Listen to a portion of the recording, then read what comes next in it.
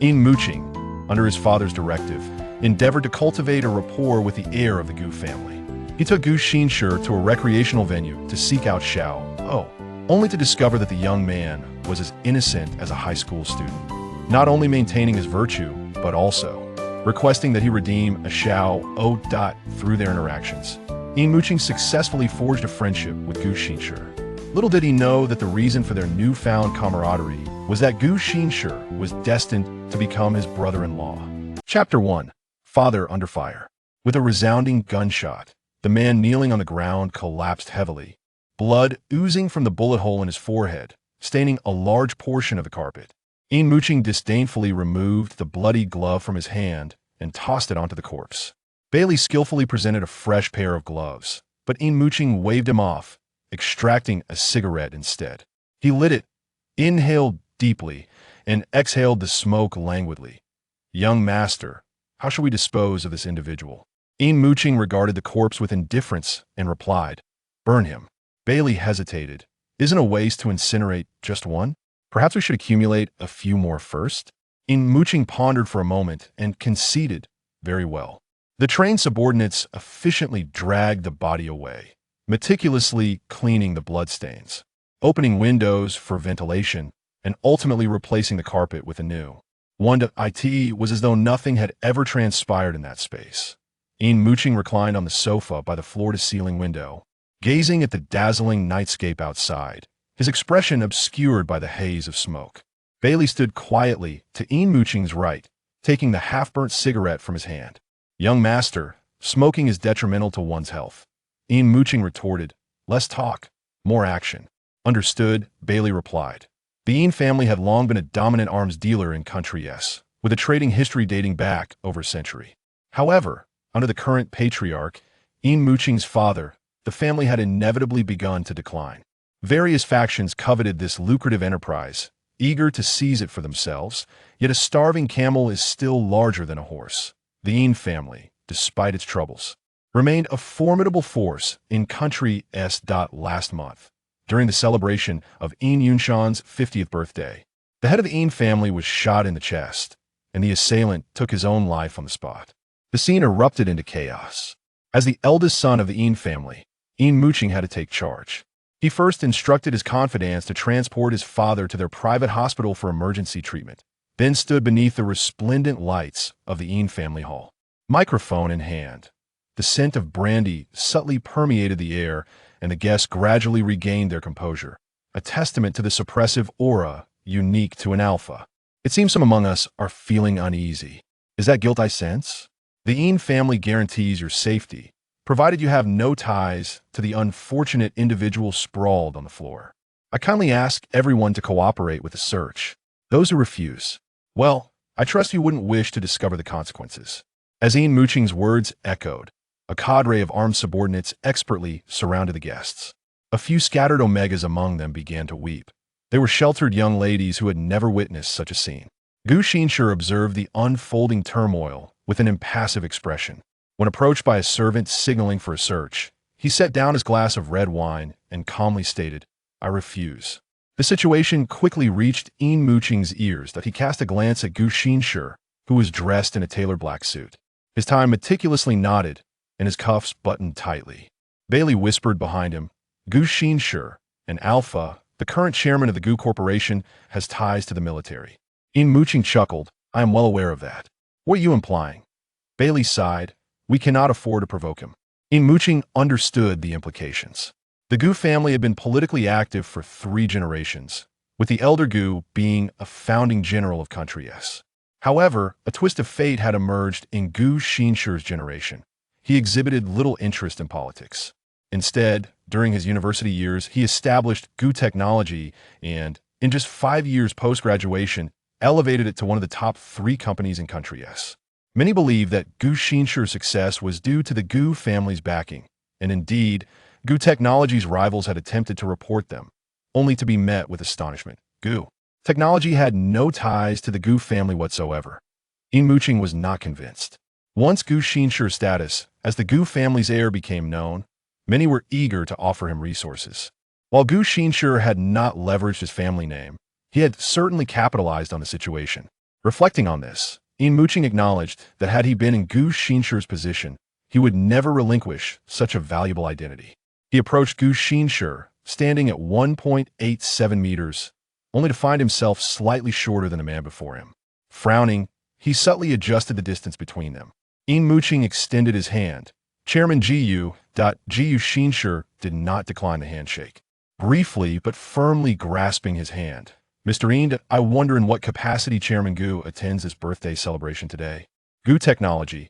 Yin Muqing feigned disappointment. "Oh, if that is the case, then Chairman Gu cannot refuse a search." The alpha before him lowered his gaze, long lashes casting delicate shadows beneath his eyes, his superior genetics impeccably displayed in his features. Though aware that Gu Xinshi was teasing him, for reasons unknown, Gu Xinshi found himself playing along. Why is that? Yin Muqing had been anticipating this question. He pivoted, stepping to Gu Xinshi's right side with a smile. "We dare not offend the Gu family, but Gu Technology HM is merely an inconsequential tech company." Bailey coughed, nearly choking. Yin Muqing shot him a glance. "Is your throat unwell?" Bailey could only nod apologetically at Gu Xinshi. "Young master, the results are in," Bailey spoke as he handed a tablet to Yin Muqing. The screen displaying surveillance footage of the assassin from the moment he entered the Yin residence until his suicide. The assassin exhibited no unusual behavior upon entering, mingling with the other guests until Yin Yunshan took the stage. At that moment, he glanced towards the side door of the hall, seemingly confirming something before stealthily approaching Yin Yunshan. Once within range, he decisively drew his weapon and fired. As Yin Yunshan collapsed, clutching his chest, Yin Muqing clicked his tongue, as if the man who had been shot was not his father, but merely a stranger of no consequence. The results of the search: we discover a miniature handgun on one guest and a server. Who was the short man standing on the left side of the hall? That would be Liu Bo, the son of Steward Liu. Yin Muqing raked a hand through his hair, displaying clear agitation. He had been running around like a headless chicken. And now, after entrusting the birthday celebration to Yin Chen, such a grave oversight had occurred, allowing an armed intruder to infiltrate in any prominent family. This would be a source of immense shame, and ultimately, it fell upon him to clean up the mess. A traitor had infiltrated the Yin family, and Yin Muqing despaired, contemplating that nothing could be more humiliating than this. With no desire to continue engaging with Gu Xinshi, he strode away decisively. Yin Muqing kicked Liu Bo, sending him flying 5 meters and toppling the champagne tower at the banquet. An Omega boy screamed in fright, only to realize the inappropriateness of his reaction, and he offered an apologetic smile to the young boy. Apologies for startling you. The Omega boy blushed deeply and murmured, "It's all right." However, the striking and flamboyant alpha before him had no intention of heeding his response. He seized the microphone offered by a servant, his tone still brimming with arrogance. "Everyone may leave now. The ensuing events are not fit for public display." The guests eagerly departed one after another, while the Omega youth followed his family's lead. Overhearing whispers around him, "That lad is exceedingly arrogant. Even his father wouldn't search guests in public like this." With so many prominent families present, how does Yin Muqing possess the audacity to act this way? The Yin family is gradually declining. If Yin Yunshan doesn't pull through, there will be quite the spectacle. The tides in Country S are about to change. The Omega youth yearned to defend Yin Muqing, yet his family forcibly ushered him into the car. Yin Muqing pressed Liu Bo's head into the spilled liquor, demanding, "Who is your master?" Liu Bo tilted his head, spitting out a mouthful of blood, stammering, "Young master, I'm innocent. I have no connection with the assassin." The butler Liu was already flabbergasted when Liu Bo was kicked away. Upon hearing his son's reply, he knelt in desperation, pleading, "Young master, my son is utterly loyal to the Yin family. There must be some misunderstanding. Someone is framing him." Yin Muqing chuckled softly. "Are you implying that I am foolish? That I have mistaken the wrong person?" Cold sweat cascaded down Liu's face. "No, that is not my intention, young master, Yin Muqing interrupted. "Since Butler Liu and Liu Bo are father and son, their involvement in this matter raises significant suspicion. Let's apprehend them both." Bailey, a trusted confidant of Yin Muqing, would execute orders with unwavering precision, regardless of their nature. Butler Liu attempted to resist, only to be struck in the nose, leaving him disoriented with pain, as Bailey effortlessly lifted him and tossed him into the basement. A bodyguard answered the phone, his expression tense as he whispered, "Young master, the head of the family." Chapter 2. Doubts about the paternity of my younger brother. When Yin Muqing arrived at the hospital, Yin Yinshan was still in the emergency room, the red light illuminating the corridor. Yang Xuanjin, draped in a blanket, sat on a chair in the hallway outside the rescue room, his head bowed, revealing a slender neck. His slightly long hair obscured his face, rendering his expression unreadable. He was Yin Yinshan's second wife, a male Omega who married him at the tender age of 18. Soon after, he bore Yin's family's second son, Yin Yichen, but regrettably, Yin Yichen was also an Omega. Otherwise, his status would have been far more esteemed. An Omega destined to bear offspring for other families, he was devoid of any rights within his own, relegated to a mere tool for marriage alliances. And his biological mother was similarly fated to wield no real power. Yin Muqing's mother was Yin Yinshan's first wife, a female Omega who tragically perished during childbirth at the hospital, leaving Yin Muqing with no memories of her, nor any emotional ties. All he knew was that the woman with a radiant smile in the yellowed photograph in the attic was indeed his biological mother. However, Yin Yinshan was not entirely unprincipled. After his first wife's death, he spurned the advances of all the beautiful women around him, dedicating himself to raising his children alone, and waited until Yin Muqing was 10 before marrying a stepfather. Yin Muqing glanced at his watch. It was already 11 o'clock. "Uncle Yang, I am here. You should go rest now."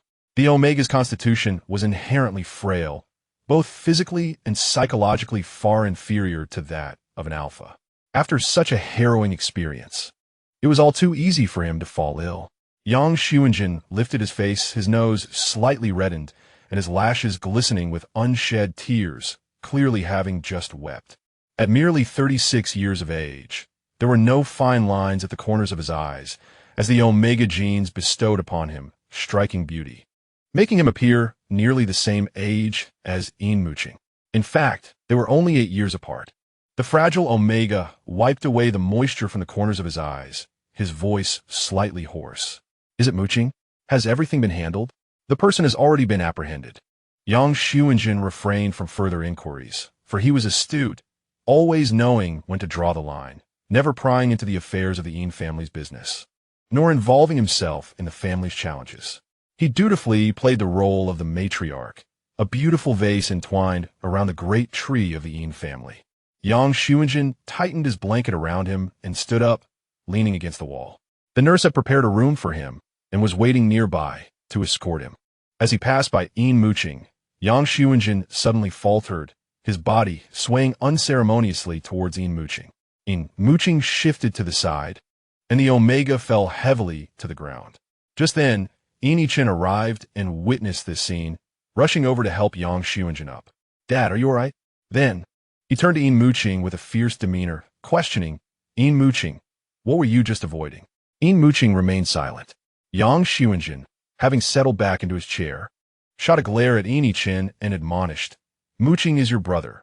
What manner of attitude is this? Is this how you typically address your brother?" Yin Yichen, having been spoiled since childhood, has grown accustomed to a life of indulgence and recklessness. His father, Yin Yinshan, rarely reprimands him, and even when scolded, Yichen merely rolls his eyes, unabashedly retorting, "Does he even consider me a brother? If he truly regarded me as a sibling, he would have dodged just now, and would have fallen to the ground. The floor is so hard." Yichen, Yin Muqing's expression remained cold and unyielding as he commanded, "Nurse, escort the lady to rest." Yang Sun wished to interject, but was forcibly removed by the nurse. Yin Muqing turned his neck with a mocking smirk. "Yin Yichen, had you been an alpha or beta instead of an omega, you would have already been left incapacitated by my blows." Yichen, quickly acknowledging his defeat, whimpered as he cowered behind Bailey, trembling and pleading, "Brother, I was wrong. You're quite capable.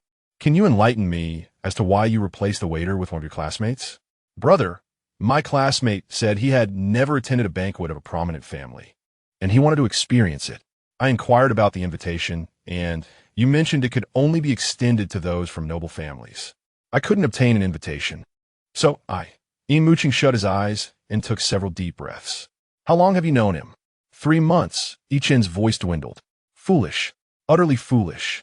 Yin Muqing suddenly opened his eyes, seizing Yi Chen by the collar and lifting him off the ground. At a height of 170, Yi Chen appeared as frail as a chick in front of his brother. Brother. Ooh, I truly understand my mistake, brother. You once said you wouldn't strike an omega. I am an omega. At that moment, the operating room door swung open. The doctor momentarily froze at the sight of the two brothers before regaining his composure through years of professional training. Young master, the surgery was a success. Yin Muqing released his grip, and Yi Chen crumpled to the ground, tears and snot streaming down his face. Disgusted, he retrieved a handkerchief to wipe his hands. Addressing his subordinate acting as a backdrop, Bailey, go collect Yi Chen's DNA for a paternity test with my father. Bailey nodded. Yi Chen's eyes widened in disbelief as he stood, yearning to confront Yin Muqing, yet he was acutely aware of his own limitations and strength.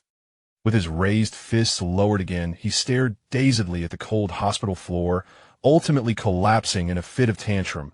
Yin Muqing, you have lost your mind. This is an affront to me, an insult to my father. I knew you have always looked down on me. Never consider me your brother. The doctor stood bewildered. Years of professional demeanor were insufficient to manage the current uproar, as the protagonists of this chaos were the second and the eldest sons of the very family he served, neither of whom he dared to offend. In the commotion of the hospital corridor, he weakly added, patients require a quiet environment to rest. Unfortunately, his words fell on deaf ears. Yin Muqing coldly observed as Yin Yinshan was wheeled into the intensive care unit. It seemed indeed quite serious, even amidst the clamor. He remained unresponsive. As Yin Chen lay on the ground, panting after his emotional outburst, Yin Muqing coldly interjected, "Bai Li, arrange for 2 paternity tests, one between my father and Yin Chen, and the other between Yang Xuanjin and Yin Chen. I expect to see the results by tomorrow." Bai Li rubbed his forehead and responded, "Understood, young master." With a narrowed gaze, Yin Muqing affirmed, "Very well. Bai Li Nuda Sulamli.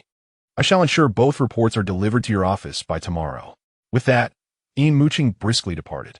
On the floor, Yin Chen rolled about in distress, crying out, "Bai Li, how could you do this to? Don't you think Yin Muqing is being unreasonable? You can't possibly be serious about conducting a paternity test on me." Bai Li adjusted his glasses, stating, "I am merely following the orders of the young master."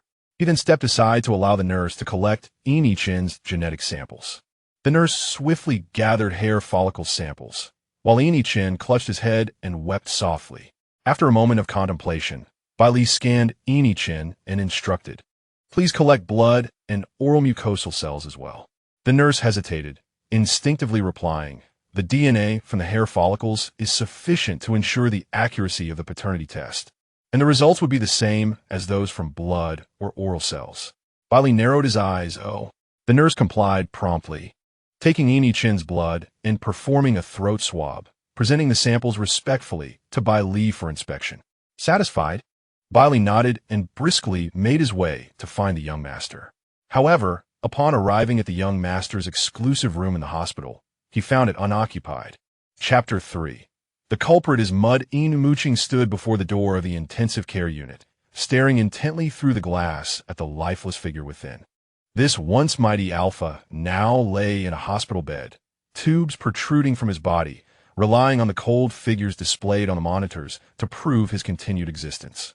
Was the young master grieving? Bai Li silently positioned himself behind Yin Muqing. The hand that hung at Yin Muqing's side trembled violently, and the veins on his forehead throbbed as he turned his expressionless face. "Are you a ghost? You move without a sound." Bai Li took a quiet step back. "I did not wish to disturb the young master." The doctor had reported that the bullet had grazed the heart, missing it by a mere 5 millimeters. For an ordinary person, survival would be unlikely, yet he had miraculously pulled through, exhibiting better bodily functions than a young man. Perhaps by next month, I might have a new little brother, Bai Li thought with an awkward smile. "The head of the family likely has no such intentions," he replied. Yin Muqing glanced at him quizzically. "Did you not understand that I was jesting?" Bai Li managed a laugh. "Of course, young master." The two lapsed into silence. The only sound echoing down the corridor, being the ticking of the clock. At the stroke of midnight, the hospital's top floor housed Yin Muqing's ward, where 6 loyal confidants stood guard in shifts. The entire floor was patrolled continuously by subordinates, and without Yin Muqing's authorization, no one could enter. From the hospital's main entrance, no vehicles were permitted within. All individuals and belongings entering the hospital underwent security checks, and every floor required a thorough search. If under such tight security, a crime were to occur, the only possible culprit could only be Yin Muqing himself. Yin Muqing rubbed his fingers together. He was unaccustomed to being gloveless today. Just as he contemplated leaving, before he could turn around, he noticed Yin Chen approaching him, supporting Yang Xuanjin, his face contorted with rage. Yin Chen opened his mouth to speak, only to have Yin Muqing swiftly cover it with a handkerchief. With a cheerful smile, Yin Muqing raised his index finger to his lips, signaling for silence. Their father was gravely injured and required tranquility. If he persisted in causing a scene, he could leave. Yin Chen spat out the handkerchief, refraining from further provocation, and lowered his head to hide behind Yang Xuanjin.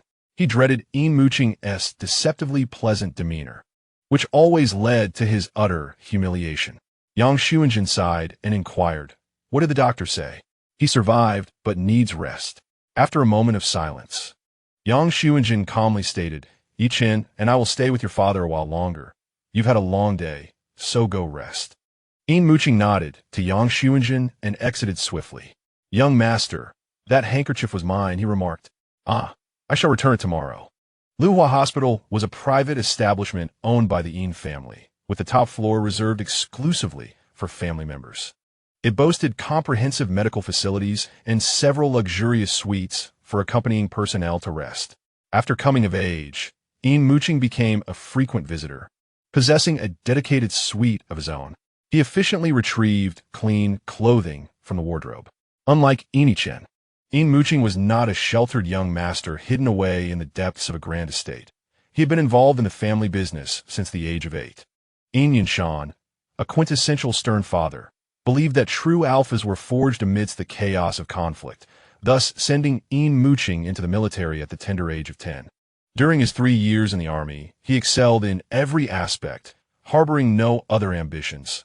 His battleground was within the Yin family. He intended to graduate methodically based on his performance. Yet during a practical graduation exercise, he fell victim to a calculated ambush by adversaries. The graduation drill took place in an undeveloped mountainous region of country S, where foes had bribed forest rangers to infiltrate from the rear. Yin Muqing retained no recollection of the drill. When he regained consciousness, he found himself in a hospital bed. The doctor diagnosed him with transient amnesia resulting from an imbalance of pheromones affecting his neural system. However, the precise cause of this imbalance remained elusive. Yin Yinshan was unconcerned with the process, focusing solely on the outcome. He had personally eliminated the intruders who disrupted the exercise, and all injured students were promptly hospitalized. The drill resulted in the deaths of 3 students and 1 instructor, with 4 others severely injured, one of whom languished in the ICU for 6 months.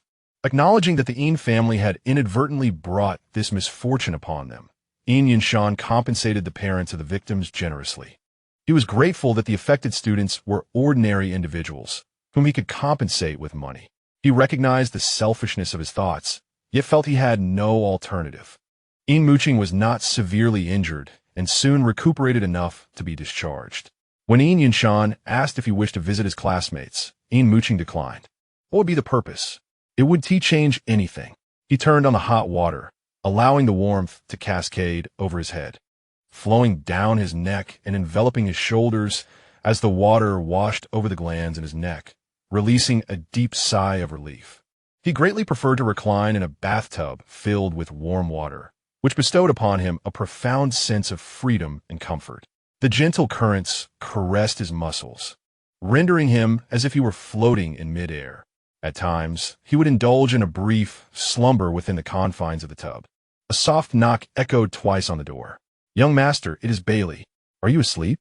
Yin Muqing regained his senses, casually donning a white bathrobe before emerging from the bathroom to open the door.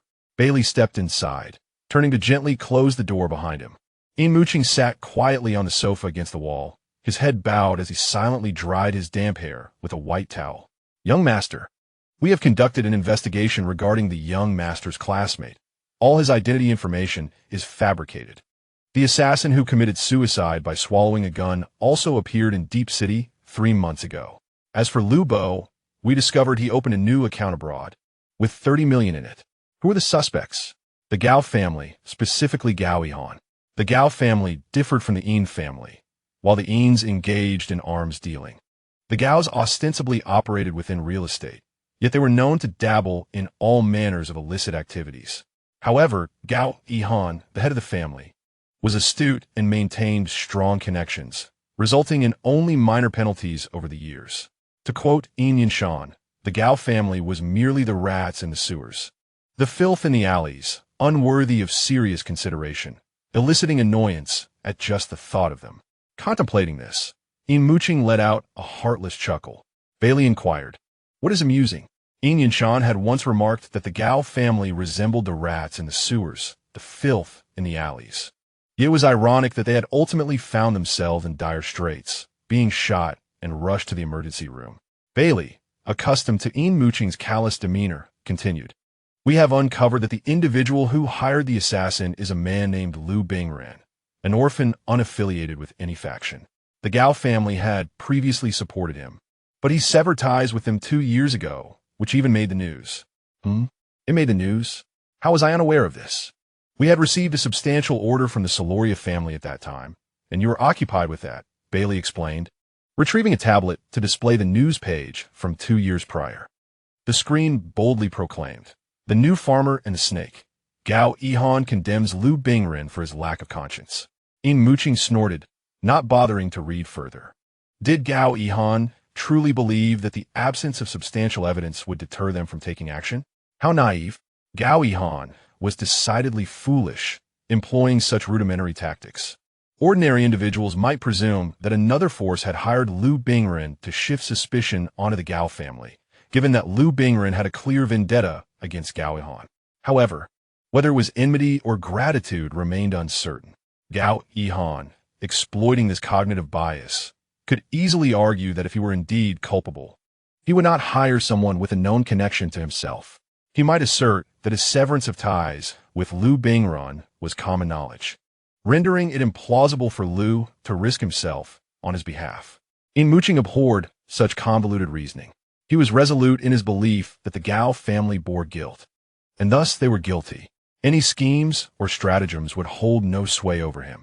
He would demonstrate through decisive action what the consequences would be for any transgressions against the Yin family. Where's Lu Bingren now? In the depths of the dark web. It was discovered that he had a transaction record at 8:28 a.m. yesterday in a remote town in Y country, and someone has already been dispatched to pursue the matter. Chapter 4. The underground city. The following morning at 6, Yin Muqing appeared in Yin Yunshan's hospital room, where Yin Yunshan remained in a state of unconsciousness. The doctor conducted a series of examinations, revealing everything to be normal. The head of the family had emerged from danger. His current slumber was merely due to the lingering effects of anesthesia, coupled with the weakness caused by significant blood loss. Once the anesthesia wore off and his body regained some strength, he would awaken. Yin Muqing responded with a curt acknowledgement, lowering his gaze to check his watch. He had numerous matters to attend to that day. The Yin family was no ordinary clan, and it was unnecessary for him to linger outside the hospital room playing the dutiful son. The situation was precarious, and any lapse in vigilance could result in dire consequences. He turned to the vigilant bodyguard nearby and commanded, "No one is permitted to enter without my express permission." He also ordered the sealing of all information regarding Yin Yunshan's condition. The outside world was rife with anticipation for news of Yin Yunshan's unsuccessful rescue. If they relished such expectations, let them continue to indulge in their hopes. Once settled in the car, with a laptop resting on his lap and a stack of documents on the adjacent seat, he plugged in a pair of headphones, tuning into financial news. Before the vehicle could even start, it was obstructed by a slender figure. With alabaster skin and delicate limbs, the individual was evidently an Omega, not particularly tall. Bailey pressed the horn, causing the Omega to tremble slightly, appearing as though he might faint at any moment. Yet he bravely extended his arms to block the car's path. Bali glanced back at the person in the rear seat. "Young master, there's an Omega boy standing in the way." Yin Muqing did not catch Baile's words, but he observed the situation outside. He retrieved a pair of gloves he had prepared earlier, meticulously putting them on, then rubbed his fingers together as he regarded the scene with indifference and annoyance. The faint golden light, seemingly infused with dust, fell directly upon his face as he rolled down the window. Instinctively, the Omega rushed over. Pressing his small hands against the window, his eyes glistening with tears that seemed capable of drawing one in, exuding an aura of fragility. Pleading for the strong to show compassion, Yin Muqing removed his headphones and, with an expression devoid of emotion, inquired of Baili, "Who is he?" Baili, bewildered, replia. "Young master, I do not know. I assumed you rolled down the window because you recognized him." The boy, his voice tinged with desperation, spoke, "I am on way. Gu Xinshi.'s Befriend. Mr. Yin, my boyfriend is innocent. Please release him. I will do anything you ask if you let him go." Baile's eyelids twitched violently, quickly interrupting.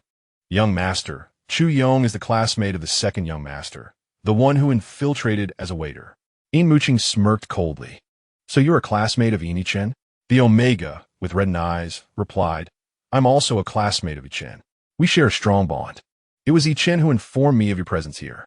Brother Yin, I implore you, Yong is truly innocent." Baile's expression twisted in concern.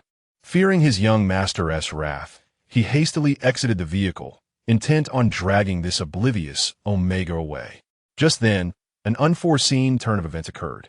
The Omega boy, clinging desperately to the car window, suddenly softened and slid down against the door, gasping for breath, his body trembling. A potent scent of gardenia pheromones quickly filled the air. Baili, being a beta, could not perceive it, yet he understood the implications of the Omega's condition. He was in heat. Baile's expression shifted from blankness to alarm. Just as he intended to drag the Omega away, a gust of wind swept in, flooding the car with pheromones that struck Yin Muqing's face. Baili thought, "We're doomed." The bodyguards of the hospital entrance, witnessing the scene, rushed over. Baili succinctly stated, "He's in heat. Take him for a suppressant, and then confine him." After handing the Omega over to the security personnel, Baili swiftly returned to his car, rolled up the windows, and pressed the accelerator to escape the vicinity.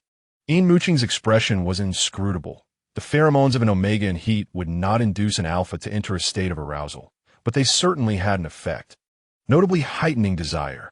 The entire car was permeated with the scent of gardenias, which Baili could not detect as he naively drove, believing he had successfully mitigated the situation.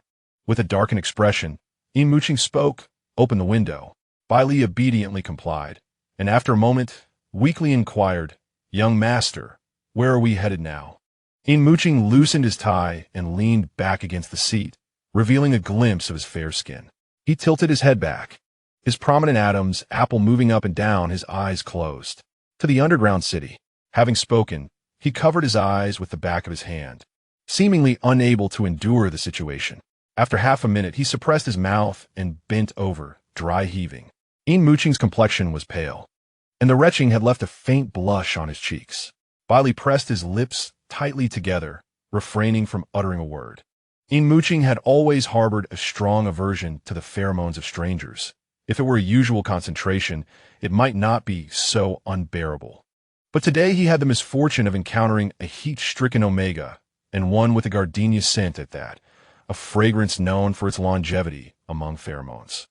Yin Muqing took a sip of water, stifling the urge to vomit, and caught Baile's inquisitive gaze in the rearview mirror. He huffed, "What about the paternity test results?" Baili, awkwardly smiling in the mirror, replied, "They're in the file bag to your right." Yin Muqing flipped to the last page, where the consultation opinion of the paternity test boldly stated, "Based on the existing data and DNA analysis, it supports that Yin Yinshan is the biological father of Yin Yichen." He opened another document, which similarly affirmed that Yang Xuanjin is the biological father of Yin Yichen.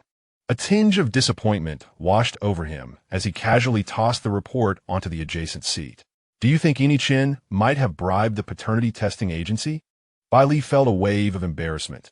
Young master, the paternity testing agency is yours. Yin Muqing appeared lost in thought.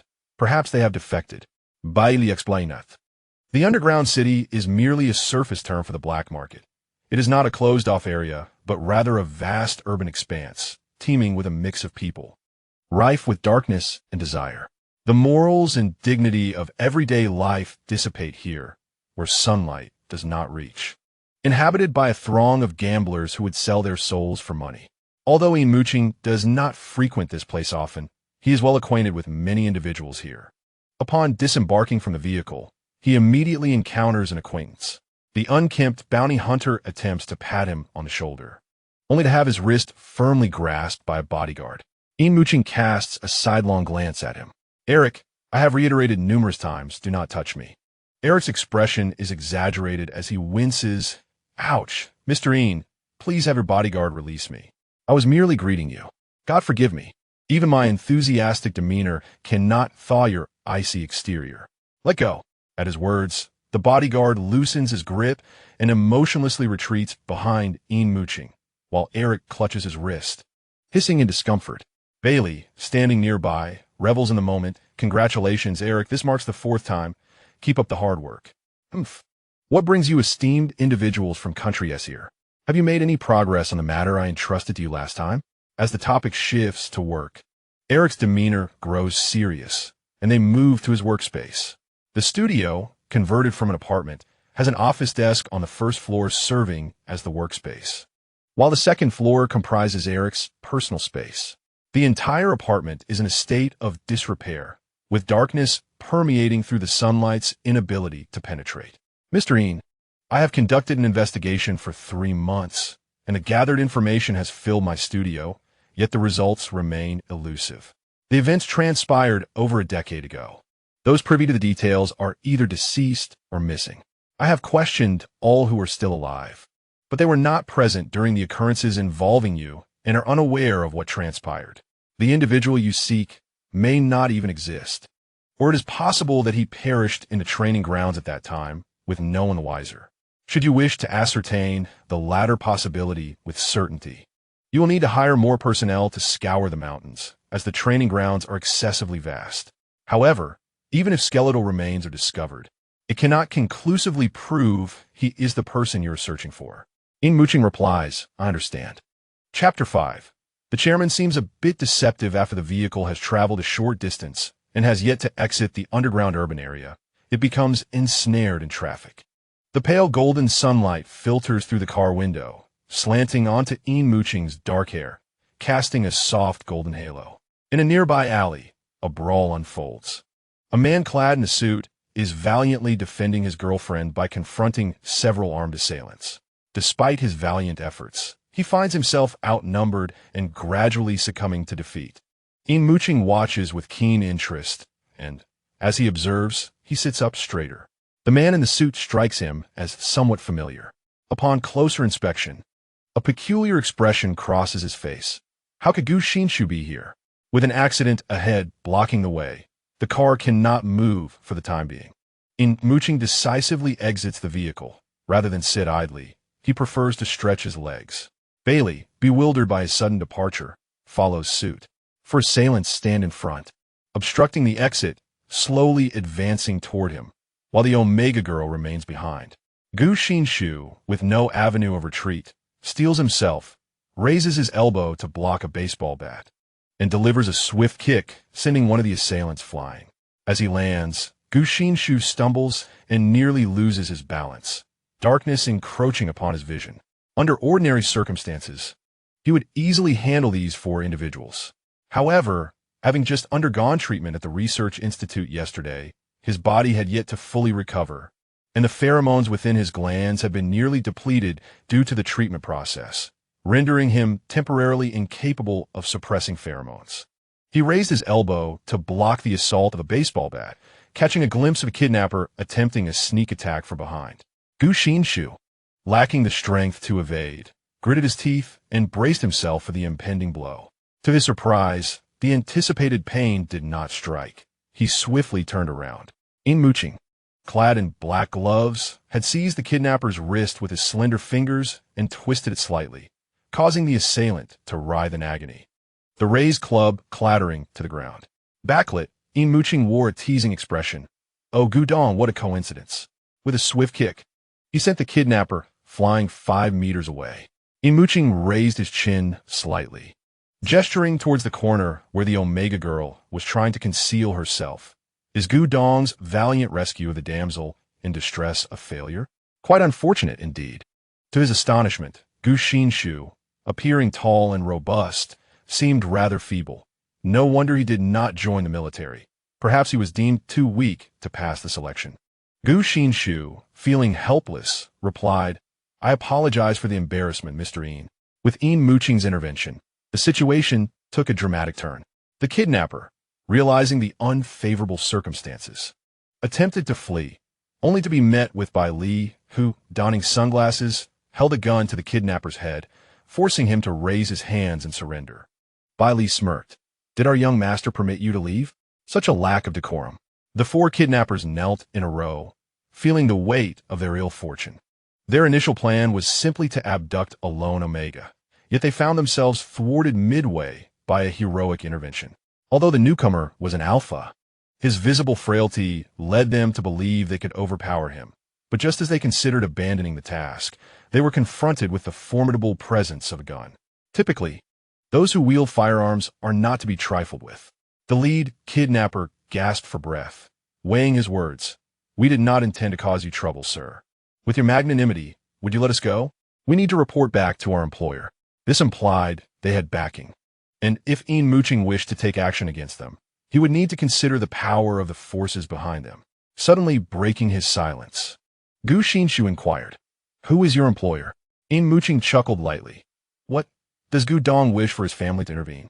The kidnappers, oblivious to their conversation's implications, only understood that Yin Muqing referred to Gu Xinshi as Gudong, assuming him to be merely the chairman of a small company, and thus dismissed the gravity of the situation.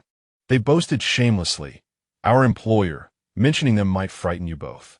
Growing impatient, Yin Muqing kicked him again. Speak. All right. It's the Yin family. Our employer is the Yin family. Yin Muqing fell silent. The Yin family of Yin Yinshan? Precisely. Upon hearing this, a subtle smile appeared on Gu Xinshi's face, which Yin Muqing keenly observed. With narrowed eyes, Yin Muqing remarked, Gudong, this seems rather ungracious. Due to the recent scuffle, Gu Xinshi's hair was somewhat disheveled. Sunlight glinted off his temples, with a few unruly strands resting upon his straight nose. Yet, his tie remained tightly knotted, showing no sign of slackening. Gu Xinshi stood there, as solemn as if he had just concluded an international conference. He suppressed the corners of his mouth, reverting to a demeanor of indifference. The fleeting smile seemed merely an illusion conjured by Yin Muqing. He averted his gaze, noticing that Gu Xinshi's complexion appeared somewhat paler than the last time they met. Yin Muqing then directed his attention toward the leader of the kidnappers. Do you recognize me?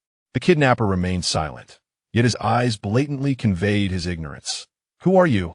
Yin Muqing regarded him with pity, extending his hand backward to receive the gun passed to him by bodyguard. I shall inquire once more. Who is your master behind the scenes? The kidnapper's gaze faltered, clearly flustered. Our master is the Yin family. Do you think you can provoke them? Have you considered whether you can withstand the retribution from the Yin family? Yin Muqing ceased his idle chatter and aimed at the forehead of the nearby kidnapper. Pulling the trigger, with a resounding bang, the corpse collapsed, a bloody blossom unfurling upon the wall. Silence enveloped the narrow alley. Gu Xinshi had not anticipated Yin Muqing's decisiveness in using the firearm, yet the members of the Yin family seemed unfazed. The man's gaze was icy, tinged with impatience, his slightly loosened tie hanging carelessly to one side. The gun's muzzle shifted to the kidnapper's leader. Speak. The leader's expression stiffened, fixated on the barrel, trembling as he stammered. The Gao family. Our master is the Gao family. The higher-ups instructed us to say we were working for the Yin family if anyone inquired. Yin Muqing tilted his head. Mr. Gu, did you hear that? He mentioned the Gao family. Gu Xinshi replied, What is your intention with the Omega you kidnapped? To sell him to others. Omegas possess enhanced reproductive capabilities, Most of the children born are alphas or omegas, making them highly sought after in the market. If one finds the price too steep, they can opt for surrogacy. Gu Xinshi lowered his gaze in silence. Omegas constitute a minuscule fraction of the world's population, and the trafficking of omegas is an exceedingly grave offense in S country. Yet, in the mouth of the kidnapper, it appeared to be an utterly commonplace matter. Even a given. Yin Muqing twirled the gun. Mr. Gu, have you finished your inquiries? Gu Xinshi returned to reality. What do you plan to do? These individuals were merely pawns of the Gao family, incapable of accessing deeper secrets. They could divulge no more. And keeping them alive would be a waste. Eliminating them would resolve everything. Gu Xinshi remarked coolly, do as you wish. Yin Muqing raised an eyebrow in feigned surprise. You would actually leave it to my disposal? Murder is illegal, Mr. Gu. Are you not aware? I had presumed someone of your stature would hold the law in high regard. He shifted his tone. Alas, having already taken one life, there is no turning back. It would be best to eliminate them all. Stepping back, Yin Muqing signaled to the bodyguards, who advanced, drawing their weapons and aiming at the foreheads of the kidnappers. 3 gunshots rang out, and the wall was adorned with 3 more crimson flowers. It seemed today would incur further expenses. In the underground city, should one find themselves weary of disposing of bodies, a simple fee to the local refuse collectors would ensure the corpses were dealt with thoroughly, leaving no trace behind. It was precisely because they were in the underground city that Yin Muqing felt emboldened to act with such reckless abandon. Ordinarily, he maintained a more restrained demeanor.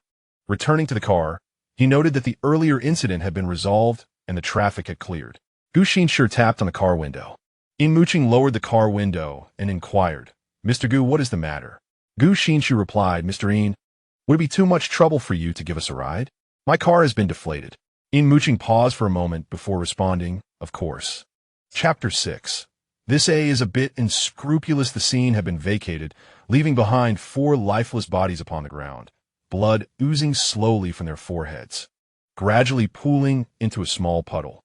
The scent of blood was overpowering. The underground city was fraught with complexity. Behind the bright and tidy buildings lay damp, dimly lit alleys, where sunlight struggled to penetrate, concealing bloodshed and malevolence. Suddenly, a phone rang. Gu Xinshi answered, speaking softly, no need to come, it has been resolved. The Omega girl appeared visibly shaken, turning her back to him as she cowered in the corner, her long, dark hair cascading down her back, the ends brushing against her slender waist. She wore an oversized shirt that barely covered her thighs, revealing 2 legs as white as jade.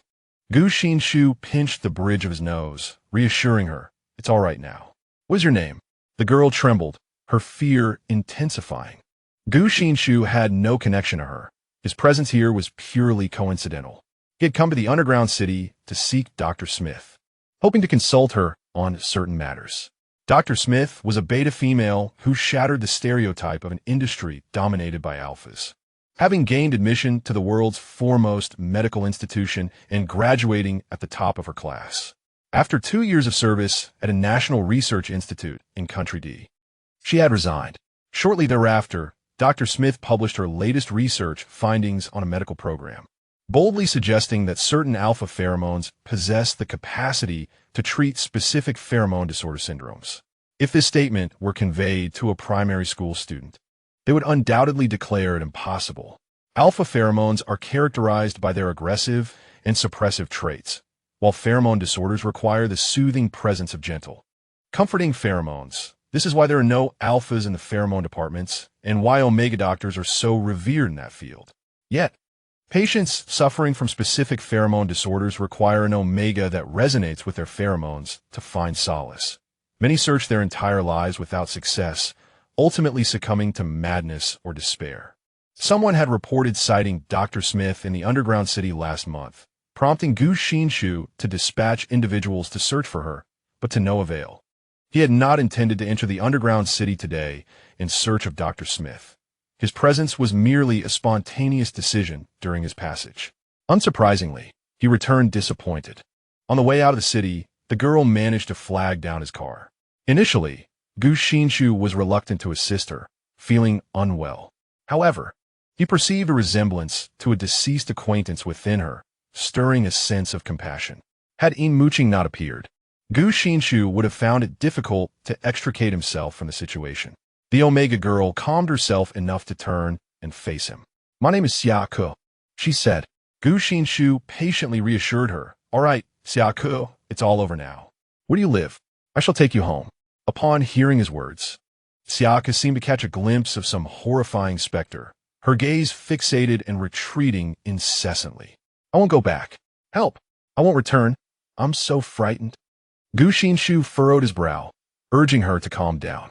Xiao O.Through's mental state was on the brink of collapse. At that moment, she could not hear what Gu Xinshi was saying. Fear enveloped her completely. She only knew that returning home felt worse than death.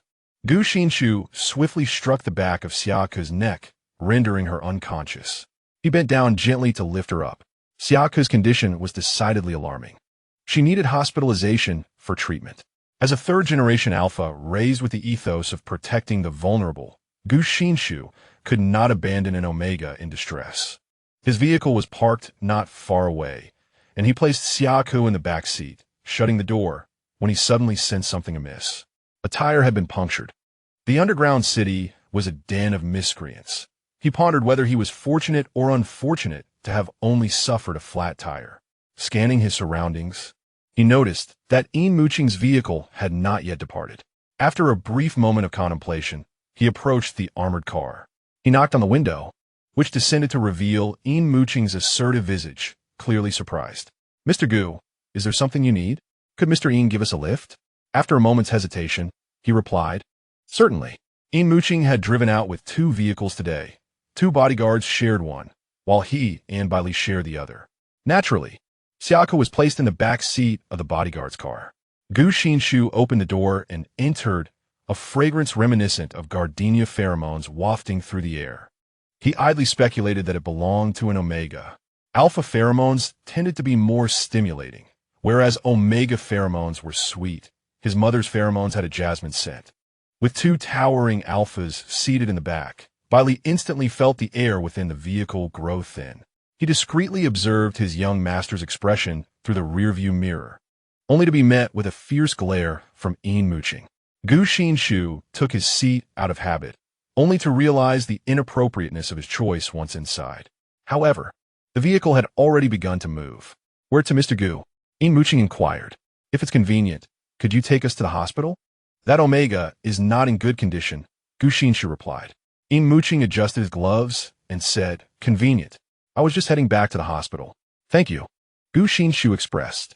The car glided smoothly on the highway as Yin Muqing flexed his fingers, the distinct lines of his knuckles accentuated, with the black gloves making his fingers appear even more slender. Gu Xinshi withdrew his gaze, inadvertently noticing something beneath his legs. He shifted slightly, unintentionally brushing against Yin Muqing's knee, the warmth radiating through the thin fabric to his own leg. A singular thought occupied Gu Xinshi's mind. Yin Muqing's body temperature is remarkably high. Yin Muqing lowered his gaze, his fingers curling slightly. He felt it was overly sentimental to move away, yet remaining close was discomforting. Gu Xinshi retracted his leg and found 2 pieces of paper in his hand.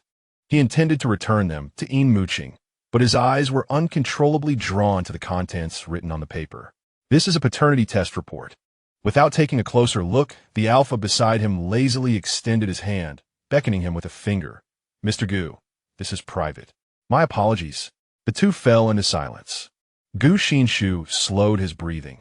The scent of Omega pheromones within the car was overwhelmingly potent, a fragrance he was not accustomed to. He idly mused that, given Yin Muqing's uninhibited nature, it was quite normal for an Omega to engage in playful antics inside a vehicle. However, was she pregnant? Did that paternity test imply that Yin Muqing harbored doubts regarding his Omega? Was it excessively hurtful to request a paternity test? Had he not marked her? Or was it possible that the Omega frolicking in the car was not the same one who was pregnant? Gu Xinshi felt a tangle of emotions. Little did Yin Muqing know that, in the eyes of the other, he had become a callous alpha who juggled 2 partners, irresponsibly causing an Omega to bear his child. The scent of gardenias in the air was overpowering, and Yin Muqing felt a twinge of irritation, not wishing for Gu Xinshi to discover this flaw of his. Bailey, roll down the window. As you wish, young master. Gu Xinshi feigned ignorance, asking, why roll down the window? Yin Muqing cast him a sidelong glance. A peculiar smile on his lips. Mr. Gu, can't you smell it? The scent of omega pheromones. Gu Xinshi straightened. I can smell it. Mr. Yin certainly possesses remarkable vitality. Yin Muqing offered no explanation, reveling in his misunderstanding. What can I say, Mr. Gu? He asked, rather clingy. It seemed Yin Muqing had found amusement in teasing him. Propping his chin on his hand. Haven't you ever tried it, Mr. Gu? Xiao O.Through softly. No. The alpha opposite him would not let it go. His tone laced with evident mockery. Mr. Gu, at 25 or 26, still a novice? Who knows how many noble families would rush to present you with an omega? However, he deliberately paused before adding with a smile, but perhaps Mr. Gu has his own ideas. Today you appear to be the gallant hero, yet your heart flutters with desire. Gu Xinshi chuckled lightly. Not as experienced as Mr. Yin. Yin Muqing raised his chin slightly. That is undoubtedly true. Bailey, with one hand on the steering wheel, vigorously rubbed his face, stiffened from suppressing laughter. Chapter 7. The Defamation of Secretary Xiao Li. Yin Muqing lit a cigarette, leaning against the car door as a plume of white smoke wafted from his lips. Gu Xinshi hastily carried the omega into the hospital, quickly garnering the attention of a nurse who, trained to respond, retrieved a walkie-talkie to call for emergency personnel. Within half a minute, 2 doctors in white coats appeared, pushing a stretcher to receive the omega from Gu Xinshi's arms, rushing into the emergency room. Subsequently, a nurse began spraying a pheromone neutralizer in the hospital lobby. High concentrations of omega pheromones could incite other omegas into heat and provoke the lust of alphas, to avert such dangerous and awkward situations. Many public spaces were equipped with pheromone neutralizers. Omegas could be quite troublesome, Yin Muqing thought, biting the end of a cigarette. When he and Gu Xinshi opened a rear door of the girl's car, an overwhelming scent of creamy omega pheromones surged forth, its intensity striking like a wall, causing Yin Muqing to stagger slightly. He nearly retched on the spot. The 2 bodyguards accompanying him today were betas, hence they failed to notice the predicament of the omega. Contemplating this, Yin Muqing darkened his expression and took a deep drag from his cigarette, allowing a long ash to accumulate. Bailey held the ashtray, and Yin Muqing shot him a sidelong glance, a cold smirk gracing his lips. Bailey expressed his grievance silently. Gu Xinshi sat in a chair outside the emergency room, pinching the bridge of his nose. He opened his phone, swiped a few times, and dialed his secretary. The call connected swiftly. Chairman, Secretary Fong, please take a few people to the South District of the Underground City, number 148, and retrieve my car. Then, have Xiao Li come to Luhua Hospital. Unlike most hospitals, Luhua Hospital was relatively quiet. Although it boasted top-tier medical equipment, its private status rendered it prohibitively expensive, attracting primarily the affluent, resulting in a sparse crowd and a somewhat desolate atmosphere. Gu Xinshi hung up the phone and leaned back in his chair, eyes closed. He had a meeting to attend that evening and was scheduled for a business trip abroad the following day. The hospital, affluent in its own right, furnished its corridors with genuine leather seating. Gu Xinshi, eyes shut, felt himself drifting into a light slumber. After an indeterminate amount of time, the emergency room door swung open. The doctor removed his mask and called out, "Family member of the patient." Gu Xinshi opened his eyes to find himself alone in the corridor. Just as he contemplated rising, he caught sight of Secretary Li hurrying towards him. He relaxed and sank back in his seat, raising a finger lazily towards Secretary Li. Doctor Li is a family member.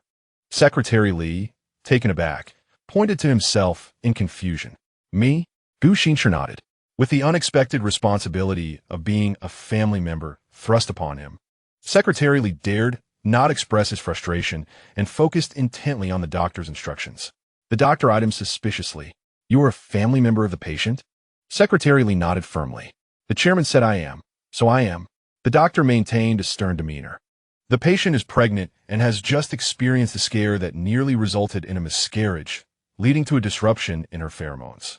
The fetus has been stabilized, but requires strict bed rest. Secretary Li's mouth formed an O of disbelief.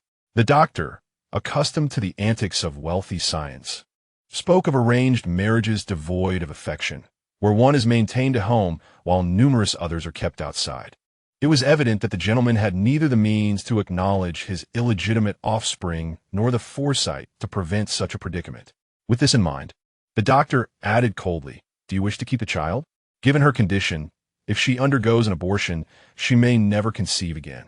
Secretary Li now faced a daunting dilemma, one that could significantly impact his career. Should he support the chairman in acknowledging this child, or for the sake of his own reputation, distance himself from the chairman's actions? Tears streamed down his face and his mind as he thought, "Chairman, I never imagined you to be this kind of person." Believing he had no authority to decide on the child's fate, he cast a pleading glance towards his chairman. "Chairman, could you say something? Should we keep it?" Gu Xinshi stared vacantly into the air, lost in the memories of his day. He had returned empty-handed from the underground city, unreasonably attempting to act heroically, rescued by Yin Muqing, and found himself entangled with an Omega in a buy-one-get-one free deal. The doctor, growing impatient, reiterated, "So, do you wish to keep the child or not?" The doctor, filled with righteous indignation, could not fathom the plight of the patient who had just escaped the clutches of danger. The man before him was evidently indecisive, timid, and hesitant. Secretary Xiao Li was on the verge of tears. Gu Xinshi finally extricated himself from his stupor, his gaze shifting to the expectant expression of his secretary, and he numbly nodded. Receiving this affirmative signal, Secretary Xiao Li swiftly turned to the doctor and responded emphatically, "Yes." The doctor glanced at him and muttered under his breath, "At least he's somewhat human." Secretary Xiao Li proudly lifted his chin. Gu Xinshi buried his face in his hands. The girl on the hospital bed lay with her eyes tightly shut, sunlight filtering through the gaps in the curtains, casting a glow on her almost translucent skin. A needle was embedded in her right hand, with the intravenous fluid dripping steadily, accompanied by the rhythmic beeping of the heart monitor. Gu Xinshi briefly instructed Secretary Xiao Li to care for Xiao at the hospital before driving Secretary Xiao Li's car back to the company. The routine meeting within the building proceeded in an orderly fashion, with executives gathered on either side of the long conference table, while the seat of honor at the table remained conspicuously vacant. Gu Xinshi sat in his office, one finger methodically tapping on the reports before him, while the other held his phone to his ear, conversing in German with impeccable pronunciation. Fong Nan, upon hearing the call disconnect, adjusted his thin-framed glasses perched on his nose and instinctively looked up, meeting the gaze of a slightly fatigued expression. It seemed that the chairman appeared weary every month on this day. After signing the documents, Gu Xinshi set down his pen and declared, "Let us go to the conference room." Fong Nan's eyes widened in surprise behind his lenses. Gu Xinshi pressed his temple. Today had been too bizarre, and he needed the clarity of work to regain his composure. Entering the conference room, under the curious gazes of the executives, he took his seat at the vacant place of honor at the table, nodding to the subordinates awaiting his direction. "Let us begin." Gu Xinshi's hands, interlinked, tapped the table. The executives gathered around the LCD screen responded in unison, and he cleared his throat, adjusting his suit, and commenced his enthusiastic presentation. Fong Nan placed the organized materials before Gu Xinshi, who became engrossed in his discussion, oblivious to the executives exchanging glances filled with gossip. Sensing a nudge at his foot beneath the table, Fong Nan glanced inquiringly at a colleague beside him. The colleague maintained a serious demeanor, nodding occasionally to express appreciation for the presenting executive, while deftly slipping a note into Fong Nan's elbow. Adjusting his glasses discreetly, Fong Nan took the note into his hand. The surrounding executives, flipping through documents, quickly diverted their attention, stealing glances at his reaction. He moved his fingers to reveal the hurriedly scrawled message. "The chairman's girlfriend is pregnant." He inhaled sharply. Gu Xinshi's pen momentarily halted between his fingers as he lifted his gaze, inquiring, "What's the matter?" Fong Nan calmly replied, "My girlfriend is pregnant. I'm a bit overwhelmed. Sorry, Chairman." All the executives below turned their eyes toward him in unison. Gu Xinshi responded, "Congratulations." He was not particularly invested in the personal lives of his subordinates.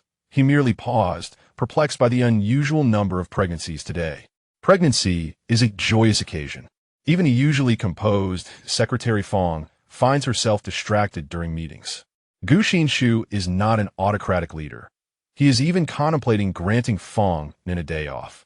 Fong Nan sits expressionless, devoid of any paternal delight. After all, he does not even have a girlfriend. After the meeting, he receives the chairman's concern.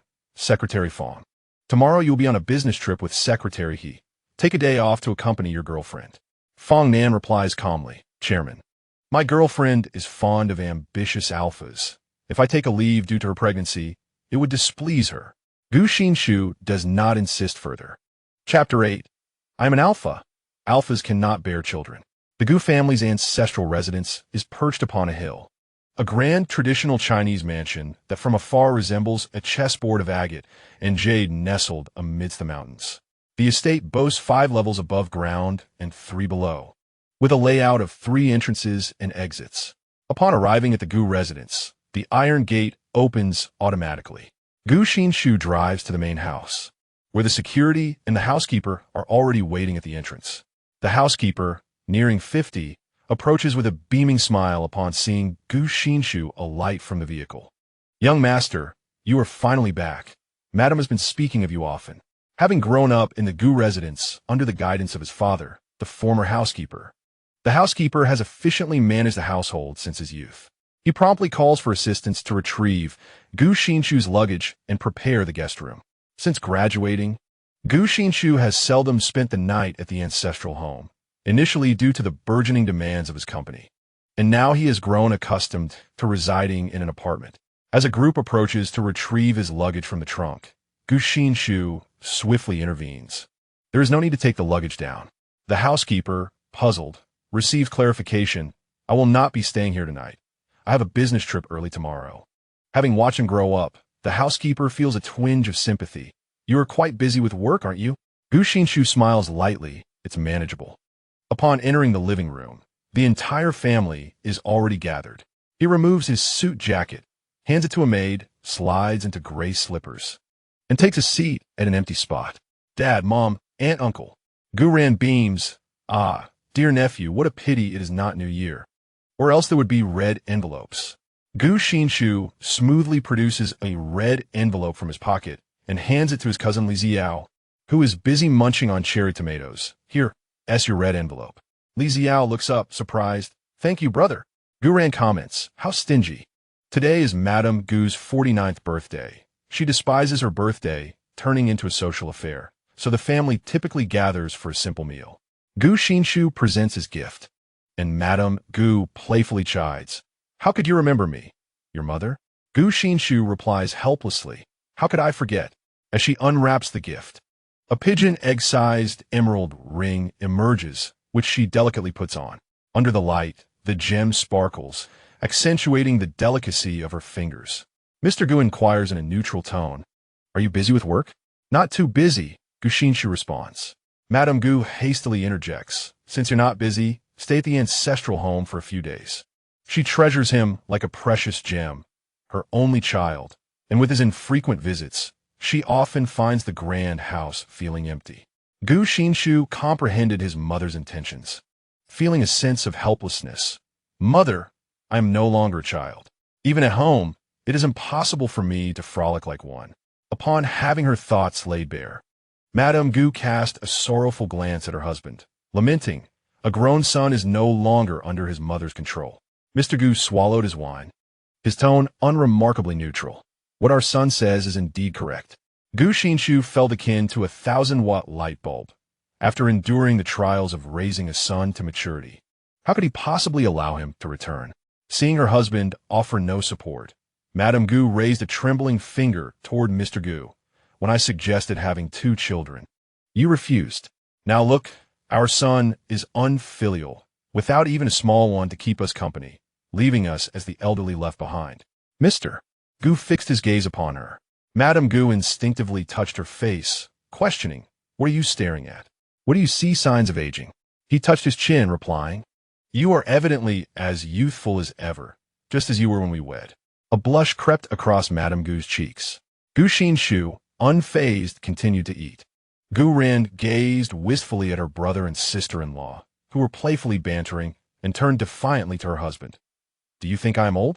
Li Bing, blushing, shook his head. Not old. Gu Ran's lips involuntarily curled into a smile. Really, my dear? Li Xiao was taken aback, astonished to witness her mother refer to her father as my dear. The competitive spirit among Omegas truly astonished him. His mother was a unique specimen among Omegas, teasing his father like a rogue daily, though his father was equally peculiar, blushing under the playful banter of an Omega. How embarrassing. After a moment, Madame Gu recalled her purpose for the day. Clearing her throat, she declared, I believe this large house feels too desolate. We should have a child to bring some liveliness. Gu Xinshi frowned, disapproving. Mother, you are already 49. You would be considered a high-risk pregnancy, and childbirth poses dangers.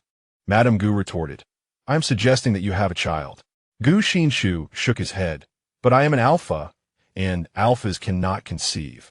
Li Xiao nodded. Indeed. Gu Ran burst into laughter. Ha! What your mother means is for you to find an Omega to marry, so that your Omega can bear children. Gu Xinshi smiled wryly.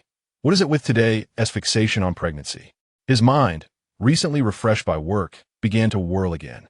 After calming his wife, Mr. Gu turned to his son with a disapproving gaze. We are planning to arrange a blind date for you. What are your thoughts on that? Gu Xinshi replied, I am amenable to it. Though he had no desire for romance, he did not reject the idea of a blind date, even feeling a tinge of anticipation at the thought of meeting his destined Omega, embarking on a relationship, and eventually entering marriage. Mr. Gu still regarded him as his son, and upon hearing his response, expressed satisfaction. Do you prefer male Omegas or female Omegas? Gu Xinshi pondered for a moment, having had no previous encounters, and replied, either is fine. Mr. Gu clicked his tongue. Such indecision. I knew your mother was the one for me at first sight. With plenty of time left, Gu Xinshi settled onto a nearby sofa and casually picked up the newspaper from the coffee table. Li Xiao leaned inconspiratorially against the back of the sofa. Brother, are you truly going on a blind date? Yes. However, did you not previously assert that matchmaking is akin to an assembly line marriage? Gu Xinshi set aside his newspaper. I did express such a sentiment, yet it does not imply that I reject the notion of matchmaking. Li Xiao curled his lips. Well, adults are truly peculiar. Gu Xinshi shot him a glance. How old are you? 17. Gu Xinshi retracted his gaze. In a year, you two shall transform into a peculiar adult. Li Xiao remained unconvinced. He would never become such, for love is love, whereas matchmaking is a purpose-driven imposition, lacking purity from the outset. A melodious piano piece filled the air as Gu Xinshi's phone rang. It was Secretary Li calling. He answered, and Secretary Li inquired urgently, Chairman, are you still in Deep City? Yes, what is the matter? Secretary Li's voice conveyed a sense of urgency. Chairman, Xiaka has regained consciousness. I informed her of the pregnancy, and her current mental state is rather unstable. He had anticipated joy upon sharing the news, yet was taken aback when she, upon hearing of the pregnancy, suddenly contorted her face and struck her abdomen with her fists. Is the chairman engaging in forced affection? What transpired? She stated her intention to terminate the pregnancy. Gu Xinshi, ever respectful of others' decisions, replied, Very well, arrange it for her. Secretary Li's voice rose in pitch. Very well. Realizing his lapse in composure, he cleared his throat. However, Chairman, the doctor mentioned that if she proceeds with the termination, Xiaka will never conceive again. Chairman, I advise you to act swiftly to avoid a heart-wrenching pursuit of reconciliation later. I will come over. Gu Xinshi ended the call. Leaning back against the sofa, pondering the troubles associated with being an Omega. In the hospital room, Xiaka lay in a state of tranquility, tears streaming down her blank expression. Secretary Li could not help but feel sorrow for her. What kind of trauma had she endured? What had the chairman done? Could it be confinement? Due to her recent struggles, her clothing was somewhat disheveled, revealing a slender waist adorned with conspicuous bruises on her alabaster skin. Secretary Li's eyes widened as he took a step back. Could this be domestic violence? Chapter 9. The temptation of the doorman. Gu Xinshi stood at the bedside. Xiao, I have certain matters I wish to inquire about, and I hope you can remain composed. I must state beforehand that I will respect all your thoughts. Xiao nodded, finding solace in the presence of the man before her. This morning, after Mr. Yin's departure, I inquired about your home address, and your resistance was so intense that it led to your mental breakdown, for which I apologize. It's all right. I do not wish to return home. I have no home. Gu Xinshi nodded. Understood. After the doctor's intervention, they discovered that you were 3 months pregnant. Xiao reacted with agitation.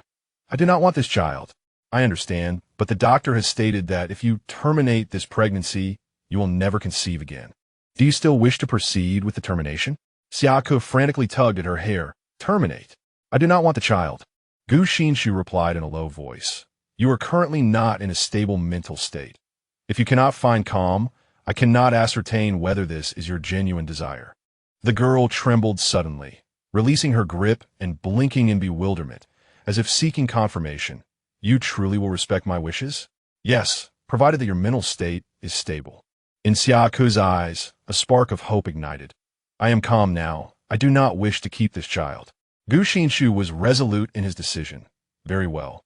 Secretary Li, arrange for her abortion. Secretary Li, as if awakening from a dream, felt a pang of guilt and dared not meet the chairman's gaze, bowing his head. Understood. Chairman, I will attend to it immediately. Once outside the ward, he hastily retrieved his phone and messaged a close colleague. It turns out she is not the chairman's girlfriend. She is a stranger whom the chairman saved. The recipient replied with a series of exclamation marks.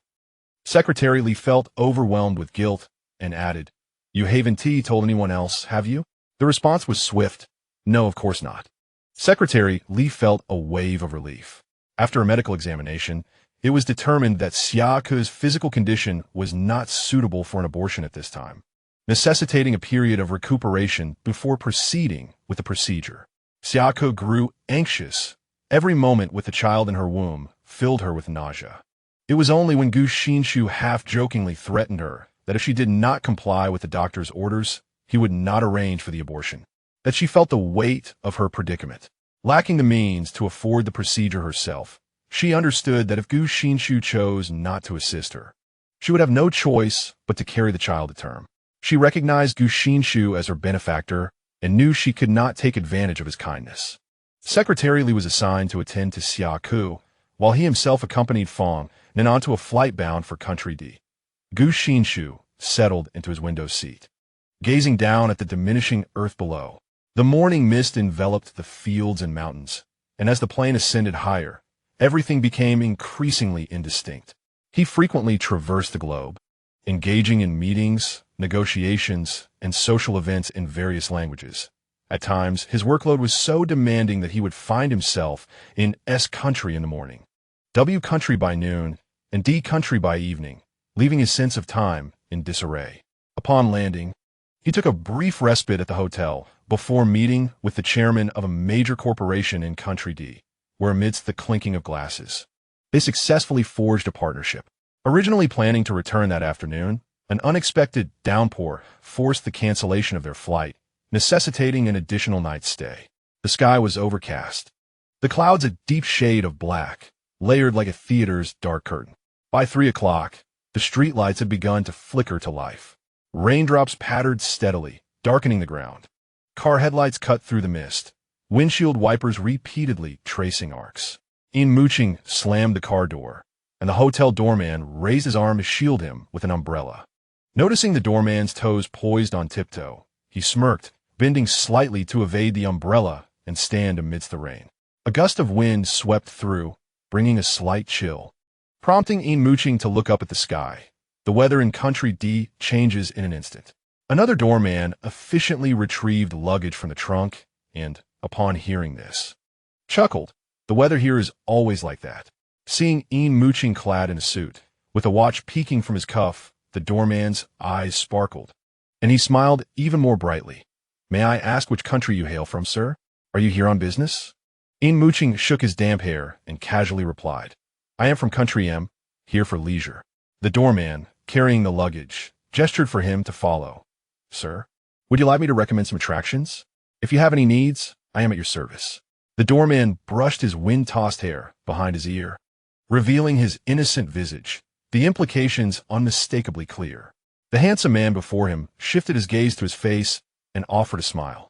Oh, any desire can be fulfilled? Even if it meant providing companionship in bed for free, it would be worth it.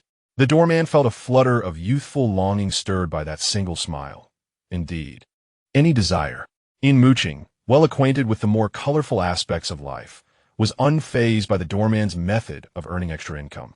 He scrutinized the obviously underage boy before him. Are you a beta? The boy seemed to anticipate the question, his expression one of pride. Yes, sir. Betas are not as delicate as omegas. We can engage in whatever we wish without the risk of pregnancy. You are correct. I have a preference for betas. What is your name? Snooker. Yin Muqing accepted the contact information offered and tucked it into his suit pocket. Very well, Snooker. I shall reach out to you. As it was not peak tourist season in Country D, the hotel was sparsely populated. Beneath the opulent chandelier adorned with artificial crystals, only a few silhouettes could be seen. Bailey followed closely behind him, holding an umbrella, completely dry. A sudden gust of cold wind prompted him to stifle a sneeze, and he rubbed his nose. Meeting Yin Muqing's disdainful gaze, Yin Muqing chuckled derisively. Is this truly your physical condition? How'd I ever choose you? After returning from military school, to ensure his safety, Yin Yinshan had instructed him to select a confidant from among many children, all trained by the Yin family since childhood, most of whom were alphas. All around 10 years of age, after much deliberation, he chose Bailey, whose eyes resembled those of a puppy, despite Bailey being a beta. In a crowd, Bailey appeared diminutive, akin to an undernourished sprout, seeming much younger. Following the selection, Yin Muqing took Bailey for a medical examination, confirming his suspicions. Bailey was merely 8 years old. Yin Yinshan vehemently disagreed at the time, insisting that Yin Muqing should select a bodyguard to protect him, questioning how a beta could fulfill such a role. Little Bailey's eyes widened, resembling a puppy even more. Yin Muqing resolved that he would be the one. When asked for his reasoning, he remembered stating, he has perceptiveness. The recollection of his own voice intertwined with the present sound of Bailey's voice. Regaining focus, Yin Muqing pondered whether he was perhaps blind to his own judgments. After completing the check-in process at the hotel front desk, they secured a luxurious suite, declining the enthusiastic offer of red wine from the front desk attendant. With the attendant's disappointment evident, Yin Muqing took the room key. Many hotel staff held secondary jobs, such as the front desk clerk who earned commissions from selling beverages, or the doorman who engaged in similar pursuits. Given Yin Muqing's wealth and power, should he have such desires, there would be countless clean individuals for him to choose from. He had no inclination for anything unsavory. With a stern countenance, he walked a few paces before abruptly halting, his eyes wide with disbelief as they fell upon the transparent glass that spanned the hotel. Gu Xinshi, could it be that he truly was blind? Yin Muqing extended his arm, pulling Bailey in front of him, pointing at the man dressed in a black suit dining in the hotel restaurant. Do you not think he resembles someone? Bailey, he is just one person. Yin Muqing gave him a light tap on the head. Do you think he resembles Gu Xinshi? Bailey covered his head. He is Gu Xinshi. Yin Muqing gently ruffled Bailey's hair. Yes, good boy. Chapter 10. Out of control on a rainy night beneath the warm yellow lights of the restaurant, the melodious strains of a violin began to rise softly. A waiter approached with a card, inquiring if they required any freshly prepared dishes. Gu Xinshi shook his head. He was not hungry, merely seeking a cup of coffee downstairs. Fong Nan swallowed the morsel in his mouth, having fully adapted to the chairman's habit of dining solely in the hotel restaurant while on business trips. This was not a matter of finances. The chairman genuinely showed little interest in matters beyond work, such as casually visiting attractions or seeking out popular dining establishments. Secretary Li had once suggested this idea to the chairman, who had momentarily been taken aback, seemingly unprepared for such a query. He soon grasped the implication and, with the gaze of a child, stated that he had no interest in such activities, adding that if the secretaries wished to indulge, he would reimburse them. Initially, Fong Nan and the other secretaries had hesitated to abandon their boss for leisure, uncertain if the chairman was merely making a casual remark. However, as their understanding of Gu Xinshi deepened, they realized this was his genuine sentiment. They began to scout out popular restaurants in advance, proposing dining locations to Gu Xinshi after completing their work. Gu Xinshi would generally not decline. At times, when the chairman opted not to join, they would venture out on their own, reassured by his promise to cover the expenses. As the company expanded, so did its operations. Frequent business trips led the secretaries to exhaustively explore the attractions, with even the finest restaurants beginning to lose their allure. They came to understand that Gu Xinshi had become somewhat jaded. They had visited country D countless times, having traversed the entire restaurant rankings. Noticing that the secretaries had drifted off in thought, Gu Xinshi reiterated, "You may go wherever you wish. I will reimburse you." Fong Nan snapped back to attention, hastily shaking his head. No. His familiarity with country D was akin to that of his second hometown. Gu Xinshi ceased his insistence.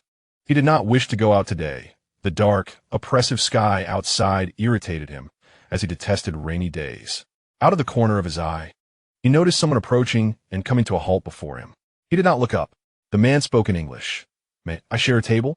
This was a rather cliched pick-up line, inappropriate in this context, as the hotel restaurant was sparsely populated, with most tables unoccupied. Fong Nan dutifully stood up, intervening on behalf of his boss. "Apologies, sir, but we must decline." The man, undeterred, moved around to face Gu Xinshi. "Just trying to make a friend." Fong Nan emphasized, "No, thank you." The man was pulled back by his companion, muttering in frustration before reluctantly departing. Gu Xinshi finished his coffee and promptly left with Fong Nan, maintaining a silence throughout. In a corner of the restaurant, Yin Muqing set down the menu and ordered steak. Bailey, with his mouth full of cantaloupe, mumbled indistinctly. Chairman Gu was flirted with. Yin Muqing nearly choked on his saliva. Moreover, it was an alpha who had made the advance. Bailey was relentless in his commentary. The waiter placed the steak before Yin Muqing. Yin Muqing adeptly wielded his knife and fork, skillfully slicing through the steak. Perhaps he genuinely sought companionship. For Gu Xinshi certainly exuded an air of distinction. Bailey mused, it made sense. Gu Dong appeared every bit the elite. And perhaps that alpha recognized him as the chairman of Gu Corporation, seeking collaboration. "Young master, will you invite that beta to accompany you tonight?" Bailey cast aside his fruit fork, leaning forward, his eyes sparkling with a hint of excitement, though his suggestion was veiled. Yin Muqing placed a morsel of steak into his mouth, methodically savoring it before replying, "Let me ponder." After a prolonged pause, Bailey prodded, "Young master, will you or won't you? The beta lacks pheromones, so he won't overwhelm you." Yin Muqing rolled his eyes, his tone nonchalant. "Why do I sense your eagerness surpasses mine? Have you taken a liking to him?" Bailey, candid and straightforward, replied, "No, I merely think your temper has been rather fiery of late. Online chatter suggests such matters cool the heat." Yin Muqing flexed his fingers, the joints emitting a crisp sound. "A good thrashing would also temper my rage." Bailey fell silent. Gu Xinshi reclined on the sofa before the floor-to-ceiling window of the luxurious suite, where he could gaze upon the expansive river that coursed through the city. The water appeared pitch black, reflecting the vibrant lights of the bustling metropolis. An ear-piercing siren erupted from below, the red and blue lights casting a dazzling trace across the glass, while the wind drove the rain against the window, leaving distorted trails. Through the rain-streaked glass, reflections danced in his downcast eyes, regardless of the inky rain-soaked night or the sunlit day. The relentless tide of sin played out in the city's shadows. Gu Xinshi leaned back, his throat bobbing as pheromones silently permeated the air, filling the room until his eyes appeared unfathomably dark. He despised the rain-soaked nights. A notification chimed from his phone. He staggered to his feet, retrieving the device from his coat pocket. The blue glow illuminated his face, half in light, half still enveloped in darkness. Gu's mother demonstrated remarkable decisiveness, having amassed a plethora of stunning Omega photographs within merely a day, leaving little doubt of her premeditated intent. "Son, do any of these catch your fancy?" Gu Xinshi, lacking enthusiasm, Tap the screen twice. None. Have you even taken a proper look? She pressed. Gu Xinshi set the phone aside. The air conditioning dutifully absorbed the bitter pheromones lingering in the atmosphere. Fong Nan stood at the door of the suite, knocking gently. Chairman. Staying overnight in D country had not been part of their plans. Some schedules needed to be postponed, yet numerous documents required the chairman's prompt review and signature. Silence lingered beyond the door. After a moment, it swung open. Gu Xinshi remained clad in the black suit he wore at dinner, having only removed his jacket. His mind was overly stimulated. In a calmer state, he would not have allowed pheromones to linger in the room, inviting other alphas inside. The pheromones of a high-ranking alpha could dominate most others. The moment Fong Nan opened the door, an unprecedented sense of crisis washed over him. His legs trembled uncontrollably as he took a hesitant step back. The malice deep within Gu Xinshi's heart was magnified at this moment. The alpha daring to intrude upon his territory must face retribution. Yet, he remained rational, the malevolence only fueling his action of opening the door before dissipating entirely. Gu Xinshi steadied the door. Apologies. The alpha's apology bore no weight, as the pheromones lingering in the air remained fierce and unyielding. Fong Nan's Adam's apple bobbed, his pupils constricting as he pressed against the wall. Chairman Dong, there will be continuous heavy rain tomorrow, and all flights have been canceled. The meeting scheduled for tomorrow.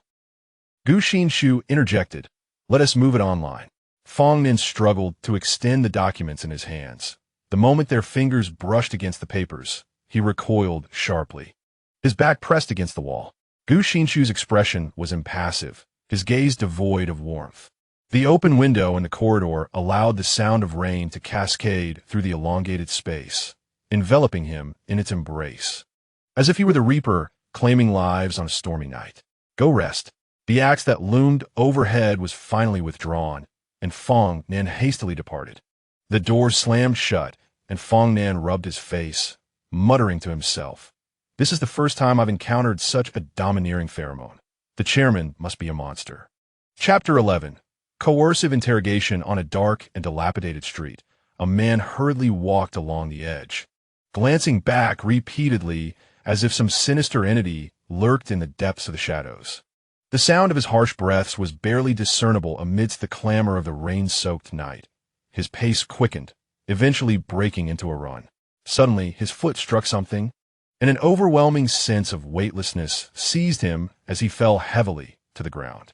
Lu Bingren disregarded the sharp pain in his palms, gasping as he scrambled to his feet. His peripheral vision caught sight of a long object that had tripped him, a pair of feet clad in sneakers, sprawled in the rain. His gaze uncontrollably followed the sneakers upward. Legs, body, head. He screamed in terror, collapsing into the filthy puddle. The man's face turned ashen, his eyes wide open, exuding a lifeless gray, with a bullet wound in his forehead rendered pale by the rain. He had been dead for some time. Footsteps echoed, each step seeming to tread upon his fraying nerves. Yin Muqing, holding an umbrella, coldly regarded the man on the ground. Lu Bingren? The name struck the man as if it were a hammer, and he trembled, shaking his head. I am not Lu Bingren. You have mistaken me. A bodyguard seized Lu Bingren from behind, dragging him into the shadows of the building. Li set down his laptop.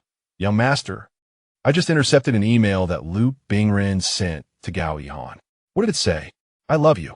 Yin Muqing coughed slightly. What? Li reiterated with solemnity. The content of the email consists of 3 words. I love you. Yin Muqing scoffed. A last testament, is it? If it is indeed a farewell message, then don't intercept it. Send it to Gao Yihan as it is. Li typed a few commands on his computer. All right. If Gao Yihan checks this email, my computer will notify me. This district is steeped in antiquity, with dim streetlights flickering incessantly. Lu Bingren swallowed hard, fear compelling him to retreat. Consequently, he was seized by a bodyguard, thrown onto the cold, lifeless body sprawled on the ground. Yin Muqing called out to him, Lu Bingren, have you willingly chosen to serve Gao Yihan? Lu Bingren, in a state of disarray, forced a smile. I do not know Gao Yihan. My only grievance is against Yin Yunshan, which led me to hire someone to kill him. It was my own desire, and it has nothing to do with anyone else. Ah, how delightful. You must be an Omega. Lu Bingren's complexion turned pale, and he retreated in trepidation. How do you know? Oomph. I can sense your yearning from this distance. Gu Yihan has not marked you, has he? The derogatory terms hurled by the alpha pierced his heart like daggers, causing Lu Bingren's face to flush. Once he had been revered in school, but after that incident, he was merely labeled a heartless traitor. Blushing, are we? Don't even think about touching me. Yin Muqing's gaze was laced with unabashed disdain. You, a discarded plaything of Gu Yihan. What do you imagine? I would find you filthy even if you begged me to. His disdain was palpable, maintaining a distance of 5 meters from Lu Bingren. The latter's face contorted with humiliation. Yin Muqing chuckled softly. Is this too much for you? This has only just begun. How about I find an alpha to mark you? With that, disregarding Lu Bingren's protests, he gestured to the bodyguards behind him. Who could bear to assist him? An unclaimed Omega wandering the streets at night is quite perilous.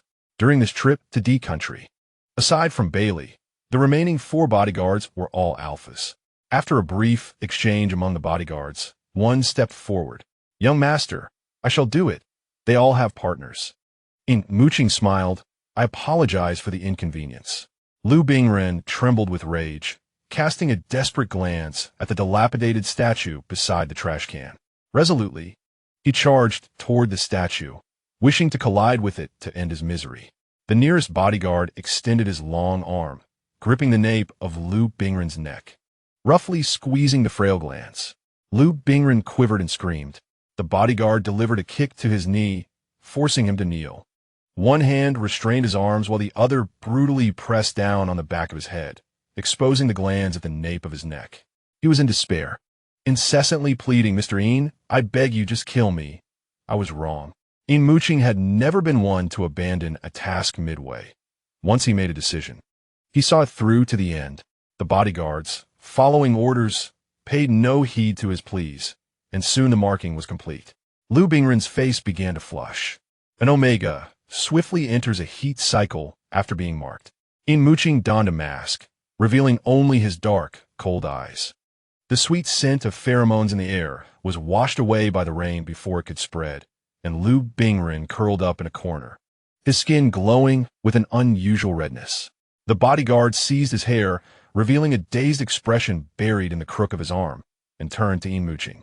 Young master, confirmation of heat. We can proceed to question him. An Omega in heat loses rationality and is utterly obedient to the alpha who marked him. This is a natural law to ensure fertility. Ask him why Gu Yihan sought to harm Yin Yinshan. Who is the mastermind behind it all?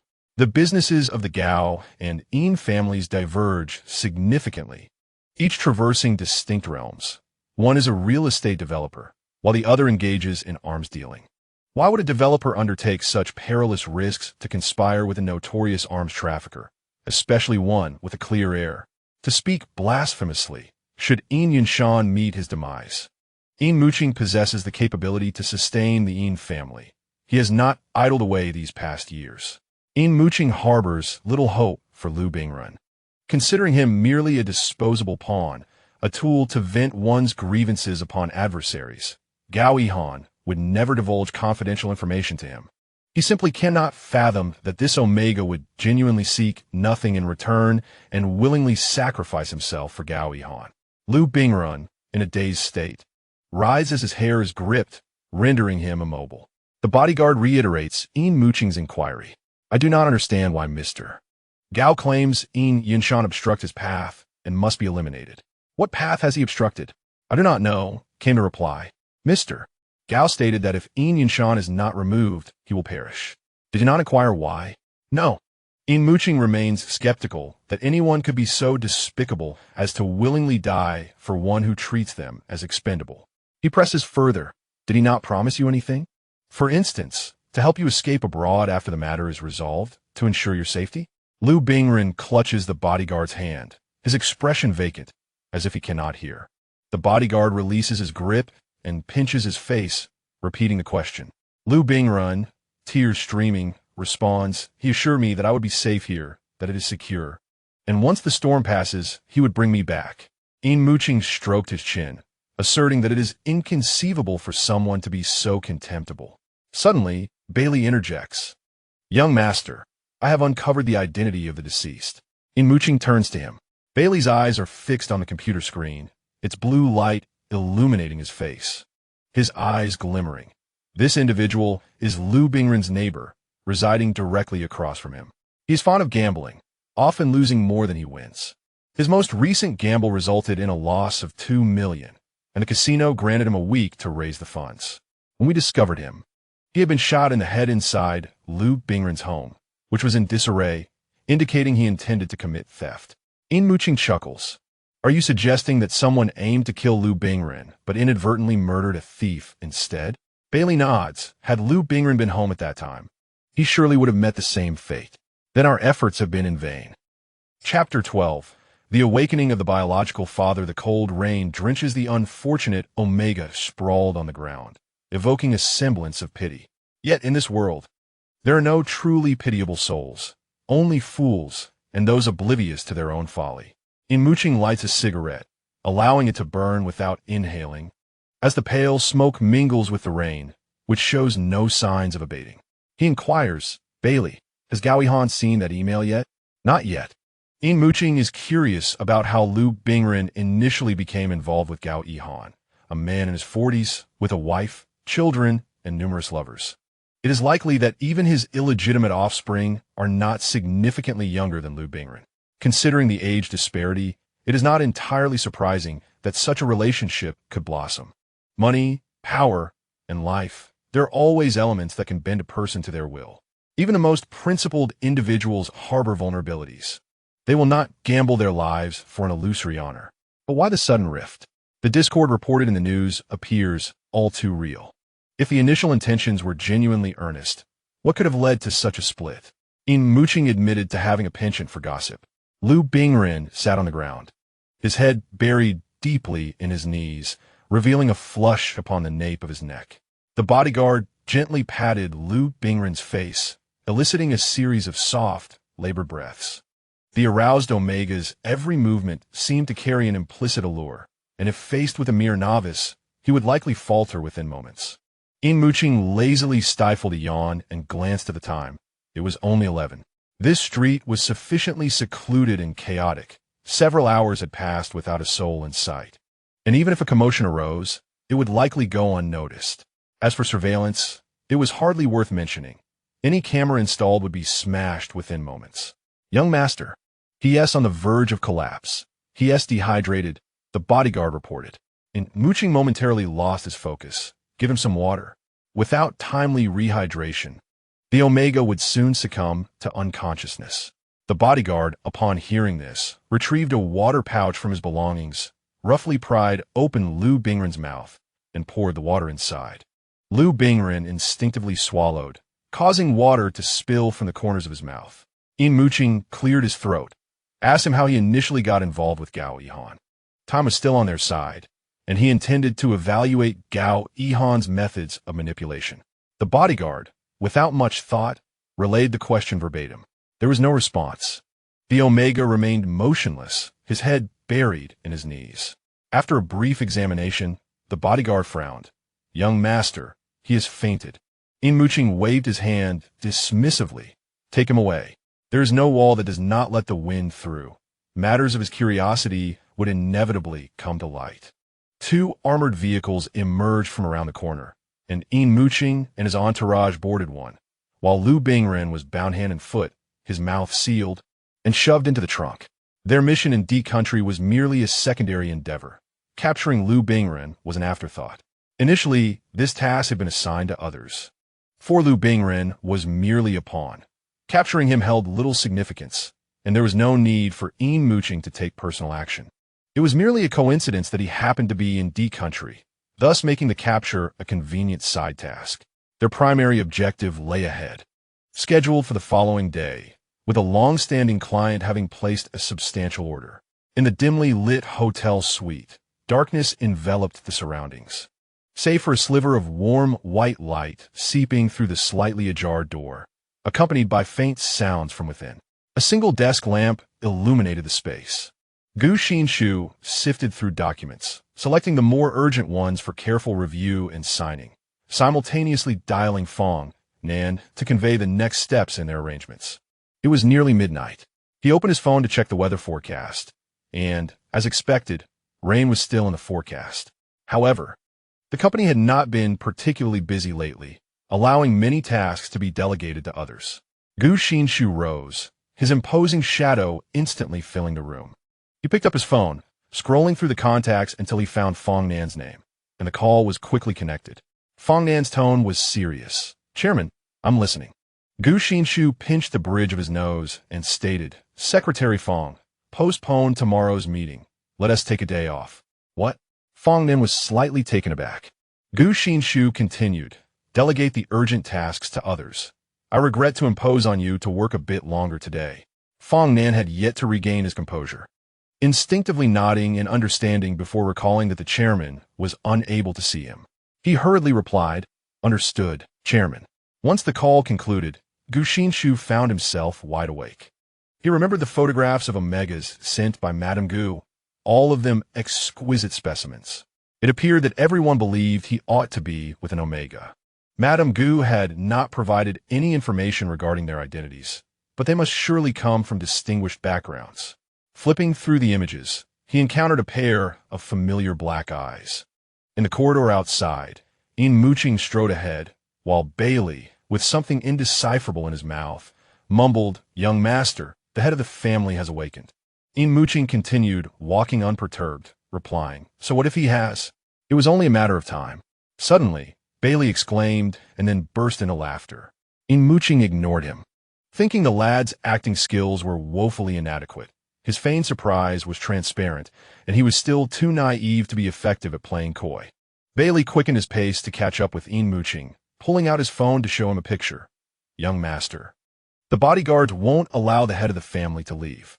He claims you intend to usurp his position."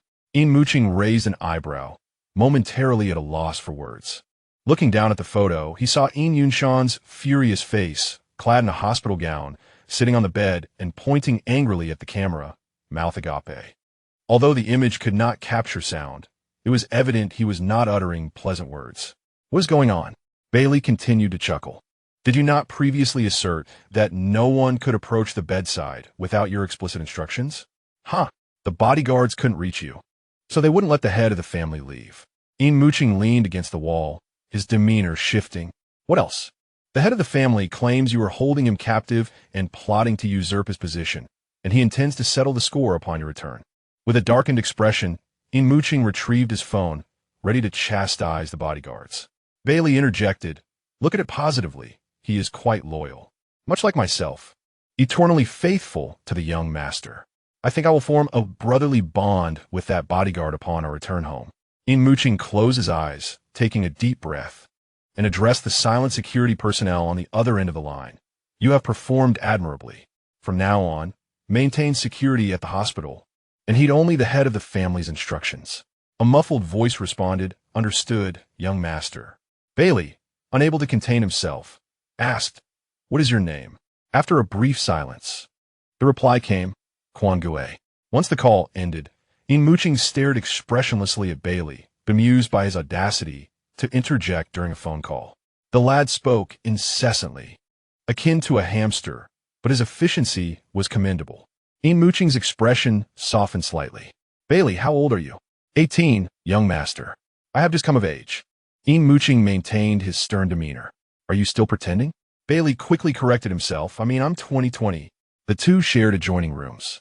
Although Bailey insisted he had no qualms about sleeping on the sofa, Yin Muqing did not possess a penchant for mistreating his subordinates. With one hand, he halted Bailey's inquisitive motions and firmly pushed him out, swiftly closing the door behind him. Bailey rubbed his nose and remarked, "Young master, you bumped my nose." The door provides excellent sound insulation, allowing only the faintest whisper to seep through.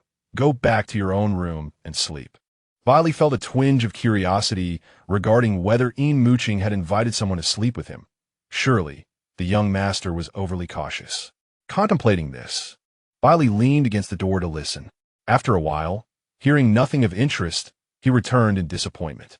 Sighing to himself, he pondered the burdens of a subordinate, concerned not only for the safety of his employer, but also for his personal affairs. The young master had been solitary for many years. Could it truly be that he was incapable of forming a bond? Moreover, the young master despised the scent of pheromones, suggesting an unfortunate fate with omegas. Chapter 13. Well done. In the elite ward of Luhua Hospital, Yin Yinshan lay on his hospital bed with a dark expression, twitching at his son's praise of well done. The bodyguard at the door, having finished his phone call, approached the bedside with utmost respect. Head of the family, the young master has instructed that all should adhere to your arrangements. Yang Xuanjing stood outside the ward, his expression neutral, revealing only a profile view to Yin Yinshan. The elderly man, who had narrowly escaped confinement, was in a rather foul mood. Let the lady in. The bodyguard opened the door. Madam, the head of the family requests your presence. Yang Xuanjing adjusted his slipping shawl and stepped inside. Yin Yinshan extended his hand. Yang Xuanjing dutifully approached the bedside, placing his hand in Yin Yinshan's palm, unable to suppress the tears welling in his eyes. Yin Yinshan patted his shoulder, and Yang Xuanjing settled onto the bed, leaning partially against him. The bodyguard, interrupting the tender moment, reminded them, Madam, the head's injury is on his chest. Yang Xuanjing.Little. Yin Yinshan, unable to endure such interruptions, barked, Get out. The bodyguard hastily retreated, poking his head back in before closing the door. The doctor said not to apply pressure on the wound. Upon saying this, he swiftly shut the door. Yang Xuanjing, tears still glistening, smiled through his sorrow, exuding a sense of fragile beauty. Head, the bodyguard is right. I should have been more considerate. You truly frightened me yesterday. He tenderly brushed Yin Yinshan's graying temples, tears slipping from his eyes. In just 2 days, your hair has turned white. Unable to see his own reflection, Yin Yinshan rubbed his temples, indifferent. If it's white, so be it. My health remains intact. Seeing his beloved wife filled with concern, he couldn't resist teasing. Perhaps I might still give Muqing and Yichen a little sister. With this jest, he finally elicited a smile from his dear wife. Meanwhile, in D country, Yin Muqing had just finished bathing when he sneezed, rubbing his nose in confusion. Who called me? Yin Yinshan had been awake for merely half an hour when the fatigue surged over him like an unstoppable tide. The man, in his 50s, was unwilling to yield. Yet after boasting moments ago, he found himself faltering in front of his wife. He swallowed a yawn with great effort, and his eyes inevitably shimmered with moisture. Yang Xuanjing, with a perceptive flutter of his eyelashes, offered him an out. Head, it's quite late. You should rest. I will make you some soup that you can enjoy first thing in the morning. Yin Yinshan feigned reluctance. Such laborious tasks should be left to the servants. As the matriarch of the Yin family, you need not concern yourself with these matters. Yang Xuanjing rose with a smile, stating, You are my husband. I am merely fulfilling my duties as a wife. No matter how well the servants perform, it cannot reflect my true intentions. Yin Yinshan gently squeezed her hand and replied, With a wife like you, what more could a husband desire? Go now, do not tire yourself, and make sure to rest early. He forcefully stifled a yawn, his eyes reddening. Yang Xuanjing suppressed her smile and gracefully departed. Once the door closed, Yin Yinshan was left alone in the hospital room, with the bodyguard at the entrance poised and alert, wearing headphones. Yin Yinshan slowly reclined, the sound of his joints creaking accompanying his movements. With his eyes shut, he had to concede that he had truly aged. At over 50, he could no longer weather the storms of life. He recalled the perilous battles he had fought against several brothers for the position of power, a contest fraught with danger. His father, a notorious philanderer, had scattered his seeds far and wide, proclaiming that only the most competent would inherit his legacy. Yin Yinshan's mother, as the matriarch of the Yin family, could not restrain his father and was left to weep daily, leading Yin Yinshan to secretly vow that he would not father numerous children nor allow them to turn against each other in conflict. Regardless of their gender, he would only pass on the legacy to his eldest son. This was a sentiment he had never shared with anyone, not even with Yin Muqing. He understood his son well. The boy undoubtedly suspected that he might have a hidden illegitimate child. His eldest son was capable and determined, albeit somewhat unfilial, treating him more as a stranger than a father. As Yin Yinshan drifted off to sleep, he found himself grumbling, even if he were to pass away. He doubted Yin Muqing would shed a single tear That ungrateful child. In Country D, within a luxurious VIP suite of a hotel, Yin Muqing sneezed several times, abruptly awakening from his dreams. Sitting up in bed, he rubbed his hair, feeling a bit dazed. After a brief moment of contemplation, a grimace crossed his face. Damn, am I truly coming down with a cold? The following morning, Yin Muqing flung open the door with a fierce demeanor, colliding directly with Gu Xinshi. Clad in a tailored suit and tie, Gu Xinshi appeared taken aback for a moment upon seeing Yin Muqing, offering a smile. Mr. Yin, what a coincidence. Yin Muqing scrutinized him from head to toe and replied nonchalantly, Oh, Director Gu, on a business trip?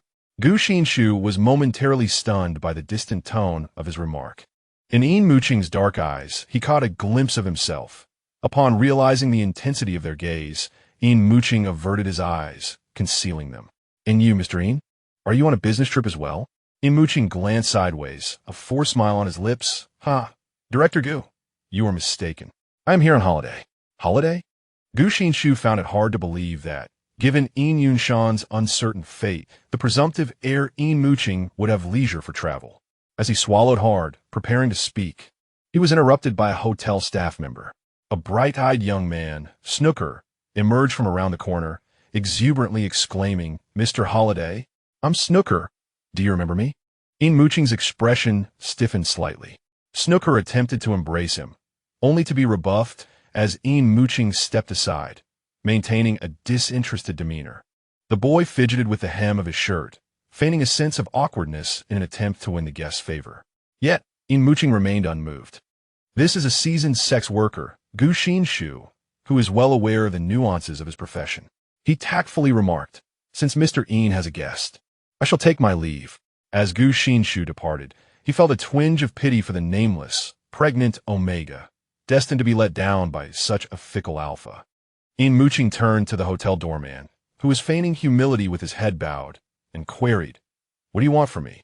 Snooker, a bit aggrieved, replied, The gentleman said he would contact me. I waited by my phone for a long time, but his call never came. Yin Muqing widened his eyes and nonchalantly responded, I found someone else last night, an Omega who is far more attractive and entertaining. Several people had a delightful time with him yesterday, without exhausting his charms. Snooker swallowed hard, incredulous. Do you enjoy group activities? And with multiple alphas and one Omega? How formidable must that Omega be to satisfy so many alphas? With a cheerful smile, Yin Muqing replied, Indeed, I do. Gu Xinshi, not far off, paused momentarily upon hearing this, but continued on as if unaffected. Snooker gritted his teeth. If the money is sufficient, group activities aren't out of the question. Yin Muqing responded with a smile. That Omega allowed us to indulge for free. Snooker was taken aback, his voice sharp and high-pitched. Free? How devalued must that Omega be?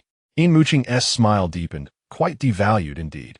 Watching the indignant figure of the hotel doorman depart, Yin Muqing shook his head. Youth today lack patience and courage in their entrepreneurial ventures. One must first invest to reap rewards. After dismissing the door-to-door salesman, Yin Muqing stood alone in the empty corridor, pondering what had brought him out. Chapter 14. Invitation. The hotel restaurant is situated adjacent to a bustling street, separated only by glass. Through the restaurant's windows, one can observe the kaleidoscope of lights reflecting off the street. Gu Xinshi chose a table distance from the street. The rain had ceased, yet the sky remained overcast, with layers of dark clouds looming ominously, heralding an impending storm. Such a scene made it hard to believe that tomorrow would bring a bright, sunny day. Passers-by hurried along, and the fluttering hems of their garments indicated a strong wind on the street. Fong Nan appeared at the entrance of the restaurant, looking disheveled and scanning the room absently until he spotted Gu Xinshi seated in a corner on the west side of the restaurant. He yawned, reflecting on the grind of labor. Even if the boss decided to take a holiday, where could he go in a foreign land? He had only managed to sleep until 2 o'clock last night after handling work matters and had risen early today to confirm arrangements with the headquarters, ensuring that no information discrepancies arose. Fong Nan approached and called out, Chairman, glancing at the table. He noted that the chairman was far more disciplined than he, with just a cup of coffee and a sandwich to sustain him. Gu Xinshi sipped his coffee and inquired about his subordinate's well-being. Why don't you sleep a little longer? Fong Nan chuckled ruefully. I wish I could, but my biological clock is too punctual. Out of the corner of his eye, he spotted a server and raised his hand. Waiter, I'd like to place an order. The handsome foreign server approached with elegance, playfully asking, would you like the same meal as your companion? Fong Nan replied cheerfully, yes, I'll have a large portion of fried chicken, a double burger, large fries, and a large cola. Thank you. As the holiday approaches, one begins to indulge their palate. For professionals, particularly secretaries, maintaining an impeccable image is of utmost importance. If one is both overweight and unattractive, how can a superior present them with pride? Thus, Fong Nan exudes discipline on most occasions, allowing herself the occasional indulgence. Where fast food is placed upon the table, it renders Gu Xinshi's sandwich and coffee pitiful in comparison. Fong Nan raises her gaze, and there stands Gu Xinshi, exuding an air of noble elegance, seemingly untouched by the mundane world. Boss, would you care to try? He inquires, as anticipated, receiving a polite decline in response. Fong Nan merely gestures, taking a generous bite of her hamburger. Footsteps approach, halting before Gu Xinshi. A familiar voice pierces the air. Sir, may I share this table? Fong Nan, hands glistening with grease, rises with a frosty demeanor. Sir, we must decline. Gu Xinshi glances up, Yin Muqing, silhouetted against the light, with hair shimmering in silver hues, meets his gaze across the table. Gu Xinshi conceals a smile within his eyes, of course. Fong Nan wonders, is this handsome alpha truly interested? Her mind races. Doesn't the chairman have a pregnant girlfriend? Could it be he is open to all? Tasked with fostering a relationship with Gu Xinshi, Yin Muqing feels a twinge of irritation. Pondering why his father's first call upon revival was to ensure he ingratiated himself with Gu Xinshi. Is there unrest within the military of his country? Fong Nan shifts her position, her expression changing swiftly. What would you like to eat, sir? A good subordinate must also be an adept facilitator. The dashing alpha casts a glance at her, begrudgingly responding, a cup of coffee and a sandwich. This wretched restaurant hardly offers anything worthwhile. Fong Nan dutifully places his order, adding a subtle assist. Your taste align with our chairman's. Gu Xinshi sips his coffee. Yin Muqing raises an eyebrow, realizing that Gu Xinshi's secretary seems to have misinterpreted the situation. With a smile, he poses a question. What kind does your chairman prefer? This ambiguous inquiry is a common tactic to flirt, typically leading the innocent to ponder their ideal partner. Alas, Fong Nan is a straightforward individual. Sifting through her mental archives, she recalls that the chairman's breakfast consists solely of sandwiches and coffee, far too mundane to be exciting. Yet, as an assistant, she cannot voice such sentiments. Thus, she replies, that depends on who one dines with. Ah, how clever of her! After exchanging a few idle remarks with Gu Xinshi's secretary, Yin Muqing taps the table, signaling Gu Xinshi to pay attention. Director Gu, are you free tonight? The simplest way to cultivate a relationship with a normal adult alpha is to escort him to the vibrant underbelly of nightlife, where one can appreciate the diverse beauty of individuals from around the globe, and perhaps, if the chemistry is right, experience a fleeting romance. Yin Muqing is adept at this social maneuver, as few can resist the allure of his offered companions. Gu Xinshi, with his ascetic demeanor, likely only encounters the archetype of a dutiful omega. Country D is renowned for its gray areas. The government's revenue is largely sustained by such enterprises, publicly denouncing them while covertly turning a blind eye. Yin Muqing rested his chin on his hand, exuding an air of ennui. If you are free, I shall take you out for some amusement this evening. Fong Nan was taken aback. So soon? Do rein it in a bit. There's a straight-laced alpha right beside us. You've only just met for a few minutes, and you're already thinking about taking him to bed. Is it always like this with alphas, swift and decisive? Gu Xinshi interjected. What sort of amusement? Fong Nan replied incredulously. Chairman, how can you be like this too? Have you no shame? Yin Muqing stirred his coffee with a spoon, not bothering to lift his gaze. I intend to show this innocent alpha a glimpse of the adult world. Gu Xinshi was perplexed by the antics of the alpha before him, yet found his fox-like, capricious nature intriguing. It was akin to witnessing a vibrant rainbow emerging in the dreary, lifeless rainy season, a flourish of vitality in an otherwise dismal world. "Then I shall graciously accept your invitation," he stated. Such a prompt agreement?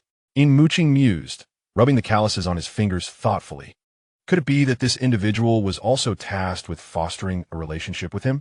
If that were the case, it seemed the government of Country S was poised for some significant changes, perhaps indicating a military collaboration with the Yin family. The Yin family could indeed be classified as a patriotic lineage. In times of national crisis, the previous head of the Yin family had resolutely defied opposition, boldly providing the nation with a substantial supply of weaponry, nearly leading to their own bankruptcy due to the immense financial, material, and human losses incurred. Subsequently, the next family head had astutely established factories worldwide, safeguarding against any potential shifts in national policy that might leave them destitute.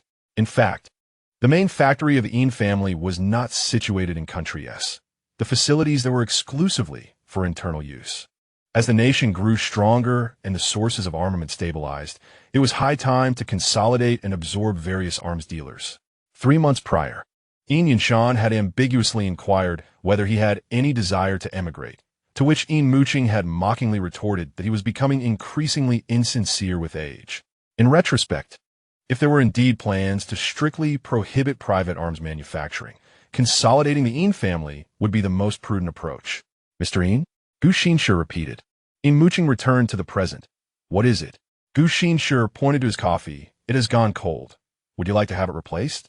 Yin Muqing dismissed the idea with a flick of his spoon. "No need. It's dreadful." He rose from his seat and gestured to Fong Nan. "You should come along too. More people make for a livelier atmosphere." Fong Nan, caught between shock and curiosity, hesitated. "I'm not sure if that is appropriate. Perhaps I'll sit this one out." Yin Muqing patted his shoulder. "Come on, you're a fine alpha. Why be so coy? I'll take you all for a night out." After Yin Muqing departed, Fong Nan concealed his burgeoning excitement and turned to his boss, only to find him staring blankly at his shoulder. Instinctively, Fong Nan touched his shoulder. "Is something the matter, Chairman? Do I have something on me?" Gu Xinshi withdrew his gaze nonchalantly. "Nothing at all." Chapter 15. The mortal realm. As night fell and the rain poured, a bulletproof armored vehicle broke through the downpour, gradually making its way to the bustling streets of Linjiang. A silver edifice stood sentinel by the riverside, known as the Mortal Realm, the largest entertainment venue in Country D, a playground for the affluent elite. By day, the Mortal Realm was a hotspot for creative architecture enthusiasts. By night, it transformed into a lavish den of indulgence, generating immense revenue within mere minutes. Beauty, wealth, and desire served as the finest epitome of this establishment. Bailey deftly maneuvered the steering wheel, turning around a bend as the headlights pierced through the misty rain, casting 2 blurred beams of light. The position of Country D is quite remarkable, serving as a pivotal hub in global trade.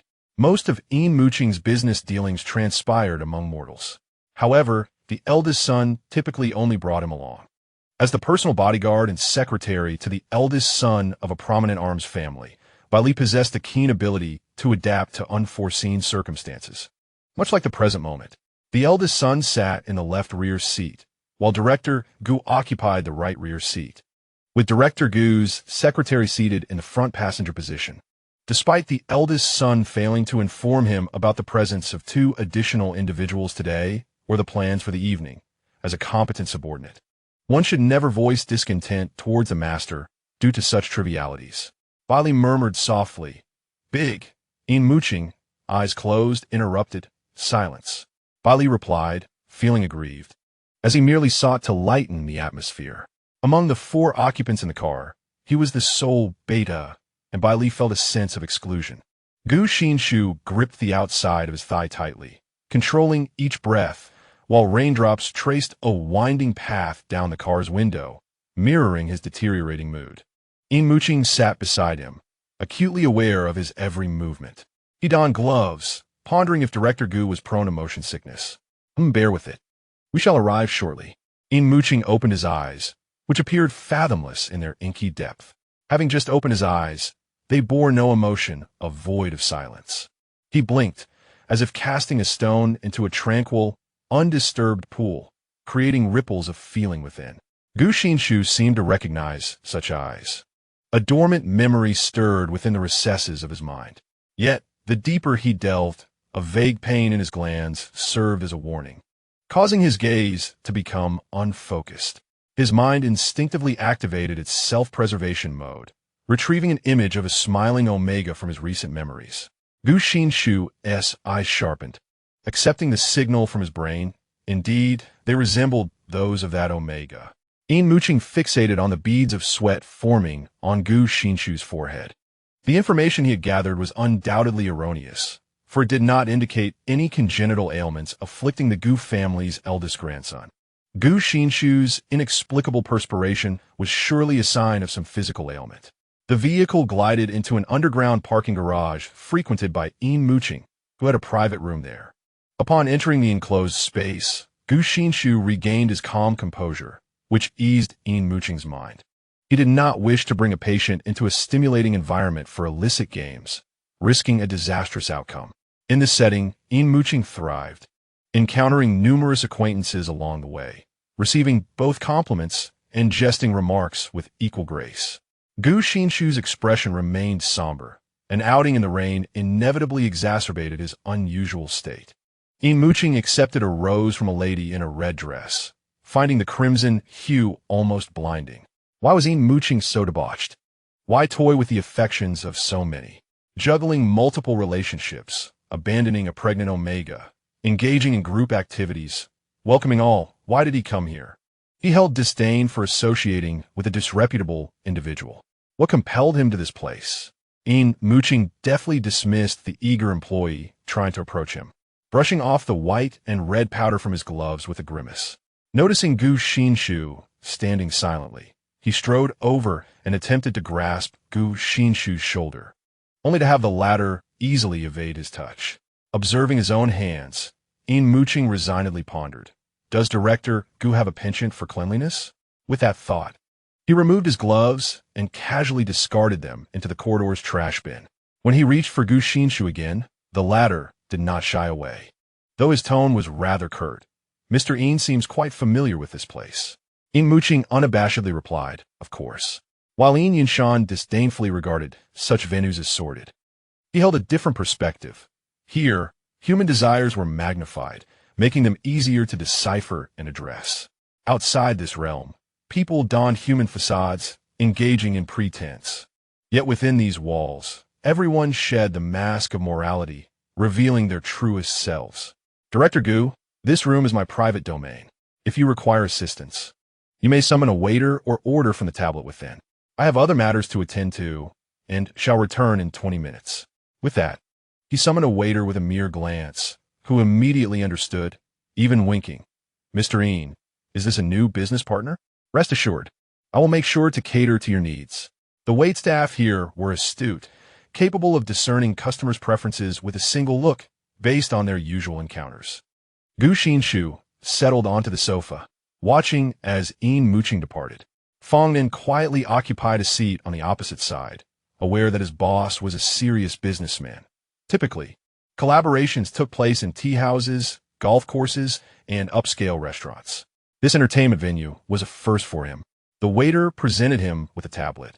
Not waiting for him to take it, Gu Xinshi's cold voice resonated in his ears, carrying startling information. Secretary Fang, isn't your girlfriend pregnant? Fang Nan froze, suddenly remembering. How had he forgotten this? Should he confess to the chairman that he didn't even have a girlfriend? After all, it was the chairman whose girlfriend was supposedly pregnant. How had he become entangled in this? Gu Xinshi fell silent again. To him, disloyalty was an egregious shame, yet he felt no right to meddle in his employees' personal affairs.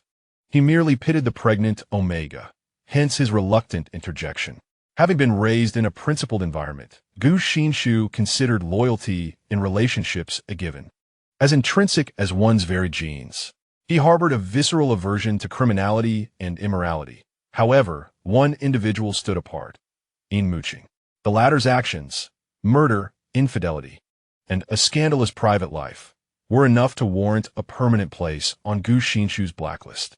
Yet, Perplexingly, he found himself inexplicably lenient towards Yin Muqing, often choosing to selectively forget the past transgressions that repulsed him, repeatedly granting the man new opportunities to prove himself. Nevertheless, Yin Muqing remained indifferent, continuing on his own path. Gu Xinshi found himself engulfed in profound self-doubt, questioning the integrity of his values. The guest suddenly assumed a formal demeanor, refusing to place an order, while the waiter wore a stiff smile, internally perplexed. What pretense is this? Is not the purpose of coming to the world merely for such indulgences?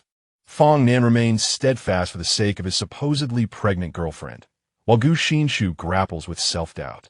Chapter 16. Deception. Yin Muqing donned a fresh pair of gloves and a mask before proceeding into a grand ballroom, where ABO revelers danced chaotically. The omega pheromones here served as a fragrant ambience. Occasionally, an exuberant omega would release a copious amount of pheromones in the ballroom. If their alpha was sufficiently strong, all would be well, but if not, the omega would be at the mercy of other alphas. In such cases, the outcome was often dire. Hence, few omegas dared to release their pheromones in this environment. To ignite the patron's enthusiasm, the establishment would pay handsomely for omega pheromones, akin to the sale of blood, albeit the repercussions of over-exuding pheromones were far graver. Nonetheless, impoverished omegas would occasionally sell their pheromones for financial gain, ensuring a constant supply in the ballroom, perpetually suffused with a faint scent of pheromones. Yin Muqing found this scent rather disagreeable. Thus, he typically wore a mask, expressing his distaste for the lifeless aroma, favoring something more invigorating. While he pushed open the door, Yin Muqing strode in, deliberately ignoring the carnal entanglements that unfolded within. A bronzed, muscular figure emerged from the sea of pale flesh, panting. "Yin, you're late. I'm famished. Shall we dine first? You don't mind, do you?" Yin Muqing chuckled dryly. "Li, what time is it?" Li bent down to present his watch. 7:59, young master. "We arrived a minute early." The man chuckled mischievously, pinching the seemingly melted white body on the bed, which emitted a soft whimper of discomfort. "My dear, do you think Mr. Yin is being too stingy?" The beauty, eyes hazy yet aware, knew well the power of the two men present. Raising a fair leg, they playfully brushed against the man's robust waist. "Boss, I want more." Li rolled his eyes, finding the situation rather distasteful, putting his employee in an awkward position. Yin Muqing, growing impatient, declared, "Fox, you have 1 minute." Fox responded incredulously. "Are you serious? Do you think I'm so trivial? 1 minute could hardly suffice. I could last for 300 rounds. Li commenced the countdown. "Understood." 59, 58. Reluctantly, Fox stood up, shamelessly strutting around the room. The beauty on the bed gathered their discarded clothing, donned it with care, and quietly exited, closing the door behind them. Yin Muqing exchanged a knowing glance with Li, who skillfully retrieved a bathrobe from the closet and offered it to Fox. "Mr. Fox, please dress." Fox nonchalantly replied, "We're all alphas here. What is the need for clothing?" "Ah, little Li, you're a beta, right? My apologies. It's easy to feel inadequate in the presence of such a magnificent alpha physique." Li remained speechless. Yin Muqing cut to the chase. "How much do you want this time?" Fox flashed a mysterious smile, gesturing with his hand. Yin Muqing paused, raising his eyes to scrutinize him. "That much? Are you preparing for war?" "The arsenal at hand is sufficient to subdue a string of small nations." Fox, the military commander of Nation F, presides over a medium-sized country plagued by frequent civil wars. The government has remained in a state of guerrilla warfare against the rebels, striking when encountered and allowing peace when not, akin to a child's play. Fox, wiping the sticky sweat from his body with a white towel, nodded in acknowledgement. "I want to conceal my intentions. I plan to annihilate the rebel forces in one fell swoop." Yin Muqing, rubbing his neck, replied in a calm tone, "With this arsenal, it would be ample to annex several neighboring small countries, wouldn't it?" Fox continued to wipe himself, his eyes gleaming with ambition. "Indeed, Master Yin dares to dream. You understand my thoughts best." Yin Muqing shrugged nonchalantly. "I am merely an ordinary merchant focused on transactions, not the intricacies of warfare. He rose to his feet. The price remains the same as before. If you agree, sign the contract. If not, then it is what it is. Fox, incredulous, asked, You want to offer a discount for such a large purchase? Yin Muqing retorted, Discount? Do you believe anyone besides the Yin family can provide such quantity? Fox's expression contorted as he took a deep breath. Very well, it's a deal. Bailey produced the contract, and Fox angrily scrawled his name. Yin Muqing extended his hand for a handshake. I expect to see the deposit credited to the Yin family account by tomorrow. I also welcome your nation to pay in gold. A merchant, after all, only trusts in tangible currency. Fox reclined on the sofa. Yin, aren't we friends? Yin Muqing replied, No, we share merely a vendor-customer relationship. Upon returning to his private chamber, only 15 minutes had elapsed. Such is the advantage of seasoned clients. Decisive and devoid of unnecessary delay. Yin Muqing opened the door to find a distressed server lamenting to him. 15 minutes prior, the server had encountered many peculiar patrons. Some, like Gu Xinshi, fancied themselves noble, yet once treated to the lavish meals, they behaved no differently than others. After all, if one were truly noble, why would they visit such an establishment? The server, with the intent to enlighten the A-class patron, helped a guest order the renowned Little Chili, a male omega who had lost fertility due to drug use, thus carrying no fear of pregnancy. With a sultry physique and exceptional skills, he was a signature attraction, even granted the privilege of selecting his clients by their boss. Little Chili eagerly anticipated the order for room 888, having long set his sights on Yin Muqing, and dressed elaborately for the occasion. He approached the door of room 888, ignoring the server's subtle gestures. Upon entering, he first spotted Fong Nan, who appeared detached while sipping tea. Frowning, he realized he did not recognize him. His gaze then fell upon Gu Xinshi, lounging on the sofa with half-closed eyes. Little Chili licked his lips. Though unfamiliar, he found him appealing. He sauntered over to Gu Xinshi, feigning weakness as if about to collapse into his embrace. Gu Xinshi swiftly stood, causing Little Chili to crash heavily against the armrest of the sofa. Ouch! Little Chili rubbed his shoulder, irked. Why are you dodging? Gu Xinshi glanced at the time. Only 5 minutes had passed, a mere quarter of 20 minutes. He cast a cold glance at the waiter, the air of authority palpable in his every gesture. Gu Xinshi stated icily, Have him leave. Xiao O.Through scoffed, What are you pretending for? Even in this world, you still maintain that facade of chastity. Aren't you exhausted? Gu Xinshi fell silent. Even while standing, the aura of nobility surrounding him was undeniable, and the waiter dared not utter a word. Fong Nan, feeling the pressure, asked, Chairman, shall we take our leave? It became clear to him that Mr. Yin had no interest in their chairman, but was merely seeking to exploit the situation. Poor Chairman Gu, in his 20s, had unwittingly found himself entangled with a pimp for his first romantic endeavor. Gu Xinshi shook his head. Let us wait a little longer. Fong Nan buried his face in his hands, still harboring hope for that handsome man, despite the circumstances. Chapter 17. The innocent and charming little flower Xiao O.Through was infuriated. He had never encountered anyone so brazenly dismissive of him. He spat, Country bumpkin. The waiter exchanged glances with him, signaling, Mr. Yin will return shortly. Thus, he begrudgingly remained. Upon Yin Muqing's return, he was met with the following scene. Gu Xinshi sat elegantly on the sofa, resembling a rare flower, while Fong Nan stood protectively behind him like a bodyguard. The irate Xiao O.Through occupied the eastern side, his expression a mix of fury and indignation. The waiter, upon seeing Yin Muqing, appeared as if he had encountered a savior.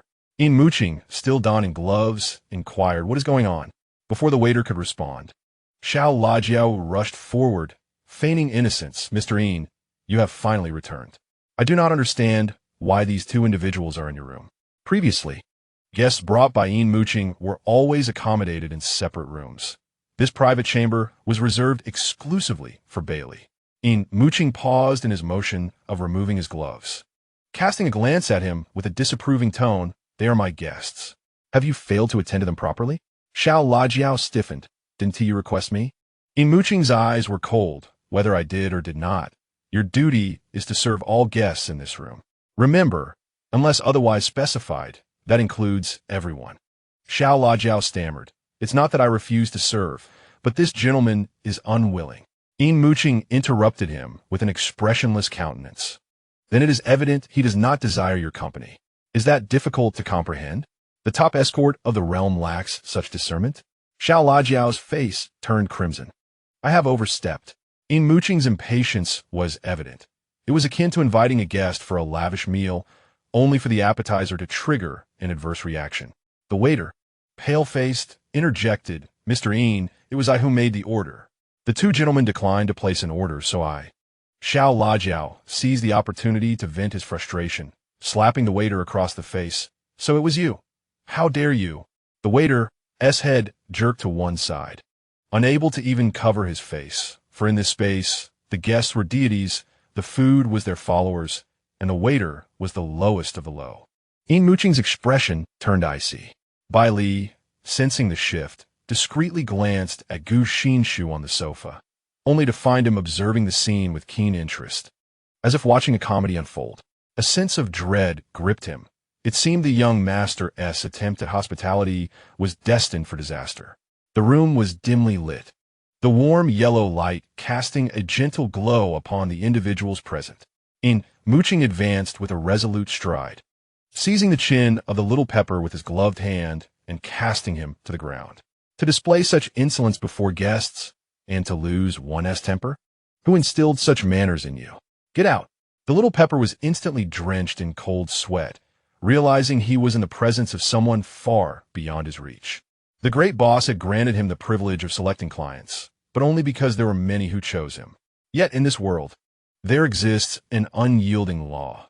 Failing to satisfy a guest means facing expulsion without so much as a touch, incurring punishment that could lead him to a dark confinement. The menu on the tablet bore a ranking, where he currently held the top position.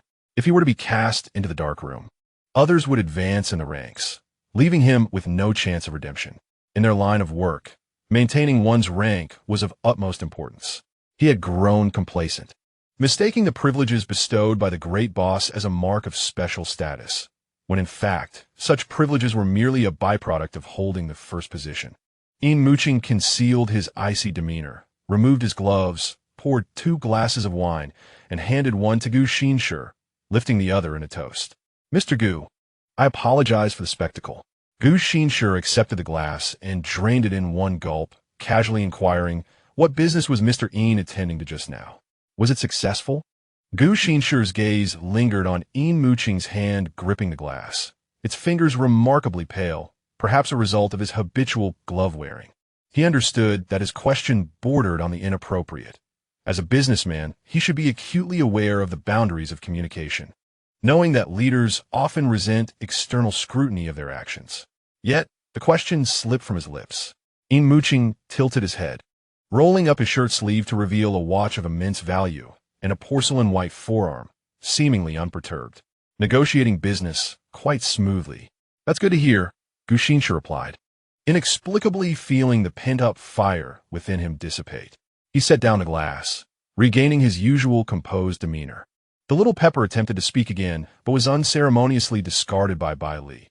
Gu Xinshi cast his eyes downward, remarking, that Omega seems to have an affinity for you. Yin Muqing instinctively inquired, which one? Gu Xinshi rubbed the glass with his fingers, the one just thrown out. Yin Muqing scoffed. Do you truly believe in the affections of a courtesan? Gu Xinshi frowned slightly, seemingly perplexed. Is it not credible? Yin Muqing was taken aback, recognizing the exceptional upbringing of the Gu family. A top alpha raised with such naivety was rare. The Gu family possessed wealth and power, and had it not been for their rigidity, Gu Xinshi might have become a notorious figure in romantic pursuits, rather than remaining as innocent as a high school student. With a face befitting a domineering so, yet retaining such purity, he affectionately patted Gu Xinshi's shoulder. Of course, it is merely for monetary gain, nothing more than a performance. Gu Xinshi acknowledged with a soft "oh," a glimmer of amusement flickering in his eyes. Then what are we doing here? He pressed. If it is not sincere, why come to this place? Is there a connection between these two? Yin Muqing blurted out. I believe such matters must be rooted in love to flourish. Gu Xinshi earnestly responded. Yin Muqing faltered, feeling as though he had unwittingly tripped over his own words. Had it been anyone else, he might have dismissed them as pretentious. The notion that love was necessary seemed foolish, yet gazing into Gu Xinshi's clear, unclouded eyes made him reconsider. He coughed discreetly, saying, "Perfect, let me broaden your horizons." It was quite perplexing. Yin Yanshan hadn't clarified why he wanted to curry favor with Gu Xinshi. After speaking, he picked up the tablet and casually swiped through it. What type of person does Director Gu prefer? Today I must introduce some spice to Gu Xinshi. Gu Xinshi replied nonchalantly, "It doesn't matter." Yin Muqing said, "Oh, so he must like the pure and innocent type, clean, beautiful, with a good disposition. Ideally, it should be their first time.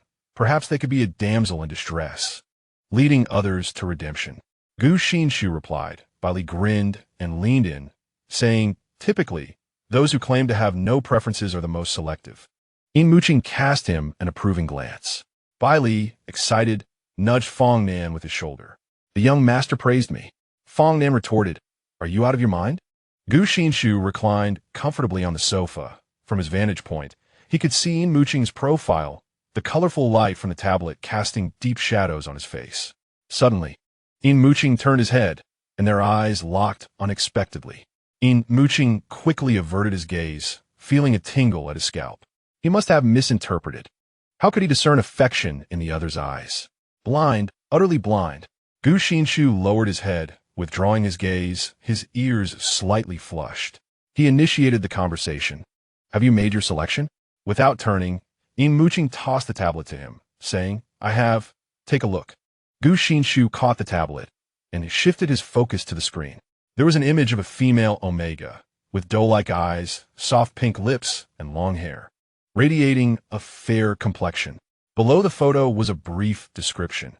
18 years old, female omega, a fallen daisy seeking to heal her ailing mother, pure and adorable, currently uninitiated. Her skills may be somewhat inexperienced, awaiting the patron's salvation. Chapter 18. Twin sisters. The world never coerces virtue into vice.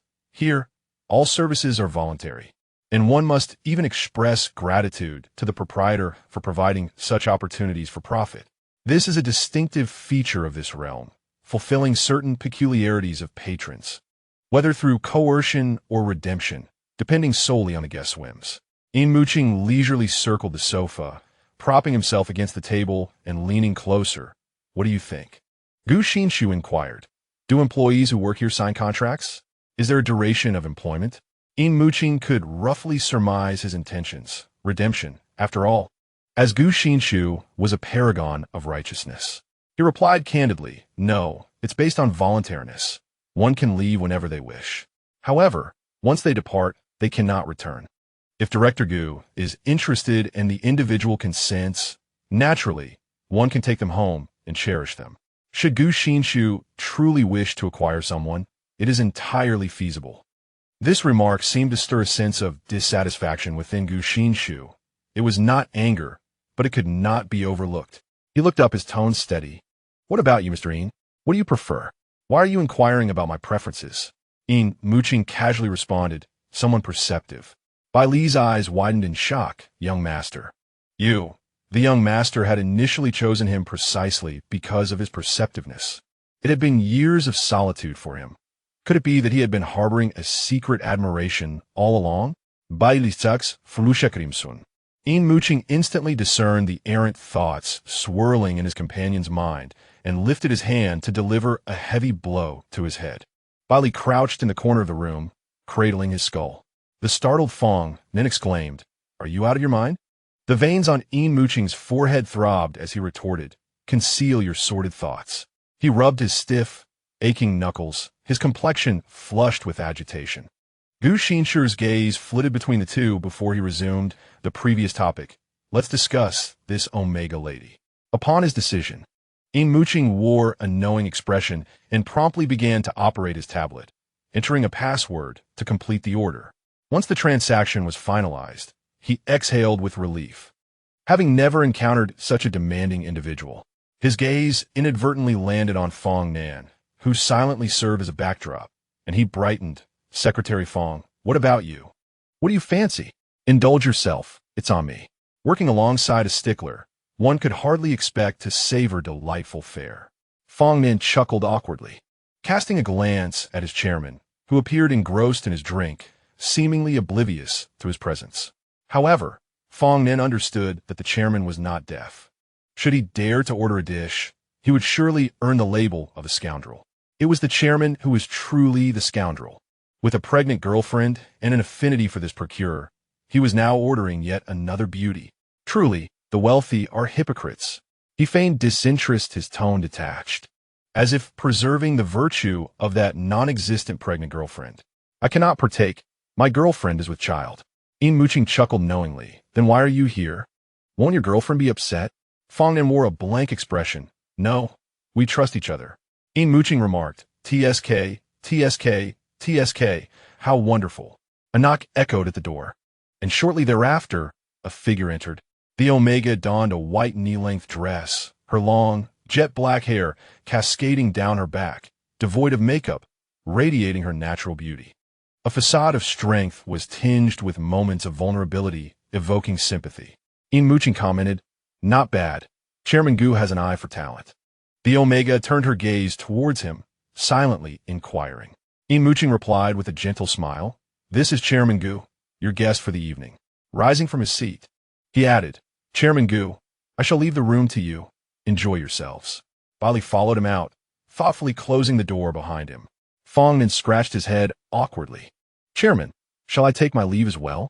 With a creaking sound, the door opened slightly, revealing Bai Li's head peeking in, sneaky and conspiratorial. Secretary Fong, you truly lack awareness. Hurry up and leave.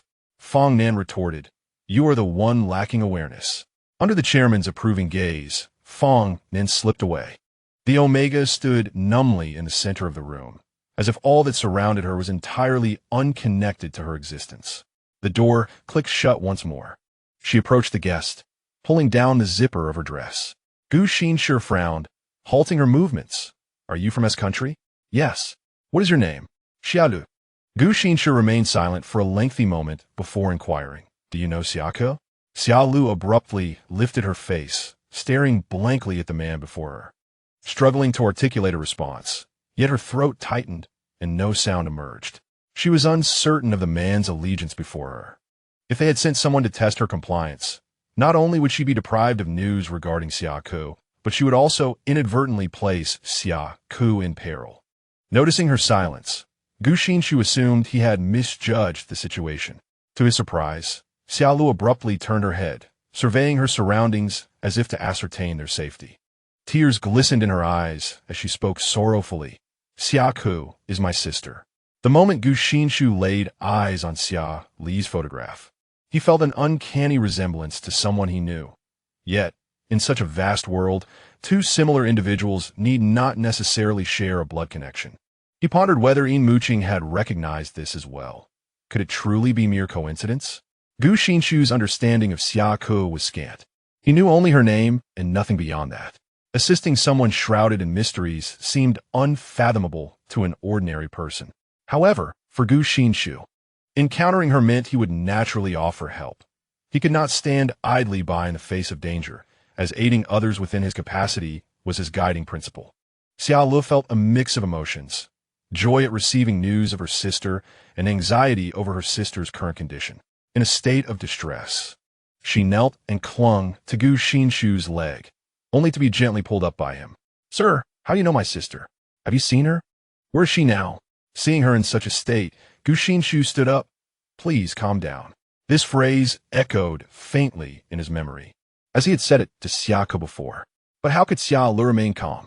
She was overwhelmed with fear of receiving tragic news about her sister, terrified that her sister might succumb to torment and take her own life, or be sold by those wicked individuals to even more horrifying fates. She covered her face and wept. Gu Xinshi, feeling helpless, reassured her. She is currently unharmed and safe. Xiao O.Through, still sobbing heavily, replied, I'm sorry. I just can't help it. Gu Xinshi chose to remain silent, allowing her to express her emotions. After 2 minutes, Xiao finally ceased her tears, left with only intermittent sobs. Gu Xinshi inquired, "Did you truly come here because your mother is gravely ill?" Xiao retorted angrily, "No, I have no mother. Xiao and I are orphans. I was sold here. They fabricated a story about a dying mother to deceive the powerful men of this world. All the money I earn must be handed over to them, and if I dare defy their orders, they will retaliate against my sister." She spoke in one breath, her chest heaving violently. Gu Xinshi's gaze turned cold. Human trafficking? Chapter 19. The director of education, the world, adorned in white, is a radiant paradise of desire, where freedom is revered as the highest principle and voluntariness is its creed, transforming wayward lambs into angels to serve a famished deity in exchange for the fruits of truth. Yet, beneath this guise of freedom lies the reality of trafficking. In the shadows of voluntariness lurks coercion. The world pays no heed to a single lamb to determine whether it is truly lost. If one observes a cockroach scuttling about, it signifies that thousands lie in ambush. Xiao is but one among countless victims who struggle in despair, oscillating between hope and hopelessness, ultimately either numbly accepting their fate or tragically ending their lives. From Xiao, Gu Xinshi learned of a human trafficking organization that has been concealed in Country S for at least 2 decades. This organization lures attractive children, imprisoning them together. These children undergo rigorous assessments to determine their future utility.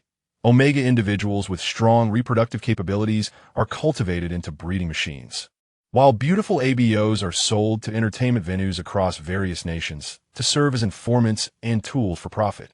Given the eccentric preferences of the wealthy, some favor the beautiful, while others are drawn to the imperfect. Consequently, the organization offers a bespoke service where clients specify their desires, such as blonde hair and green eyes, or black hair and purple eyes, and the organization seeks out children that meet these criteria. Should a client prefer the imperfect, they receive a photograph of a human body along with a red pen, allowing them to dictate which parts to retain or remove according to their whims. Xiao wondered if she was fortunate.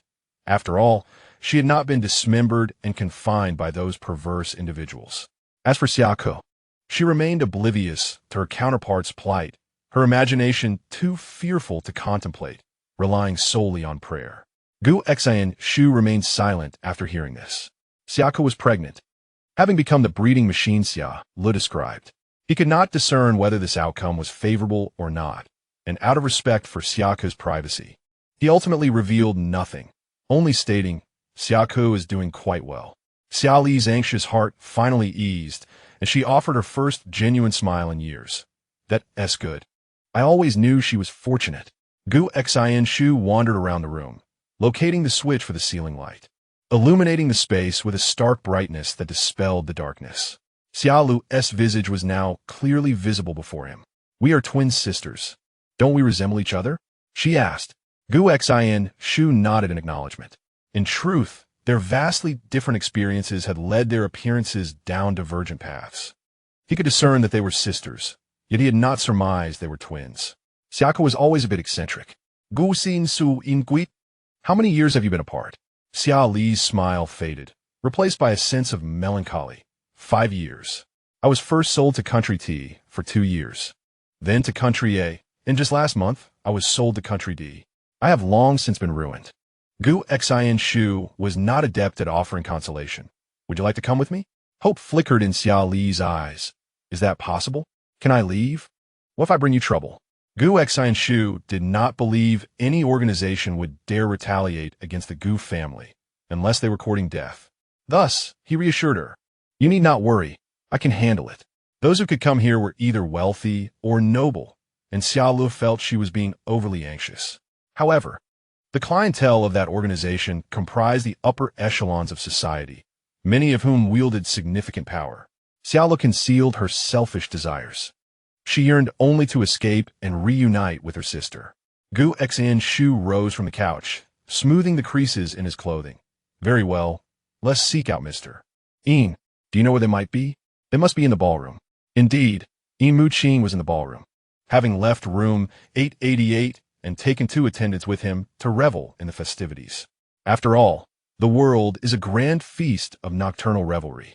One cannot simply retreat to a room for a deep slumber. As Fong Nin slipped away from the chairman's gaze, he resembled a wild stallion freed from its saddle, instantly engaging in conversation with an omega, bubbling with excitement akin to a kettle reaching a boil. Yin Muqing remarked, "Oh, poor pregnant girlfriend." Noticing Yin Muqing's gaze, Fong Nin pleaded, "Brother, pretend you didn't see that. Please don't inform the chairman." Yin Muqing's expression was complex as he replied, "Understood, understood." Bailey shook his head with a knowing air. Such a pitiable soul. The boss is akin to a strict headmaster. Yin Muqing clicked his tongue in amazement. That description is quite apartment. He pondered for a moment before adding, "Moreover, it's the type that permits only himself to indulge, while forbidding the students from doing so." The two exchanged a solemn nod, reminiscing about the painful memories of their school days. The bartender skillfully poured spirits into a measuring cup, and after achieving the desired volume, swiftly transferred it into a cocktail shaker, adding a suitable amount of ice before sealing it. With a flick of his wrist, the bartender shook the mixture, allowing the warmth of the liquor to blend harmoniously with the chill of the ice, rendering the spirits gentler in his hands. Bailey ordered a rainbow cocktail. Yin Muqing felt a twitch in his eyelid. "What did you just order?" Bailey took a sip, relishing the top layer of color before swallowing. "Brandy cask." Yin Muqing replied ominously, "I don't drink brandy." Bailey recoiled. "Why not?" Yin Muqing looked down at him. "My pheromone scent is brandy. Drinking it makes me feel as though I'm licking myself." A cough interrupted from behind, prompting Yin Muqing to turn. Gu Xinshi stood there, one hand poised in a half-fist before his lips, his eyes wandering over the glass artwork at the bar, as if denying his own utterance. However, the smirk at the corner of his mouth and the mischievous curve of his eyes betrayed his bravado. Yin Muqing exclaimed, "Let it be destroyed." Yet Bailey, oblivious, foolishly asked, "How do you know that drinking brandy feels like licking yourself? Have you licked yourself?" Yin Muqing shot him a death glare. "Keep blabbering, and upon your return, you can become a personal bodyguard for Yin. If he makes a mistake, the blame will fall squarely on you." Bailey protested, "Why are you angry again? It was you who brought up the topic." Seated at the bar, Yin Muqing discreetly observed Gu Xinshi and the Omega, noting the Omega's disheveled attire, with the zipper partially undone, revealing a gap of an inch, and his eyes slightly reddened and glistening. In contrast, Gu Xinshi appeared impeccably composed, with no visible marks on his exposed skin. However, this seemed rather swift. Could it be that the illustrious heir of the Gu family is truly a mere Omega? Last time in the underground city, Gu Xinshi also appeared rather drained. Yin Muqing stole a glance at Gu Xinshi's groin, but the suit pants concealed any indication of size. Suddenly, Gu Xinshi turned to block his view. Yin Muqing froze, slowly lifting his gaze to meet Gu Xinshi's eyes. The latter's look was accusatory. "Mr. Yin, what are you staring at?" Yin Muqing covered his face, bewildered at his own misstep. Chapter 20. Friends. Gu Xinshi, what are you looking at? The dazzling lights of the ballroom, accompanied by enchanting music, cast a kaleidoscope of red, orange, yellow, and green hues upon Yin Muqing's face, as if delivering playful slaps. He diverted his gaze to Bailey's face, who understood the unspoken cue. The young master intended for him to respond on his behalf. Bailey was well acquainted with such tasks. During business discussions, if there were topics Yin Muqing found inappropriate to address, Bailey would articulate them. As a most loyal bodyguard, since Gu Xinshi's arrival, he had monitored the scene like a vigilant surveillance camera. For instance, that Omega was cautiously surveying the surroundings, flinching at every sound. Gu Xinshi had been fixated on his young master since his appearance. Meanwhile, Yin Muqing had initially observed the Omega discreetly before shifting his gaze to Gu Xinshi's elder brother. What he believed to be a covert observation was, in fact, conducted right under their noses. Bailey spoke confidently. "My young master is watching your elder brother." The remainder of his words were stifled by Yin Muqing's firm grip over his mouth. With his arm around Bailey's neck, Yin Muqing pressed his hand tightly against Bailey's lips, causing a look of terror to flash in Bailey's eyes as he struggled to pry Yin Muqing's hand away. Upon glancing down, Yin Muqing realized his hand was positioned too high, inadvertently covering Bailey's nose as well. He released his grip, leading Bailey to collapse weakly to the ground, inadvertently knocking over a potted plant, which created a cacophony of noise. Yin Muqing, unable to bear the sight, closed his eyes. Gu Xinshi remarked, "The commotion over here is rather loud," as the ballroom manager strode over, flanked by several towering bodyguards. The manager smiled and said, "Mr. Yin, we shall promptly remove the troublemakers." The bodyguards lifted the coughing individual from the floor, and upon recognizing Bailey, the manager squinted and chuckled. "Isn't this young Bailey? Have you upset Mr. Yin again?" Bailey glared at him, exclaiming, "What is there to laugh about?" The manager replied with a grin, "You previously complained about our lack of expression. The boss instructed us to provide service with a smile from now on."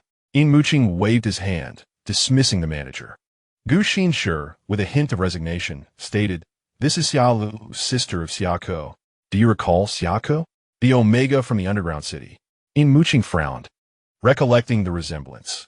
Given that they were sisters, it was curious that one resided in a D-country entertainment venue while the other was in the S-country underground city, neither being particularly respectable places. Noticing Yin Muqing's silence, Gu Xinshi continued, "By the way, Xiao Lu owes you gratitude." Yin Muqing, slightly distracted, inquired, "How so?" Gu Xinshi explained, "If it weren't for your discovery of her, we would have never known that Xiao O had a biological sister." Yin Muqing regarded him. "Do you wish to take her away?" "Indeed," Gu Xinshi affirmed. A peculiar smile crept across Yin Muqing's face as he replied, "I forgot to mention. Only VIP members can take someone away."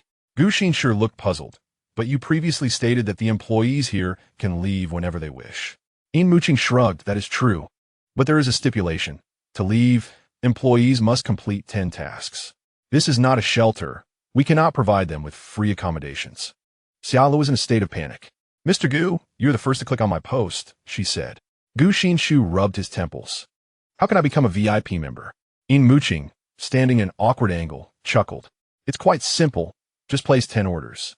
Gu Xinshi scrutinized the mischievous smile on her face and replied, "You wouldn't be deceiving me, would you?" Yin Muqing exaggeratedly widened her eyes. "You don't believe me? Feel free to ask anyone else. See if what I said is true." With a sigh, Gu Xinshi conceded, "I believe you." "Is Mr. Yin a VIP member?" "Indeed." Yin Muqing affirmed. "Could you do me a favor, Mr. Yin?" Gu Xinshi inquired. Feigning ignorance, Yin Muqing asked, "What kind of favor?" "Please help me take Xiao Lu away." "Certainly," Yin Muqing replied, but then swiftly added, "However, I only assist friends." Gu Xinshi raised his eyes in surprise. "Aren't we friends?" Yin Muqing had anticipated this question. Speaking rapidly, he said, "Of course we are." "Ah, Mr. Gu, among friends, these are mere trifles. Come, that fellow over there isn't Xiao Lu. Come. Let Bailey take you to the HR manager and have him release her." His straightforwardness made Gu Xinshi uneasy. "What do you need me to do, Mr. Yin?" Yin Muqing looked puzzled. "Why do you ask?" After a moment's hesitation, Gu Xinshi replied, "Friends should help each other." Yin Muqing stood up, clearly impressed by the chairman of a large company. He patted Gu Xinshi's shoulder with camaraderie. "With your words, Mr. Gu, I am quite satisfied." However, he had no real request for Gu Xinshi. This was merely a directive from Yin Yanshan. Gu Xinshi took a seat, and the bartender inquired about his drink choice. He shook his head. Fong Nan, from a distance, spotted Gu Xinshi at the bar and felt a jolt in his heart, recalling the kiss they had just shared. Rubbing his face, he noticed his hands were flushed. "Where's the water? Where can I find some water?" He muttered to himself. A waiter led him to the restroom, and after washing his face, he returned to the bar with a serious demeanor. Gu Xinshi noticed him, but said nothing. He did not wish to interfere excessively in his employees' personal lives. His earlier mention of Fong Nan's girlfriend was simply an effort to prevent him from making a mistake. After all, it is often said that it is better to dismantle 10 temples than to destroy a single marriage. One fleeting moment of physical indulgence could ruin years of heartfelt connection, which was clearly not worth the risk. If Fong Nan insisted on pursuing such a course, Gu Xinshi would not voice further objection. Yet, Fong Nan, feeling guilty, hurried to explain, "Chairman, I just went to the restroom." He then cast a pleading glance at Yin Muqing. Yin Muqing responded, Oh, Secretary Fong just consumed quite a bit of alcohol. Yes. He went to the restroom for a while, due to the drinks. After saying this, he touched his nose and glanced down at his phone, appearing more anxious than Fong Nan. Gu Xinshu offered a brief, shallow smile. Fong Nan felt a wave of dizziness. Soon, Li returned with Xiao O, accompanied by the HR manager. The HR manager, a tall, muscular man with dark skin, was also compelled to maintain a facade of cordiality, forcing a strained smile that was uncomfortable to behold. Mr. Yin, Xiao Li's resignation procedures have been completed. You may take her with you tonight. His deep, rough voice, feigning gentleness, sent shivers down one's spine. Yin Muqing rubbed the goosebumps on his arms and remarked with disdain, "Please act normally." The peculiar, artificial smile on the HR manager's face vanished instantaneously, his facial muscles twitching. "Mr. Yin, I have already submitted Xiao Li's identification to Mr. Bailey. Xiao Lu is now yours. The boss asked me to convey that you are welcome to visit often." Yin Muqing waved his hand dismissively. Understood. He turned to Gu Dong, inquiring, "Shall we continue here or depart now?" Gu Xinshi replied, "Let us leave at once." The dim atmosphere here left him feeling quite uncomfortable. Chapter 21. I'm the elder of the group made their way to the underground parking lot. Yin Muqing halted and asked Bailey, "How many seats does the car have?" Bailey, perplexed, replied, "4 seats." Yin Muqing pondered aloud, resting his chin on his hand. "How many of us are there?" Bailey answered, 5. Yin Muqing closed his eyes in despair. "You will have to ride on the roof." Fong Nan chuckled awkwardly. "Could we perhaps call a taxi?" Bailey shook his head. "Taxis cannot come in here."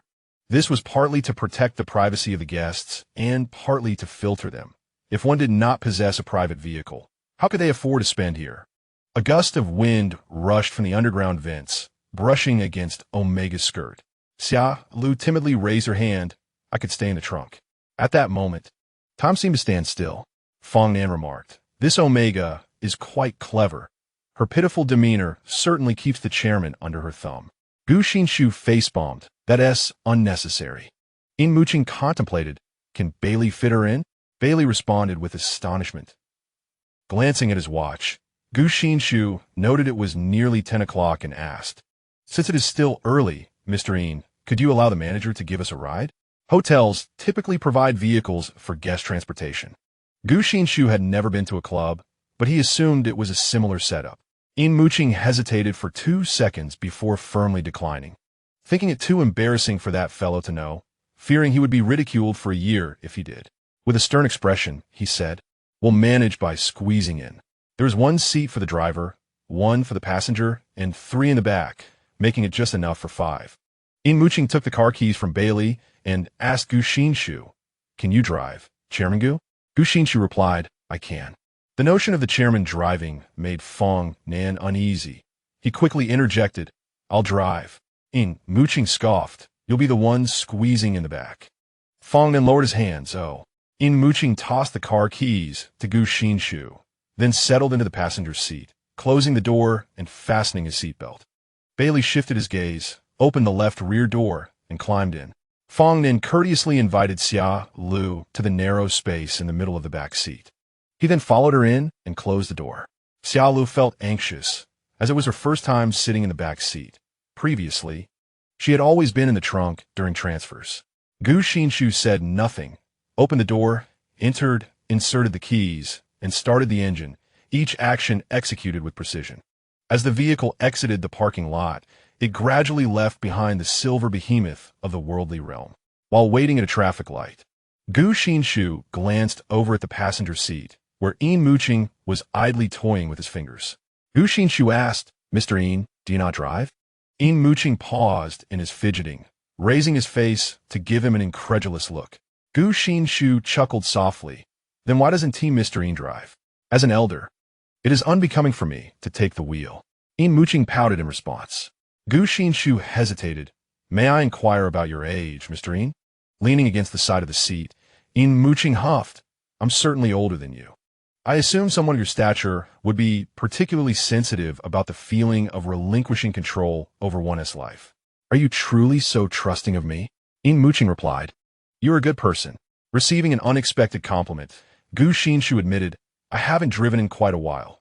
So please secure yourself, Mr. Yin. Sitting up straight, Yin Muqing asked, is that genuine? The traffic light turned green. With a press of the accelerator, Gu Xinshi propelled the car forward as if it were an arrow released from a bow. The journey that had taken half an hour on the way there was completed in merely 20 minutes on the return. Upon opening the car door, Yin Muqing steadied himself against a nearby tree, his Adam's apple bobbing as he fought the urge to vomit. Gu Xinshi exited the vehicle and handed him the keys. With a cold demeanor, Yin Muqing accepted them, casting a fleeting glance at Gu Xinshi. Wordlessly concerned that he might lose his composure and splatter Gu Xinshi with his stomach's contents. Yin Muqing had never encountered such reckless driving, with Gu Xinshi pressing the accelerator and brake with abandon, akin to a roller coaster. Are you truly angry? Gu Xinshi rubbed his fingers nervously, noticing the pallor of Yin Muqing's face, and realized he had overstepped. He immediately apologized. I am sorry. Yin Muqing waved his hand dismissively. It's nothing. I have a sensitive stomach. He was not a petty person. He called out a Bailey. Let us go. And with that, he departed with an air of nonchalance. After ensuring that Xiao Lu was settled, Fangnan booked a return flight for the next day. Chairman, I have secured an 8 o'clock flight for tomorrow. Very well. After taking a shower, Yin Muqing lay in bed and dialed an international call to his father. The phone rang several times before being mercilessly hung up. Undeterred, he redialed, and on the fourth attempt, the phone rang for 2 seconds before being answered. Yin Yinshan, son. Yin Muqing. MHM. Yin Yinshan sounded weak. Do you have any idea what time it is? Yin Muqing glanced at the clock. It's midnight. Yin Yinshan's voice trembled. Do you know what time it is in S country? It's 2 in the morning. You scoundrel. You better have something of great importance to share. You instructed me to maintain a good relationship with Gu Xinshi, but what is your intention? Yin Yinshan groaned. Is that all? Old man, should I remind you how you insisted I foster a good rapport with him upon learning we were at the same hotel yesterday? You even went so far as to invite Gu Xinshi for an evening of entertainment. Otherwise, why would you be so eager to attach yourself to him? The frustration of the evening's events ignited his anger. Yin Muqing threatened, Old man, you had better tell me who Gu Xinshi truly is, or else. Yin Yinshan, feeling guilty, quickly regained his composure, responding with conviction. Gu Xinshi is indeed a key figure, the protagonist in fact. He is your future esteemed son-in-law. Yin Muqing questioned, is that truly the case? Of course it is. When have I ever deceived you? Yin Muqing scoffed. Oh, that has happened more times than I can count. Suddenly, voices from others could be heard on the other end of the line. Are there others with you? Yin Muqing inquired. Yin Yinshan, your Uncle Yang is worried about me, and has been staying in the hospital room. Is that Muqing? Is everything going smoothly? It was indeed Yang Xuanjin's voice. Yin Muqing remained silent.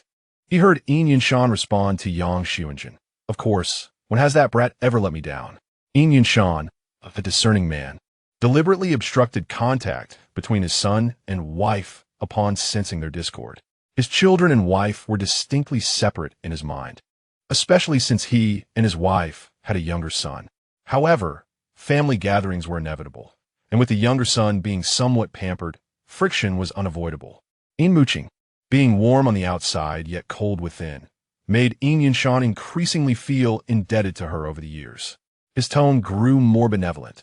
Muqing, the rainy season in Country D brings frequent cold fronts. Do not take undue risks just because you are in good health. Any harm that befalls you will also cause pain to your father. Yin Muqing's expression twisted. Disgusting. After being rebuked by his son, he hung up the phone, and Yin Yinshan touched his nose, asking his wife, who was sitting up to pour him water, is it disgusting?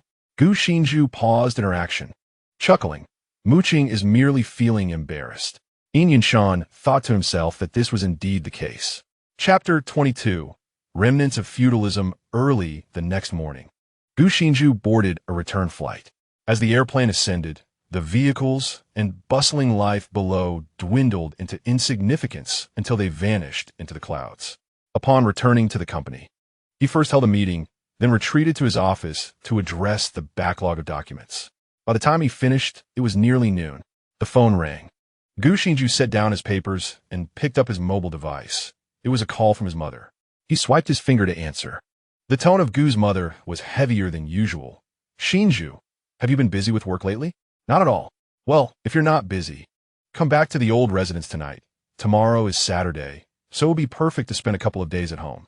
Gu Xinshi stood up and walked to the floor-to-ceiling window, gazing out over half of Deep City, his tone calm. Mother, is something the matter? Gu's mother murmured. Is it that obvious? Gu Xinshi replied. Very much so. It sounds deliberate. Gu's mother sighed. Ah, you really can't hide anything from you. We can't discuss it clearly over the phone. Just make sure you come back tonight. Gu Xinshi agreed. The midday light streamed through the glass, enveloping Gu Xinshi's retina in a kaleidoscope of vibrant hues that seemed to dance and bloom with life.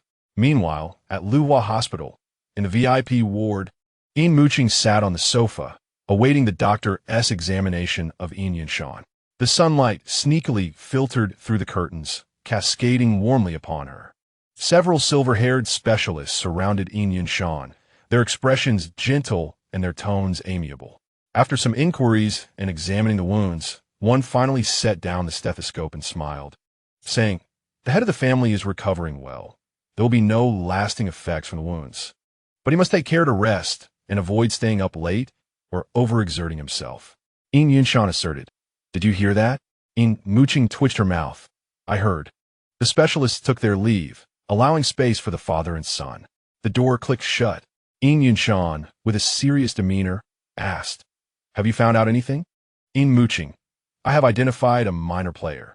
However, the true mastermind remains elusive.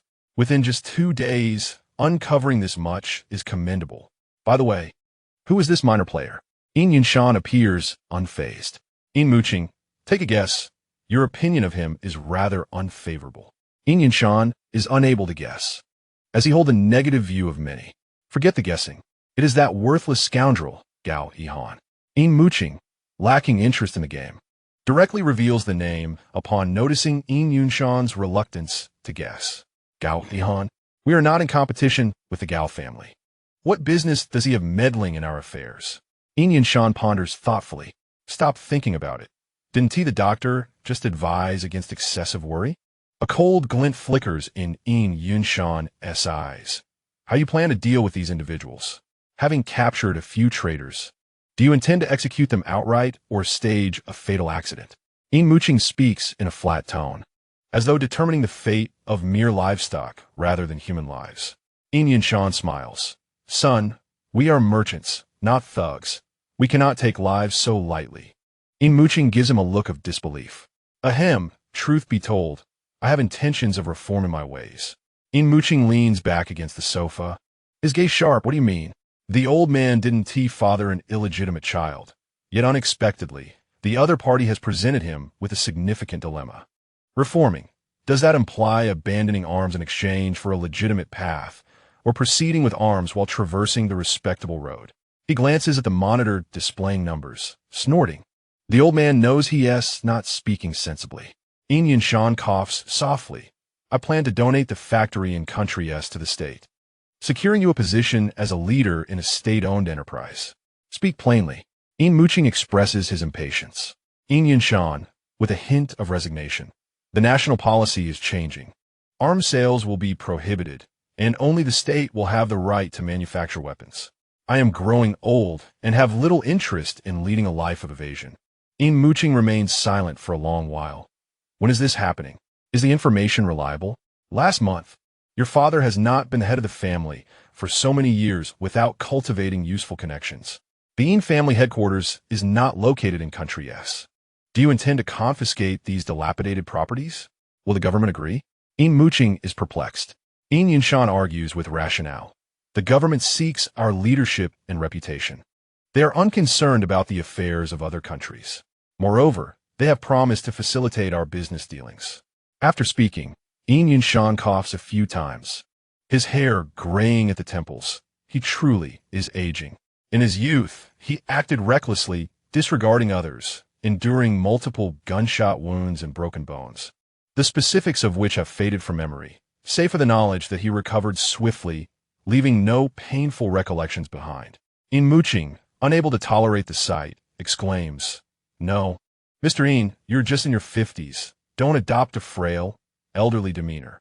Suddenly reminded of something, Yin Muqing inquires, What about Gu Xinshi? Is he considering abandoning business for politics? Yin Yinshan chuckles awkwardly.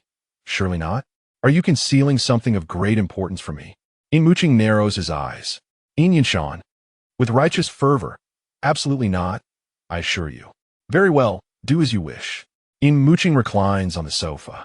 Yin Yinshan discreetly touches his nose beneath his son's watchful gaze and softly asks, Gu Xinshi, you have interacted with him a few times. What are your impressions? Is he a good lad? I have met him 2 or 3 times, I suppose. Yin Muqing remarked with a hint of sarcasm. He is indeed a fine young man. Far superior to your son.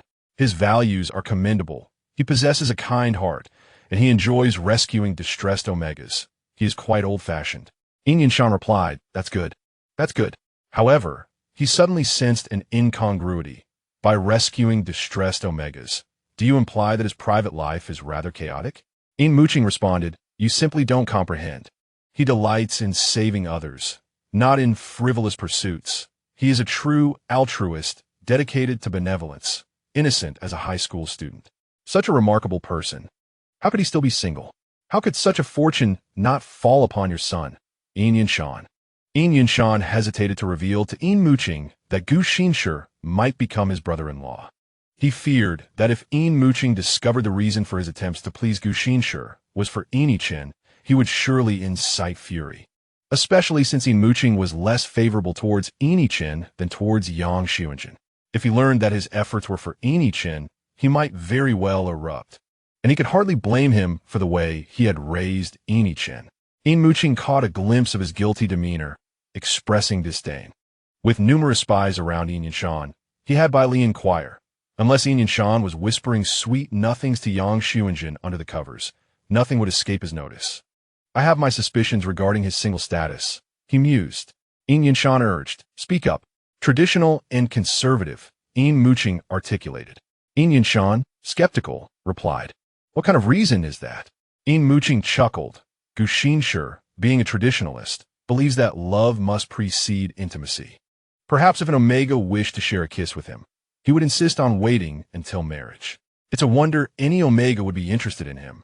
Young omegas pursue sweet romances, not philosophical discussions with a guidance counselor. He is merely an object of admiration, not someone to be pursued. As he pondered, he presumed Yang Xiuanjin would soon arrive, so he dusted off his clothes and stood up. I must take my leave. Chapter 23. To heir is human. Yin Muqing closed the door. Bai Li was chatting with the bodyguard at the entrance when he saw Yin Muqing emerge and eagerly introduced. Young master, this is Quan Gue. Quan Gue, he acknowledged. Yin Muqing observed the imposing figure before him, nearly 2 meters tall, and murmured, So it's Quan Gue. Quite impressive. Bai Li had originally been waiting in the car, but upon remembering that Quan Gue was stationed in front of the master's hospital room, he entered the hospital. Unfortunately, he had arrived at an inopportune moment. Quan Gue had just gone on break for a meal, but the bodyguard's break was brief, and Quan Gue returned to his post in about 10 minutes. After exchanging just a few words, Yin Muqing soon emerged. He typically inquired, Who has been entering and exiting the hospital room these past few days? Mr. Yang and the young master, as well as the examining doctor, Bai Li replied. Yin Muqing, understanding, asked, Has the master exhibited any unusual behavior? From within the hospital room, Yin Yinshan's voice thundered, You little rascal, I am still here. Guangyi, family.He responded in a serious tone, None. Very well, continue to observe. After the master is discharged, you shall accompany me in my duties. Yin Muqing was quite pleased. Who does not appreciate a loyal subordinate? Quan Gue bowed. Thank you, young master. Bai Li was delighted and exchanged knowing glances with the silent bodyguard. After leaving the hospital, Yin Muqing proceeded to a villa in the outskirts. This villa, a relic of the last century, stands solitary amidst a dense forest, far removed from human habitation. It has been struck by lightning, ravaged by fire, and subjected to numerous renovations. Yet the air of decay and antiquity remains palpable. As vehicles meander along the winding mountain road, they traverse the ancient trees that obscure the sky, revealing a European-style mansion reminiscent of a vampire's castle. This is the private prison of the Yin family. The grand entrance opens automatically, allowing the car to glide along the main drive into the villa. Yin Muqing steps out, donning sunglasses, and gazes up at the towering edifice. Awaiting him at the door is an administrator, his face marred by a deep scar that extends from beneath his eye into his scalp, a visage both grotesque and fearsome. Yin Muqing removes his sunglasses and inquires, "How fared the last individual we delivered?" The administrator grins ominously. Everything has been arranged meticulously. The ground level of the castle serves as a normal living area featuring bedrooms, a kitchen, a study, and even a game room. When it was constructed, Yin Muqing had no particular demands, merely instructing that every room be furnished without exception. Beneath the castle lies a three-tiered dungeon filled with cells and interrogation rooms. In his leisure, Yin Muqing has amassed an array of torture instruments, reminiscent of the infamous 10 tortures of the Qing dynasty, stained with the dried blood of ages, enough to instill dread merely by sight. Yin Muqing descends to the third basement level via the elevator, the numbers ascending from 1 to 3 as the temperature drops. The moment the doors open, a chilling aura envelopes him. The administrator chuckles softly. "It's always like this upon your arrival. One wonders whose spirit haunts this place, lingering still." Yin Muqing scoffs. Perhaps it has long since departed. This one is new. Unfazed by specters, he regards them as mere figments of the defeated, fantasies of revenge from those who could not prevail in life. Stepping out of the elevator, the icy atmosphere dissipates instantly. The corridor on the third basement level is lined with individual cells, each possessing a narrow window merely 10 centimeters wide. Peering through the openings reveals only darkness. The light switches for the cells are located outside in the corridor, a component of the punishment. Humans instinctively gravitate towards light. The enveloping darkness breeds boundless fear, and those with fragile psychological resilience may easily succumb within this setting. The administrator remarks, "Lu Bo, that coward, was so frightened he wet himself before even exiting the elevator." It's baffling how such trash dared to betray the Yin family. His foolishness led to his easy manipulation. Lu Bo has little of value to interrogate, as his wealth originated from Lu Bing'er's machinations. How should we handle Lu Bo, then, as per the young master's directive? The administrator queries. Yin Muqing counters with a question. How long has Butler Lu been with the Yin family? The administrator, uncertain of his intent, hesitates before responding. Over 20 years. Yin Muqing inquires again. Has there been any evidence implicating Butler Lu in this matter? The administrator replies candidly. Butler Lu was not involved. Yin Muqing halts, appearing troubled. On the day I apprehended Lu Bo, Butler Lu insisted vehemently that he was wronged. After more than 20 years in our service, to not trust the family and act recklessly, this has greatly disappointed me. The administrator suddenly comprehends and, in a moment of self-realization, raises his hand and strikes his own face with considerable force, leaving 5 distinct fingerprints upon his cheek. Yin Muqing glanced at him and inquired, "What is the matter?" "Young master, I am guilty." The administrator bowed his head. "What crime?" Yin Muqing asked nonchalantly. "I suddenly recalled that there are numerous discrepancies regarding Steward Lu that I forgot to investigate. Please grant me another day, and I shall uncover the truth," he pleaded. Yin Muqing smiled. To acknowledge one's faults and strive for correction is truly commendable. If Lu Bo were to perish, then Steward Lu would undoubtedly meet the same fate. Yin Muqing would not allow any lingering threats to remain, for even the smallest ant can inflict pain with its sting. The administrator halted before a cell door, illuminating the area and entering a password to unlock it. Within the chamber, a man was suspended from the ceiling, steel cables binding his wrists. Due to the lack of blood circulation, his wrists had turned a ghastly shade of purple and black. His head hung low, damp hair obscuring his face, leaving him in a state of uncertain existence. Yin Muqing took a seat, lit a cigarette, and accepted the documents handed to him by the administrator, chuckling lightly. "Is this Chu Yong? His true name? Quite brave indeed." The administrator pressed a button, and a nozzle emerged from the wall, spraying ice-cold salt water upon the suspended figure. The man shuddered, his soaked garments clinging to his skin, revealing a tapestry of whip scars. He emitted a pained groan. The administrator explained, The wounds are rather unsightly, and I did not wish to offend the young master's eyes. Thus, I clothed him. However, this action proved somewhat futile, for the garments provided were of dubious quality and, being white and thin, displayed the injuries in stark detail once drenched. Yin Muqing observed that the wounds had begun to rot and turn pale, with pinkish fluid seeping from them. Had it not been for the absence of flies, one might fear they would have already become infested. Yin Muqing commanded, "Lower him down." He preferred not to gaze upwards at others, despite the man's actual lower position. Upon hearing this, the administrator pressed another button, causing the steel cables to emit a clanking sound as they gradually lengthened, allowing the suspended man to descend slowly. As his feet touched the ground, Chu Yong appeared as if he possessed no legs, or perhaps no bones, collapsing to the floor like a heap of flesh, utterly motionless. Yin Muqing spoke to himself, yet directed his query at the administrator. In his condition, how many of the top 10 tortures of the Qing dynasty could he withstand? Before the administrator could respond, Chu Yong had already risen. I confess. Chapter 24. Arranged marriage. As dusk fell, Gu Xinshi drove into the Gu residence. The steward had been awaiting him at the entrance. Upon seeing him disembark, he promptly instructed the servants to retrieve the luggage from the trunk. The steward smiled. "Young master, it seems you will be staying for a few days this time." Gu Xinshi nodded in acknowledgement. In the living room, Gu's mother was arranging flowers. Upon noticing his arrival, she discarded the branch in her hand and stealthily pulled his arm, leading him aside to impart her ambiguous counsel. "You must remember, I have always stood by your side, but I wish to find a solution that accommodates both sides. If an amicable resolution is unattainable, I reiterate, I am on your side." Gu Xinshi smiled helplessly. "I understand."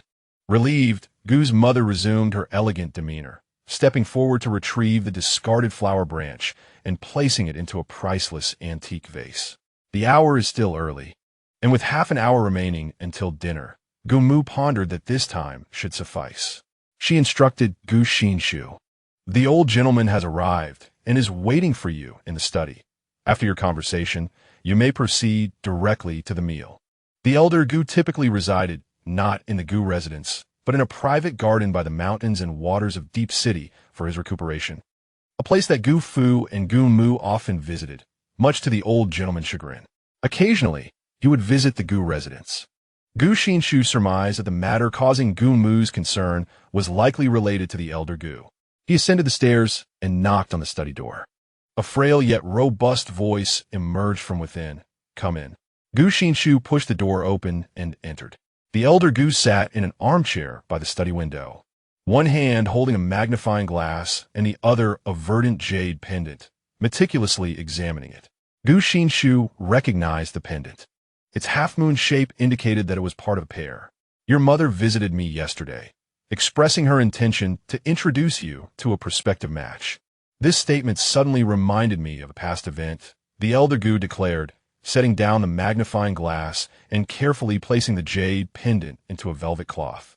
"In my youth, someone rescued the Gu family from peril. Had it not been for him, the Gu family would have perished long ago. I vowed that if the Gu family were to flourish, my child would wed their child, with this jade pendant as a testament." The elder Gu would not mention such a tale without cause, prompting Gu Xinshi to speculate. Has Grandpa broken his promise? The elder Gu nodded slightly before shaking his head. Not exactly. That individual was quite the libertine, and there was only one alpha in the direct line. Your father is also an alpha, thus the union could not materialize. However, he continued, shifting his tone, it could be considered a broken promise. When your father was engaged, I was not at home. It was entirely your grandmother's arrangement. By the time I returned, your father had already become betrothed to your mother, leaving me with no choice but to acquiesce. With the conversation having reached this point, Gu Xinshi felt compelled to speak. He fixed his gaze upon his elder. Are you suggesting that I should marry the descendant of your acquaintance? The elder Gu sighed. I understand this may feel burdensome for you, but as the eldest grandson of the Gu family, it is your duty. I have never interfered with your choice of university major, nor have I uttered a word against your decision to venture into business instead of politics. Gu Xinshi lowered his gaze. When he expressed his desire to start a company, it was his father who opposed him most vehemently. having spent a lifetime in politics. Gu Fu had cultivated Gu Xinshi as a successor, having reached a certain pinnacle of success. Though his mother cared for him, she also believed that running a company was arduous and had once questioned whether it was due to insufficient allowance that her son was eager to earn money. Noticing Gu Xinshi's silence, the elder Gu, unwilling to press further, suggested, "If you disagree, that is acceptable.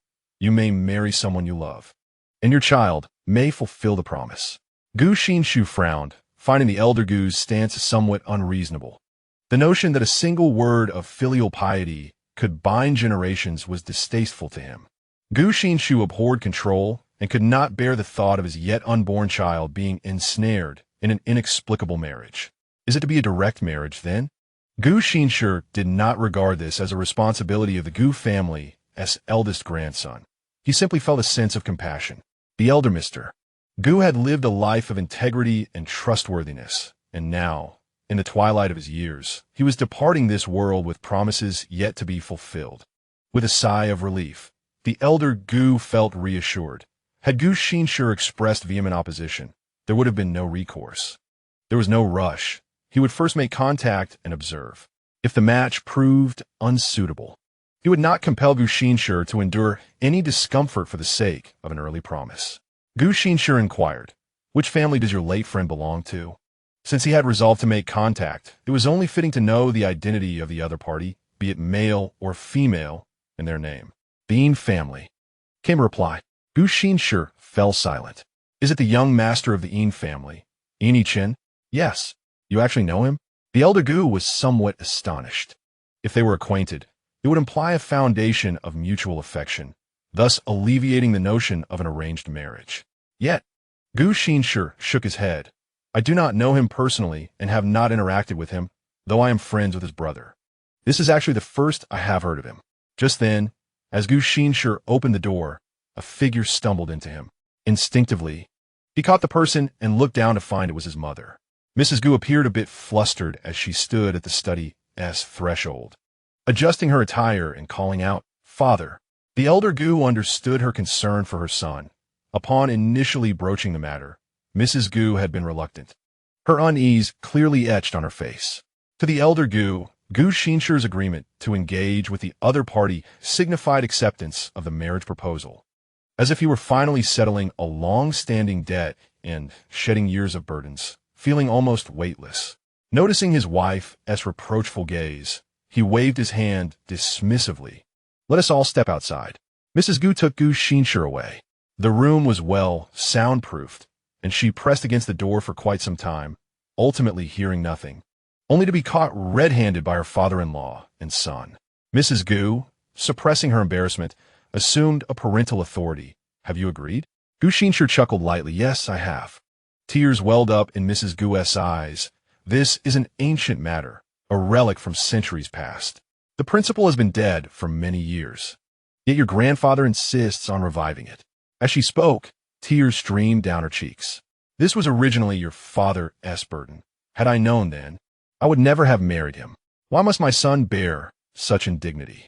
Gu Xinshi clumsily retrieved a handkerchief to dab away his mother's tears, comforting her. "How is it an indignity? Grandfather has not coerced me. I am doing this of my own volition." The thought of her son being so considerate and selfless, only to have his kindness exploited, ignited a fire of frustration within Mrs. Gu. She poked Gu Xinshi with her finger. "Why can't you be a little rebellious? Stop always putting yourself at a disadvantage." After a considerable time of comforting, Gu Xinshi finally managed to quell his mother's tears.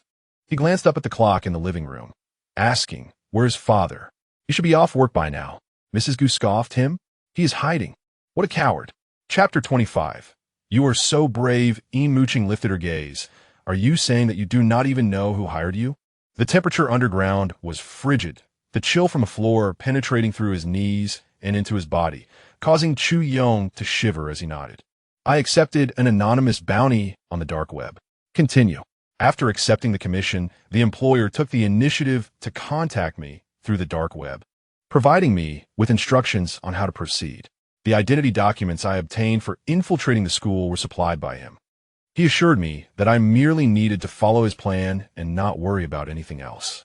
I had spent 3 months at the school, and he assigned me a solitary task to befriend Inichen. It was only on that fateful day, while lying on the bed in my rented room, that I discovered a handgun along with a note he had left for me. Chu Yong found himself engulfed in memories. The note instructed me to find a way to infiltrate the birthday banquet of the head of the Yin family, stating that chaos would ensue during the celebration, allowing me to take advantage of the disorder to eliminate Yin Yinshan. Yin Muqing pressed her forehead. So, you only learned that your target was Yin Yinshan right before the mission? Do you even know who Yin Yinshan is? Gu Yongrima said, Indeed. I discovered the identity of my target on the final day.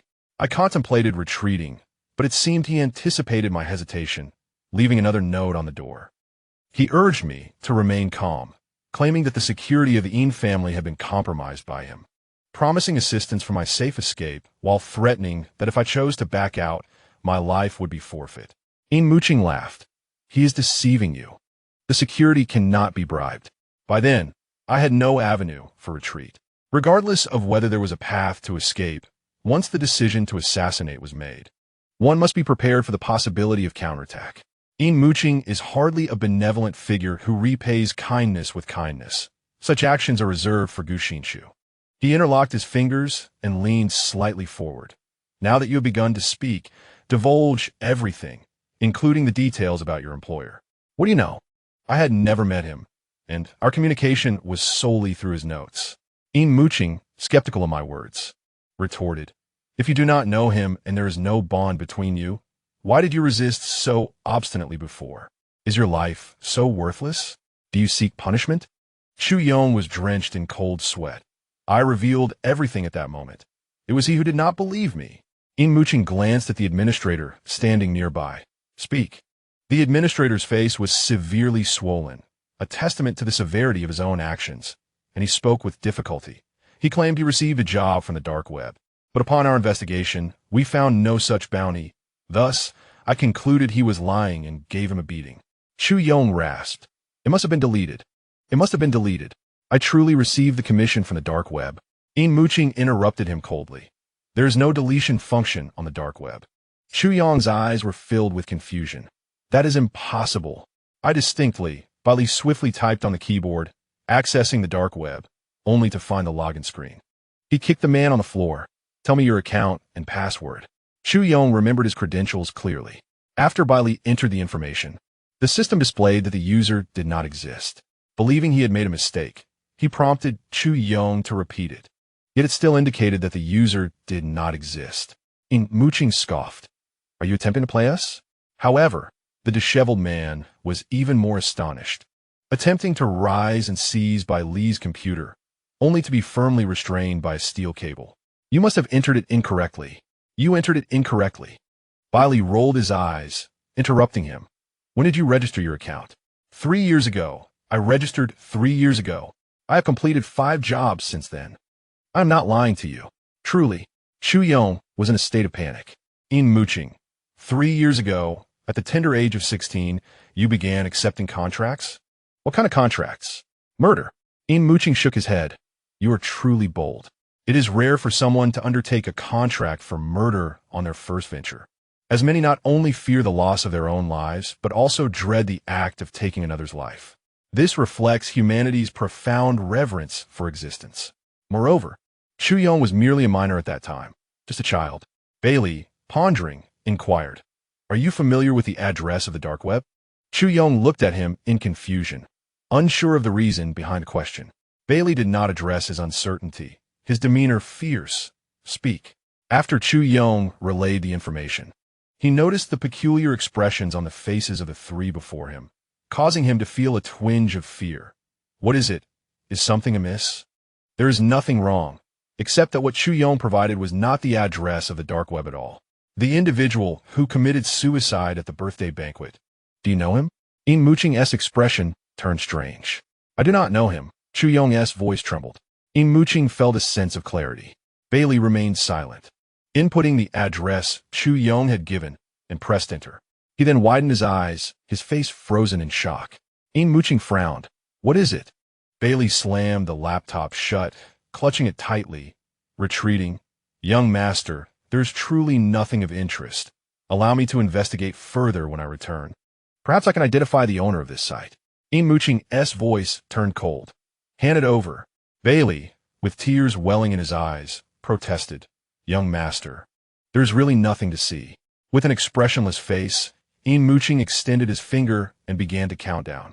3, 2, 1. At the sound of the last number, Bailey lunged to his left, placing the laptop on Yin Muqing's lap, appearing as though he might burst into tears. Yin Muqing opened the laptop. On the screen, a manipulated photo of him appeared, his face grotesquely altered into that of a clown, the image depicting only his head with a bloodied, severed neck. The word Joker splattered in blood-like letters across the screen. Bailey gritted his teeth. Young master, grant me time. I will surely unearth him. In contrast to Bailey's fury, Yin Muqing remained unfazed. Is this all? You are this incensed over such triviality? The assassination attempt was a failure on their part. The true coward is this nameless jester. And now it is time for the Yin family to retaliate. The photo, in his eyes, was akin to a child's play, foolish and juvenile. Bailey, in a fit of anger, kicked Chu Yong. What else do you know? Speak. Chu Yong, devoid of any power to resist, felt his vision darken from the kick. I know nothing more, truly nothing. Yin Muqing returned the laptop to Bailey, brushed off his clothing, and stood. Let us conclude here for today. The administrator inquired how to deal with Chu Yong. Yin Muqing stretched his shoulders, casting a glance at the man on the ground, akin to a drowned rat, his tone flat. Save him, and we shall burn him together. A profound panic enveloped Chu Yong entirely, as the man before him easily dictated his fate, as though he were merely an insignificant ant. He did not wish to die. He was still so young. Chu Yong crawled toward Yin Muqing, tears and snot smeared across his face. Sir, I implore you, spare me. I have not laid a hand on anyone. I am still so young. Yin Muqing chuckled. Have you studied law? Chu Yong shook his head. Murder can be categorized into preparation, attempt, and completion. However, in my perspective, regardless of the classification, it is invariably a capital offense. Yin Muqing spoke slowly. Oh, by the way, the juvenile protection laws do not apply in my case, especially since you are already of age, Mr. Chu Yong.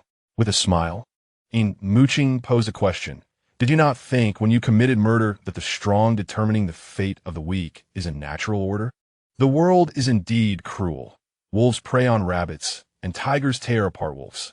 Chu Yong, in a state of mental collapse, sat on the ground, perceiving only the movement of the man's lips, unable to discern a single sound. A sudden stench wafted through the air, prompting Yin Muqing to cover his nose in disgust and stride away. Chapter 26. Conspiracy emerging from the basement. Yin Muqing made his way to the back garden, igniting a cigarette and taking a puff, the smoke escaping his lips like clouds scattered by the wind. The castle, shrouded in shadow, rarely basked in sunlight, while the garden stone steps were overrun with verdant moss, with the occasional mushroom peeking through. From that prank photo, he deduced that the proprietor of the pirated dark web was indeed the puppeteer behind the scenes. Even if he wasn't a mastermind, he was surely the instigator, having orchestrated the scheme for at least 3 years, disguising erroneous websites as the dark web, spreading them through acquaintances, primarily targeting adolescents, individuals whose understanding remains underdeveloped and thus easily malleable. The web of human connections is vast, akin to a grand tree, with branches extending infinitely and yielding a staggering multitude. By issuing tasks, suitable assassins could be selected from among those who ventured into the site. For this assassination, there were 2 individuals involved. The first fired a shot but failed to secure a kill. Surveillance footage revealed his panicked expression, and his decision to take his own life was resolute, almost as if he felt a sense of relief at its conclusion. Yin Muqing dispatched investigators to examine the deceased residence, discovering that the individual had received a video in his email. After watching it, he promptly deleted it, but Bailey managed to recover the data. It was an execution video featuring a condemned prisoner and an executioner whose hands were the only visible part, employing methods so brutal they were appalling. Yin Muqing, who did not consider himself a virtuous man and had a keen understanding of human torment, found himself frowning while watching the footage. Thus, the methods employed by the mastermind against him were intimidation, while for Chu Yong, they were deception. Chu Yong was the second individual. Despite having a record of killing 5, he faltered when confronted by the armed bodyguards of the Yin family. Realizing at that moment that he had been deceived by his employer, he was not a death warrior. Had it not been for the threats and deceit, he would never have embarked on this perilous path. From Yin Muqing's perspective, he was still too foolish. The puppeteer had no scruples, specifically targeting such naive youths. A clever individual would have recognized the website for the counterfeit. It was long ago. This served as a layer of filtration, sifting out the astute and leaving behind the valiant yet foolhardy. As the cigarette burned down to its end, Yin Muqing discarded it onto the ground, where the glowing embers flickered before he extinguished it with a foot, merging it with the damp, decaying leaves. Bailey remarked, "This is unethical. Here we go again." Yin Muqing shot him a sidelong glance. Your young master was insulted. May he not even discard a cigarette, but Bailey instantly wilted like a frostbitten eggplant, deflated, lamenting, "I truly am useless." Yin Muqing chose to ignore him and turned to the administrator, inquiring, "Who is the guest with the gun?" "And Jianing," the administrator replied. "In? The one from the Yin family that deals in food?" "Indeed, and Jianing is the eldest son of that family." Yin Muqing frowned. What is his involvement? How dare he associate himself with the Yin family in such a manner? The administrator forced a smile, his grotesque scar resembling a writhing centipede. Gu Yong's Befriend? Onway. Isn't Jianing's younger brother. Chu Yong confessed to secretly placing the gun on Jianing. A gun is hardly a trivial item. How could he not notice it? The administrator explained. Chu Yong had spilled wine on Jianing's coat beforehand. When Jianing took off the coat, Chu Yong, who was serving at the time, easily seized the opportunity to slip the gun into it.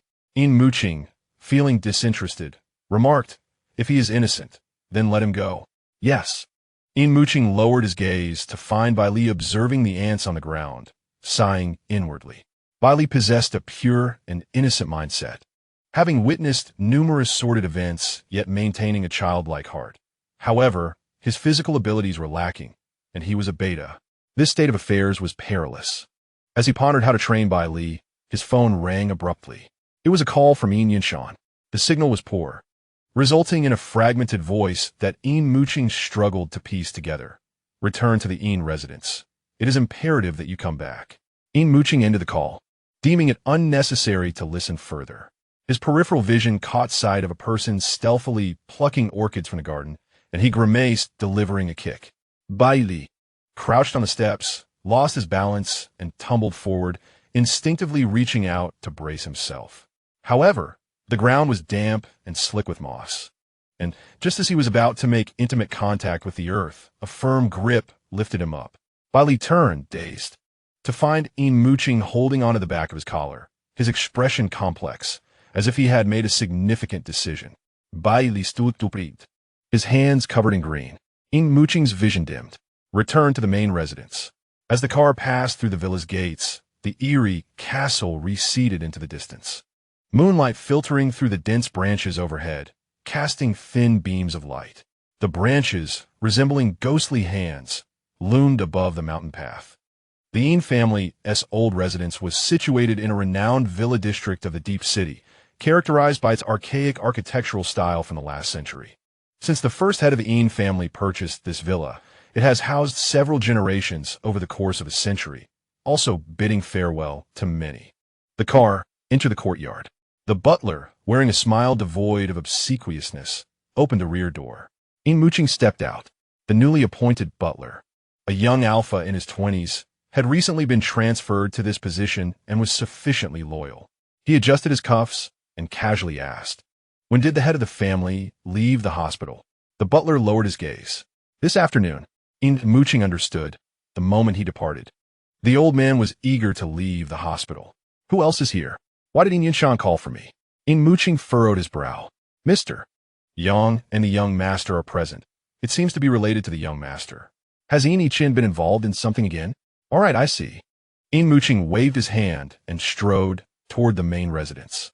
Yin Muqing entered the hall, where only a maid was engaged in tidying up, diligently wiping the leaves of the green plants with a cloth. Upon seeing Yin Muqing, the maid's eyes brightened, and she hurried over, saying, "Young master, the head of the household mentioned that you should find him in the bedroom upon your arrival."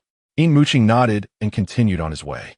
The maid, her curiosity piqued, followed a couple of steps behind him and asked, "Young master, have you had your meal? Today, we have beef airlifted from country R. Shall I prepare some for you, so you can enjoy it after your business is concluded?" Yin Muqing, without halting his pace, replied, "Please prepare it, and send a portion to the control room for Bailey." "Certainly," the maid exclaimed cheerfully as she dashed off. Yin Muqing did not knock, but pushed the door open, only to stumble upon Yin Yunshan embracing Yang Xuanzhen in a compromising position. His hand froze momentarily before he abruptly closed the door, shocked by the elder's indiscretion. The door slammed shut with a resounding bang. Startled, Yin Yunshan inquired, "Who was that just now?" Yang Xuanzhen, adjusting her attire, smiled and replied, "It was Muqing." Yin Yunshan's expression darkened slightly. He couldn't knock? When did he develop such a habit? Yang Xuanzhen stood up, still smiling. This is what true father-son dynamics look like, akin to a friendship in an ordinary family. Yin Yunshan's demeanor softened as he playfully pinched Yang Xuanzhen's cheek. "You must defend him." Yang Xuanzhen.Little, remaining silent. Chapter 27. It was my brother-in-law who gifted it to me. Yin Muqing stood at the doorway, utterly perplexed. How could such matters be so easily overlooked? Indeed, lust reigned supreme. The doorknob rattled, causing Yin Muqing to frown and step back. Yang Xuanzhen gently opened the door, her gaze landing on her indifferent stepson. With a glimmer in her eyes, she smiled slightly as she stepped out. With a soft click, the door closed behind her. "Muqing, have you eaten?" Yang Xuanzhen inquired, looking up at him. "Not yet. I have asked the maid to prepare something," Yin Muqing replied coolly. Yang Xuanzhen lowered her gaze, her perpetual smile remaining intact. "That's good to hear." With that, she stepped aside, gesturing towards the door handle behind her. "Your father is waiting for you. You may enter." Yin Muqing nodded and pushed the door open.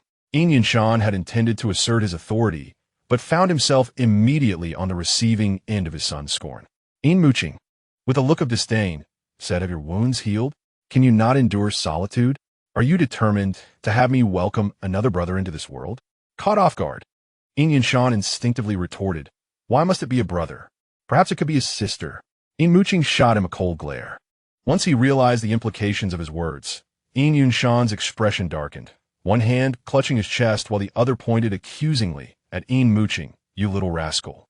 Yang Xuanzhen is merely helping me with an itch. What nonsense are you conjuring?" Following the stitching of his chest, his arms were restricted from free movement, especially backward, creating an uncomfortable tugging sensation at the wound.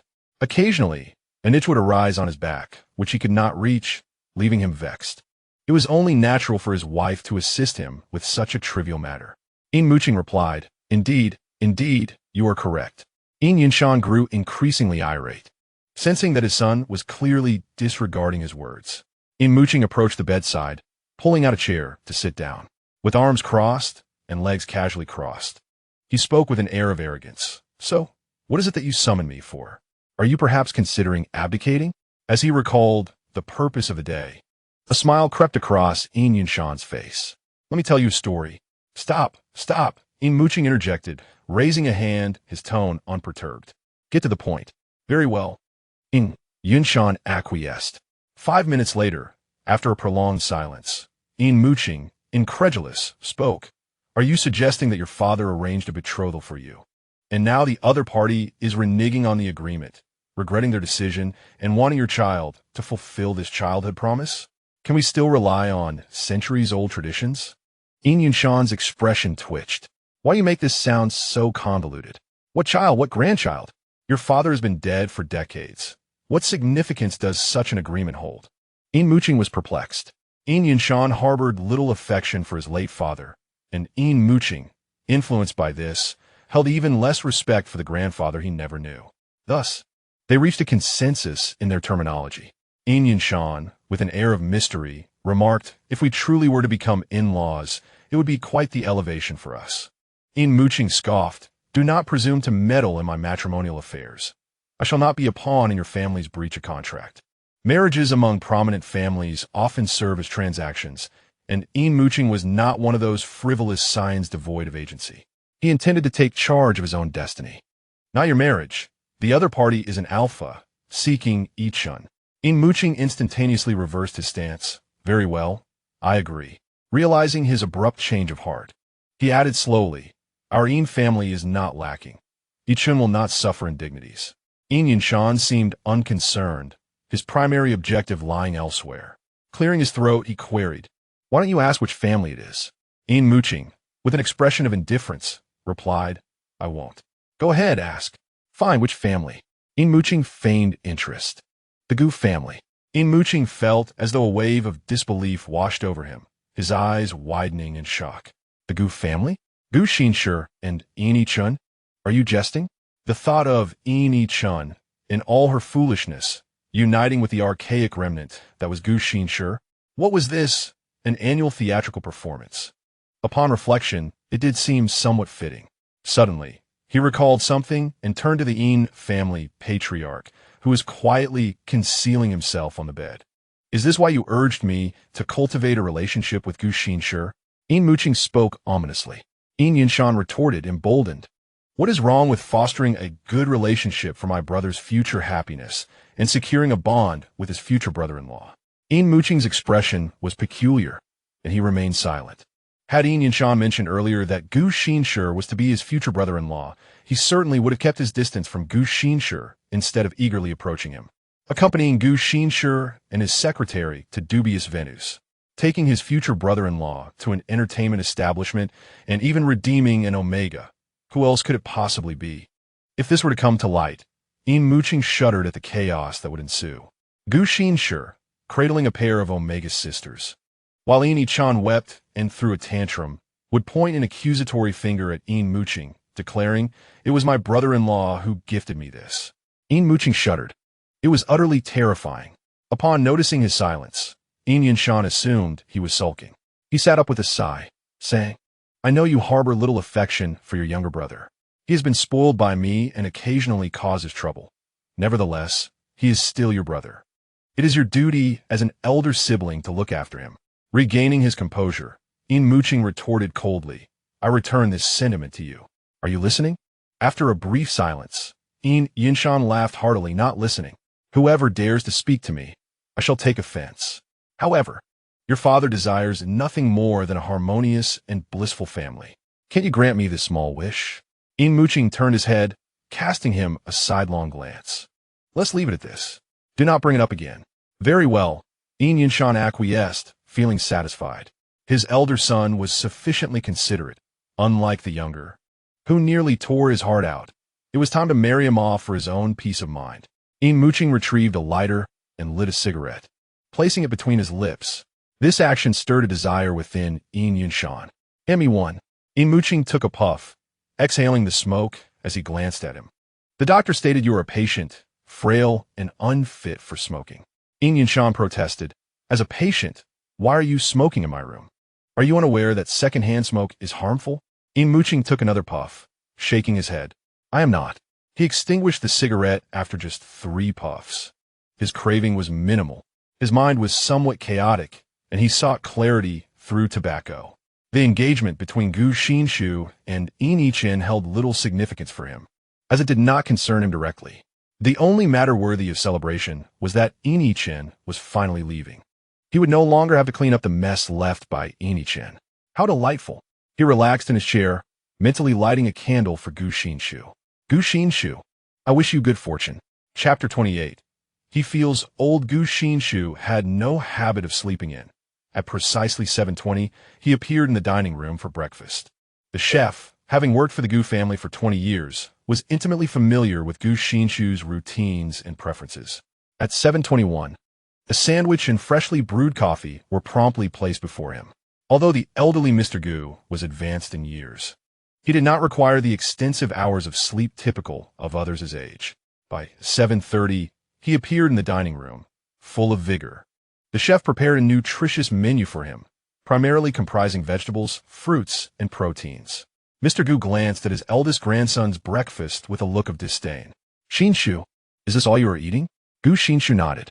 Mr. Gu could not help but critique, with such a sparse diet, How can you maintain your health? When you were in the army, you used to consume 9 large buns for breakfast. Gu Xinshi almost choked. During his military days, daily drills necessitated a larger intake. Now, with a job that demanded less physical exertion, his consumption had naturally decreased.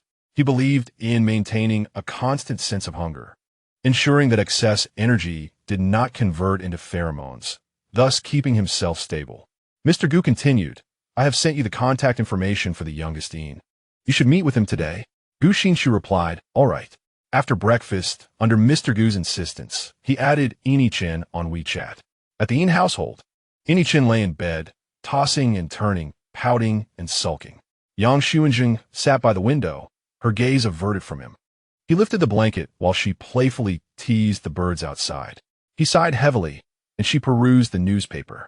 Unable to contain himself, Yin flung himself onto Yang Xuanjing's lap, exclaiming, Father, I do not wish for an arranged marriage. I do not even know him. But people transition from strangers to acquaintances. Were you not unfamiliar with your friends before you came to know them? Yang Xuanjing replied with a gentle smile, ruffling Yin-chen's hair. But he is so old, in his 20s, while I am merely 18. Yin-chen pouted. The melodious chirping of birds filled the air, and the shadows of trees danced outside. Yang Xuanjing lifted her gaze, her tone serene. In one's 20s, one is at the prime of youth, handsome and charming. Besides, it is merely an engagement. Marriage is still far off. But I do not want to, Yin-chen retorted in frustration, pacing the room with an indignant stomp. A gentle breeze wafted through the window, sending leaves tumbling onto the table. Yang Xuanjing picked up a leaf and tossed it away. Why do you not want to? I desire to love freely. She chuckled lightly. Silly child, you are still young, hence such naive thoughts. Listen to your father, and get to know Gu Xinshi better. Yin-chen flung himself onto the bed, muttering defiantly, it is clearly you adults who are too materialistic. Do you not understand what love truly means? A particular word struck a chord within Yang Xuanjing, and she replied coldly, I certainly do. The Yin family has raised you for 18 years. This matter transcends your personal desires. It concerns the future of the Yin family.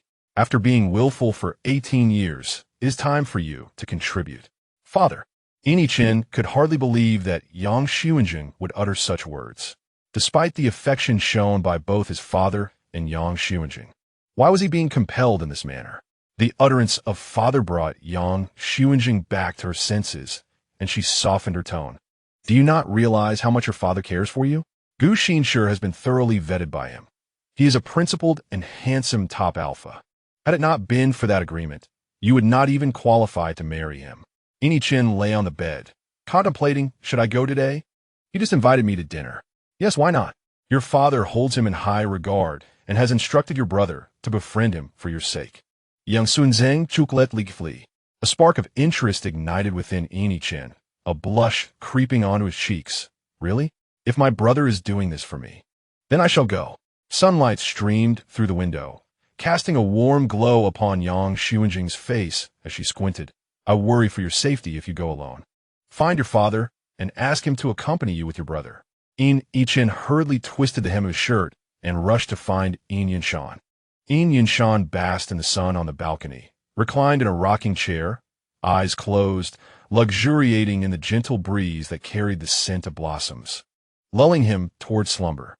Suddenly, a loud bang echoed as the door was flung open, hitting the wall with force and bouncing back.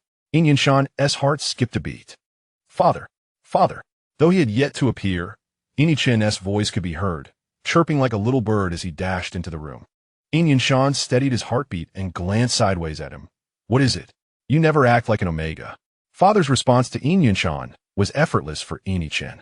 He knelt on the carpet, wrapping his arms around Yin-shan's arm, shaking it gently. Stop, stop. What grandiose scheme are you concocting this time? Yin-shan withdrew his hand. Every time Yin-chen sought his assistance or wished to evade punishment for his misdeeds, he resorted to affection as a means to achieve his ends. Yin-shan was accustomed to this behavior, for the Yin family was affluent enough to indulge a newly matured omega without hesitation. He affectionately pinched his younger son's cheek, saying, Speak up, my child. What do you desire? Your father will fulfill your wishes. Yin Yiqin sweetly replied, I want my brother to accompany me on a date. Yin Yunshan's expression froze, retracting his hand. While he could procure the stars and the moon, even rent a rocket to retrieve them, he was uncertain about allowing Yin Muqing to accompany his younger brother on a date. With a serious tone, Yin Yunshan said, Yiqin, why do you need your brother to accompany you? It's a date. His presence would only serve as an unwelcome distraction. I don't care. I want my brother with me, Yin Yiqin insisted, having grown accustomed to being spoiled. Seeing Yin Yunshan's troubled expression, his eyes reddened. I have already agreed to let you date Gu Xinshi, yet you cannot even grant me this small request. This was no trivial request, and Yin Yunshan felt overwhelmed. Just then, as if summoned by the conversation, Yin Muqing appeared at the doorway, holding a stack of documents. His indifferent gaze swept across the room, and without a word, he turned to leave. How unfortunate, he thought, his expression unreadable as he hastily departed, as if the room were filled with peril. Destined. Come back, Yin Yunshan bellowed. Clutching his chest, Yin Muqing quickened his pace. Yin Yunshan picked up his phone from the table and dialed Yin Muqing's number. As Yin Muqing reached the end of the corridor, he glanced at the screen displaying his father's name. Suppressing the urge to hang up, he answered, What is it? The door to the room remained ajar, and the voices from the phone and the distant room echoed in succession. Today, Yiqin is going on a date with Gu Xinshi. You must accompany your brother. Yin Muqing replied impatiently. Isn't there a driver at home? It's Saturday. The driver is off today. Skeptical, Yin Muqing remained silent. Yin Yunshan's voice resounded again. Go on this date with Yiqin. I will not interfere with your marriage plans, not even if you choose an alpha. Is that clear? Chapter 29.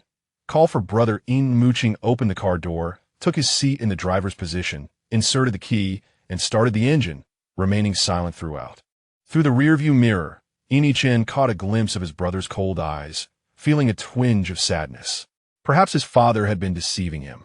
It seemed his brother still harbored disdain for him. Yin Muqing ignored Yin Yiqin's furtive glances. His demeanor towards him had always been one of keeping a distance, avoiding any unnecessary closeness. Unlike the sibling rivalries often seen in other affluent families, the rift between them was entirely Yin Yiqin's doing. Yin Muqing venerates the supremacy of the strong over the weak. Should Yin Yiqin possess the capability, even if Yin Yunshan clings to the feudal belief that omegas are ultimately destined to bear offspring for other families, he would still support Yin Yiqin in jointly presiding over the Yin family. However, Yin Yiqin evidently does not meet Yin Muqing's expectations.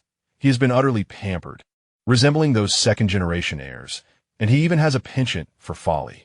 Are you certain this destination is suitable? Yin Muqing inquired, incredulous that Gu Xinshi might be so dull as to arrange a rendezvous at a tea house. How absurd. It's a perfect match for Yin Yiqin. He had asked me where I wished to go, and I had told him it was up to him. Who would have guessed he would select such a quaint venue? I remarked that he was getting on in years. Yin Yiqin ground his teeth. Yin Muqing shot him a sidelong glance. Getting on in years? What do you know, you little brat? The vehicle came to a halt beneath an ancient edifice, where a sign adorned with flowing script proclaimed, Yinshui Gorge. Yin Muqing opened the car door and stepped out, immediately enveloped by the bitter aroma of tea. Yin Yiqin stood obediently behind him. Initially, Yin Muqing had intended to drop him off and depart, but upon reconsideration, he realized he could not miss such an intriguing affair. I'll accompany you inside shortly. Remember to behave and refrain from being willful. We mustn't frighten Gu Xinshi away. All right. Yin Yiqin's eyes sparkled as he reached out to grasp his brother's hand, only to have it deftly evaded.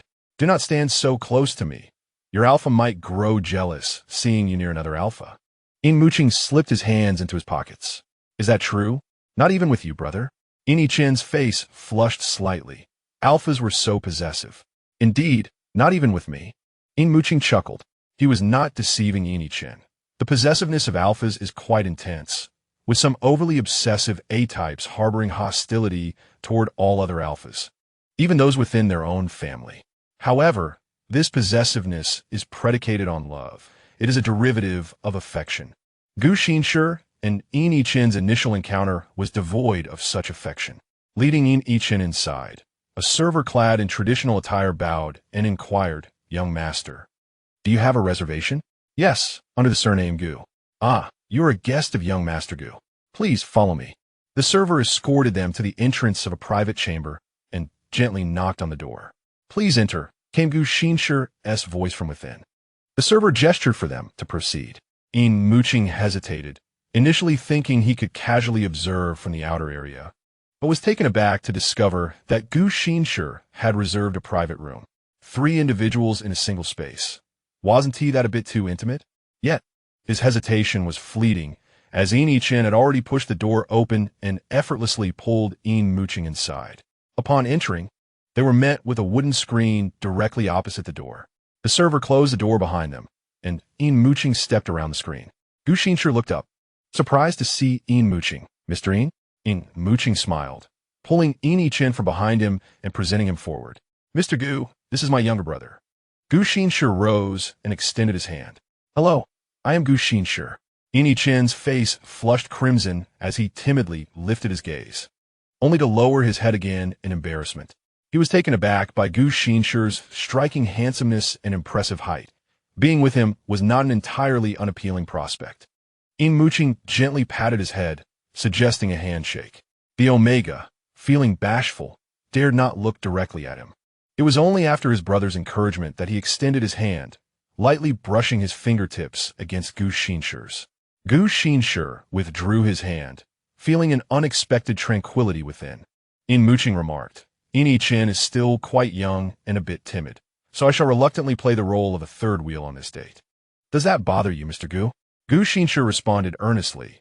Mr. Yin is truly a wonderful brother. Yin Muqing paused, sensing an undercurrent of sarcasm in his words. However, Gu Xinshi's sentiment was genuine. He was unaware of the nuanced dynamics of their brotherly bond and merely recognized Yin Muqing's actions as those of a good elder brother. After all, he believed that he could never accompany a brother on such an outing. Gu Xinshi inquired about their tea preferences. Yin Muqing replied, green tea. Yin Muqing added, Ming Thea. Very well, Gu Xinshi acknowledged.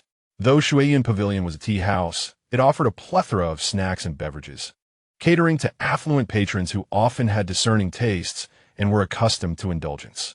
Thus, the tea house maintained a small kitchen stocked with a variety of ingredients. Guests could request whatever they desired, and the waitstaff would relay their wishes to the kitchen for preparation. A server brought forth a cup of milk tea and a tin of tea leaves. Gu Xinshi accepted the tea leaves and gestured for the server to present the milk tea to Yin Muqing. After taking a sip, Yin Muqing found it quite enjoyable, though not excessively sweet. Gu Xinshi lowered his gaze, stating, Allow me to brew tea for you, Mr. Yin.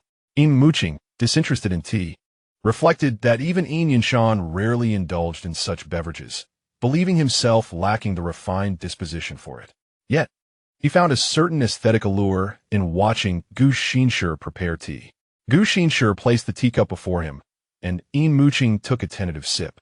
The bitterness nearly compelled him to spit it out, but upon catching Gu Xinshi's observant gaze, he swallowed it down with a swallow. Yin Muqing, curious, picked up another cup, blinked, and took a sip, contorting his face in response to the bitterness. Gu Xinshi smiled. Is it bitter? Exceedingly so. How could you possibly enjoy such a concoction? Yin Muqing exclaimed. Yin Muqing resonated with this sentiment, but refrained from voicing it, as doing so would tarnish his esteemed image. Instead, he took another sip, stating, Isn't it quite delightful? Only children prefer sugary drinks, which would inevitably make them rotund. Yin Muqing, unconvinced, turned to his prospective boyfriend. Mr. Gu, do you find it palatable? Gu Xinshi replied honestly, I'm not particularly fond of it. It's too bitter. Yin Muqing raised an eyebrow, sensing Yin Muqing's accusatory glare. He poured another cup, explaining, This is a bitter green tea grown in our tea house, distinct from what you find in stores. The flavor becomes increasingly sweet towards the end. Would you care to try again, Mr. Yin? Yin Muqing accepted the teacup, smiling. I isn't it a bit formal for you to call me Mr. Yin? You are my brother's betrothed. What should you call me? Gu Xinshi's pupils constricted at the mention of Xinshi, leaving him momentarily stunned. What was happening? Chapter 30. A blind date. The pale yellow tea exuded a delicate steam, its bitter aroma lingering in the air. Yin Muqing gazed intently at him, a mischievous smile gracing his lips. Yin Muqing's face flushed crimson as he shielded his face with his hands, peeking through his fingers. Brother, why are you like this? It's only our first meeting. We haven't reached that level yet. Yin Muqing cast him a sidelong glance, finding his bashfulness utterly embarrassing for the Yin family. Gu Xinshi rubbed his shoulders, feeling the discomfort of having sat too long. Faced with Yin Muqing's teasing, he opened his mouth to speak, only to close it again. Seemingly caught in a dilemma, Yin Muqing's fingers twitched. Could it be that this person truly intended to address him as brother? Surely not. He was merely jesting. By the window hung bamboo curtains, through which light filtered in, illuminating Gu Xinshi's collar. This individual was indeed dull, dressed in a suit for a date, and to top it off, wearing a tie. One might mistake him for someone engaged in business negotiations. Marrying such a man would surely be a retribution for the 18 years of suffering endured by Yin Muqing. Brother. The call jolted Yin Muqing from his reverie, and he turned to see Yin Muqing pouting with evident displeasure. Brother, I would like another cup of milk tea. Yin Muqing, with a grin, asked, what did you say? Immediately, Yin Muqing sat up straight. Nothing. Suddenly, a flood of forgotten memories assailed him, and behind Yin Muqing's cheerful facade lurked an unspoken warning. Do not compel me to strike you. Yin Muqing's eyes darted towards Gu Xinshi, hoping for an exhibit of the alpha's possessiveness over the omega. Why was his alpha not defending him? It would be ideal if Gu Xinshi intimidated Yin Muqing into submission. Perceiving the omega's signal, Gu Xinshi empathetically offered, I shall order you another cup. Yin Muqing's disappointment was palpable as he replied, thank you. With nothing better to do, Yin Muqing took another sip of the bitter tea, the taste reminiscent of something familiar. His gaze inadvertently drifted towards Gu Xinshi, and suddenly it struck him. There was always an elusive bitterness about Gu Xinshi. He had thought it was a peculiar fragrance from his cologne, but it turned out to be the flavor of overindulgence in tea. This fleeting glance was keenly noticed by Gu Xinshi, who assumed Yin Muqing was still waiting for him to call him brother. With a hint of exasperation, Gu Xinshi addressed him, Yin Muqing. Yin Muqing responded with a questioning look. May I call you that? Gu Xinshi's soft-hued eyes brimmed with warmth. Yin Muqing laughed, of course. Yin Muqing raised his hand from the side. Then you should call me by my name, too. I am Yin Muqing. Very well, Yin Muqing. Yin Muqing picked up a book from the shelf, flipping through it idly, settling into a corner of the room, allowing space for Gu Xinshi and Yin Muqing. In a shared room, sound reverberated clearly, and their conversation reached Yin Muqing's ears without difficulty. Yin Muqing inquired, what do you do for a living now? Gu Xinshi replied, I run a technology company, Gu Technology. If you're interested, you can consider working here after graduation. Yin Muqing chuckled behind his hand, but I'm only in my third year of high school. I don't even know what major would allow me to join your company. Gu Xinshi earnestly provided guidance. That depends on whether you wish to pursue a technical role or an administrative one. If you're inclined toward technology, you might consider majoring in computer science or electronics. Yin Muqing, disinterested in computers and being a liberal arts student, shifted the topic. Have you ever been in a relationship? Never. This is a rather commendable response among AOs. However, Yin Muqing, unfettered by conventional norms, blurted out, you are so remarkable, yet you have never been in a relationship? A flurry of thoughts swirled in his mind. Could it be that a lack of romantic experience signified personal inadequacy? Or perhaps it suggested a deeper flaw in character. Gu Xinshi was taken aback to realize that not having been in a relationship had somehow become a point of detriment. In his view, a rich romantic history should be what counted against someone. Yet, the musings of youth often elude comprehension. Perhaps this is what one refers to as a generational gap. He had been preoccupied with work and had not found time to engage in romance, primarily because he had yet to encounter someone he truly adored. Yin Muqing, overhearing their exchange, nearly chuckled. It hardly resembled a date, but rather a student seeking counsel from a teacher. Yin Muqing bit his lip and queried, would you respect your wife's opinions, for instance, regarding work or having children? The rapid shifts in conversation caught Gu Xinshi off guard. He lamented the fickleness of modern youth. Yet he remained committed to answering every question. This was the bare minimum expected. It should not serve as a metric for judging an alpha's worth. An omega is an individual with autonomy, deserving of respect for all thoughts and feelings. Gu Xinshi's expression turned earnest. Yin Chen felt as if he had heard fireworks bursting forth.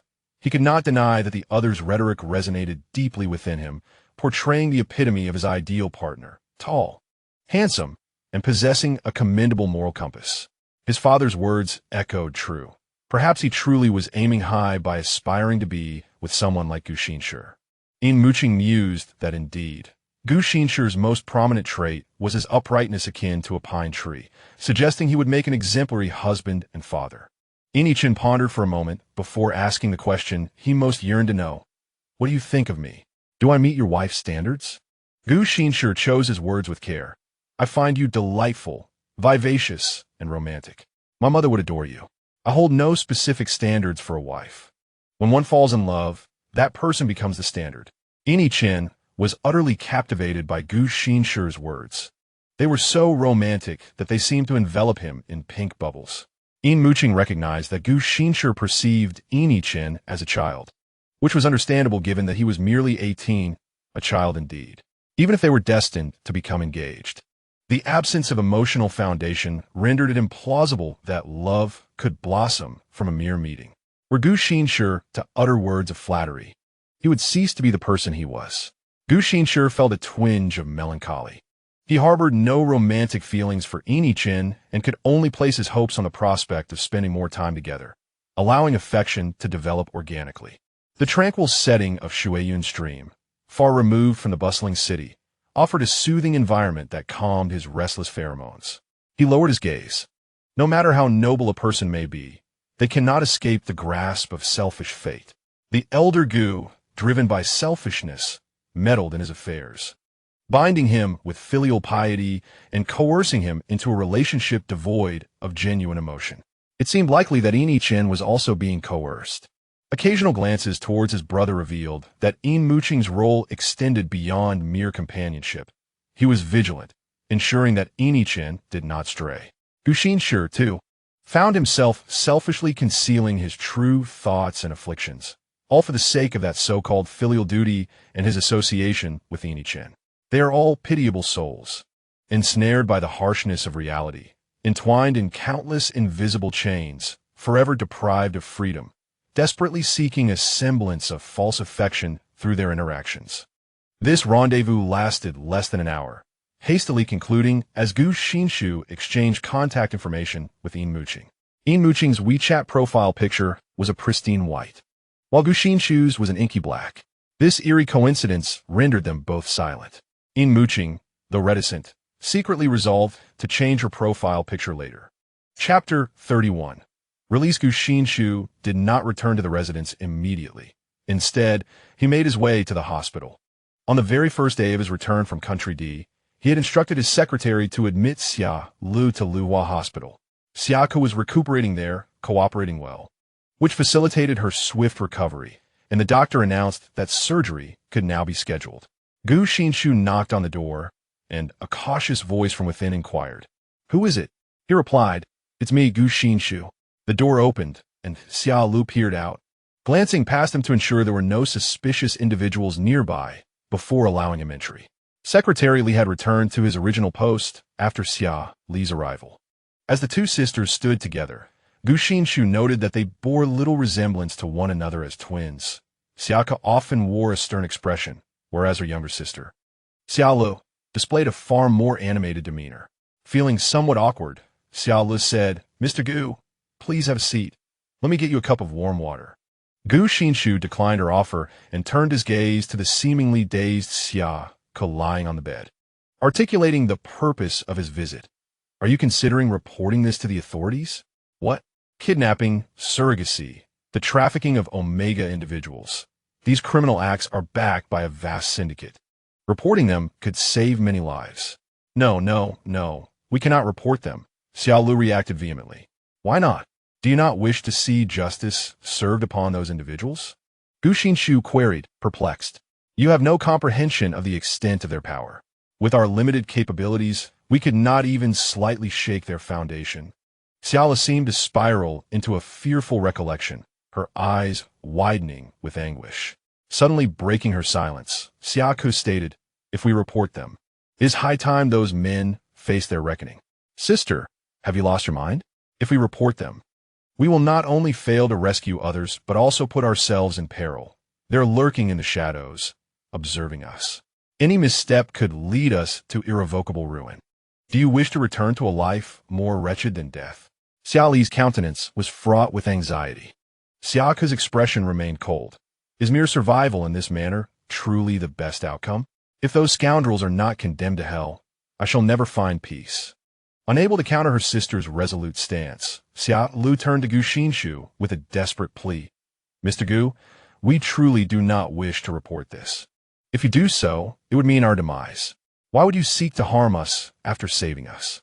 Gu Xinshi spoke in a calm tone. Please, remain composed. I am not insisting on reporting. I merely wish for you to share everything you know. I will conduct my own investigation. Reporting to the authorities is a conventional method that takes into account the emotional state of the victim. Most victims, after suffering harm, choose to alert the police in hopes of seeing the perpetrator brought to justice. The police, as professionals, possess a greater understanding of the essence of the matter, facilitating a more efficient and expedient investigation. Perhaps Yin Muqing would find this incident intriguing. The Gao family attempted to abduct Xiao Ke in the underground city, but Yin Muqing decisively eliminated the threat. Gu Xinshi did not believe that a mere case of false accusation could provoke such a furious response from the eldest son of the Yin family. There must be enmity between the Yin and Gao families. Coupled with the assassination attempt during Yin Yunshan's birthday banquet, he boldly speculated that the Gao family might be involved. However, this remained mere conjecture. Xiao Ke had escaped from the confines of the vehicle. After her pregnancy, the master family sought to experience the rhythm of life, and she found herself bound and confined in the trunk, much like in previous instances. She recalled that day when the other Omegas comforted her, suggesting that perhaps she might encounter a compassionate master willing to redeem her.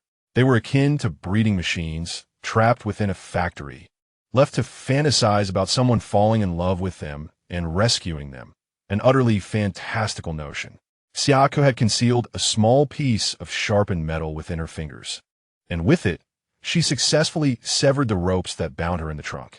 The driver often took the opportunity to purchase cigarettes from a convenience store while transporting Omegas, a perk of being out on the job.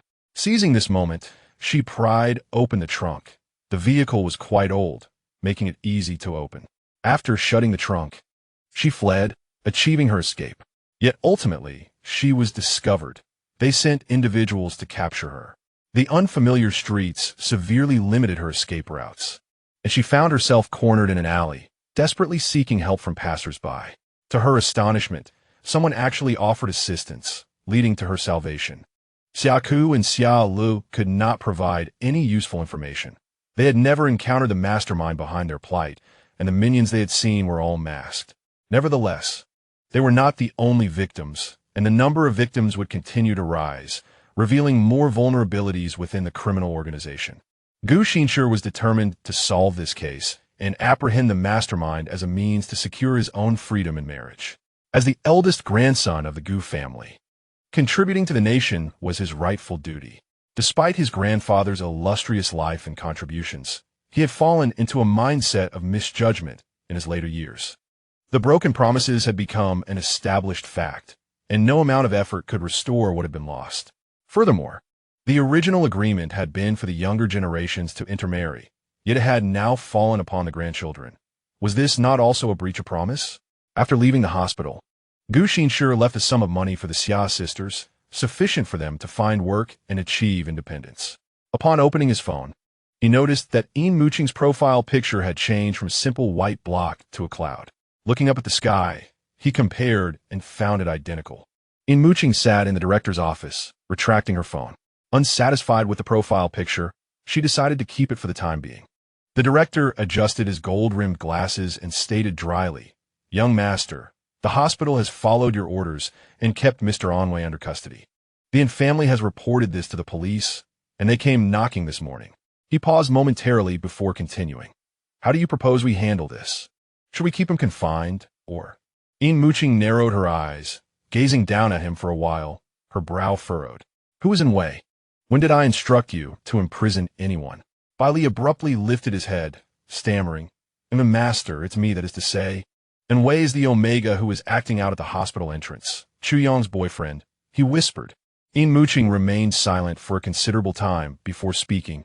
"I wish to know why you have detained him," Bai Li pleaded. "He has a connection with Chu Yong, and I thought it prudent to interrogate him." "Forget about him," Yin Muqing reminded him. Bai Li fell silent.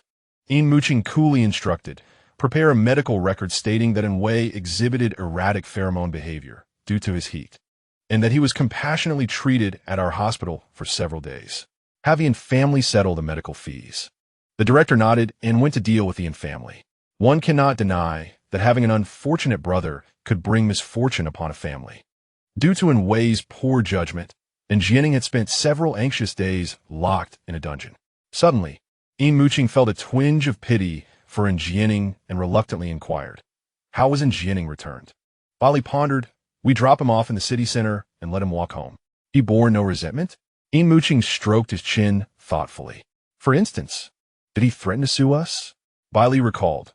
"No, he seemed quite grateful that the Yin family spared his life." At that moment, Yin Muqing found it hard to feel sympathy for him. How pitifully weak. Chapter 32. What madness is this? News of Yin Yunshan had been tightly controlled until one day. A post appeared online. "The eldest son of the Yin family is making rounds. There are suspicions that Yin Yunshan is dead." The post stirred a considerable uproar on the internet. Although it was deleted swiftly, netizens had already taken screenshots. The post provided compelling reasons. First, since Yin Yunshan's injury, there had been no updates. And second, the eldest son of the Yin family had been notably active, frequently appearing in public, seemingly intent on consolidating power for himself. The poster reasonably speculated that even if Yin Yunshan were not dead, his authority had already been usurped by his elder brother. An initial post garnered unexpected attention. And fearing retribution from the Yin family, the poster promptly deleted it and issued an apology, claiming it was a fabrication and acknowledging their error. However, this backfired. The apology was interpreted by netizens as a product of intimidation from the Yin family, further solidifying their suspicions. If the claims were unfounded, why the need for concealment? The Yin family remained silent, and the poster had become so frightened that they deactivated their account. Netizens concluded that the poster had been threatened by the Yin family and rallied in support of them. At that moment, Yin Muqing was on a meeting with Gu Xinshi. Still in the same elegant room from before, a bitter aroma pervading the atmosphere. Yin Muqing got straight to the point. "What collaboration did you mention, Director Gu?" "Legitimate means to bring down the Gao family," Gu Xinshi replied. Yin Muqing squinted. "What? Has the Gao family wronged you?"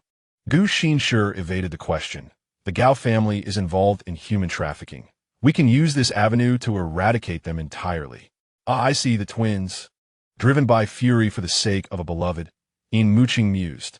Yin Muqing's teasing expression suddenly froze as he spoke. "The Xia sisters are of no concern to me. I was unaware that you would become involved with Yin Chen. Otherwise, I certainly would not have gifted you an Omega to play with." Gu Xinshi, exasperated, sought to alleviate his companion's apprehensions. "I am merely assisting them, devoid of any ulterior motives, akin to sponsoring underprivileged children as education, a purely philanthropic endeavor." His company operates a foundation dedicated to supporting children from impoverished families. Yin Muqing felt reassured. He rose to his feet, his tone light. "Then let us collaborate harmoniously." Gu Xinshi lowered his gaze and grasped the hand extended by Yin Muqing, warmth radiating from his palm. He softly echoed, "To a fruitful partnership." The trending topic: the head of the Yin family attends a charity gala. Dispelling online rumors swiftly surged to prominence, causing the collective outcry against the Yin family to dissipate. Yin Muqing scoffed at the fickle nature of public opinion, likening it to a group of opportunists who sway with the winds of circumstance, oblivious to being mere pawns in someone else's game. Thus, the collaboration between him and Gu Xinshi commenced discreetly. Gu Xinshi employed a bounty hunter to investigate the cases of missing children in Country S. Meanwhile, Yin Muqing's associates infiltrated the realm of vice, seeking victims coerced into selling their bodies. Progress was swift.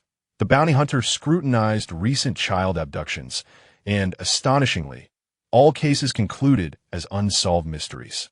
Distrustful of the police, the bounty hunter hacked into street surveillance, only to discover that the footage had been erased. They ingeniously restored the deleted data, uncovering the locations where the children were held captive. Children were seen being silenced by masked individuals and forcibly placed into a van. Their journey captured on surveillance until they exited the city and entered a secluded estate. The police should have been capable of uncovering this. Thus, the only plausible explanation was collusion between law enforcement and the perpetrators. Gu Xinshi fell silent upon hearing this, the Xiao sisters' warning echoing in his mind. If he were to alert the authorities, he would indeed endanger the victims. He forwarded the location to Yin Muqing, who scrutinized the photograph with a contemplative expression, the withered leaf manor. 40 minutes later, the two found themselves on the necessary route leading to the estate. The withered leaf manor was a relic of its former glory, its owner having passed away 50 years prior. His descendants scattered, leaving the sprawling estate unclaimed, now managed by a foundation. Why has no one inherited it? Gu Xinshi inquired. Yin Muqing replied, the manor's owner bequeathed a will that forbade its sale. Otherwise, the inheritance would be forfeited. This was initially acceptable, but the owner was a deranged artist who created an artwork from his own flesh and blood. What sort of artwork? Gu Xinshi pressed. Yin Muqing continued. The body was dissected to reveal the heart, and the skin on the back was meticulously removed, fashioned into wings.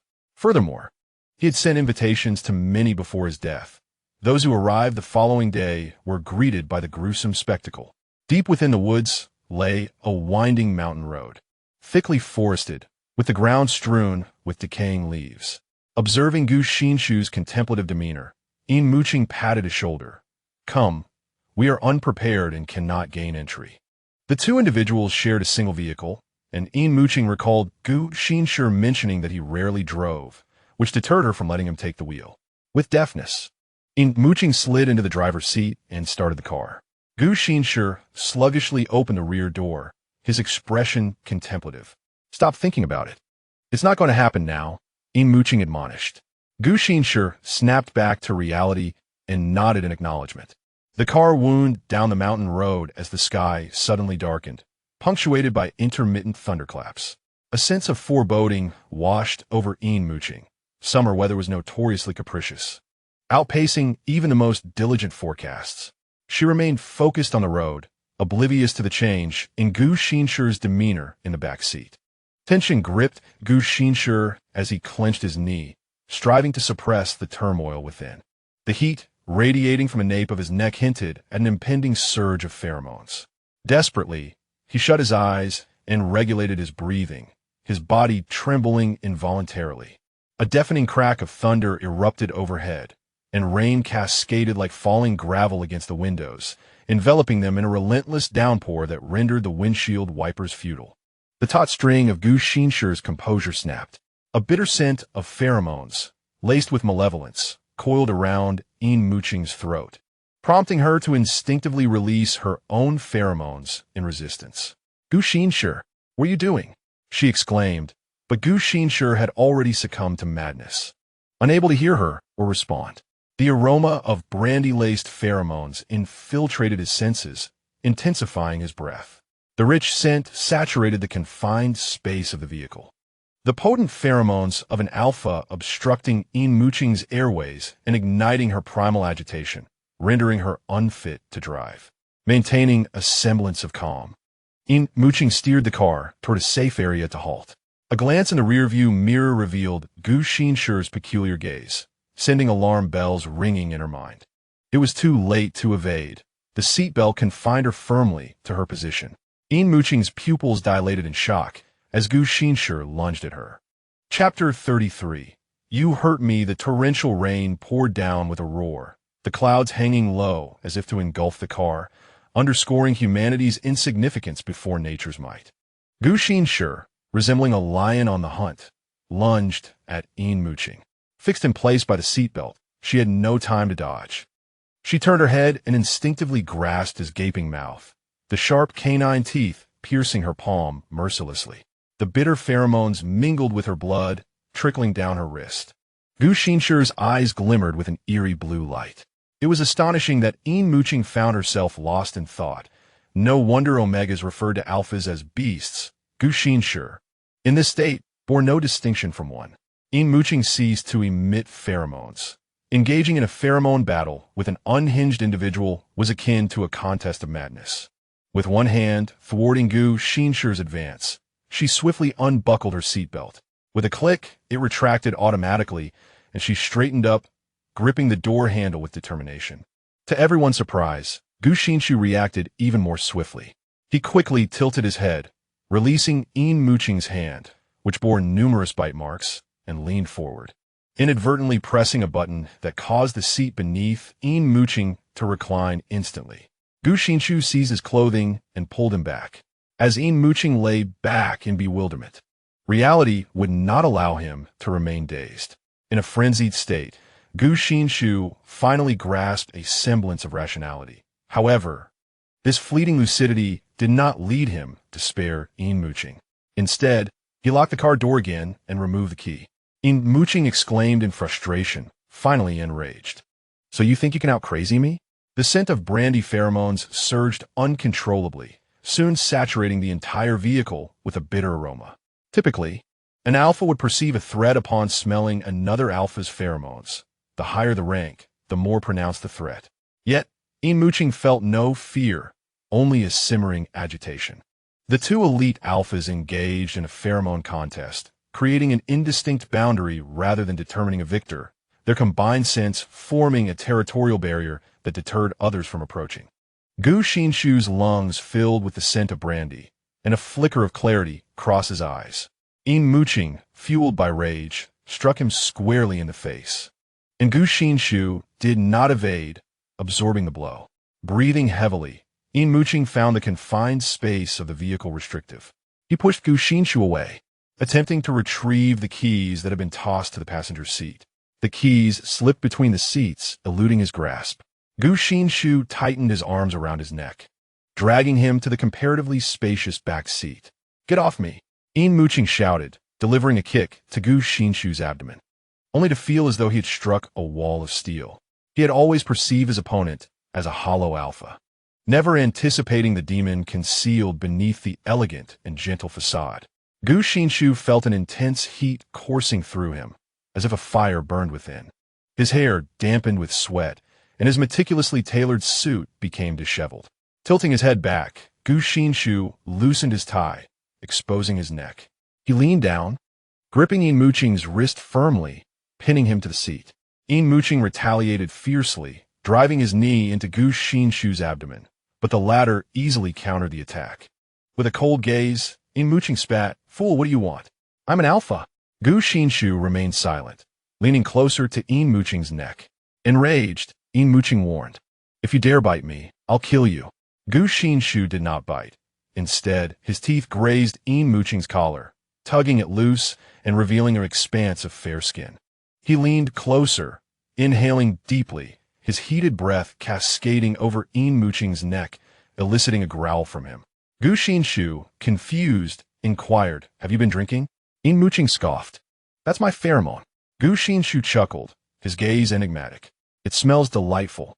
Outside the vehicle, the wind howled, thunder rumbled, and flashes of lightning illuminated the intense scene within. Yin Muqing lay beneath Gu Xinshi, his hands pinned high above his head. Yin Muqing struggled momentarily, but the hand gripping his wrist discerned his intent and forcefully pressed his hand against the seat of the car, causing his wrist to feel as though it might break. Attempting to reason with Gu Xinshi, he queried, "Are you feeling frisky? There are pheromones in the car. Would you like a shot?" Gu Xinshi gave him a puzzled glance, seemingly unable to comprehend his words. Yin Muqing, feeling numb, implored, "Let me go. You have mistaken me for someone else."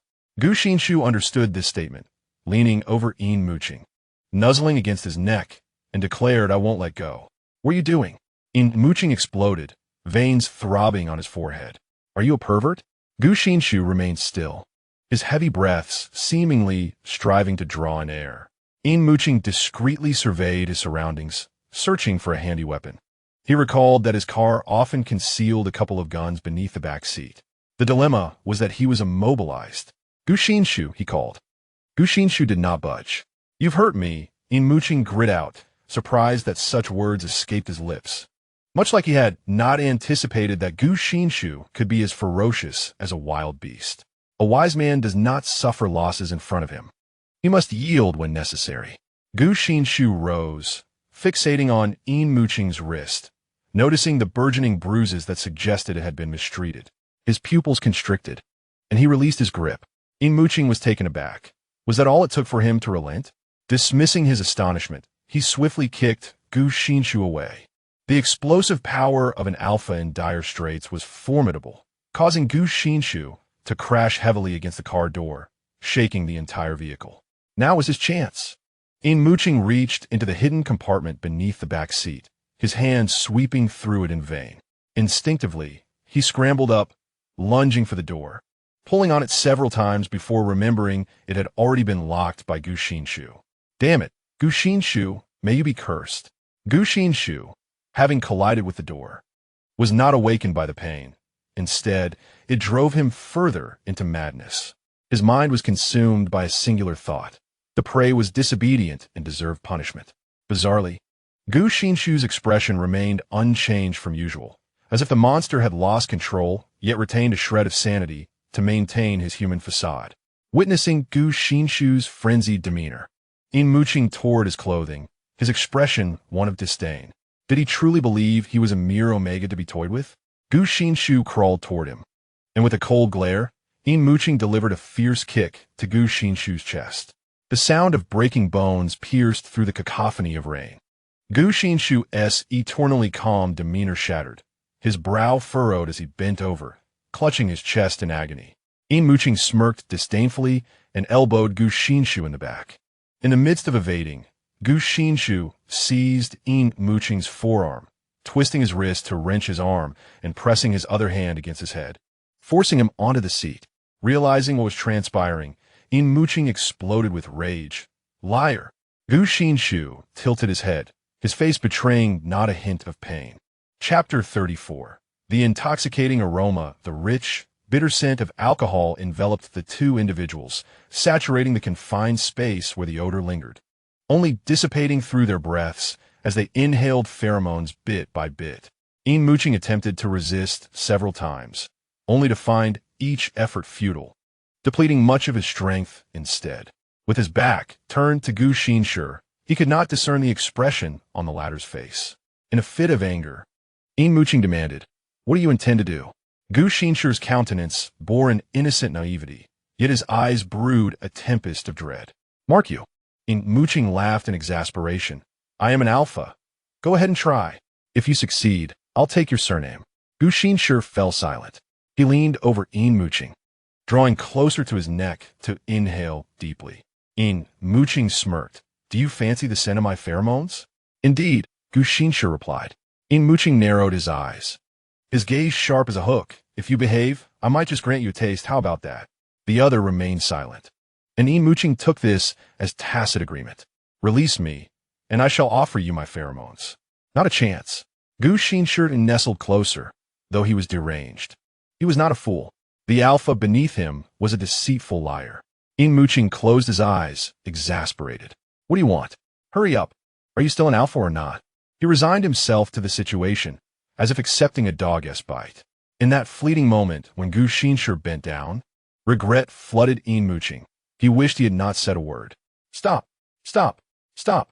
he gasped, gritting his teeth. "Do you desire my pheromones? You acquire any through brute force.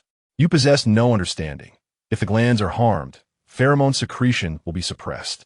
His gaze flickered to the rearview mirror, where Gu Xinshi hunched over, a look of confusion adorning his face, appearing almost foolish. "Yin Muqing schmierked, quiche." Yin Muqing clenched his fists, feeling weak and feeble, a surge of terror coursing through him as he realized something was amiss. Was he truly made foolish by anger to utter such nonsense? Gu Xinshi.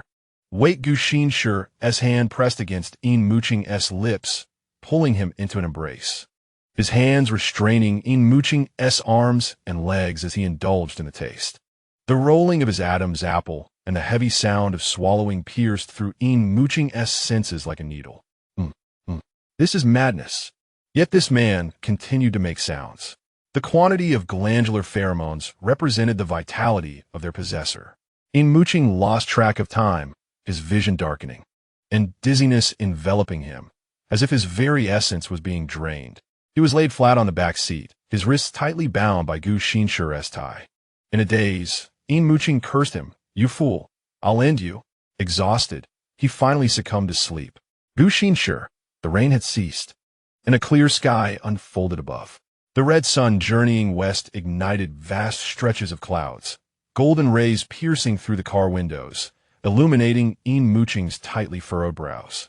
And Gu Xinshi.'s incredulous expression. He awoke, the events that had just transpired replaying vividly in his mind. Gu Xinshi covered his face. He suffers from pheromone dysregulation, and rainy days directly trigger his condition.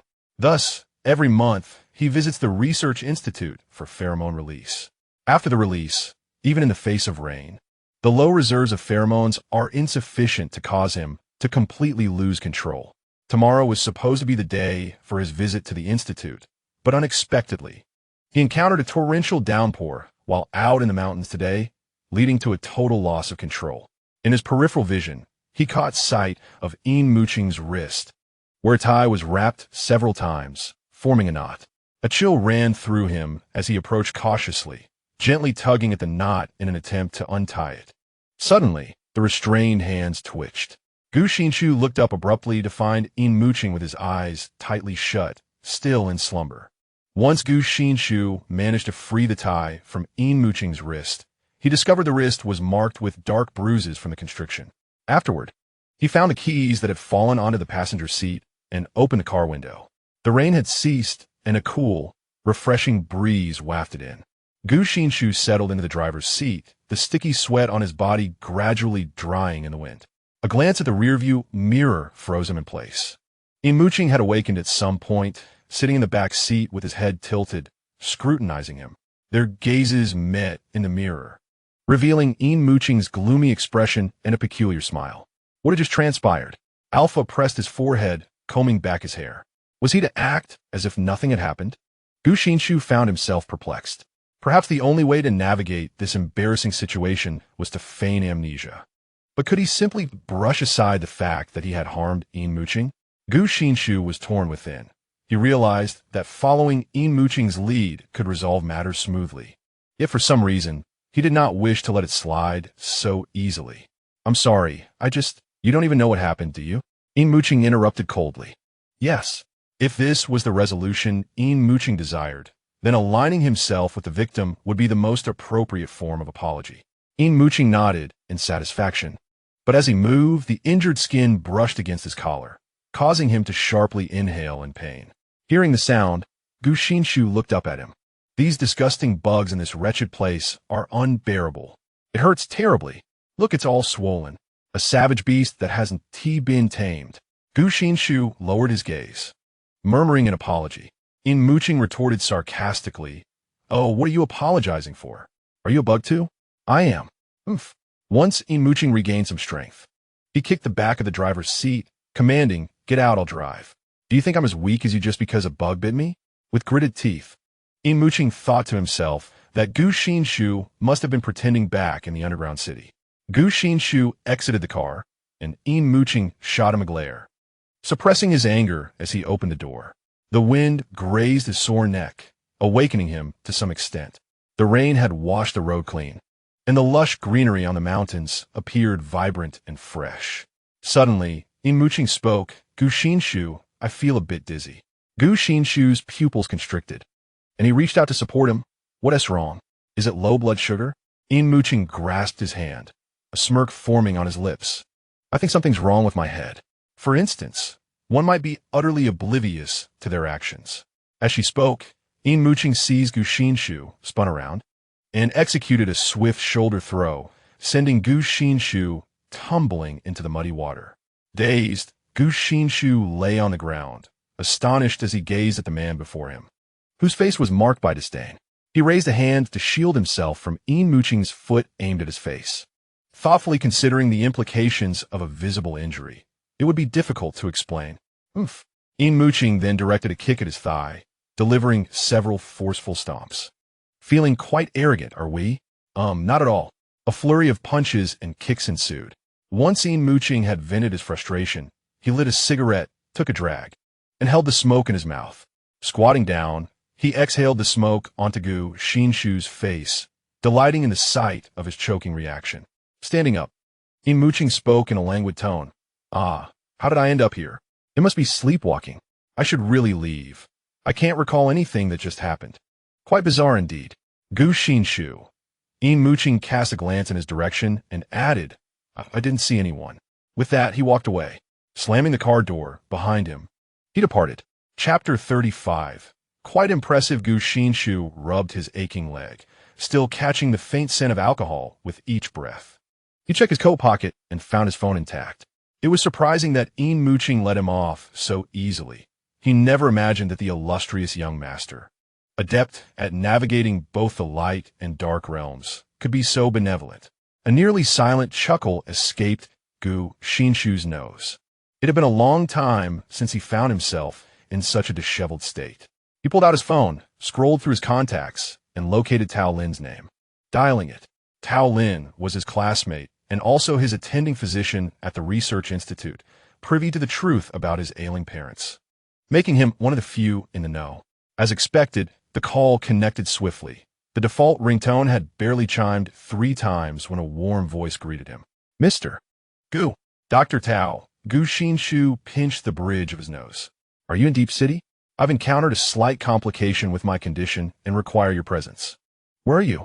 The male voice on the other end rose slightly in pitch. Gu Xinshi surveyed his surroundings. I'll send you my location. As the sun transitioned to a vibrant orange hue, time seemed to glide along a circular ruler, with the night approaching swiftly. Tao Lin arrived before complete darkness enveloped the scene. Shadows danced, and the sounds of insects filled the air. Gu Xinshi stood beneath a tree, leaning against its trunk, covered in mud, exuding a relaxed and satiated demeanor after his ordeal. Upon witnessing this, Tao Lin paused for 2 seconds, swallowing back his concern. Mr. Gu, you appear to be in good spirits, markedly better than during your treatment at the Research Institute. Gu Xinshi smiled silently. Have you discovered a more effective method, Mr. Gu? Tao Lin inquired, glancing at Gu Xinshi's suit caked in yellow mud, implying, perhaps wrapping oneself in the earth imbued with the essence of sun and moon amidst the tempestuous wilderness? Gu Xinshi casually patted his clothing, failing to dislodge the mud. That was after the fact. After the fact? In these remote mountains, where would an omega come from? Not an omega. Gu Xinshi closed his eyes, unwilling to elaborate further. However, Tao Lin could not help but inquire, as this pertained to Gu Xinshi's condition and the potential enhancement of his treatment plan. Is it beta? A beta cannot detect pheromones and would not experience oppression. Indeed, it could potentially aid you. The car turned a corner, leaving the pitch-black forest behind. Yet, I recall you had once struck a beta from the Research Institute, correct? Following this line of reasoning, one could quickly deduce the correct answer. But Tao Lin dismissed the accurate conclusion, deeming it impossible. He muttered to himself, it seems that although the beta's glands have regressed, it still possesses specificity. I must conduct further research on this. Gu Xinshi frowned. He did not wish to be misinterpreted as being entangled with a non-existent beta. It is alpha. The car traveling along the highway suddenly braked sharply, the tires marking deep black streaks on the pavement, prompting the driver behind to curse. Can't you drive? Dr. Tao Lin quietly offered an apology. A resentful glance was cast upon Gu Xinshi's face. To his surprise, the other party not only failed to repent, but retaliated. Your driving skills are indeed rather poor. The vehicle entered the gate of the Research Institute, which opened automatically before closing behind them. Inside the examination room, Gu Xinshi casually wiped the blood from the injection site on his arm with a cotton swab, patiently awaiting the test results. Tao Lin donned a white coat and stethoscope, placing the diaphragm against Gu Xinshi's chest, his eyes focused intently. After a moment, he removed the stethoscope, raising an eyebrow. Mr. Gu, do you truly not intend to share the contact information of that alpha with me? Gu Xinshi replied, what are the results? Judging solely by your heartbeat, you are remarkably normal, surprisingly so. In the past, each time he fell ill, Gu Xinshu's heartbeat was either too fast or too slow, erratic to the point of exasperation. With just 10 minutes remaining until the blood analysis results were ready, Dr. Tao Lin felt compelled to have a word with his patient. You are aware that alpha pheromone disorder is a terminal condition, correct? Each time you fall ill, your body incurs further damage. Even if you routinely clear your pheromones each month, it merely mitigates the deterioration. Gu Xinshu smiled. What are you implying? Dr. Tao Lin, exasperated, furrowed his brow. This enigmatic alpha might indeed be your savior. He will not agree to it, Gu Xinshu replied in a nonchalant tone. You have wealth and power. Do you truly fear his refusal? Gu Xinshu cast a sidelong glance at him. Otherwise, do you think I would have appeared there alone? Abandoned by someone? Dr. Tao Lin pondered. Who will be so bold? Noting Gu Xinshu's reluctance to respond, he felt a twinge of regret. If you could share the identity of this alpha, perhaps we could genuinely discover treatment for you. The blood test results arrived. Tao Lin scrutinized them, his brow furrowing as disbelief washed over his face, prompting him to review them once more. Gu Xinshu rested his head on his hand, locking eyes with Tao Lin. The latter opened his mouth as if to speak, only to close it again, rummaging through a cabinet to retrieve several file folders, laying their contents out neatly on the table. Gu Xinshu, take a look at this. The astonishment in Tao Lin's tone was unmistakable. Gu Xinshu remained still. I cannot comprehend the test results. Please convey the outcome directly. Over the years, your various metrics have been in decline. Although medication has endeavored to mitigate this deterioration, the accumulated data over the years reveals that the rate of decline is accelerating. Tao Lin took a breath and continued. However, today's test report indicates that your bodily metrics are better than they were 3 months ago. Gu Xinshu raised his eyes. Is it truly that remarkable? Dr. Tao Lin was beside himself with excitement. Witnessing the patient's nonchalant demeanor nearly caused him a heart attack. His expression shifted to seriousness. If you wish to avoid an untimely demise and aspire to lead a normal life with marriage and children, you ought to discuss matters with that alpha. Is any amount of wealth or power worth more than your life?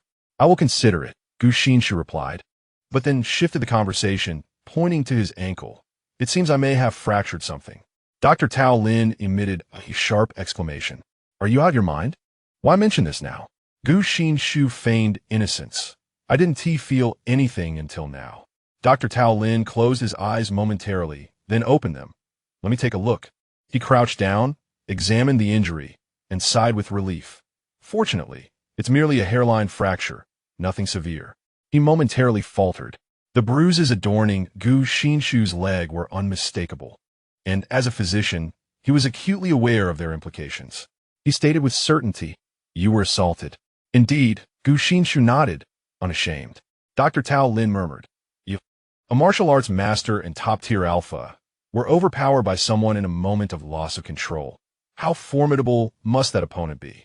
Gu Xinshu pondered the kick inflicted by Yin Muqing and replied, Quite formidable. Dr. Tao Lin was at his wit's end.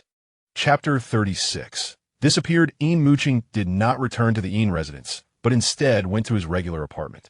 As he exited the vehicle, the heavy, bitter scent that clung to him had yet to dissipate entirely. However, it was no longer discernible to him. Judging by the horrified expressions of passers-by and their instinctive retreat, the odor emanating from him was likely potent enough to warrant a call to the authorities. Yet, he had grown accustomed to it, rendering him oblivious. Wearing sunglasses and a mask, Yin Muqing stepped into the elevator, observing the others within as they exited in succession. He wore an expression of confirmation.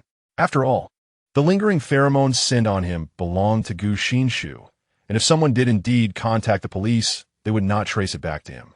Upon entering his abode, Yin Muqing immediately dashed into the bathroom, turned on the shower, and allowed the cold water to cascade over him. His clothes became soaked, clinging to his skin, the warmth of his body contrasting with the icy fabric, creating a semblance of warmth on the surface. Unceremoniously, he recalled Gu Xinshu when the latter was pressed against him. He too had been cold, ultimately warmed by Yin Muqing's body heat. Bam! Yin Muqing furiously pounded the wall, never before having suffered such a significant loss. Being taken advantage of by an alpha was a humiliation he could not bear. If this were to be revealed, where would he hide his face? He shed his drenched garments, discarding them into the trash, and turned the water temperature to hot. The heated water streamed through his hair, cascading down to the glands on his neck, bringing both pain and irritation. Yin Muqing could not discern the extent of the glandular injury. He captured several photographs with his phone, only to discover that the gland appeared red and swollen. As he rose, darkness enveloped his vision momentarily, causing him to stagger perilously close to falling. Leaning against the wall, he sat down and touched his forehead, noting a slight elevation in temperature. He was indeed feverish. He rummaged through the drawer for his usual antipyretic medication, glanced to confirm it was not expired, and swallowed it with some cold water. After taking the medication, he lay on the bed, drifting into a hazy slumber. At the Research Institute, Dr. Tao Lin examined the X-ray in his hands, momentarily engulfed in silence. Concerned, he conducted a thorough examination of Gu Xinshi, only to discover that the latter's ribs were, astonishingly, fractured as well. His gaze turned somber. Aside from physical injuries, were there any chemical ones? Gu Xinshi inquired, "What do you mean? Has anyone poisoned you?" After a moment of contemplation, Gu Xinshi replied, "No."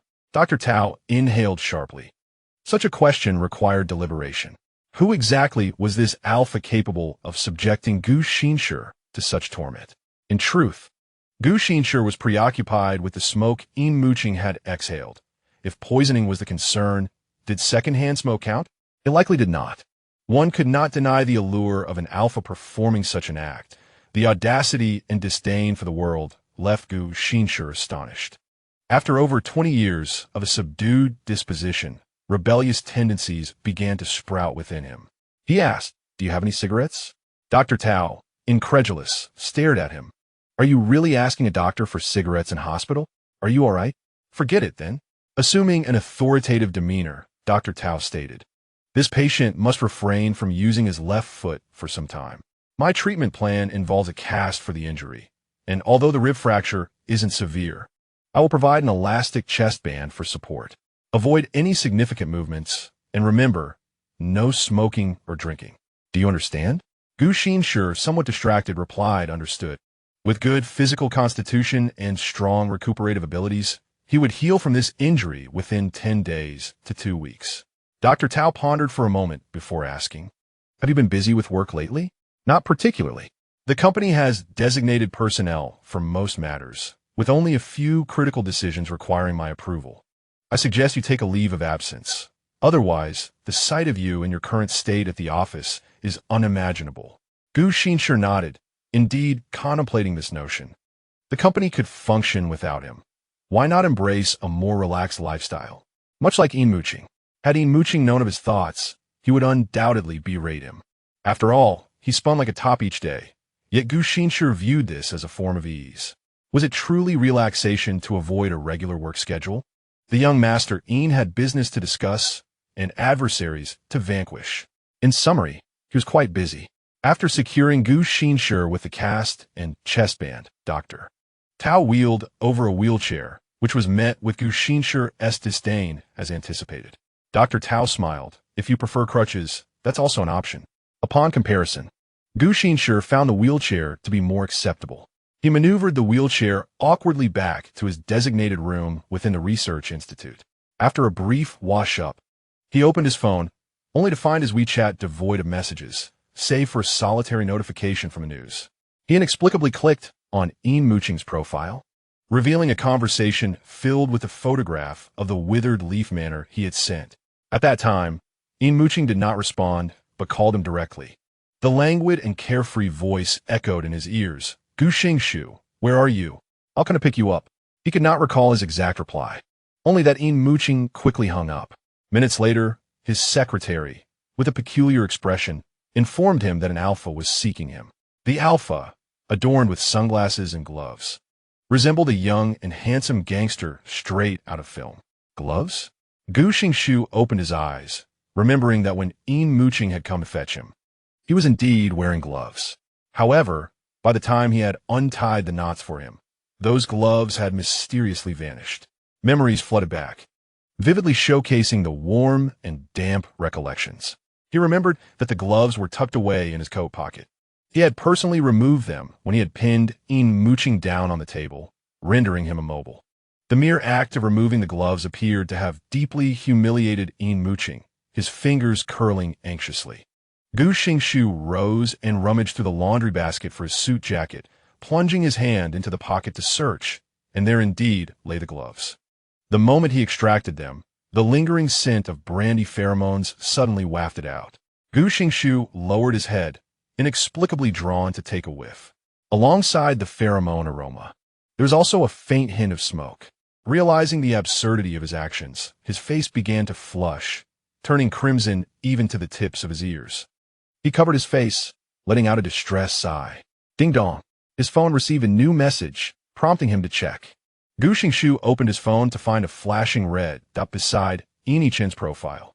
It was as though he had awakened from a dream.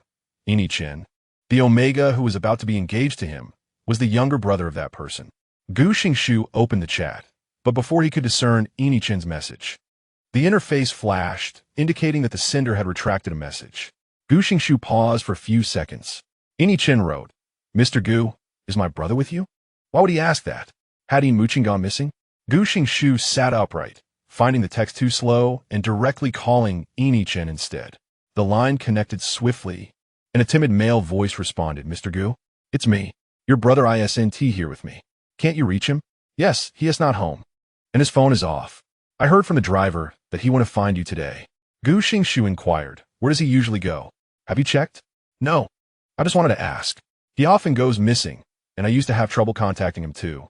Yin paced around his room, merely attempting to initiate a conversation for the sake of chatting, but found that the other party was taking him seriously. It had been a long time since their last date, and Gu Xinshi, like a statue, never took the initiative to reach out to him. His father constantly inquired about his conversations with Gu Xinshi, leaving him at a loss for words, prompting him to take the initiative this time. What to do now? It was entirely normal for him to be unable to reach Yin Muqing. Both his father and his own father had grown accustomed to it. He was resigned to his fate. "Mr. Gu, do you have time tomorrow? Let us have a meal together. Tomorrow is Sunday. Let us see how he declines." Gu Xinshi frowned. "Your brother." Yin interrupted. "My brother is fine. He just replied to me." Gu Xinshi let out a sigh of relief. Yin continued. "How about going to the movies tomorrow?" Chapter 37. Fertility. Yin flung himself onto the bed, thrashing his limbs in a fit of indignation. How could an Omega who took the initiative to ask for a date be rejected? What kind of alpha was this? Did he truly harbor feelings for him? If he did, why the refusal? Sunday was indeed a perfect day, with both parties available. If he didn't like him, why agree to the blind date in the first place? Yin bit down on the blanket, tears escaping his eyes uncontrollably. Alphas were truly despicable. Only upon losing something would they learn to cherish it. Much like the heart-wrenching tales in novels, he clutched his chest, feeling a surge of empathy. If that was the case, he should scare him a little, making him realize the value of his affection. A bold idea surged within Yin mind. In the apartment, Yin Muqing awoke from a nap, feeling refreshed, a stark contrast to his previous haze. He touched the glands at the nape of his neck, now fully restored. After ordering takeout for breakfast, he called Bailey, instructing him to wash the car parked in the lot. "Understood, young master," Bailey replied. Yin Muqing squinted thoughtfully, then changed his mind. "After it's clean, destroy it and dispose of it." "Bailey." Yin Muqing added cheerfully, "Smash it to bits and burn it clean." Bailey. "Understood, young master." Recently, he had learned to be more astute. Whatever the young master said, he simply had to comply. After ending the call, Yin Muqing reviewed the information he had gathered. The disappearance of private arms was a predetermined outcome. Thus, if the Yin family wished to remain in S country, they must pivot to other sectors. Yin Yinshan had identified 3 promising fields: technology, healthcare, and commerce. The Yin family was affluent, and he intended to invest significantly. Yin Muqing had a particular interest in healthcare, as no one could escape the cycles of life and death, inevitably leading to hospitals. Years ago, he had purchased several plots of land under his name, developing half into hospitals, which were now scattered across major cities in S country, generating a decent revenue. Yin Muqing had no desire to engage in excessive ventures. Frankly, if he were to take over the Yin family, he would likely establish the headquarters in a country where firearms could be legally owned. The demand for them was high, and political or legal upheaval was minimal. However, it seemed that Yin Yunshan, perhaps due to age, was inclined towards returning to his roots. Though Yin Muqing didn't fully understand, he respected his elder's wishes. A new message pinged on his phone. Yin Muqing glanced at it and froze. Astonishing. An alpha had its glands bitten by a homeless man, and the gestational sac had begun to develop again. Experts speculated that it might be due to pheromone compatibility causing this renewed growth. Yin Muqing, tearing apart the dozens of pages in his hands, Yin Muqing abruptly stood up, pacing the room as his expression shifted from blankness to sheer terror. His fingers instinctively grazed his abdomen, yet he could not discern if any dreadful changes were occurring beneath the taut muscles. Realizing the absurdity of his actions, he inhaled deeply and, trembling, shook his hand away. The shocking news had utterly startled Yin Muqing, to the point where he neglected to click on the article and delve into the details. Burdened with anxiety, he donned a hat, sunglasses, and a mask, and drove a seldom-used car from the garage, disguising himself before heading to a sparsely populated hospital. This hospital was also a research facility in the deep city, known for recruiting anonymous volunteers for medical experiments, thus maintaining a commendable confidentiality regarding patient information, allowing one to forego identification. Upon arriving at the research center, Yin Muqing found the place eerily quiet. The entire hall was deserted save for himself and a nurse on duty. This was unsurprising, as many were oblivious to the nature of the research center, mistakenly believing it conducted horrific human experiments, deterring the general populace save for those volunteering for drug trials. The nurse approached him with palpable enthusiasm, inquiring, "Are you a volunteer?" Yin Muqing shook his head. The nurse blinked, then asked, "Then who are you?" Lowering his voice, he replied, "I'm here for a health check." At these words, the nurse's eyes sparkled with excitement, and she murmured tearfully, "At last, a patient is willing to come. Although we still operate a loss, it's far better than having no income at all." Yin Muqing felt a twitch at the corner of his mouth, regretting his decision to come here, as the nurse appeared rather untrustworthy. She shook her head and donned a standard smile, as if welcoming a deity, saying, "Hello, I am your dedicated nurse. Please allow me to assist you." Taking a step back, he genuinely considered leaving, as the rampant speculation online suggested sinister human experiments were afoot, and her demeanor seemed as if she intended to extract 2 kidneys from him. At that moment, a doctor clad in a white coat entered, pausing upon seeing him, and muttered with an air of incredulity, "Is there truly someone willing to visit our hospital? Surely they must have been deceived. Could be they lost a game of truth or dare." Yin Muqing tightened his mask and turned to the nurse, asking, "Is it possible to receive treatment anonymously here? I wish to assess my reproductive health." The nurse flashed a broad smile, revealing 8 teeth, and replied, "Of course. To be honest, our hospital's confidentiality practices are second to none. No other institution dares to claim superiority." After glancing at Yin Muqing, who was dressed quite conservatively, she could not resist her curiosity and asked, "Are you a celebrity?" "No," he replied. The nurse seemed to have merely asked in passing and led him to the doctor's office, where he found himself face to face with the very doctor who had just entered. The doctor looked up and smiled, saying, "Hello, I am Dr. Tao Lin." Yin Muqing froze for a moment, staring at the words orthopedic specialist emblazoned on the doctor's coat. Tao Lin followed his gaze and, without hesitation, removed the identity badge, inquiring, "What aspect are you here to examine?" Yin Muqing replied numbly, "Reproductive capability." Tao Lin responded with an O, rummaging through a drawer to retrieve a new identity badge, which he then affixed, boldly declaring reproductive specialist. Yin Muqing fell into a brief silence, wearing a mask and sunglasses, which seemed to add layers to his facade. He candidly stated, "I am an alpha, here to check on the development of the gestational sac." Now, it was the other party's turn to be silent. Yin Muqing felt a sense of triumph, though it was hardly a matter of pride, adhering to the principle that the customer is always right. Tao Lin proceeded to take several images of the patient, The images were lined up neatly on the table, and Tao Lin examined each one in turn before letting out a sigh, his expression tinged with regret. Yin Muqing's heart sank. "Doctor, is there something wrong?" Tao Lin looked at him with pity. "I regret to inform you that alpha gestational sacs invariably regress. There is no miracle. You cannot conceive." The weight in Yin Muqing's heart lifted, and he returned to his usual languid demeanor. "I am an alpha. Of course I cannot conceive." Dr. Tao Lin smiled. "Then what brings you here for an examination?" Yin Muqing fell silent. He could hardly confess that he had been gnawed at by an alpha and, after reading a sensational headline, had begun to suspect the development of his gestational sac, foolishly coming here for a consultation. At that moment, the door swung open. Yin Muqing heard the sound of a wheelchair crossing the threshold. Chapter 38. You are calcium-deficient. Gu Xinshi had yet to master the operation of the wheelchair. Though it was a fully equipped high-tech model, nothing compared to the utility of his own legs. Upon entering, he casually closed the door behind him.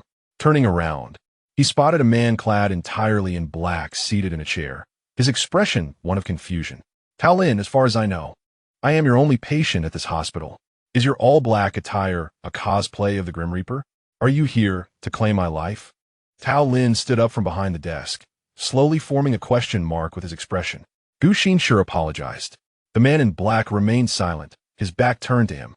Gu Xinshi maneuvered the wheelchair backward, intending to leave, but inadvertently pressed a button that sent the wheelchair careening forward like a wild hound. The brief retreat seemed to have charged it with momentum. Unfortunately, it collided with the man in black. Yin Muqing recognized Gu Xinshi's voice, but did not dare to turn around. Hearing the sound of the wheelchair departing, he exhaled in relief, only to be abruptly toppled to the ground by the sudden impact. He found himself sitting in the chair, which had been overturned entirely. Gu Xinshi's wheelchair, too, buckled under the strain, falling apart with a cacophony of sound. "Oh my heavens!" exclaimed Tao Lin. Yin Muqing struggled to steady his sliding sunglasses while Gu Xinshi, propelled by inertia, crashed onto him, pinning him beneath his weight. As Gu Xinshi's face collided with the gland at the back of his neck, a surge of pain and numbness coursed through him. The memories of that day flooded back, and Yin Muqing felt as if he had been pricked by a needle. He struck his elbow against his back and rolled over, pushing Gu Xinshi aside. Gu Xinshi clutched his chest and murmured apologies. As he propped himself up on the chair, he noticed that the man in black before him was fully armed, entirely swathed in protective gear. A celebrity, perhaps? No wonder he would visit such a hospital. Observing the pained expression on his face brought Yin Muqing a sense of satisfaction. Serves him right. He rose and distanced himself from the chaos. Glancing back at Gu Xinshi seated on the ground, devoid of any benevolence typically shown by an ordinary person towards the weak. "Stay there," he thought, unwilling to assist. Noticing the plaster cast on Gu Xinshi's left leg, he revealed a look of disappointment. What a pity. He should have broken the other leg too, forming a complete set. "Doctor." Tao Lin was utterly astonished by the scene. Indeed, he did not belong to their hospital, and such forces could not be compelled. Those who were forcibly brought in only invited greater misfortune. After all that effort to bring in a patient, such a significant chain reaction ensued. He hurried over, his face contorted, righting the chair and cautiously helping Gu Xinshi into it while checking the cast to ensure it hadn't cracked. Turning with a warm expression, he asked, "So how's your foot? What could possibly be wrong with his foot?" Yin Muqing wondered, instinctively moving his ankle in response to the question. The moment he did, a sharp pain shot through. Noticing his sudden stillness, Dr. Tao's expression shifted to one of realization. The wheelchair will happen to catch your ankle at that angle. The likelihood of a fracture is quite high. Initially, he had thought he was fine upon standing, only to discover he had indeed sustained a fracture. Yin Muqing was taken aback. With an alpha's physical prowess, it seemed improbable that he could fracture so easily. As if reading his thoughts, Dr. Tao stroked his chin and remarked, "While the physical condition of an alpha is significantly superior to that of other genders, they are not invincible. The human body cannot rival steel. That is quite normal." After speaking, he rummaged through a drawer and produced his orthopedic specialist badge, affixing it prominently. Yin Muqing responded, "There is no need for that. Allow me to examine you. Rest assured, I am quite professional, and the cost for the examination and treatment will be covered by this gentleman beside you. Gu Xinshi replied, that is only right. The doctor instructed the nurse to bring over 2 wheelchairs, one for Yin Muqing and the other for Gu Xinshi. With a conflicted expression, Yin Muqing took his place in the wheelchair. Following protocol, he first underwent a blood test, followed by x-rays. After completing the necessary procedures, the nurse pushed Yin Muqing's wheelchair into the examination room. Upon returning to the room, he was surprised to find that Gu Xinshi was still there. The broken wheelchair had already been removed by the nurse, and Gu Xinshi was now seated in a wheelchair by the window. Upon seeing him, Gu Xinshi offered friendly, apologetic expression, but Yin Muqing chose to ignore it. Dr. Tao, holding the freshly developed x-rays, greeted him with the standard smile of a service professional. The injury is manageable. Surgery is unnecessary, and a cast will suffice. Yin Muqing, concealed behind his sunglasses and mask, wore a disgruntled expression. Manageable? Today has truly been a day of utter misfortune. At this moment, the results of the blood test emerged. Tao Lin glanced at the report for a brief 2 seconds, revealing an expression of realization. You are somewhat deficient in calcium. This may indeed be the cause of your fracture. I recommend that you consume more milk regularly. Yin Muqing, concealed behind his mask, twitched his mouth slightly. It was only then that Tao Lin noticed that since Gu Xinshi's arrival, the patient had remained silent. He blinked and offered a reassuring explanation. You needn't worry about being recognized. My friend does not follow entertainment news. Even if you stood before him without disguise, he would still be oblivious to your identity as a star. Yin Muqing felt a sense of numbness. Should he speak, he would undoubtedly be identified. He extended his right leg to tap his knee, signaling to the doctor to hasten the application of the plaster cast. Very well. Gu Xinshi maneuvered the wheelchair, feeling an uncanny familiarity with the individual before him, yet unable to recall where he had encountered him before. It was not mere recognition, but rather an inexplicable sensation akin to Spider-Man's spider sense. Yin Muqing rolled up his pants, revealing his smooth calves. Tao Lin retrieved his tools and, with the assistance of a nearby nurse, proceeded to apply the plaster cast for Yin Muqing. Your foot shows no signs of swelling. In a few days, the cast should remain secure. Should you experience any discomfort, feel free to return for a follow-up. Gu Xinshi positioned the wheelchair beside Yin Muqing's left side. I sincerely regret your injury. We can discuss compensation matters at your convenience. Compensation for what? Yin Muqing rolled his eyes beneath his sunglasses, thinking to himself that he had more than enough money. Gu Xinshi's proximity made him uncomfortable, and he turned his head, lowering his voice to the right. I do not lack funds. Simply keep your distance. Gu Xinshi intended to respond, but was interrupted by the man's cold dismissal. Keep your distance. Is this hospital not renowned for its confidentiality? Why are there others in the consultation room? The nurse, quick on her feet, swiftly finished binding his bandage and promptly wheeled Gu Xinshi out of the consultation room. From a distance, the nurse's mutterings could be heard. Mr. Gu, we only have this one patient. It was a challenge to secure his visit. He initially came to assess his reproductive capabilities, only to suffer a fracture due to your collision. Please grant him some grace. Yin Muqing remarked, the confidentiality standards of your esteemed hospital leave much to be desired. Tao Lin touched his forehead, where no cold sweat existed, maintaining his gentle smile. I truly apologize. It is rare for us to have patients, and our experience in patient reception is somewhat limited. I apologize for any inconvenience caused. Is this the reason you are the only doctor here? Yin Muqing lifted his eyelids, now unrestrained by Gu Xinshi's presence. Tao Lin displayed a proud expression. I am a general practitioner. The other doctors are in the laboratory, and we operate on a shift basis. Although there were no patients, the hospital had not gone under. The reason was that they did not function like ordinary hospitals focused on profit. Instead, they relied on biological experiments to develop new medications and treatment methods. Furthermore, the investment from Gu Xinshi alone was sufficient to sustain the daily operations of the research institute. The patents they developed also provided staff with benefits that far exceeded those of other hospitals and research institutions. Chapter 39. The unfortunate man Gu Xinshi was wheeled back to his room by a nurse, his gaze fixated on a point in the air as he meticulously recalled the figure, voice, and movements of the man in black. This individual undoubtedly recognized him. Otherwise, he would not have shown such aversion to his approach. The man's demeanor was overtly protective, as if solely guarding against him. Gu Xinshi prided himself on not having offended anyone in his interactions. Yet, since the other party was intent on remaining unrecognized, he graciously ceased his conjectures. Yin Muqing was blissfully unaware that he was merely one step away from being discovered by Gu Xinshi, thanks to the latter's gentlemanly restraint.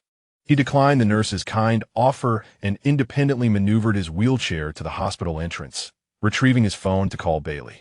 The research institute was located in a remote area of the deep city, with scarcely any vehicles in the vicinity. Bailey answered promptly, "Young master, how may I assist you? Please send someone to the research institute to fetch me, preferably someone who seldom appears by my side. Just call Gu. Bailey was taken aback. "Young master, have I erred in some way? Do you intend to dismiss him and appoint a replacement?" "No, this matter is beyond your purview. Just do as I say. Have Gu come for me, ensuring he wears sunglasses and a mask." This command instantly calmed Bailey's anxious heart. He realized the young master would not abandon him.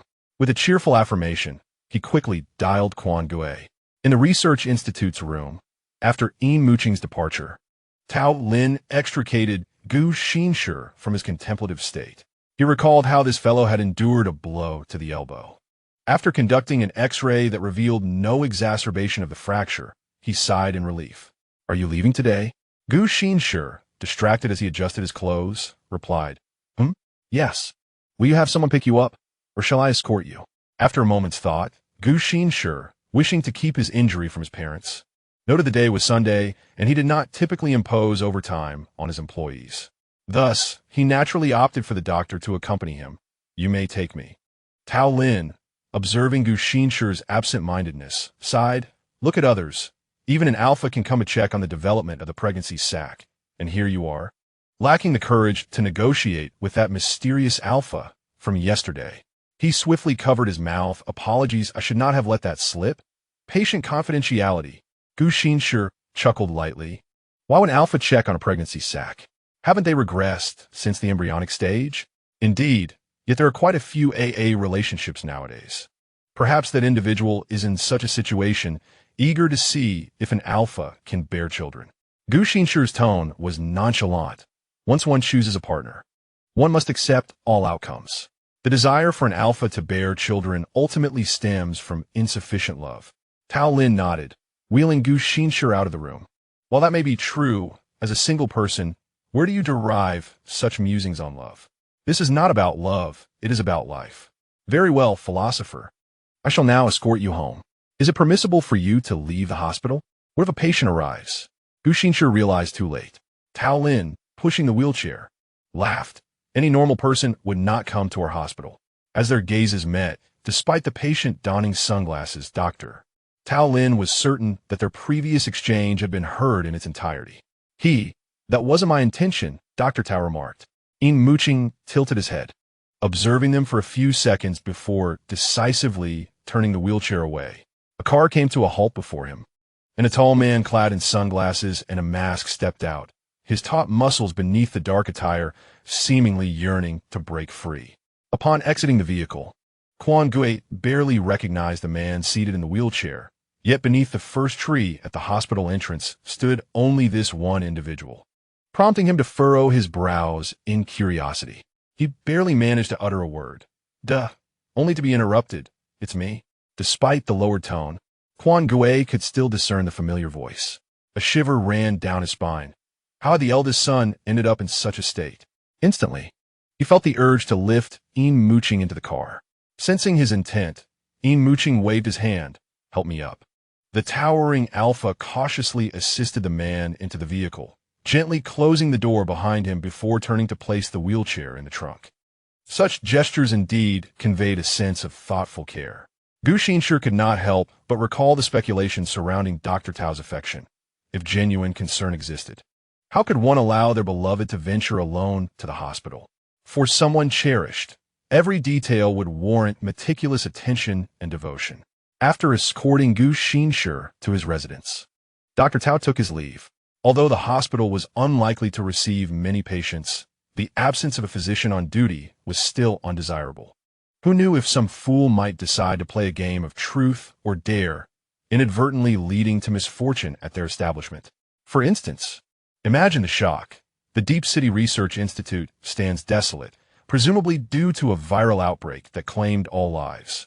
Once in the car, Yin Muqing sent a message to Bai, requesting a sturdy wheelchair that wouldn't easily fall apart. The current one bore the glaring inscription of the Deep City Research Institute. Should Gu Xinshi discover it, even a cursory thought would lead him to deduce that the unfortunate man who would suffer fracture was none other than Yin Muqing. The thought of such a spectacle was too vivid to imagine, yet his dignity would undoubtedly be obliterated. Guangyi, resembling a silin statua, dutifuyidrua. Harboring a multitude of questions, yet refraining from uttering a word. Yin Muqing mused that if Bai could learn even a hint of Quan Gui's silence, it would be beneficial. As they returned to the apartment, the vehicle smoothly merged onto the highway, distancing itself from the remote area.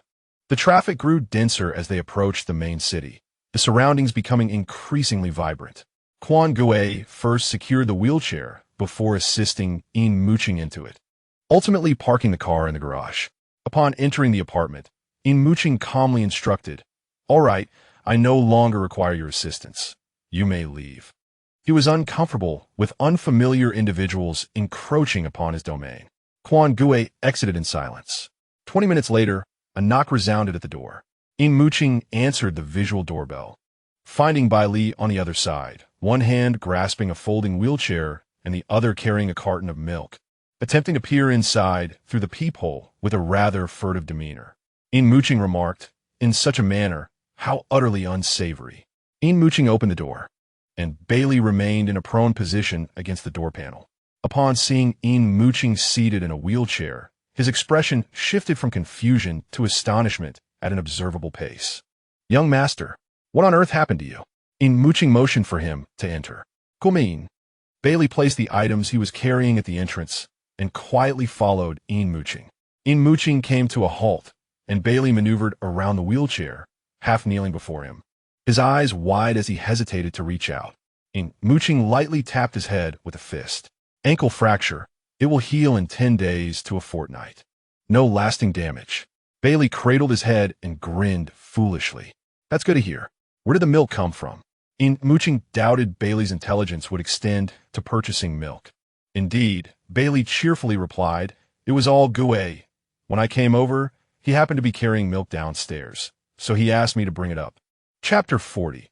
If it were you, Bailey huffed and puffed as he assembled the new wheelchair, his gaze lingering on the plaster cast encasing Yin Muqing's limb. "Young master, how did this happen?" He had only been away for a day, and already the young master had sustained an injury. It seemed that leaving his role as a bodyguard was indeed unwise. Yin Muqing responded, "A dog bit me." "Bit you? And caused a fracture? Did you receive a rabies vaccine?" "I did." "What did you do to that audacious dog?" Yin Muqing propped his chin on his hand, languidly stating, "I gave it a good beating, breaking both its leg and ribs." "Why not just kill it?" Bailey's clear eyes betrayed his thoughts, which was precisely why Yin Muqing often insisted he wear glasses. I, being magnanimous, chose not to stoop to its level. Bailey heated a cup of milk for him, and Yin Muqing lifted the cup to his nose, detecting a faint gamey scent mingling with the creamy aroma. He felt a tinge of distaste, but, recalling the calcium deficiency indicated in his lab report, furrowed his brow and drank nonetheless. After finishing the milk, Bailey produced his portable laptop and reported to Yin Muqing. Lu Bingren's confession email was reviewed by Gao Yihan last night.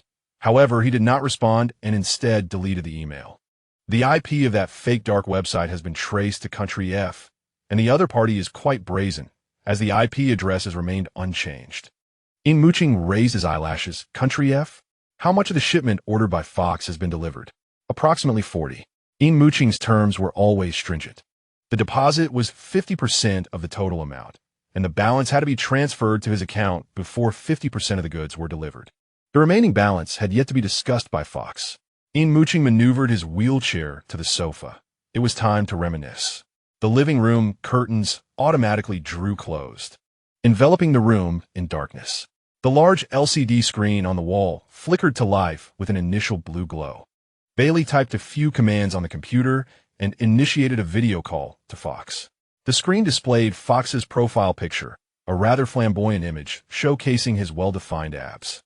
Moments later, the screen flickered and Fox appeared on the large display, bare-chested, bending to adjust the camera angle. In his eagerness, he exerted too much force, causing the camera to abruptly point downward directly at his waist. Yin Muqing, Bailey. The camera trembled, adjusting upwards as Fox cast a flirtatious glance at him. Yin, are you pleased with what you see? Yin Muqing's brow furrowed, his lips pressed tightly, as if he were enduring a great discomfort. He beckoned Bailey with a finger, gesturing towards the trash can beside the coffee table, indicating for him to bring it over. At first, Bailey was puzzled, but upon witnessing the swift motion of Yin Muqing's Adam's apple, he suddenly realized and hurriedly handed the trash can to him. Ugh! The moment Yin Muqing received the trash can, he retched violently, expelling all the milk he had just consumed. The taste of milk mingled with the acrid bitterness of gastric juices clung to his throat as he accepted the water Bailey offered to rinse his mouth. His throat remained uncomfortable, his Adam's apple moving involuntarily up and down. Fox chuckled. Yin, you look quite lovely in this state. Yin Muqing lifted his eyelids slightly. You have quite the audacity to tease me. Fox's expression stiffened, his tone somewhat plaintive. This isn't mere teasing, Yin. An AA relationship can indeed be true love and quite pleasurable. I've recently acquired a few alpha treasures. Noticing Yin Muqing's icy demeanor, Fox licked his lips. If it were you, I could play the role of an omega. Yin Muqing shot him a glance. I harbor no interest in you. Why not? Fox feigned injury, clutching his chest. Yin Muqing ignored him. Would you plan to settle the remaining balance? Can I defer it for now? I might be going to war soon, and I could settle the balance with spoils from the battle. Would that be acceptable? Yin Muqing replied, Fine. I knew you would not refuse. You simply cannot, can you? Is it permissible? Fox's expression of despair vanished in an instant as he leaned closer to the camera, his large face dominating the screen. Yin, I love you.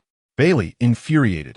Spatpa, you wretched cucumber, dare to profess your affection to our esteemed young master. Whom do you insult? Fox displayed a wounded expression. Bailey, you fail to grasp this.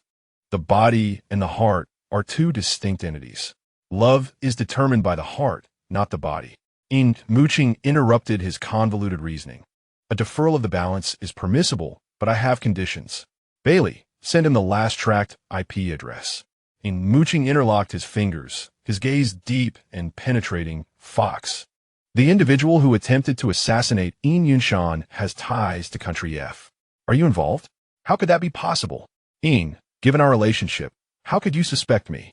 Yin Muqing adopted a nonchalant demeanor. If it is not you, then find him. It would conveniently clear your name. However, he shifted his tone, his eyes sweeping over the innocent face on the screen. If you cannot locate him, there are many who wish to collaborate with the Yin family recently. And I'm contemplating. I understand, Fox muttered, propping his head up. You must not collaborate with anyone else. Yin Muqing lazily nodded. This other was no nameless junior, but rather the neighboring nations that Fox had intended to assault. Recently, a keen little nation had sensed the hostility from Country F and was preparing to procure arms, with the Yin family serving as the supplier. Not directly, but indirectly. He was a businessman. Why would a businessman overlook the opportunity for easy profit? The Yin family had long anticipated such a scenario, discreetly establishing several small branches to handle minor contracts. Apart from his senior management, no one was aware that those somewhat renowned arms dealers were actually affiliated with the Yin family. Yin Muqing declined Fox's request to continue the conversation, decisively terminating the video call. Bailey's expression contorted as he sprayed alcohol onto the large screen with his left hand, while his right hand frantically wiped it down. Yin Muqing inquired, "What are you doing?" Without turning his head, Bailey muttered, "It's filthy, young master. Do you think the germs on him could crawl through the network cable? How disgusting." Yin Muqing replied, "Clean it properly."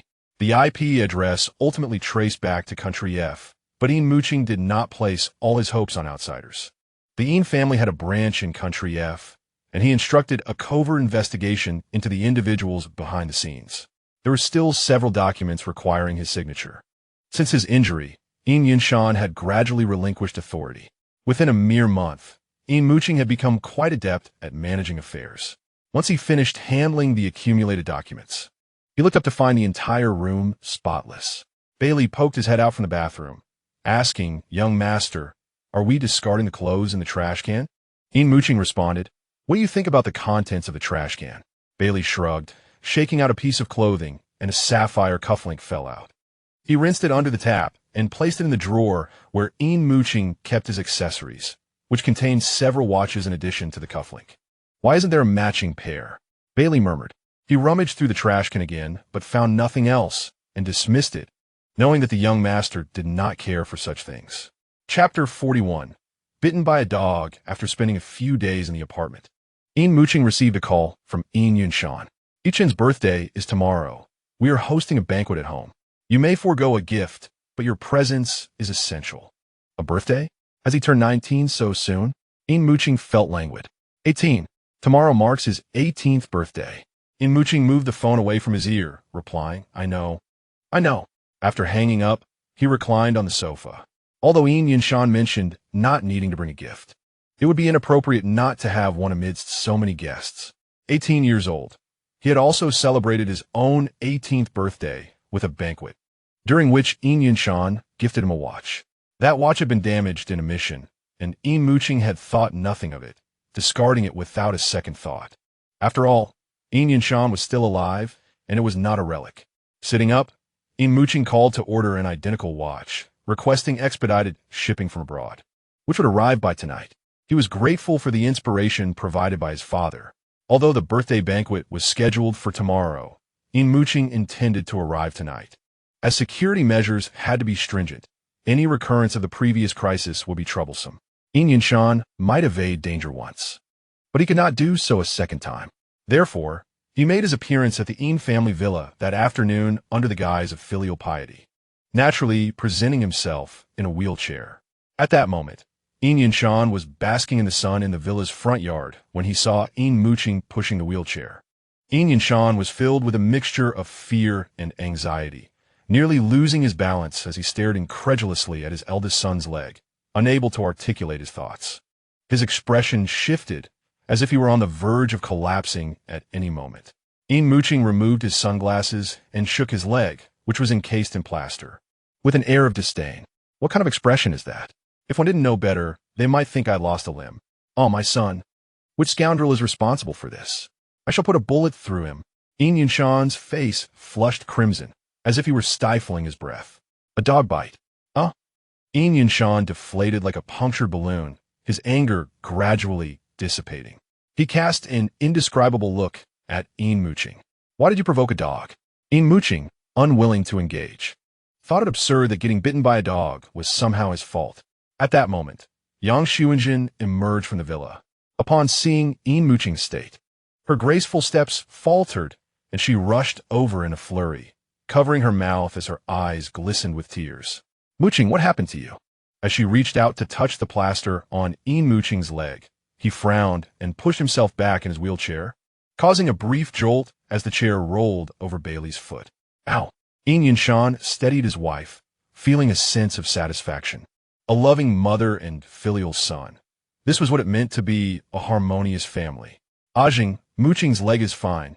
It will heal in a few days." Yang Xuanjin's tears flowed freely, and she wiped them away. "That's a relief," I thought. Yin Muqing lowered his gaze, concealing his disdain. Such revolting matters. He gestured for Bailey to wheel him to his room.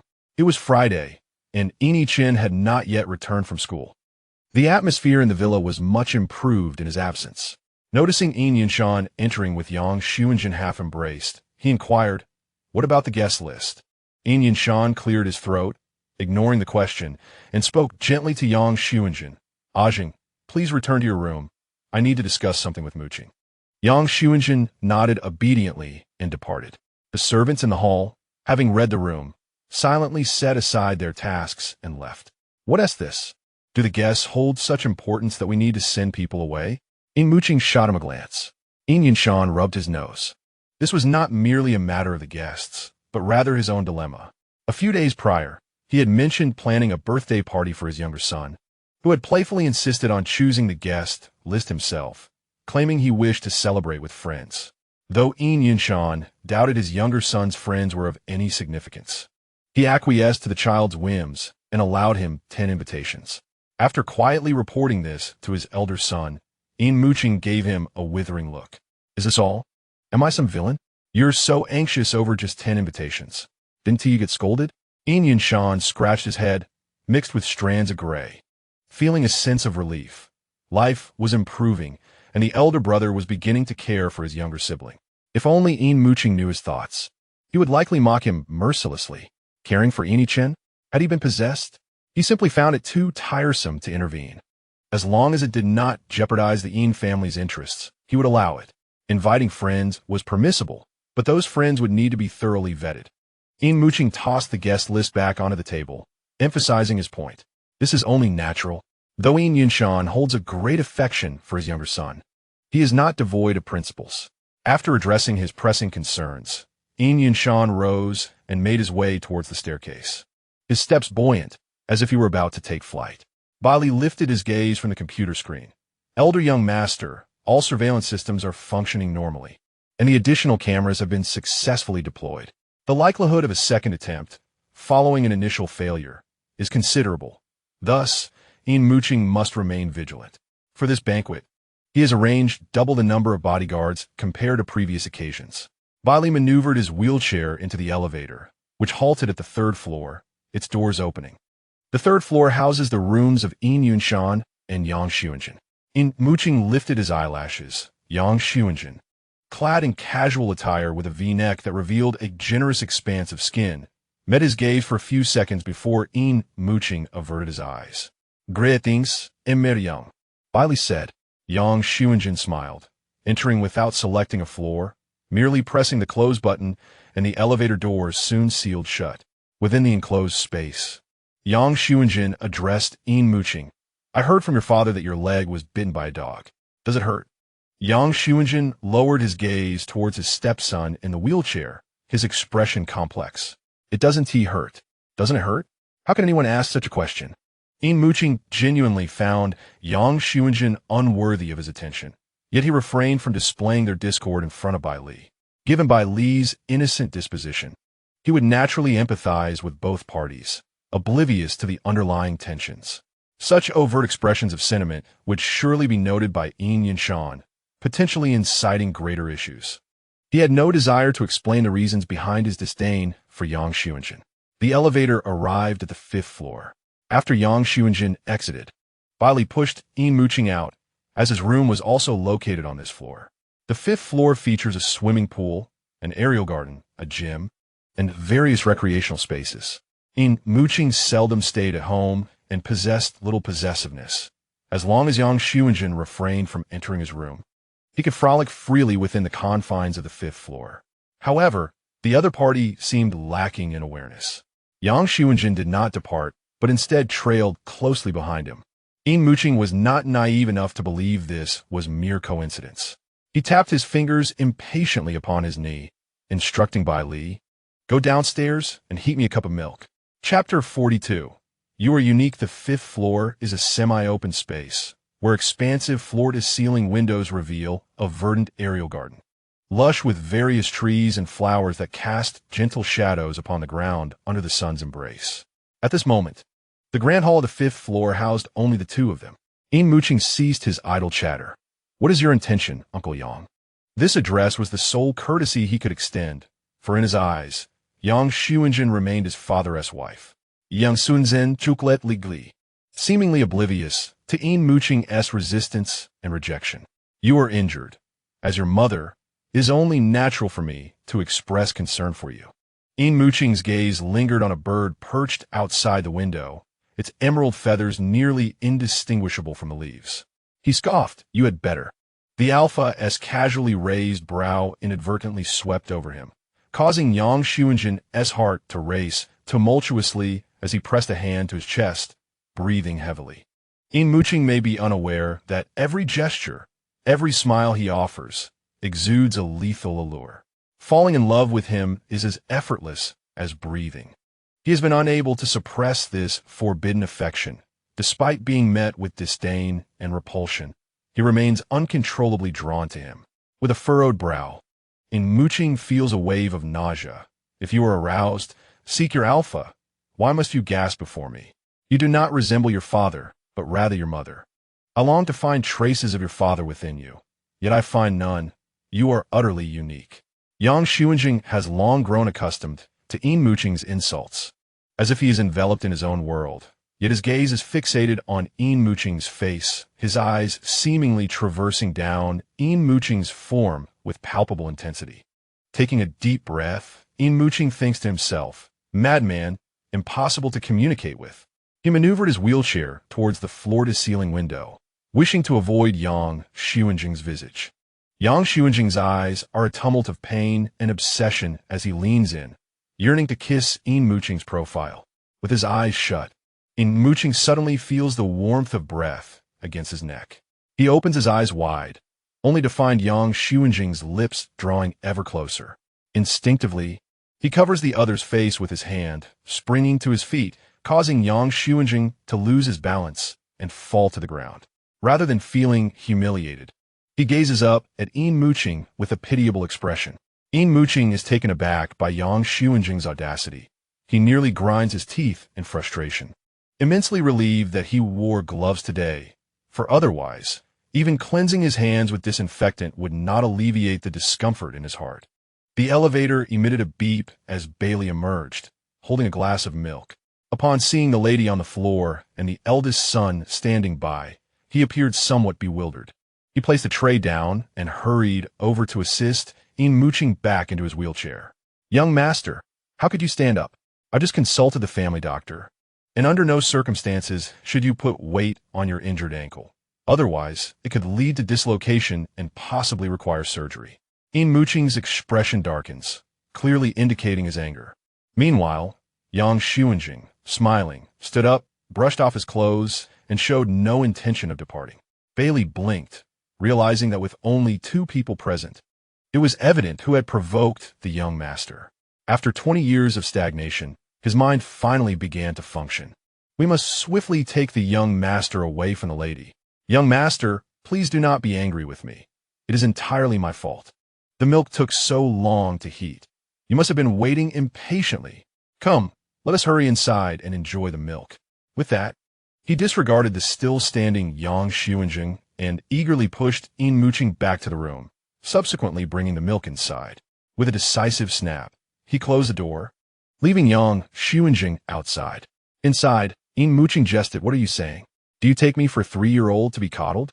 Bailey shook his head, presenting the milk to him. Initially reluctant to drink, Yin Muqing sought a pretext to dismiss Bailey. However, upon seeing Bailey's woeful expression, he pinched his nose and took a sip. The warm aroma of milk coursed down his throat and into his stomach, becoming somewhat acceptable. Bailey glanced at his expression and cautiously inquired, "Young master, why are you angry with the lady? Is it regarding the young master's affairs? Have you truly learned so much from your studies with Guanggu?" Yin Muqing chuckled softly, though the mirth was barely perceptible. Bailey, feeling somewhat uneasy, gazed skyward, pondering how Yin Muqing could possibly know about his recent endeavors to learn the intricacies of Guanggu. He had initially intended to work quietly and astonish everyone with his talents. Observing Bailey's naive demeanor was exhausting for Yin Muqing. With a dismissive wave, he sent him off to check on the security of the villa. As the clock approached 4 or 5 in the afternoon, Yin Muqing found solace in the gentle breeze of the sky garden. The lively chatter of Yin from downstairs signaled his return. The Yin family dined at 6, and Yin Muqing, not waiting for an invitation, descended in the elevator. Although his foot was not severely injured, it could not bear weight. While most would resort to crutches, Yin Muqing found them unsightly and preferred to navigate in a wheelchair. Upon reaching the dining area, he pushed his wheelchair towards the table. A servant, noticing his arrival, promptly set aside their tasks to assist him, and Yin Muqing accepted their help without hesitation. As he settled into the wheelchair, he instructed the servant to remove the dining chair meant for him. Yin descended the spiral staircase from the second floor and, upon spotting him, could not conceal his delight. He hurriedly rounded the table only to halt abruptly at the sight of Yin Muqing in a wheelchair. In his clumsiness, he stumbled and fell to the ground with a loud thud. Under normal circumstances, Yin would have burst into tears at such a mishap. However, the shocking sight before him rendered him speechless, leaving him sitting dazed on the floor. Yin Muqing interrupted Yin-Chen's impending tears, gesturing to his own legs. A dog bite. Nothing serious. I'll be fine by next week. This statement silenced Yin-Chen. Yin Yunshan and Yang Xuanjin took their seats in succession. Yin Muqing gently nudged Yin-Chen's head away, suppressing his annoyance. Don't crowd me, he admonished. Yang Xuanjin, resting her chin on her hand, smiled warmly. Yi-Chen is rather clingy. Shall I switch places with him? Yin Muqing did not even deign to glance at him. Given Yin Yunshan's presence, he could not afford to disregard his father's authority. So he maintained a facade of politeness, replying with a feigned smile. No, thank you. Yi-Chen, eat your meal properly and do not disturb your brother, Yin Yunshan interjected. With that, Yin-Chen reluctantly returned to his own seat, though his body still leaned toward Yin Muqing. Brother, what gift did you get me? A watch. Wow. I want to see it. It hasn't arrived yet. All right. The meal proved to be a source of indigestion for Yin Muqing. Not solely due to Yin-Chen's unrestrained laughter at the table, but also because of Yang Xuanjin's unabashed scrutiny. Her gaze was akin to that of a venomous serpent, exuding a foul odor, yearning to entwine itself around his neck and inject its poison. Ironically, this serpent was one that his father had nurtured, rendering it beyond his ability to eliminate. In summary, it was utterly repulsive. Chapter 43. Elegance never goes out of style. The following morning, the servants busily prepared the banquet scene, delivering an array of fresh ingredients to the Yin family kitchen. Yin-Chen was still indecisively contemplating which suit to wear when Yin Yunshan, with a tender expression, observed his son's antics. Upon turning to see Yin Muqing idly wandering through the villa, he abruptly inquired, "Where is your formal attire? Why must I wear formal attire? Do you intend for me to give a speech from my wheelchair?" Yin Muqing yawned. Yin Yunshan remained silent for a moment, observing the numerous guests present, and sighed, suggesting that they ought to dress more formally. Just look at you. Why provoke a dog for no reason? And to be bitten by one? I would find it quite embarrassing to admit, he lamented. Yin Muqing was incensed by this remark. He had not been bitten by a dog, but rather by Gu Xinshi. Noticing the discontent on his elder son's face, Yin Yunshan refrained from pressing the issue further and turned to Bailey. Go, fetch a suit for your young master. Bailey hesitated, looking to Yin Muqing for confirmation. Young master? There's no need to buy one. Just return to my place and bring me a suit. Understood. The young lad displayed quite a remarkable loyalty, Yin Yunshan mumbled to himself. Bailey returned to the apartment, entered the code, and rummaged through the wardrobe for a suit. After some thought, he added a pair of cufflinks from the drawer. When Yin Muqing changed his clothes, he did not pay close attention and simply put them on. It was not until the banquet commenced that he discovered the cufflinks did not match, even differing in color, but he paid it no mind. As guests trickled in, they could not help but express their concern upon seeing Yin Muqing in a wheelchair. Initially, he managed to respond with a smile, but soon diverted the conversation, gesturing for guests to take their seats. Before long, the smile faded entirely from his face. Sitting in the wheelchair made him feel diminished, and the sensation of being looked down upon during conversations was unbearable. With a frosty expression, Yin Muqing maneuvered his wheelchair away, seeking refuge behind a marble pillar in the corridor, from where he could observe the guests' every move. Suddenly, a chorus of cheers erupted at the center of the banquet, overwhelming the once elegant strains of the violin. Yin Muqing looked up to see Yin-Chen and his group of friends surrounding a man, laughing and playing. Upon closer inspection, he gasped, Gu Xinshi. Hadn't this fellow suffered from a limp? How could he have recovered in just a few days? What about him? He had merely been caught by the wheels. Surely that couldn't be more severe than the kicks he had received. Defiantly, Yin Muqing attempted to stand, testing his injured foot against the ground. A sharp pain shot through his ankle, and he promptly sank back into the wheelchair. The doctor's words about his calcium deficiency echoed in his mind. Yin-Chen's friends, already aware of his betrothed status, had heard he was quite handsome, but none could have anticipated just how striking he truly was. The Omegas blushed and teased, urging Gu Xinshi to kiss Yin-Chen, who playfully scolded them. Gu Xinshi politely stepped back, maintaining a respectful distance. "Yichen, where's your brother?" he inquired. "I don't know," disappointed by Gu Xinshi's reluctance to kiss him. Yichen fidgeted with his fingers, revealing a hint of resentment. Gu Xinshi scanned the room, searching for someone, but just then, a guest with whom he had previously collaborated greeted him, and they exchanged a few words. This marked the beginning of an influx of guests eager to converse with Gu Xinshi, drawn not only by his status as chairman of Gu Technology, but also by his position as the eldest grandson of the Gu family, or perhaps a combination of both. As the banquet reached its midpoint, Yin Muqing, slightly inebriated, squinted and grasped Gu Xinshi's arm, attempting to place Yin Muqing's hand into Gu Xinshi's. Observing from a distance, Yin Muqing felt a twitch at the corner of his mouth. His father, in his drunken stupor, seemed to mistake the occasion for a wedding celebration. As the crowd observed the commotion, curious glances were cast in that direction. Gu Xinshi exerted a slight effort, freeing his wrist, and chuckled, "Master Yin, this is rather inappropriate." "Inappropriate in what sense? You've been conversing with Yichen for such an extended time. Surely your hands have stealthily entwined a few times," Yin Muqing remarked, his face tinged with the effects of alcohol. "Let me remind you, Yichen is still quite young. You mustn't take advantage of him." His voice was neither loud nor soft, yet it resonated clearly enough for those around to hear, plunging the surroundings into a profound silence. The guests exchanged glances, their expressions a tapestry of surprise. A union between the Yin and Gu families? Yin Muqing's hand, still caught in an embrace, cast a resentful glare at his prospective fiancée. Did he not value his own dignity? Time and again, he had rebuffed any form of contact, following a singular encounter with Yin Muqing.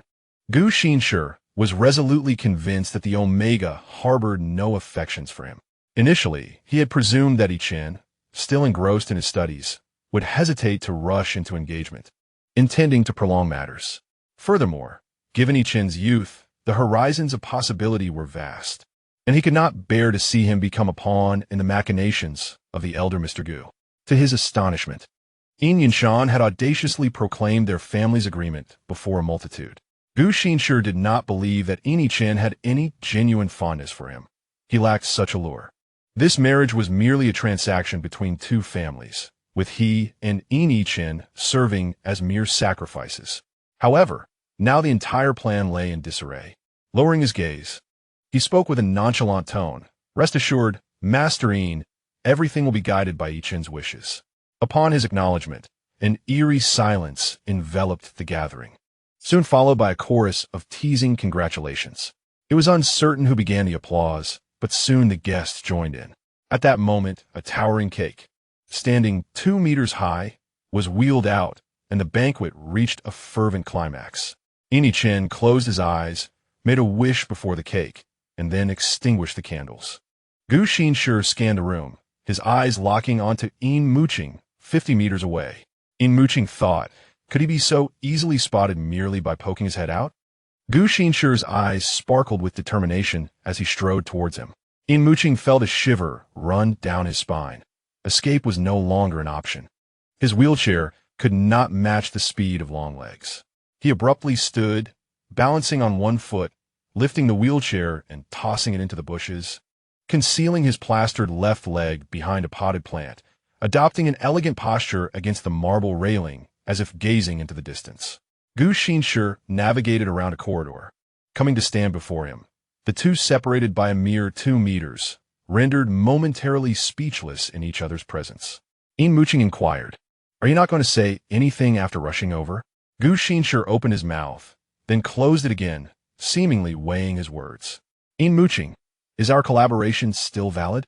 "Of course it is. Why wouldn't it be? Have you done something to betray my trust?" Yin Muqing retorted, a hint of sarcasm in his tone. Gu Xinshi couldn't suppress a laugh. He found an unexpected charm in Yin Muqing. The corners of his mouth curled upward, breaking through his usual mask of indifference, revealing a flicker of vibrant energy. Yin Muqing squinted at him, questioning, "What are you laughing at? Was your intention to come here just to ask that?" He raised a hand to pluck a leaf, the summer foliage flourishing, stretching into the corridor overnight. The sapphire cufflinks at the sleeves glimmered with his movements. and Gu Xinshi's gaze instinctively followed. These were his cufflinks, long lost here. Chapter 44. Just a gentle press, yet no kiss ensued. The moon hung high in the night sky, casting a silvery sheen over the villa, as if draped in a fine veil. I wish to attend to the affairs of the withered leaf manor swiftly. The sooner we go, the sooner we can save the people. Noticing Yin Muqing's lack of enthusiasm, he added, of course, you could also bring down the Gao family sooner. Yin Muqing's eyes wandered. What a hassle. According to my principles, killing him directly would be the best solution, simple and swift. However, Gao Yihan has others backing him. He is merely a pawn placed on the front lines by those behind him. Eliminating Gao Yihan would not bring true retribution. Gu Xinshi chuckled. Hasn't the esteemed young master Yin sent someone to eliminate him? Yin Muqing squinted and smiled. I did send someone, but they failed. Since taking his life was not an option, making him suffer was more than sufficient for Yin Muqing. He ordered an assassin to carve a deep mark on Gao Yihan's face, visible to the bone, which explained why Gao Yihan took so long to see and subsequently deleted Liu Bingren's declaration of affection. He was terrified, fearing the retribution from the Yin family, to the point of being jumpy at every sound. Gu Xinshi took 2 steps forward, keenly noticing Yin Muqing shifting his position slightly. He paused, resting his hand on the railing, remaining still. What about tomorrow? What about tomorrow? To the withered leaf manor. Yin Muqing frowned. What have your bounty hunters discovered? The Withered Leaf Manor was a masquerade club, where entry required an invitation from the club's administrator. And the invitation? I couldn't procure one. Yin Muqing's expression turned blank.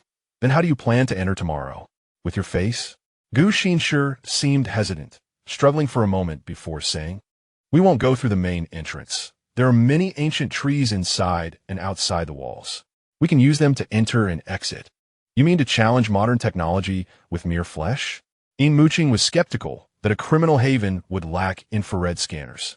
A human body at 37 degrees Celsius would be a living target before such devices. Gu Xinshi replied, the Yin family should possess equipment to shield against security systems. Fine, I will provide it. Yin Muqing thought he was genuinely foolish enough to attempt an unarmed intrusion. However, not tomorrow. My leg is still healing. I wish to act swiftly. Yin Muqing dismissed him with indifference, and Gu Xinshi quickly capitulated. Can you give me a specific time? No. Why aren't you leaving yet? You are half the protagonist of this soiree. What an embarrassment to hide away here. He stood on one leg, feeling his limb grow numb. As they spoke, footsteps approached from afar. Yin Muqing turned his head to glance, and his mind erupted in chaos. That scoundrel Yin Chen was approaching with someone. If Yin Chen spotted him, he would undoubtedly inquire about his wheelchair. Gu Xinshi, with his intelligence, could easily deduce that he was the unfortunate soul from the research institute whose leg he had broken. In an instant, his mind raced, and perhaps in a moment of madness, he grasped Gu Xinshi's tie, pushing him against the railing and leaning in closer. Gu Xinshi offered no resistance, his actions flowing smoothly in an almost surreal manner. A gasp from behind indicated the surprise of an omega, and Yin Muqing exhaled in relief. The timing was impeccable. As Yin Chen and the young man turned around the stone pillar, they were met with the sight of Yin Muqing pressing an indistinct male figure against the railing, kissing him, rather than releasing his hold upon their arrival. He drew even closer. Yin Chen, do you understand the concept of discretion? Yin Muqing's voice was cold, not bothering to turn around. The 2 stunned omegas, finally coming to their senses, covered their faces and fled. Yin Muqing covered Gu Xinshi's eyes, subtly shifting his legs behind a potted plant before quickly rising to resume his previous position, listening to the rain against the railing. What does Mr. Yin mean by this? You merely pressed down, yet it wasn't a proper kiss. Surely, Director Gu isn't so antiquated? Gu Xinshi mused, touching his nose. He had been quite close moments ago, catching a faint scent of the other S pheromones. Then I shall take my leave. MHM. After Gu Xinshi departed, Bali quietly peeked out from the corridor's other side. As Yin Muqing's personal bodyguard, he was supposed to ensure his safety, but today he had the additional responsibility of monitoring the villa, leading to a brief absence. Upon returning to the banquet, he found Yin Muqing had already vanished. A quick check of the surveillance footage revealed a shocking scene. The young master was kissing his future brother-in-law. Bai Li's worldview was severely shaken. So, the young master had such tastes, prohibited love. A cloud of concern etched on Bai Li's face as he confronted Yin Muqing, who mistakenly believed he was concealing his thoughts well. "What is the matter?" Yin Muqing inquired. Bai Li widened his eyes, feigning innocence. "Nothing. I didn't see a thing." "Fool. Mr. Yin, do you remember me?" A soft male voice interrupted their standoff, drawing their attention. The Omega's timid gaze held a hint of fear, his fingers fidgeting nervously, resembling a child who had mistakenly donned adult attire. "You look somewhat familiar. Who are you?" Yin Muqing asked. Bai Li leaned in and whispered, "He's in Wei, the younger brother of Jianing and Chu Yan's boyfriend." "Oh, what do you seek from me?" Yin Muqing's tone was frosty. And Wei trembled, stammering, "Mr. Yin, I implore you to release my boyfriend. He is truly innocent. He has confessed to being the assassin of Yin Yunshan. Even so, he hasn't acted upon it. So why can't you let him go? He is still so young. Making mistakes is forgivable. Can you not find it in your heart to pardon him?" And Wei's voice rose, laced with desperation. "Pardon him? Why should I forgive him?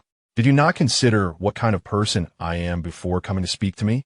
The sobs gradually subsided as Yin Muqing scrutinized the boy's hesitant expression with amusement. "I do not particularly relish the act of ruining relationships. If you truly love him, you may reunite with him yourself. Rest assured, I will not obstruct you." In the prolonged silence that followed, Wei took a step back, as if resigned, lowering his head to depart. Was Wei invited by Yin? Indeed. Keep a close watch on Yin these days. Ensure he steers clear of dubious companions and assign more people to accompany him. Does the eldest son harbor concerns that Wei might harm the young master? Yin Muqing did not respond, merely stifling a chuckle in silence. Though merely an Omega, Yin also proved to be a foolish Omega, and it was better to err on the side of caution. "Eldest son, where's your wheelchair?" Bai Li inquired suddenly. Yin Muqing gestured toward the nearby patch of greenery. "Over there. Please retrieve it for me." Bai Li supported himself on the railing, lifted his feet off the ground, and swung over, parting the foliage to indeed spot the wheelchair. He cleaned it meticulously before assisting Yin Muqing into the seat. Yin Muqing massaged his uninjured leg, finally settling down. Once seated, his gaze lowered and his perspective shifted upward. He noticed the surveillance camera positioned above, and for a fleeting moment, his mind went blank. He beckoned Bai Li. "Bring me the computer." After erasing that segment of surveillance footage entirely, Yin Muqing felt a wave of relief wash over him. Chapter 45, therefore, you will accompany me. The physical prowess of alphas is remarkably robust, their recuperative abilities far surpassing those of ordinary individuals. 3 days later, Yin Muqing's ankle had fully healed. He, not one for procrastination, promptly sent a text to Gu Xinshi. At 6 o'clock in the afternoon, at the Withered Leaf Manor, Yin Muqing did not go to fetch him. Instead, they met 2 kilometers from the estate. At 6, the sky over the city had yet to darken, but the densely wooded mountains obscured the heavens, rendering the path nearly invisible in the absence of light. Yin Muqing remained in the vehicle, donning sunglasses as he reclined in his seat, the door ajar. "When shall we enter?" Gu Xinshi asked. Yin Muqing tilted his head, his emotions concealed behind the dark lenses. At any moment, he reached into the glove compartment, rummaging through its contents before casually tossing something at Gu Xinshi, an invitation. "Where did you acquire this?" Gu Xinshi cautiously opened the envelope and extracted a black and gold card, which bore an embossed mass design on one side and a silhouette of a building on the other. "Ah, the Withered Leaf Manor requires funds to operate, so it naturally invites affluent individuals to join the club. I possess little talent, merely a modicum of wealth," Yin Muqing replied with a smile. He then produced another card from his pocket, pinched between his index and middle fingers. Years prior, the Withered Leaf Manor had sent 2 invitations to the Yin family, one for Yin Yunshan and another for me, both of which were kept by Bai Li. Disbelieving Gu Xinshi's findings, he had instructed Bai Li to investigate the manor. After some contemplation, Bai Li had unearthed these 2 invitations from a drawer. Gu Xinshi shook his head with a soft laugh. "Since it is an invitation, is there not a need to register one's name? What jest is this? Such clubs are predominantly illegal. The wealthy are often intertwined with power and may be linked to political circles. Those who enter wear masks, registering names? Are they afraid of dying too slowly? Yin Muqing chuckled lightly, brushing aside his wind-tossed hair. It sounds perilous indeed, Gu Xinshi. Should it truly involve political bigwigs, even you, as the scion of the Gu family, may not survive if discovered. Gu Xinshi turned his head to glance at him, uncertain whether he was contemplating the dangers of their journey. Just as Yin Muqing thought this fellow might hesitate, he unexpectedly uttered a statement that took him aback. So, you will accompany me. This was not a question, but rather a declaration, and the audacity of his words made Yin Muqing clench his fists.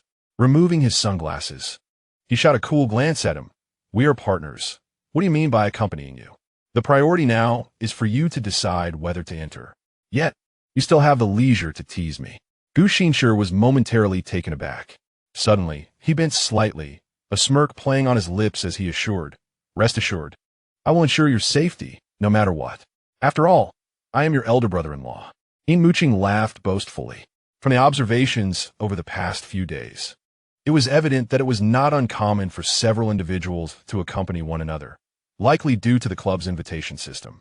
Only long-standing members possessed the privilege of recommending newcomers, thus ensuring familiarity among members.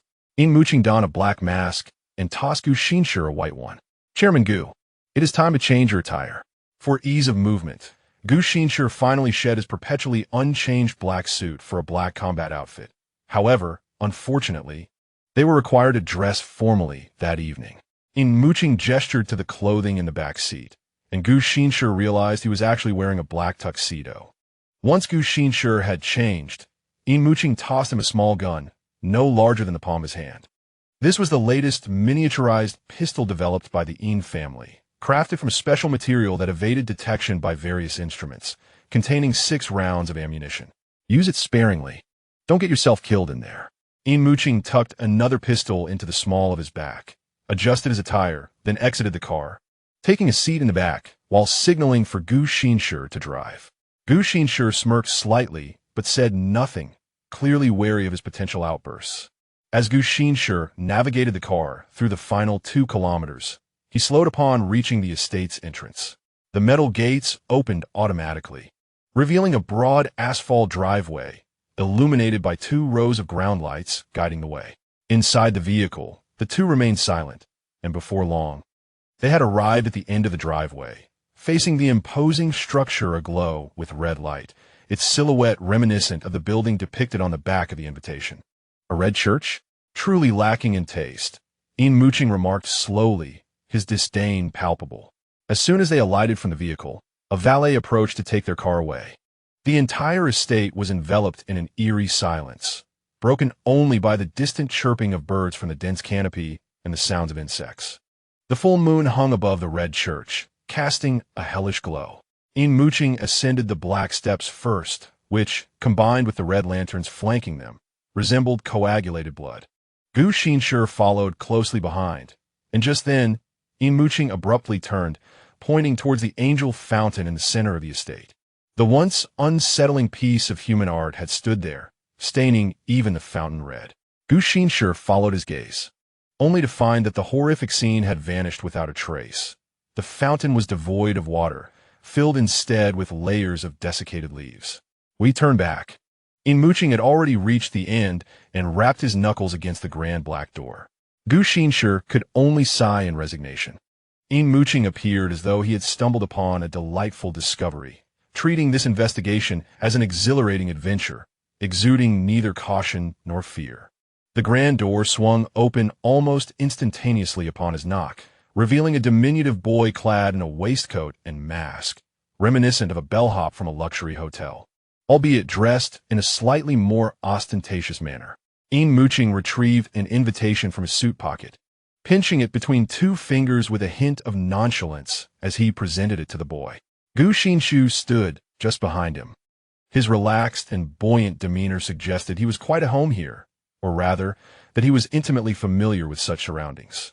After a meticulous inspection of the invitation, the bellhop confirmed its authenticity and respectfully ushered them inside. Gu Xinshi subsequently presented his own invitation, executing the gesture with a gentlemanly grace. The bellhop's gaze flitted between the two, scrutinizing the invitation once more for accuracy before courteously allowing Gu Xinshi entry.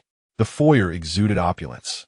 The red carpet intricately embroidered with Chinese motifs extending to the far end.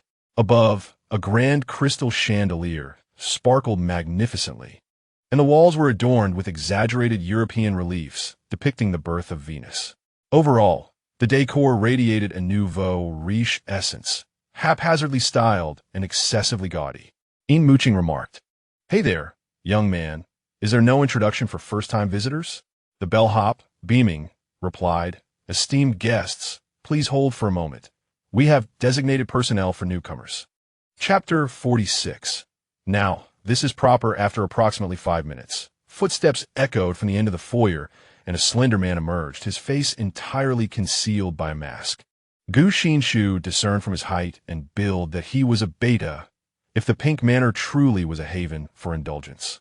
Then having a beta oversee, it was ideal, as they remained unaffected by the pheromones of the guests. "Greetings, I am the fox, the steward of this estate," he announced. Yin Muqing's eyes, hidden beneath the mask, scrutinized the man who called himself Fox. Being the steward implied he possessed knowledge of the estate's secrets, rendering him one of the closest to the truth. However, that name felt rather trivial. Fox? Gu Xinshi extended his hand. "Hello, Mr. Fox." Yin Muqing stifled a laugh. Unable to contain himself, Gu Xinshi's earnestness was almost unnerving, treating a suspect with the same courtesy as a business partner. The fox smiled and briefly shook Gu Xinshi's hand before reaching out to Yin Muqing. "Let us forego this formality. Please expound upon the forthcoming activities." Yin Muqing declined the handshake. The fox chuckled as he withdrew his hand, unfazed. It was commonplace for the affluent to look down upon many, and refusing a handshake was merely a customary occurrence. The trio proceeded to the end of the foyer, where they opened a door leading to an entirely different world. The cacophony escalated with the door's gradual opening, mingling with the scent of various pheromones. Yin Muqing's expression stiffened. Fingers instinctively pressed against his nose to ward off the unpleasant odor. In that moment, he recalled that he had forgotten to wear a mask. With a mask on, wearing a face covering was impossible. Behind the door lies a spacious hall, adorned with sofas and tables arranged along the walls, while wisps of smoke drift lazily from the crowd. At the center, a circular stage hosts several alluring omegas performing an exotic dance. Incongruously, the hall's decor leans towards a Christian theme, yet its heart stands not a statue of Jesus, but rather a formidable depiction of the demon Satan. The grand mural overhead illustrating Satan with outstretched arms, as if to embrace the entire hall. Yin Muqing, with an impassive expression, remarked, "Wow, what an exquisitely hideous decor." However, the fox, misinterpreting his comment as admiration for the club's vibrant activities, replied with pride, "Please, come in." The fox led the two through the gala, introducing them one by one, assuring them that whatever they desired could be made manifest. Here, be it Omega or Alpha, aside from the guests, all are mere objects for selection. The estate boasts comfortable chambers. Should one fancy a particular enticing individual, one may choose to indulge in one of the rooms. Of course, for those seeking thrill, the hall itself is a space of freedom. To cater to the guests' whims, they also offer delightful euphoric pills, guaranteed to possess a higher purity than those found outside. The fox paused before the statue of Satan, mimicking the pose of the demon in the mural. Indeed, this was the paradise of devils.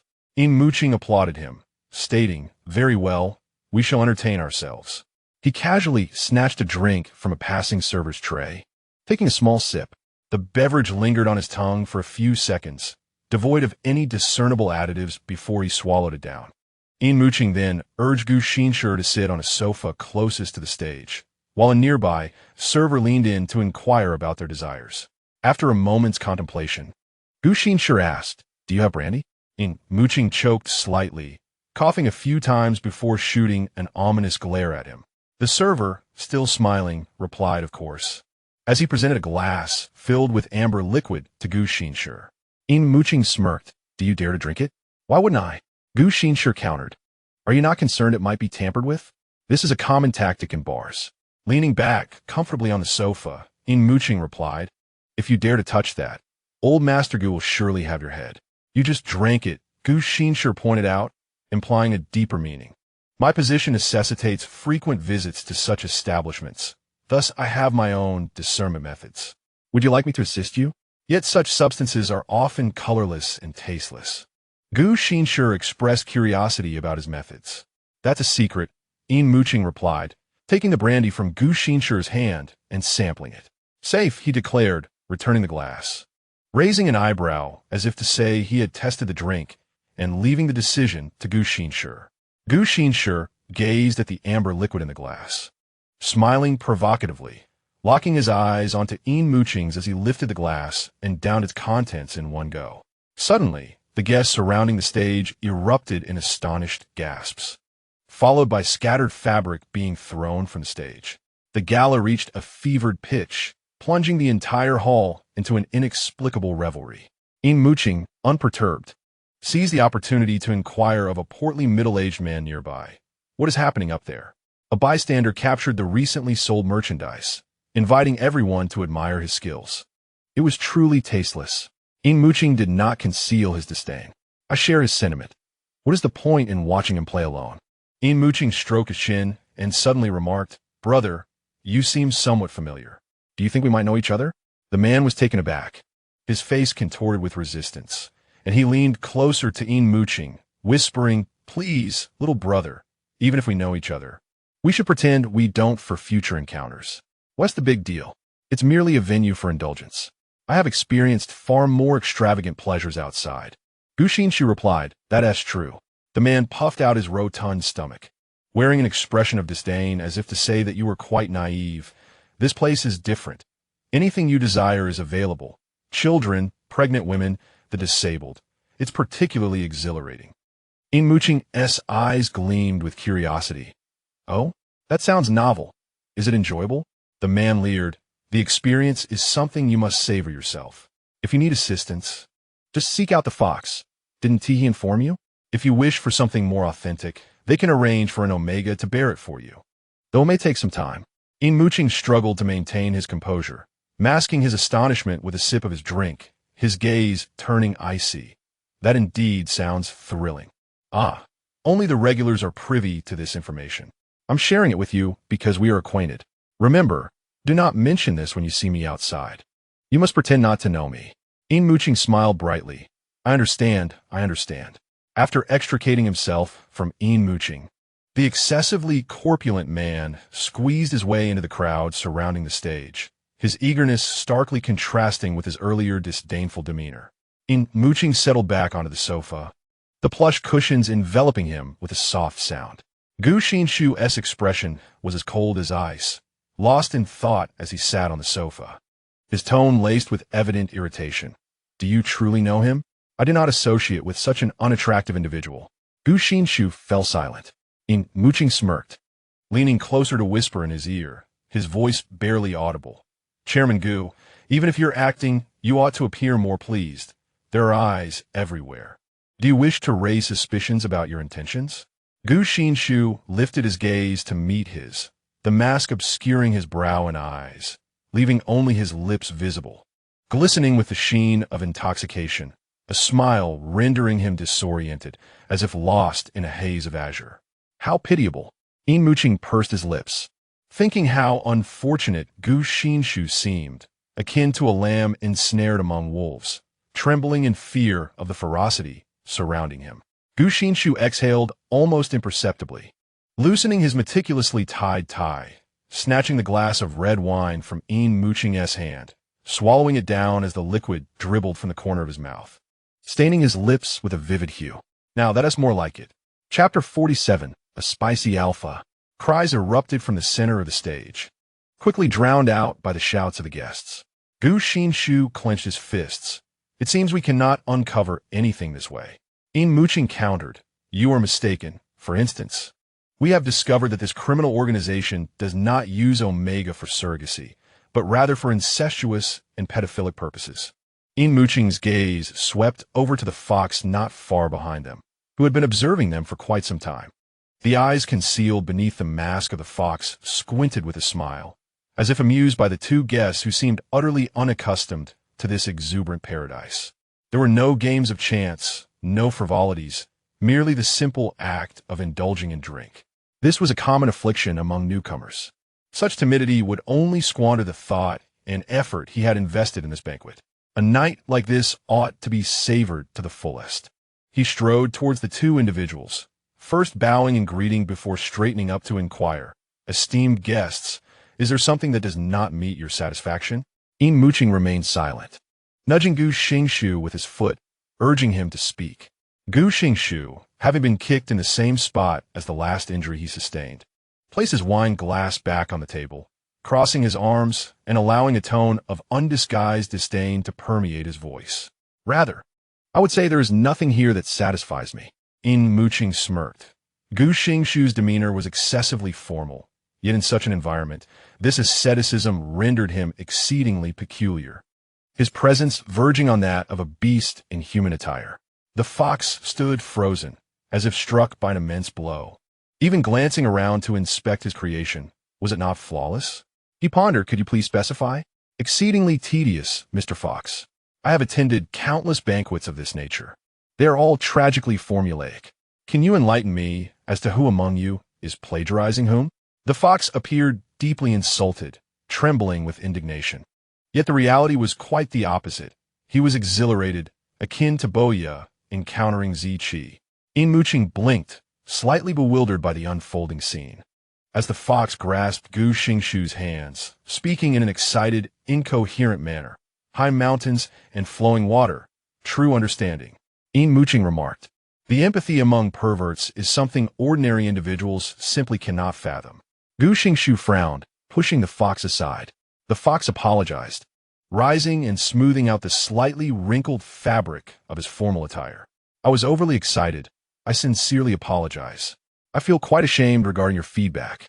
To make amends, our club will host a unique, themed banquet a week from now, and I would like to extend an earnest invitation for you to attend. This is a privilege reserved for our esteemed members." With that, he retrieved a red card from his breast pocket, presenting it to Gu Xingshu with utmost reverence. Gu Xinshi accepted the card, which bore a crimson demon on one side and a golden angel on the other. Yin Muqing lazily interjected, "Is there none for me?" The fox responded apologetically, "According to the rules, the red invitation can only be issued once." Then what if I too find myself dissatisfied?" Yin Muqing's demeanor was strikingly reminiscent of a debauched heir, exuding an air of recklessness and moral decay. The fox offered a faint smile, bowing his head. "You may directly express your preferences. We have ample provisions prepared for this banquet." The libertine man sensually licked his lips and declared, "I desire a clean alpha. One with enough spice." Gu Xinshi. The fox chuckled softly, exuding an air of sophistication. "It appears you have exquisite taste. A fresh batch has just arrived at the club, and I can select a suitable one for you." "I prefer to choose for myself," Yin Muqing interjected nonchalantly. "But what? Was it not stated that all requests could be fulfilled? Is it merely empty rhetoric?" The fox sighed, "Very well, esteemed guest. I shall make an exception just this once." Yin Muqing patted Gu Xinshi on the shoulder, rose, and stretched lazily. "All right, I'm not as finicky as you. I shall go select my meal for today." The performance on stage had concluded, and the surrounding crowd began to disperse. The fox maneuvered through the thinning throng, occasionally glancing back to ensure his companion was keeping pace. As Yin Muqing passed the stage, a fleeting glance caught a scene that made his heart clench. A boy, bruised and unconscious on the platform, his body marred with stains. A masked man, lacking trousers, kicked him over, cursing, passing out after this one time. Pathetic. This batch is subpar. The waiter forced a smile. "Your talent is extraordinary. The average Omega simply cannot withstand it." Indeed, the waiter was correct. Omega bodies are inherently frail, while true deviants often prefer the robustness of alphas and betas, who are far more resilient. Yin Muqing withdrew his gaze, feeling no particular sympathy for the boy's plight. He was not Gu Xinshi, a saint filled with pity. His actions were driven by self-interest and the welfare of the Yin family. Moreover, he believed he was already performing a noble deed, gathering evidence to topple the Gao family and rescue the downtrodden. They traversed a lengthy corridor, arriving at a wooden door marked unknown, adorned with an archaic Chinese brass lock. The fox produced a key, inserted it into the lock, and with a gentle turn, it clicked open. Standing upright, he pushed the door, which creaked ominously, and in that moment, Yin Muqing felt as though he could almost taste the dust lingering in the air. In truth, there was no dust. The room was excessively clean, revealing that it was meticulously maintained daily. As the door swung open, Yin Muqing was greeted by the sound of chains clinking from within the chamber. He raised an eyebrow. The wooden door could not possibly provide such soundproofing, indicating that the interior was solid. Upon entering, he was genuinely taken aback by the sight before him. The room was filled with golden cages, some suspended from the ceiling, others resting on the ground. Inside, several beautiful ewes were confined, their necks adorned with delicate chains, the other ends tethered to the tops of the cages. Upon noticing the newcomers, some of the youths emitted pitiful cries, while others hurled curses. The fox, resembling a victor displaying a trophy to his guests, cheerfully circled the room and extended his hand. Esteemed guest, which one do you fancy? Which is the alpha? The fox jested in response. It is quite evident that those foul-mouthed little firebrands are the ones. Yin Muqing surveyed the individuals before him, and the occupants of the cages retreated as if in jest. He strolled past each enclosure, finally pausing before the silent youth within, declaring, "He shall do. Quite handsome indeed. In my experience, the quieter the disposition, the more vehement the resistance when playtime arrives. Very well, he will soon grace your chamber." Chapter 48, Yet You Wield a Whip. Resembling a perverse individual. Within the opulently adorned room, a dark red carpet sprawled across the floor, centered around a grand 2-meter bed adorned with black linens. The space was embellished with suspended ropes, chains, and uniquely designed chairs. Yin Muqing conducted a thorough inspection of the room, ensuring the absence of surveillance and listening devices. The alpha youth, shackled with handcuffs behind his back, knelt upon the bed, a golden collar encircling his neck, linked to chains that connected to the brass tongue of a golden bell affixed to the ceiling. With a sudden movement, the boy's body caused the bell to chime melodiously. Yin Muqing reached out, lifting the youth's chin, gazing into his youthful visage where black, gem-like eyes shone with unmasked hatred. The boy tilted his head, opening his mouth to bite down on Yin Muqing's finger. Though clad in gloves, the assault of teeth, akin to a blade, was felt. The pressure of the boy's bite, though unable to pierce the glove, still invoked a sharp pain. Yin Muqing frowned, tugging the boy's hair backward. "Release me, young one." Reluctantly, the boy tilted his head upwards. Yet his grip remained steadfast, as if clinging to the last straw while plummeting from a precipice. This was his sole means of retaliation. "I thought you were clever. Yet you exhibit such foolishness," Yin Muqing remarked, devoid of noble virtues like magnanimity. He swiftly dislocated the boy's jaw, eliciting a pained whimper. Shaking his hand, he retrieved a handkerchief to wipe the saliva from his glove, inquiring, "Are you still in a frenzy? Can you now listen to my words with composure?" The boy retreated a few steps, his gaze resolute. Yin Muqing smiled slightly, rising to retrieve a whip from the room, delivering several strikes to the boy. The youth succumbed, resting his head against the bed, his body marked with crimson welts. Yin Muqing moderated his strength, ensuring he did not inflict lasting harm. The pain was inevitable, and while the welts appeared alarming, they were merely superficial injuries.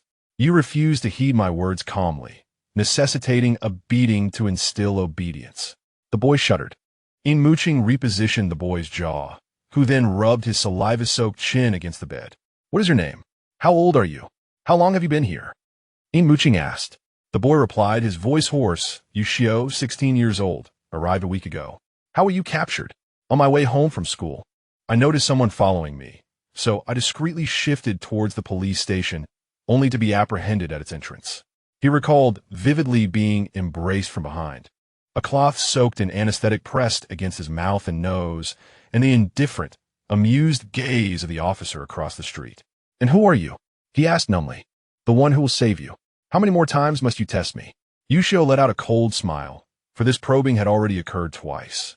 Though the tone was so amiable that it lulled him into a false sense of security, It ultimately revealed the masked deceit. The man emerged from behind the others.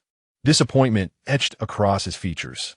He heard them calling him a fox, and then he faced the punishment of hunger and the blinding glare of harsh lights. "Have they tested you?" he inquired. "How do they do it?"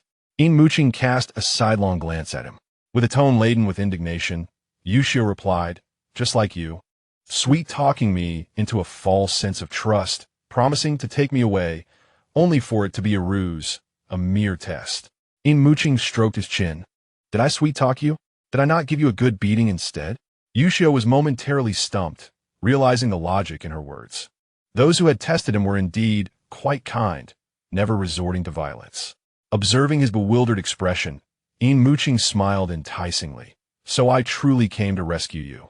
Not to test you, but you whipped me like some sort of pervert. Do you remember why I whipped you? It was because you were disobedient, dear child." Yushio grimaced, recalling how he had indeed bitten the other. Yin Muqing's laughter grew more infectious. Yushio felt a slight embarrassment.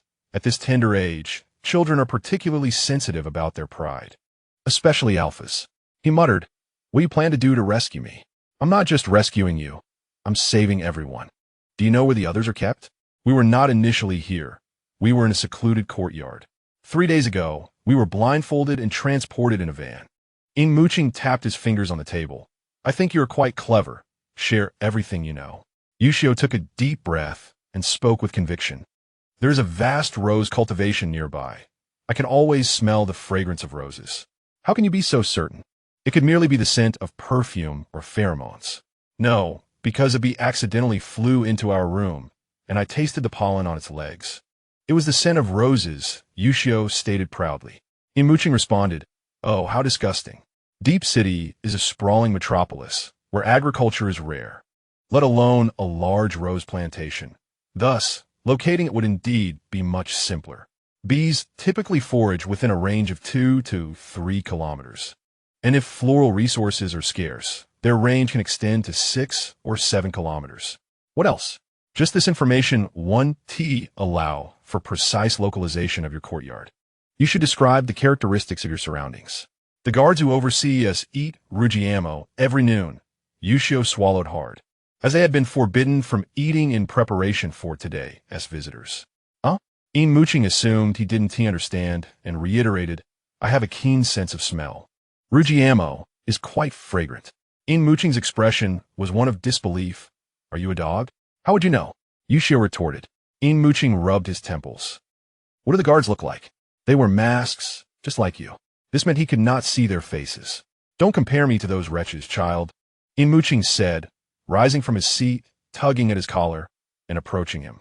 Yushio tightened his grip on the bedsheet, anxious that the other might finally reveal his true self. Then he heard the other say, "Your appearance hardly suggests that you have been cherished. We must leave some marks. The unfortunate alpha boy has been mercilessly toyed with by unscrupulous adults, inflicting profound wounds upon his tender spirit." Half an hour later, Yin Muqing, with reddened eyes, opened the door. He was without a coat. His white shirt was noticeably wrinkled, and as the door swung open, a melange of pheromones and musk flooded the room. The fox, hearing the commotion, turned from the opposite corridor, and the individual he was conversing with also turned, which took Yin Muqing by surprise. How could Gu Xinshi be here? Why was he not properly stationed in the hall, engaging with his fox instead? The fox approached Yin Muqing, inquiring if he might admire his masterpiece. It is indeed true that many perverts take pleasure in showcasing their tormented victims post-ordeal, much like murderers returning to the scene of their crimes. Yin Muqing raised an eyebrow and stepped aside, allowing Gu Xinshi to follow the fox into the room. The scene within was indescribable. Chapter 49. How filthy you are! The boy was suspended by his hands in midair, his body marred with crimson whip marks, trembling as he knelt upon the carpet, with unsightly stains marring his waist. He turned his face, his eyes swollen and red, tears streaming down his cheeks, his chest bearing 2 spots of red akin to cherries, and the corners of his mouth were marked with traces of blood from the tearing. The various marks on his body indicated that he had recently endured a rather bloody ordeal. The fox, as if admiring a work of art, exclaimed, "You are indeed a true artist." Gu Xinshi beheld the scene before him, inhaling the mingled scents of brandy and green tea pheromones in the air, struggling with all his might to maintain composure. He reassured himself that Yin Muqing was not that kind of person. This could merely be a facade. Though he enjoyed mischief, he would not cross certain lines. Or did he truly have any boundaries? He was merely a scoundrel playing both sides. Yet, he had no need nor ability to indulge in such a setting. Gu Xinshi.Little mind was a battleground. Yin Muqing, seemingly unsatisfied, approached the boy, extending his hand as if to caress the boy's face. In that moment, he observed the boy react like a frightened rabbit facing its predator, eyes wide, body trembling uncontrollably. On the brink of tears, Yin Muqing halted, incredulous. Really? Such impressive acting, little one. You shall be a future film emperor. The tension in Gu Xinshi.'s mind snapped. The trembling and retreat were clearly instinctive responses. This was indeed the doing of Yin Muqing, hence the boy's terror of him. The fox, striding elegantly, asked, "What do you think? Is it to your liking?" Yin Muqing replied, "It's acceptable, though the resistance is rather feeble. It seems he hasn't been fed. This is our oversight. Next time you come, we shall ensure to prepare a vigorous alpha for you." Yin Muqing smiled slightly. He suits my taste.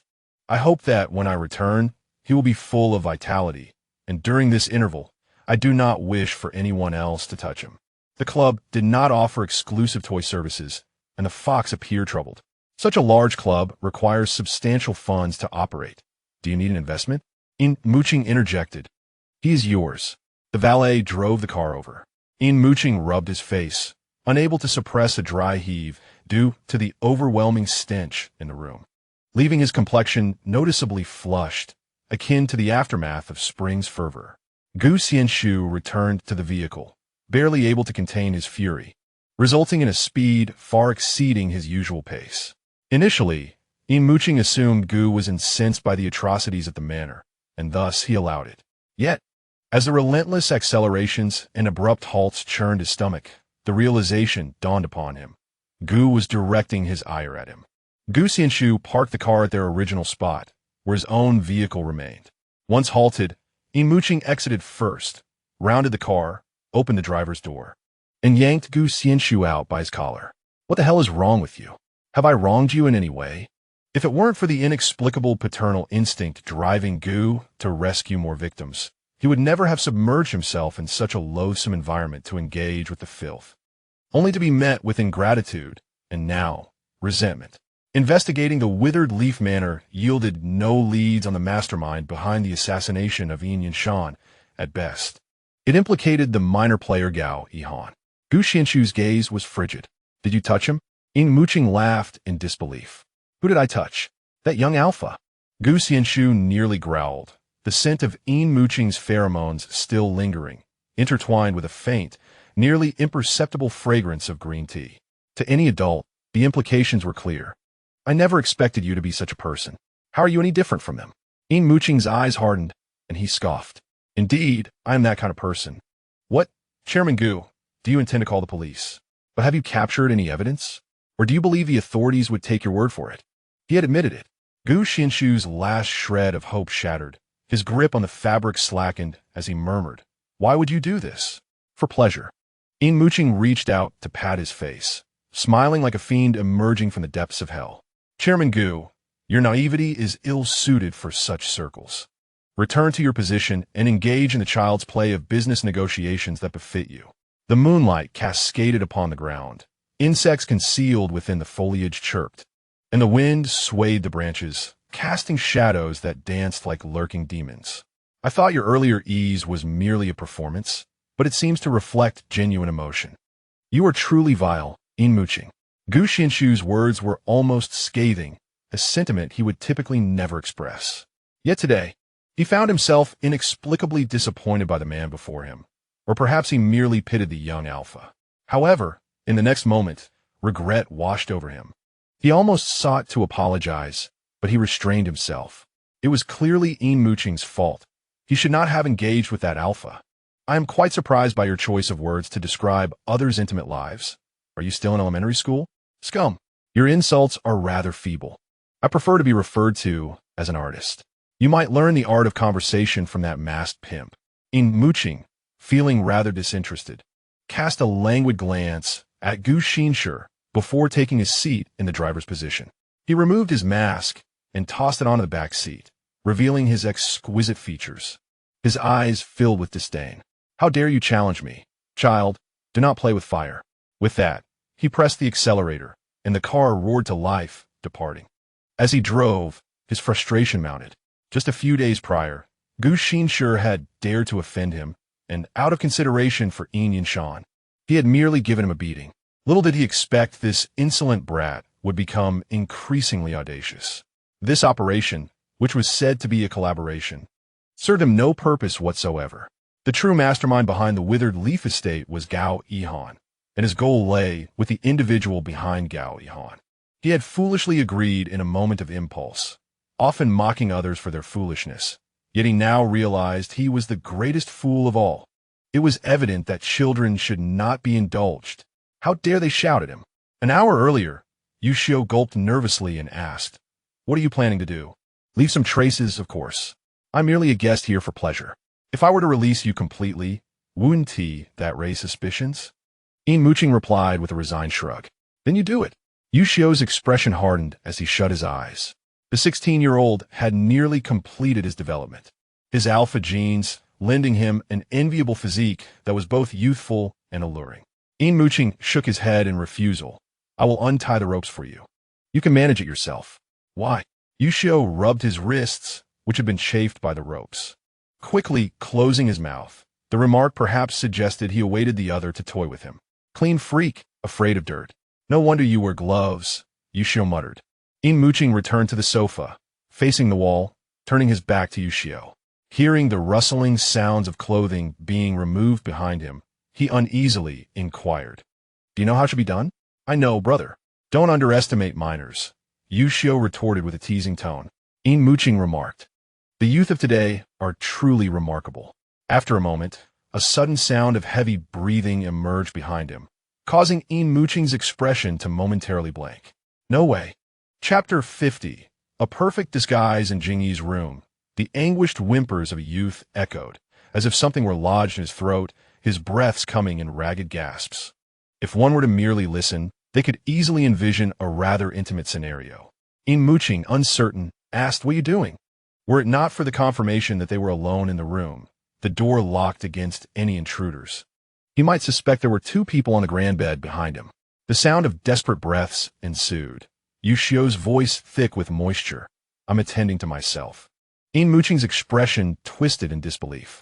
"Where on earth did you children learn such nonsensical things?" Yushio replied earnestly, "From movies." Furrowing his brow, Yin Muqing felt the weight of the gaze behind him, accompanied by the boy's increasingly rapid breaths, and threatened, "You had better not be staring at me." Yushio's face flushed, his body shivering, the air thick with the scent of musk. He defensively stated, "I am not." Yet it was hardly his fault. There were only the two of them in the room, and he certainly could not become aroused by himself. Yin Muqing pinched his nose, attempting to stave off the unpleasant odor, but it was in vain. As he fought against the urge to retch, physiological tears began to well in his eyes, and he impatiently urged, "Hurry up." Yushio pursed his lips, twisted a few times, applied some substance to specific areas, and then gave his backside a few sharp slaps, gazing with satisfaction at the resulting redness and swelling. Turning to the man across the room, who had his back to him, he declared, "All done." When Yin Muqing turned around, he could scarcely believe his eyes. His expression was one of disbelief as he looked at Yushio's youthful face. "How did you manage to tear the corner of your mouth?" Yin Muqing hesitated. "With my fist. And you also choked yourself," he noted, observing the distinct fingerprints on the boy's neck. Truly, he was an extraordinary individual. "It's about time. You should release your pheromones," he instructed. "Oh, why?" Alphas emit pheromones when their desire peaks or when stimulated externally. Although betas, like foxes, cannot detect pheromones, they're alphas among the staff. "We must ensure our performance is flawless," Yin Muqing explained patiently. "Then why must I release my pheromones first?" "I'm a bit tired," Yushio protested. "Because if I release mine first, you won't have the chance to release yours." Yin Muqing stepped back, leaning against the wall. Those with perverse inclinations often preferred to control others, leading them to allow the ones they dominated to release their pheromones first. Do you understand? Yu was not obstinate. On the contrary, he was obedient. Despite his sharp tongue, his actions were decidedly compliant, and he released his pheromones with remarkable docility. The moment Yin Muqing detected the scent of green tea in the air, he began to release his own pheromones, the aroma of brandy overpowering the green tea entirely. Yu trembled uncontrollably, a wave of fear rising from deep within him. He finally comprehended the implication of Yin Muqing's earlier words. There exists a hierarchy among alphas. And it was evident that his counterpart was far superior, compounded by the advantage of age. In this contest of pheromones, he felt akin to a leaf battered by hail, reduced to mere mush. Yin Muqing shed his jacket, the fabric of his shirt becoming creased, and unbuttoned the top 2 buttons before reading Yu. This masquerade could be deemed flawless. Yin Muqing intended to make the most of it. A sadistic pervert deriving pleasure from a mere toy was nothing unusual. Gu Xinshi rested his head against the steering wheel, bewildered as to how matters had escalated to this point. The two had reached an accord, working toward the common goal. How had it come to this? It was Yin Muqing who had willingly descended into depravity, colluding with those individuals. Gu Xinshi felt an exhaustion that penetrated deeply, as if water had seeped into every crevice of his bones, each movement laden with a sluggish resistance, rendering him as rigid as a rusty machine. At that moment, his phone rang, the symphonic chimes of a piano echoing eerily in the stillness of the night, reminiscent of a ghostly lament. He glanced at the screen. It was Tao Lin. Exhaling slowly, he brought the phone to his ear. Hello. The atmosphere in Tao Lin's vicinity was somewhat tumultuous. Gu Xinshi set aside his phone and activated the speaker function, attempting to extract Tao Lin's voice from the cacophony. Gu Xinshi, you must hurry to the Research Institute. We have captured Dr. Smith. No, wait. She's gracing our Research Institute with her presence. Oh my goodness. Come quickly. She is right in my office. All right. I will be there at once. Gu Xinshi had no choice but to temporarily shelve his concerns regarding Yin Muqing and drove away. Tao Lin's excitement was understandable. Dr. Smith was a renowned expert in the field of pheromone dysregulation. In an era where specific pheromone dysregulation was considered an incurable affliction, she had previously managed to cure patients who had been given a death sentence. The methods she employed remained a mystery to all. After spending half an hour on the road, Gu Xinshi finally arrived at the Research Institute just in time to see Dr. Smith before her departure. The door to Tao Lin's office was ajar, and sounds spilled out from the crack. Upon entering, Gu Xinshi was met with a sea of white lab coats and swaying black heads. Tao Lin, eagerly awaiting his arrival, quickly seized his arm and pulled him into the crowd. Move aside, everyone. Our hospital's golden nugget has arrived. And you, Xiao Zhang, since when did you delve into pheromone dysregulation research? Clear the way, clear the way. Through Tao Lin's relentless efforts, the researchers reluctantly opened a wider path. Gu Xinshi mused that pheromone dysregulation was akin to a poison that accumulated over time, a constant reminder of his dwindling days. Yet, inexplicably, with the antidote within reach, he felt a serene calm wash over him, devoid of any turmoil. Dr. Smith was a charming female beta, appearing younger than her actual age. Such a visage would hardly lead one to suspect her expertise in any specialized field. As the noise in the room gradually subsided, she addressed him. Are you Mr. Gu? I am. I just heard Dr. Tao mention your condition, Dr. Smith said with a gentle smile. You exhibit classic symptoms of specific pheromone dysregulation. Ordinary omegas cannot provide you with treatment. This ailment will cause you to lose control mentally at specific times, and with each episode, you will weaken further. Indeed, he replied, having heard this countless times before. However, she continued, not all cases of specific pheromone dysregulation are terminal under my care. I can confidently say that the cure rate exceeds 60. The moment her words left her lips, a stir erupted in the room. My treatment approach is somewhat unconventional, and most might find it hard to accept. Would you like to give it a try? Upon finishing, she lifted her gaze and offered an apologetic smile. Though it may be a bit disheartening, this treatment method is my little secret. I hope to discuss it solely with the patient. Then we shall step outside while you converse, the researchers suggested, displaying no signs of discontent. On the contrary, as fellow researchers, they understood Dr. Smith's position. Research was inherently challenging, and a patented method for treating a terminal condition could very well be the cornerstone of a professional career. Though curiosity lingered among them about the nature of her treatment approach. Chapter 51. My fated other half. As Tao Lin departed, he incessantly cautioned Gu Xinshi, resembling a concerned father sending his child off for the first time. He implored Gu Xinshi to fully cooperate with Dr. Smith's inquiries. Gu Xinshi was not a person lacking in discernment. He was acutely aware of the depth of Tao Lin's concern for his ailment. Rest assured, once the door closed, only he and Dr. Smith remained in the room. Mr. Gu, have you ever heard the phrase, "The end of science is theology"? Dr. Smith inquired, blinking as though entirely unfazed by the implications of his words, which seemed to undermine millennia of scientific achievement. I have, Gu Xinshi replied. My treatment approaches the boundaries of science. Entering the realm of theology, Dr. Smith continued. Noticing Gu Xinshi's unwavering composure, he dispensed with the pretense, clearing his throat. In essence, every human being inhabiting this world possesses a destined other half. This specificity pertains not to romantic connections, but to the soul. Under normal circumstances, individuals are born complete, with this completeness sufficient to sustain a normal human existence. However, exceptional circumstances can arise. Significant traumas during birth or development may result in a fragmented soul. This explains the pathogenesis of specific pheromone disorder. Because of the incompleteness, Dr. Smith concluded in an enigmatic tone. Gu Xinshi fell silent for 2 seconds before speaking. Do you have any evidence regarding the soul? None, Dr. Smith responded unabashed. A near-silent chuckle escaped Gu Xinshi's nose as he nodded in agreement with the unfounded theological discourse from this scientific giant. I wish to know about your treatment method. The soul is elusive and undetectable, yet it manifests uniquely through pheromones. The destined other half of a patient with specific pheromone disorder is not an omega, but rather an alpha or beta. Dr. Smith rose and began to pace the room. Therefore, my treatment involves gathering sufficient pheromones from volunteers and conducting experiments to identify the compatible other half. However, this experimentation is perilous and painful, as alphas possess an inherently aggressive nature, often unable to tolerate the pheromones of other alphas. Suddenly, Gu Xinshi interjected, I have one. What? Dr. Smith queried. My destined other half.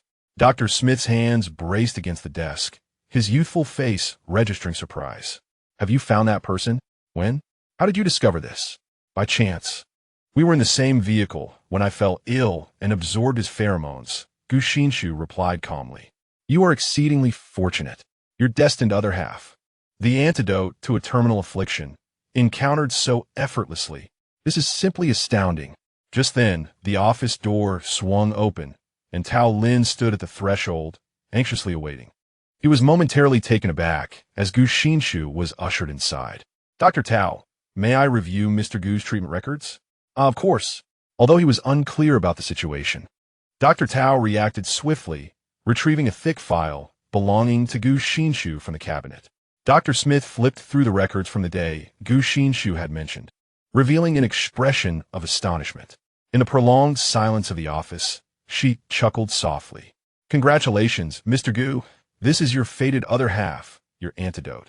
Trust me, you shall not find anyone more suitable than him. Without waiting for a response from the two, she departed the room with a light step. Tao Lin, still bewildered by the unfolding events, took a couple of steps to retain Ms. Smith, only to be halted by Gu Xinshi. What did Ms. Smith mean? That alpha's pheromones can cure me? Although the statement was vague, Tao Lin comprehended its essence, igniting a surge of excitement within him. What are you waiting for? Hurry. Gu Xinshi remained silent, lost in thought. Dr. Tao Lin's impeccable composure was nearly shattered by the patient's extreme resistance. He inhaled deeply and fixed his gaze upon Gu Xinshi's eyes. What are you still apprehensive about? He is not a good person. Dr. Tao Lin clutched his head. Feeling numb. There must be some misunderstanding. I saw it with my own eyes. Gu Xinshi remained unmoved. Seeing is not always believing, Tao Lin gently coaxed. Gu Xinshi wavered, yet suddenly jolted back to reality, admitting when I asked him, he confessed to having done so. Oh, this complicates matters, Tao Lin mused, racking his brain before finally uttering. What you did was wrong. When you questioned him, you had already condemned him in your heart. Isn't it possible that he, out of anger, chose to admit it falsely? Memories flickered before him, the perplexed expression of Yin Muqing flashing through his mind. That doubt, under the scrutiny of his inquiries, morphed into anger and then indifference, ultimately transforming into the dust that rose as he drove away. Reflecting upon it now, Yin Muqing had never acted inappropriately before him, even that time in the mortal realm. He had merely been drinking in the ballroom. Everything had been conjecture, a guilt he had imposed upon the other. Gu Xinshi's face turned pale. I truly wronged him. I must apologize. Brother, this isn't about apologizing. It's about discussing treatment methods with him, about negotiating collaboration. Tao Lin dramatically embodied the notion of urgency. Yet upon hearing this, Gu Xinshi's complexion paled further as he murmured, collaboration. This time, I bore most of the burden. I not only failed to thank him, but also wronged him. Calm down. He hasn't retaliated against your accusations. He must be a good person. Tao Lin was on the verge of exasperation. Gu Xinshi could no longer hear him. He stood up to leave, hesitated momentarily, then sat back down, hesitantly pulling out his phone and contemplating the chat interface. After several attempts to type and delete, he finally seemed resolute, swiftly composing a lengthy message. Yin Muqing, today's events stem from my despicable doubts about you. My premature condemnation of you was my fault.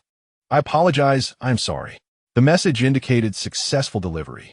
1 minute passed without a reply. 10 minutes passed, still no response. A half hour later, silence persisted. Gu Xinshi sat there, numbly clutching his phone, feeling as if he were shattering.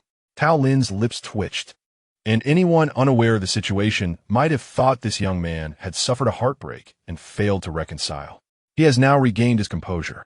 After all, that alpha will not simply vanish into thin air, and Gu Xinshi is not on the verge of departing from this world. He lifted his wrist to check the time. It was already 11 o'clock at night. Given the late hour, it was certain that the other party had retired for the night. There was no need to wait any longer. He should hasten to bed himself. Tao Lin yawned, tears of fatigue welling in the corners of his eyes. He had endured countless sleepless nights for Gu Xinshi, and at such a young age, his hair had already begun to show signs of weariness. Gu Xinshi felt a flicker of hope reignite within him. His phone battery lingered at a mere 2%, and he finally displayed an act of mercy by turning off the screen. Chapter 52. He is right here. Yin Muqing returned to the apartment with a frigid expression, disregarding Bailey's inquiries as he marched straight to the bathroom, slamming the door behind him. Bailey Erkong's hand hung, suspended in the air, disbelief washing over him as he lowered it. His fingers rubbed together absent-mindedly, contemplating whether he had inadvertently done something wrong. But there was absolutely nothing.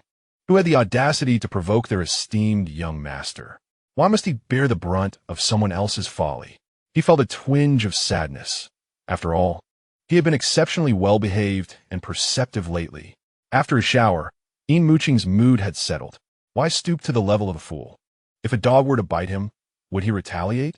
He scoffed internally, absent-mindedly donning a bathrobe and tying the sash.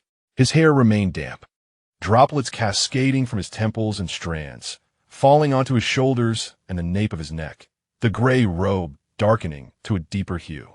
The loose-fitting bathrobe clung to his form, surprisingly accentuating his muscular physique, the collar slightly open, revealing a chest that exuded an aura of restraint. He slumped onto the sofa, radiating a sense of languor, his gaze unconsciously drifting to the frosted glass of the kitchen, where Bailey was busily engaged in some task. The phone on the table vibrated, signaling a new message, but Yin Muqing paid it no mind.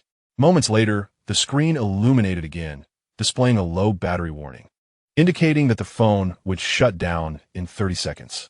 The kitchen door swung open, capturing Yin Muqing's attention. Bailey emerged, cradling a cup from which steam swirled upward. His glasses fogged to a milky white. He shook his head, causing the glasses to slide down, revealing his glistening eyes. What are you wearing glasses at home for? Are you so accustomed to them that you've forgotten to take them off? The cup was gingerly placed on a coffee table, and Bailey proudly pushed it towards Yin Muqing. Yin Muqing glanced down. A light brown liquid in the cup was adorned with a delicate spiral of foam. What is this? Ming Dea. At first, Yin Muqing was taken aback, glancing at Bailey, incredulous. Did you bring me milk tea? Have you lost your mind? Bailey defended his choice. Drinking tea calms the mind, while milk provides calcium. Therefore, milk tea offers both benefits. This was what Baidu had informed him. Yin Muqing stroked his chin, pondering for a couple of seconds before nodding. That makes sense. He regarded Bailey with appreciation, acknowledging his effort.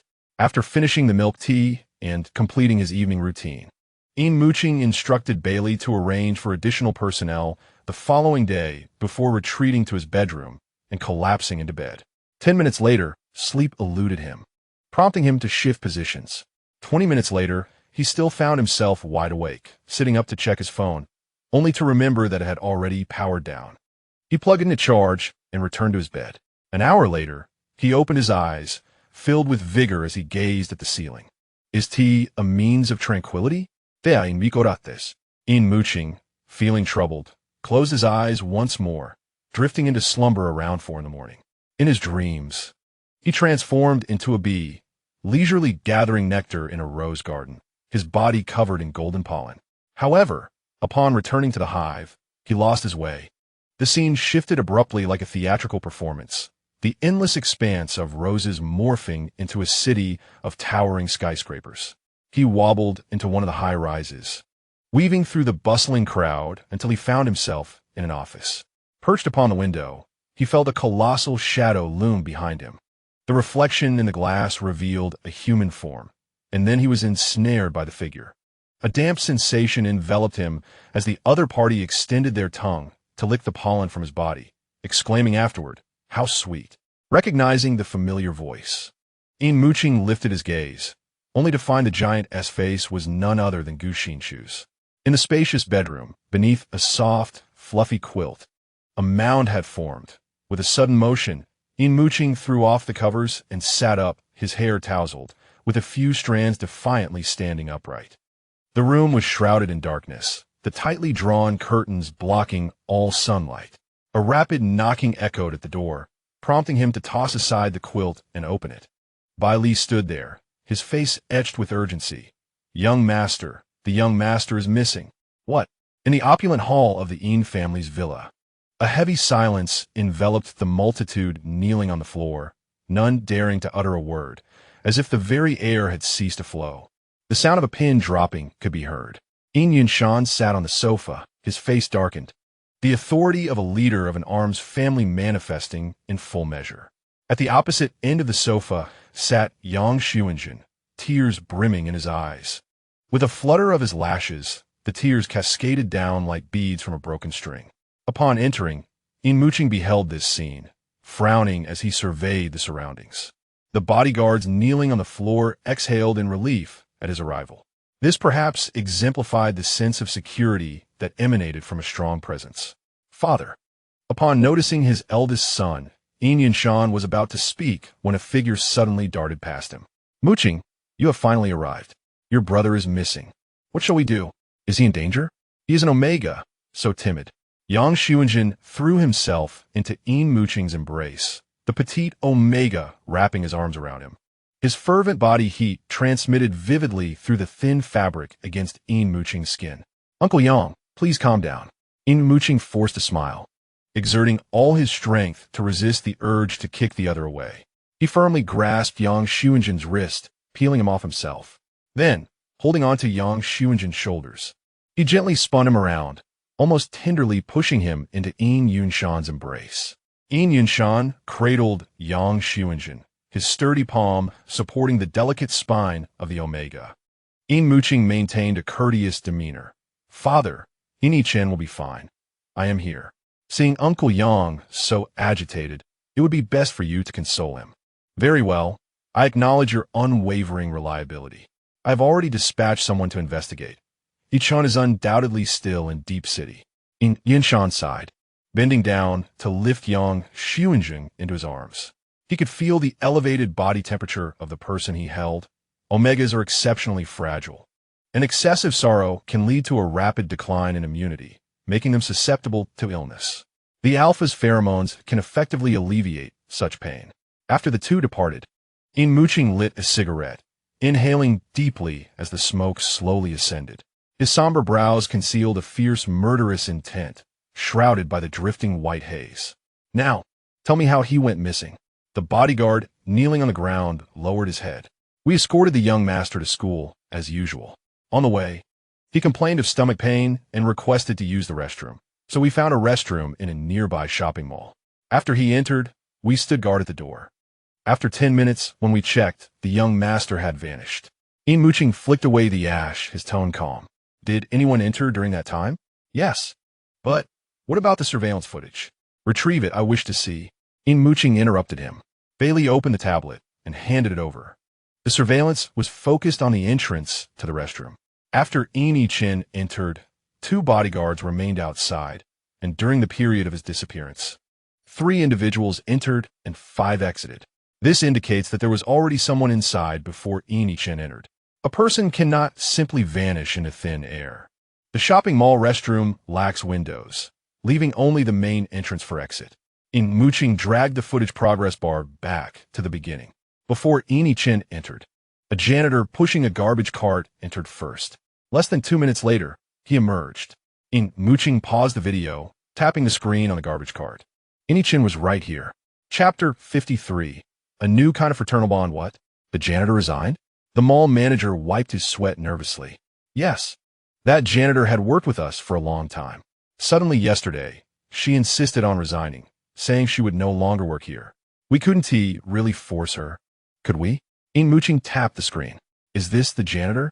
The mall manager wiped the sweat trickling into his eyes, swallowing hard as he squinted. Our janitor is heavier than her. This is definitely not her. He spoke in a flurry of excitement. Mr. Yin, it wasn't someone from our mall. This person impersonated a janitor and is an outsider. Bailey looked up from the computer. Young master, that janitor pushed the garbage cart into a blind spot on the surveillance, making it impossible to trace. The street surveillance lines were cut yesterday, and the police discovered it was done by a 3-year-old child. Was this premeditated? How did they know Yin Yichen would be in the mall restroom at that time? Following him? Perhaps it was mere coincidence? Was the janitor apprehended? Yes. What did you learn? Someone offered her 100,000 to resign. Cash in hand.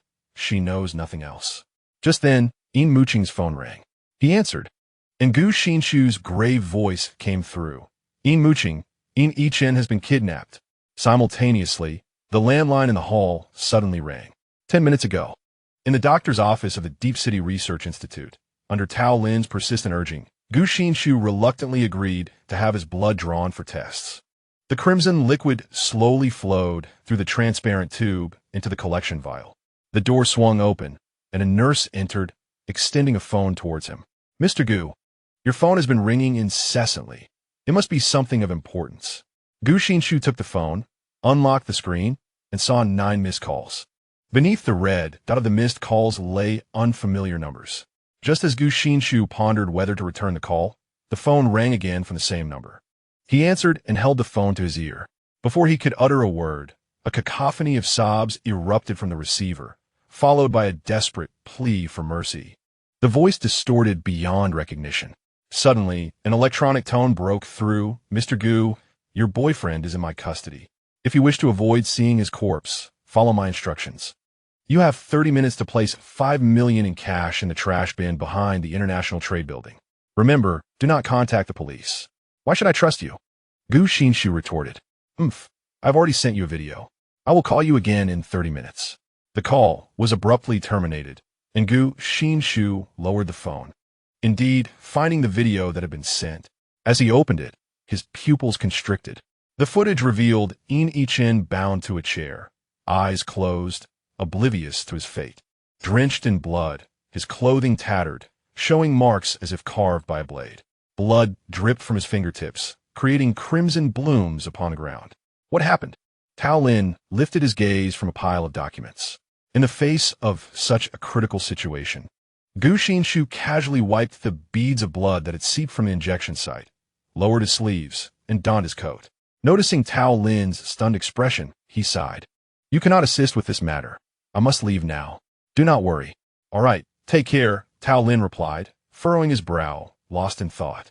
Gu Xinshi inhaled deeply, first dispatching someone to the bank to withdraw cash while he drove towards the city center, a 30-minute journey from the research institute. One hand on the steering wheel, he dialed Yin Muqing's number, which surprisingly connected swiftly. Hello, Yin Muqing. Yin Yichen has been kidnapped.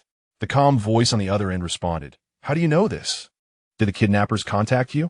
Gu Xinshi sensed doubt. I am serious. They called me and sent a video. Yin Yichen is covered in blood. I'm not disbelieving you. Yin Yichen is indeed missing. Did the kidnappers say anything else? Do they require you to do something? They instructed me to prepare 5 million to be placed in the trash bin behind the International Trade Building. Gu Xinshi steadied his nerves. 5 million? The landline in the hall continued to ring, and for some inexplicable reason, Yin Muqing chuckled slightly. Please hold on. The kidnappers may be calling me now. He set his phone aside and picked up the landline receiver. On the other end, a hoarse wail resonated, and Yin Muqing tilted his head, distancing the receiver from his ear. He could not discern if this voice belonged to Yin Yichen. In moments of despair, voices often bear striking similarities. The expected electronic sound resonated, yet the words spoken far exceeded his anticipation. Yin Muqing, your brother's in my grasp. If you wish to avoid witnessing his lifeless body, sever your own hand. Should you refuse, I shall remove his foot. Yin Muqing. Huh? What newfangled notion of brotherly affection is this? A trade of hands and feet? In a dilapidated building within Deep City, in a room where the wind whistled through the cracks. A terrified youth was bound to a chair, bloodied and tattered, yet devoid of visible wounds. Yin Yichen, upon hearing the cruel words from the person before him, lifted his face in disbelief. His dim-witted brain finally grasped the true intent behind his abduction. Yichen, if we are to perform, let's do it thoroughly. What if your boyfriend wishes to video call you? By then, it will be too late to bind you. Do you not want him to comprehend the terror of loss? Should he discover you are deceiving him, his affection for you would surely wane. This kidnapping was initiated by him. Thus he had been entirely unguarded. When the assailant uttered such words, he had agreed without a second thought. It was only when the caller failed to fulfill their promise of contacting Gu Xinshi and instead dialed his home phone that he began to sense an unsettling disquiet. Yet, he reassured himself that perhaps this too was a necessary step. A kidnapping devoid of family notification would lack credibility. However, the words spilling from the assailant's lips obliterated the fantasies within his mind. If you do not sever your own hand, I shall remove your brother's foot. He gazed into the assailant's face, desperately seeking any hint of jest, but found none, only a palpable expression of hatred and disgust. In the grand hall of the Yin family villa, upon hearing these words, Yin Muqing raised an eyebrow, his tone languid. How can I ascertain he is truly in your possession? If you are deceiving me, would I not be acting in vain? The electronic voice chuckled. Very well.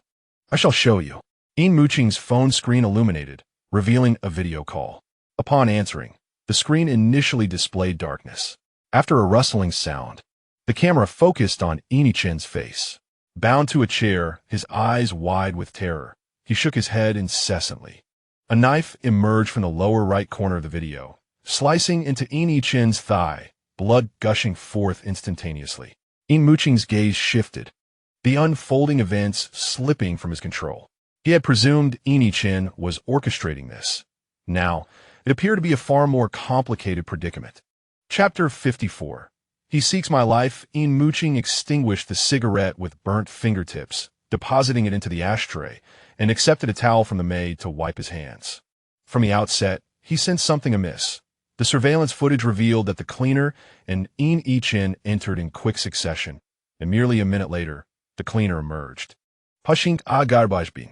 Yin Yichen, at the very least, was a male of 1.7 meters. If his assailant were sufficiently powerful, it was indeed plausible to incapacitate him and stuff him into a trash bin within such a brief span. However, the surveillance footage reveals that the height of the cleaner is comparable to that of Yin Yichen, yet their figure is even more slender. How could such a person possibly subdue Yin Yichen and stuff him into a garbage bin within a mere minute? Furthermore, from the bodyguard's account, There were no sounds of struggle in the restroom, which is evidently illogical. Thus, a faint suspicion began to take root in Yin Muqing's mind that Yin Qin might have orchestrated this kidnapping in collusion with the abductors. This suspicion was further solidified when Gu Xinshi informed him that the kidnappers had contacted him immediately, demanding a ransom of 5 million. Setting aside the fact that the abductors threatened not his family, but rather a boyfriend who was even his fiancée, the relationship between Gu Xinshi and the Yin family was not widely known. Few were aware of the impending union between their two families, most of whom were present at Yin Qin's birthday banquet. Yet, for a mere 5 million, a prominent family would resort to kidnapping the Yin family's young master? Such a notion was utterly absurd. Therefore, he was nearly certain that this abduction was a self-directed performance by Yin Qin. Yin Qin had a history of foolish behaviors. At the tender age of 6, he ran away from home simply because Yin Muqing wouldn't allow him into his room. The Yin family searched frantically, only to discover that the little rascal was hiding in the sunroom of the garden, watching them search through the translucent glass. As long as Yin Qin did not provoke him, he would not take the initiative to discipline him. Thus, the eventual outcome of that incident was that Yin Qin emerged unscathed, while Yin Yunshan, overly indulgent of his youngest son, couldn't even bring himself to utter a harsh word. It was this lack of principled indulgence that fostered Yin Qin's reckless and consequence-ignoring demeanor. In the footage, Yin Qin appeared to be crying pitifully, his mouth taped shut, producing only muffled whimpers amidst his tear-streaked face. Yin Muqing suddenly felt a surge of irritation. Just state your intentions outright. I've already said, within half an hour, I demand to see your hand. Otherwise, I shall sever Yin Qin's foot. Yin Muqing responded with a chilling indifference. There's no need to wait half an hour. You may sever his foot right now. Upon hearing this, Yin Qin was so stunned that he momentarily ceased his crying, gazing at the camera with tear-filled eyes. Shivering from sob, the kidnapper was utterly unprepared for such a response. What? He is your brother. How can you be so cruel? You are a murderer. You deserve to go to hell. The tone fluctuated greatly, resulting in a somewhat shrill voice. Yin Muqing abruptly terminated the video call, letting out a cold snort. And in his peripheral vision, he caught sight of a figure standing in the shadows. He did not know when Gu Xinshi had arrived there. With a languid tone, he remarked, There's no need to prepare that 5 million. The kidnappers are merely making a show. The International Trade Center has no back alley. It is built along the river. And that river is the only back alley. Gu Xinshi paused for a moment, realizing that the purpose of the kidnappers was none other than Yin Qin's life. No. Yin Muqing shook his index finger, a smirk playing at the corners of his mouth. They seek my life. Gu Xinshi clenched his fist quietly. Of course, Yin Muqing could never commit such a noble act as sacrificing his own life for another, regardless of who that person might be. It was time to bring this tedious game to an end. Yin Muqing tapped the back of one hand with the index finger of the other. Bailey, have you found anything? Report to the eldest son. Investigations have revealed that among the classmates who maintain a close relationship with the young master, only one remains unreachable, Wei. According to the Yin family, Wei is feeling unwell and has taken a leave of absence to travel abroad for some respite. However, the system indicates that Wei did not board the flight to his destination. He is still in Deep City. Bailey adjusted his glasses, the blue light from the computer reflecting off the lenses, casting a glow of wisdom. I just tracked that call and discovered that the signal originated from a dilapidated building in the eastern district of Deep City. Yin Muqing scoffed, remarking that children are foolish, unable even to evade tracking, yet daring to engage in abduction. Such primitive amusement is truly pitiable in its childishness. Rising from his seat, he tightened his gloves and caught a glimpse of Gu Xinshi, who was lost in thought behind him. Would you care to join us, Director Gu? Gu Xinshi looked up in silence, sensing implications in the other's words. Indeed, Yin Muqing continued. After all, you are a champion of justice, and rescuing the fair maiden is a task you seem to relish. Gu Xinshi promptly replied, I beg your pardon. Yin Muqing shot him a glance filled with incredulity, furrowing his brow as he departed. Bailey, clutching his laptop, followed closely behind. To ensure Yin Qin's safety, Yin Muqing did not underestimate the gravity of this abduction. Despite his inner disdain, he had positioned a sniper in the building opposite the dilapidated structure and dispatched 20 subordinates to carefully approach it, giving ample consideration to Yin Yichen's dignity. As Yin Muqing settled into the car, Gu Xinshi familiarized himself by taking the seat beside him, a twitch of his lips revealing his bemusement. He recalled their first meeting, when Gu had exuded a calm and composed elite demeanor. Now, he appeared deferential and submissive, resembling a docile bride, a transformation indeed. The vehicle sped along, halting after 20 minutes before a barricade of iron sheets. Yin Muqing retrieved a handgun from the glove compartment, tucking it into his waistband. He intended to confront the two foolish Omegas personally. His phone rang again, and upon answering, he remained silent, awaiting the other party to speak. As expected, Anwei's frantic voice erupted, "You despicable and shameless alpha! Why have you taken my family? They have nothing to do with this. It is all my doing. Come after me if you have the courage." Yin Muqing tilted his head, momentarily speechless at the audacity of the response. Clearing his throat, he mimicked Anwei's tone with a sarcastic twist. "You despicable and shameless Omega! Why have you taken my brother? Does he have anything to do with this? If you are so formidable, why not confront me directly? You killed my boyfriend. I am seeking revenge. And you took my brother. I am also seeking revenge." Bailey gestured with his hand, forming the number 9, silently indicating, "Young master, the sniper reports that the young master is on the 9th floor." Yin Muqing waved his hand, signaling his subordinates to ascend. The men in black, well-trained, rushed into the building swiftly and silently. The call was abruptly terminated. Anwei suddenly felt a sense of foreboding. The eerie silence around him was unsettling. He locked eyes with Yin Yichen, forcing a bitter smile. "Yichen, you claim your boyfriend does not love you, but from my perspective, it is your brother who truly does not care for you. He likely wishes for your demise." As Yin Muqing ascended to the 3rd floor, the somber voice of the sniper echoed through his earpiece. "Young master, the target is concealed behind cover, unable to be aimed at. Adapt accordingly." "Understood." Gu Xinshi walked ahead of him, prompting Yin Muqing to reflect on the man's steadfast dedication to the romantic notion of heroically saving the fair maiden. Suddenly, a gunshot resonated from the rooftop. Yin Muqing exchanged a glance with Gu Xinshi, and they rushed upwards. Chapter 55. Early rebirth carved the silence of the abandoned building shattered with a gunshot, reverberating through the cold, steel-reinforced concrete structure. "What?" Yin Muqing pressed down on his earpiece. "Who fired? I distinctly instructed against any unauthorized actions." A bewildered voice from Bailey responded, "We did not fire." Gu Xinshi calmly urged, "Let us move." Upon reaching the 9th floor, Yin Muqing found no one in sight, but was soon met with the sound of anguished cries. Navigating around a concrete wall, he spotted his subordinates encircling 2 individuals. Anwei, with a gun pressed to Yin Yichen's head, trembled uncontrollably, tears and snot marring his face. Yin Muqing observed that Yin Yichen's mouth was sealed with tape, rendering him speechless. Upon seeing Yin Muqing, his previously lifeless eyes sparkled with a flicker of hope, emitting muffled sounds, likely pleas for rescue. However, Yin Muqing's focus was not on Yin Yichen, but rather on Anwei.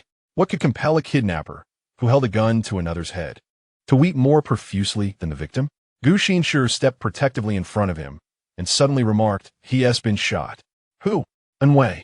Hearing this, Yin Muqing's gaze darted to Anwei, where he indeed spotted a pool of blood on the ground, emanating from Anwei's calf, his trousers saturated with crimson. Omegas possess heightened nerve sensitivity compared to other genders.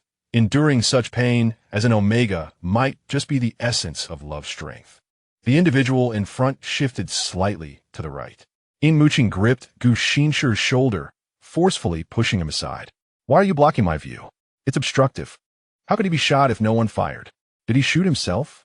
Yin Muqing maintained a stoic expression. Bailey asserted earnestly, "Young master, we truly did not fire." "Then how did?" Suddenly, a crackling sound interrupted through the earpiece, as the sniper timidly interjected. "Young master, it genuinely was not a shot. I witnessed the scene clearly from across the way.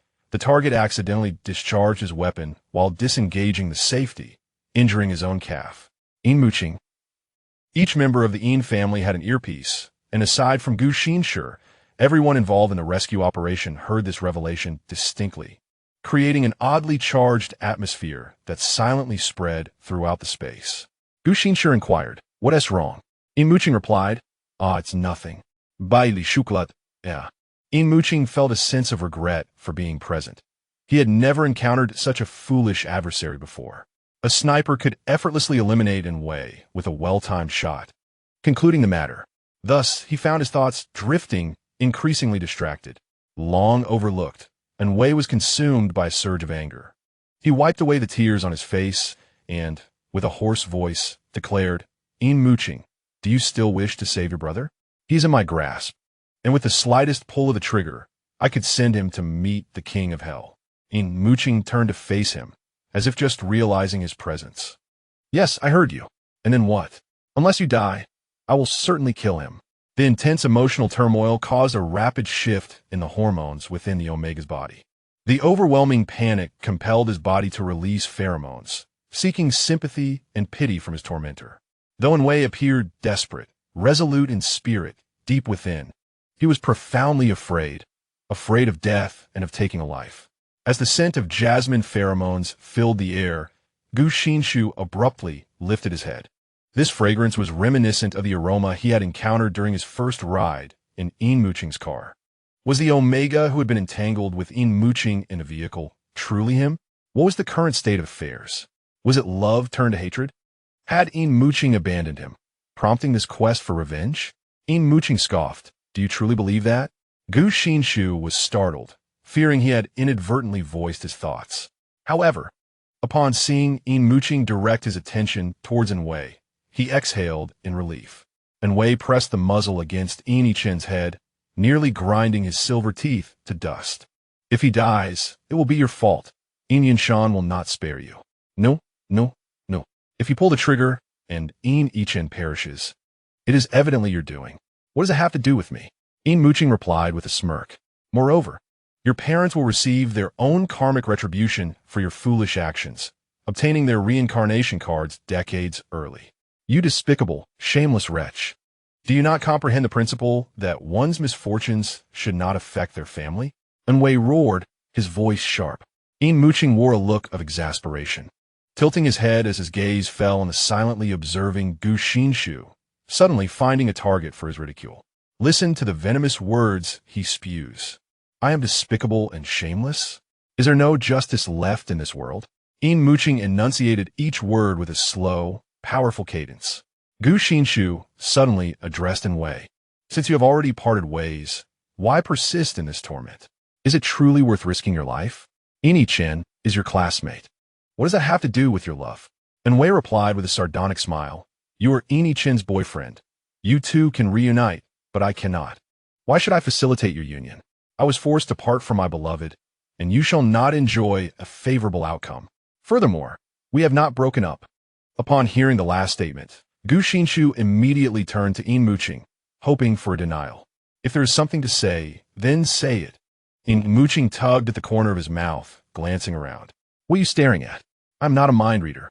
How would I know what you are thinking? You have not broken up?" So that was the inquiry. No, we had not broken up.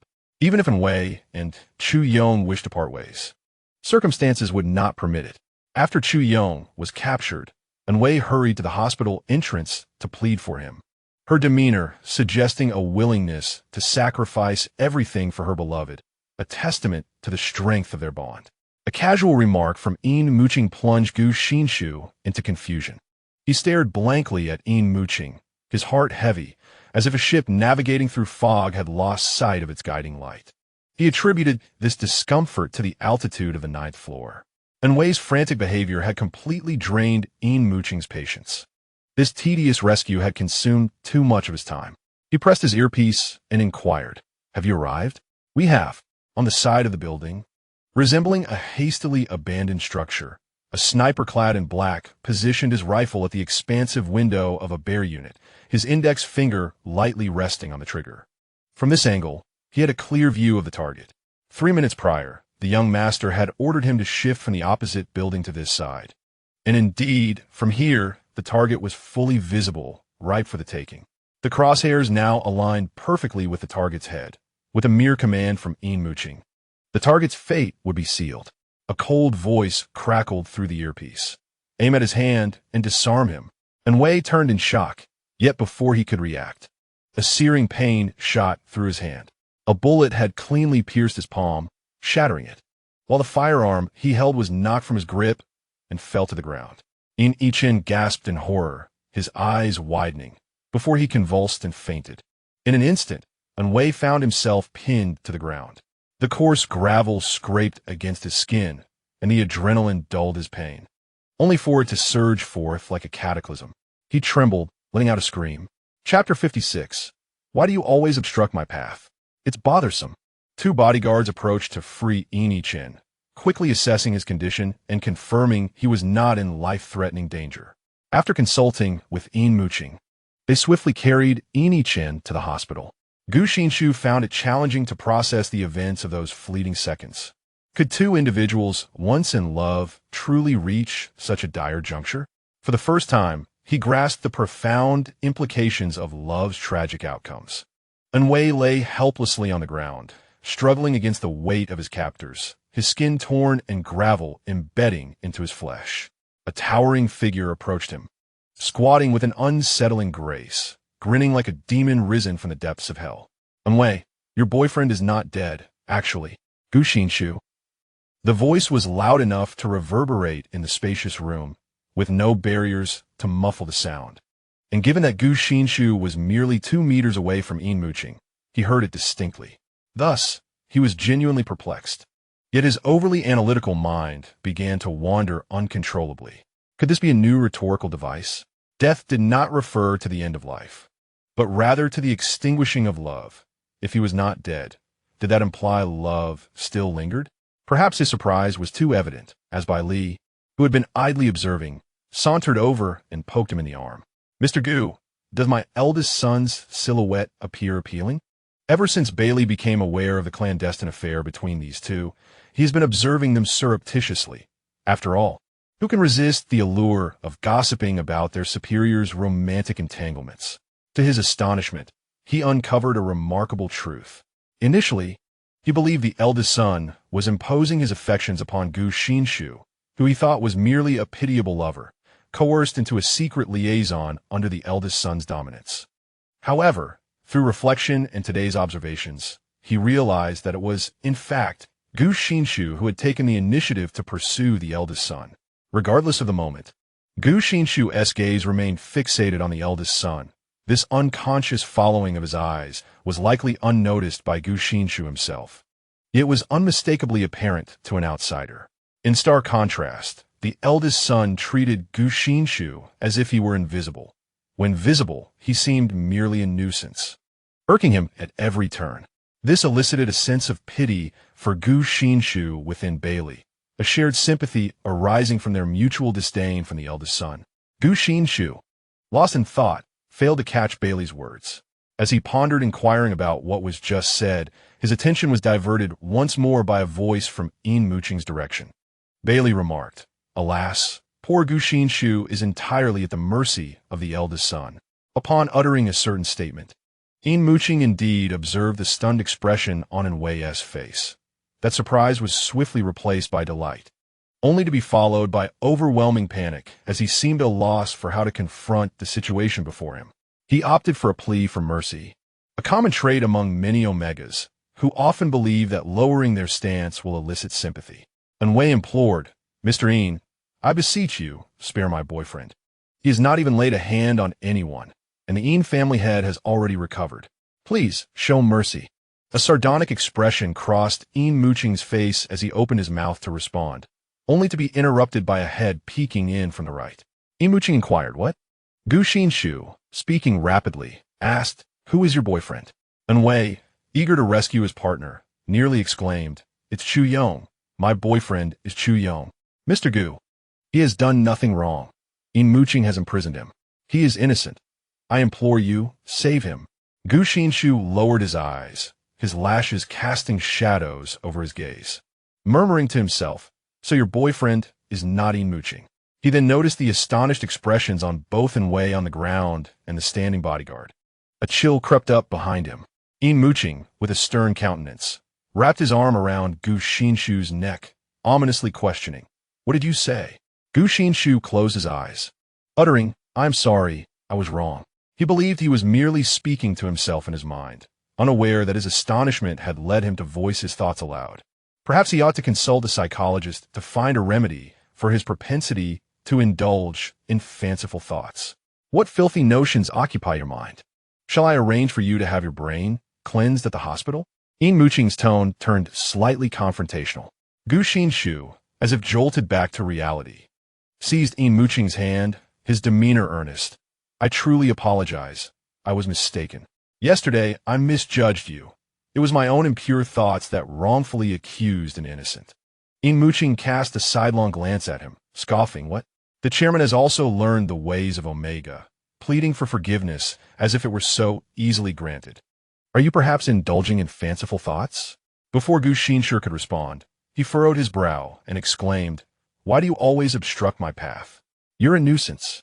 Gu Xinshi froze, realizing that he had unconsciously positioned himself between Yin Muqing and Wei, reminiscent of a time long past when he had shielded someone else in a similar manner.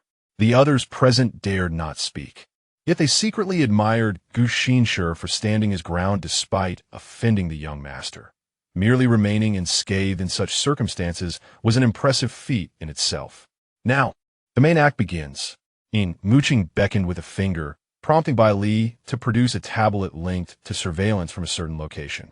The monitor revealed a humanoid figure suspended motionless in midair, suddenly doused with liquid from both the front and back, causing the individual to struggle violently. Yin Muqing signaled for the personnel restraining Wei to release him, binding him instead to the chair recently occupied by Chen. As the bodyguards loosened their grip, Wei seized the moment to breathe, but the ensuing events unfolded unpredictably. In a flash of silver, Wei lunged at Yin Muqing armed with a dagger.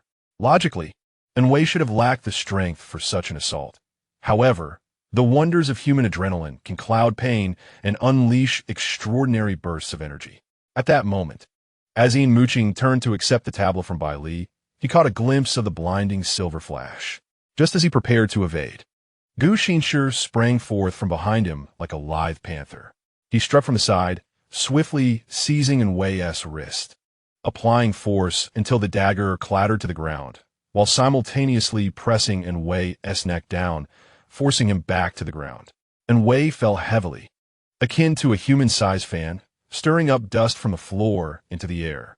Gu Xinshi held his breath, his heart nearly ceasing as he witnessed Wei charge at Yin Muqing. All subsequent actions were mere instinct. In that instant, he felt fortunate to be close enough to Yin Muqing to intercept the sudden threat. The bodyguards murmured, "Cool, someone else stealing our job. The young master will be angry." Yin Muqing tilted his head, finding Gu Xinshi's display of skill far more surprising than Wei's desperate struggle. "Gu Xinshi, you possess commendable agility," he remarked candidly. Although he had merely subdued a frail Omega, he discerned the latent strength hidden within that seemingly unassuming frame through those few simple movements. It was but a trivial interlude. His subordinates efficiently secured Wei, binding him firmly to the chair. Yin Muqing handed the tablet to one of his men, instructing him to position it directly in front of Wei, ensuring he could see everything clearly. "This is your boyfriend. Soon, you will witness his demise and the entire process of him turning to ash." With the assassination attempt thwarted, Wei resigned himself to the reality that the demon before him would not spare his boyfriend. Heartbroken, he closed his eyes in despair. Yet, Yin Muqing would not permit such an escape. What fun would there be in closing one's eyes? As you close your eyes, is it to attentively listen to the agonizing cries of your boyfriend before his demise? Initially, my intention was to grant him a swift end, but since you wish to hear, I shall oblige. No sooner had the words left my lips than the sound of screams echoed from the tablet, the barbed whip mercilessly lashing against the man's body. Wei abruptly opened his eyes. I see, is that not enough? Cease the beating. Grant him a swift release. In the past, Yin Muqing would never have allowed the other party a chance to reconsider. Once the choice to close one's eyes was made, torment was inevitable. However, he had spent too long on this matter, leading to a sense of weariness. Thus, he benevolently instructed the administrator awaiting execution in the basement, kill him. In the basement of the villa on the outskirts, the scar-faced administrator, upon receiving the command, swiftly drew a dagger, placing the suspended man on the ground before swiftly slitting his throat. Blood gushed forth, staining the floor, the screen, and Anwei's eyes crimson. He did not faint, keeping his vacant gaze fixed on the screen, where the searing furnace blazed with fervent flames. The recently deceased, whose body still radiated warmth, was unceremoniously pushed into the inferno. The flames engulfed the figure, leaving behind a silent furnace on the other side of the video.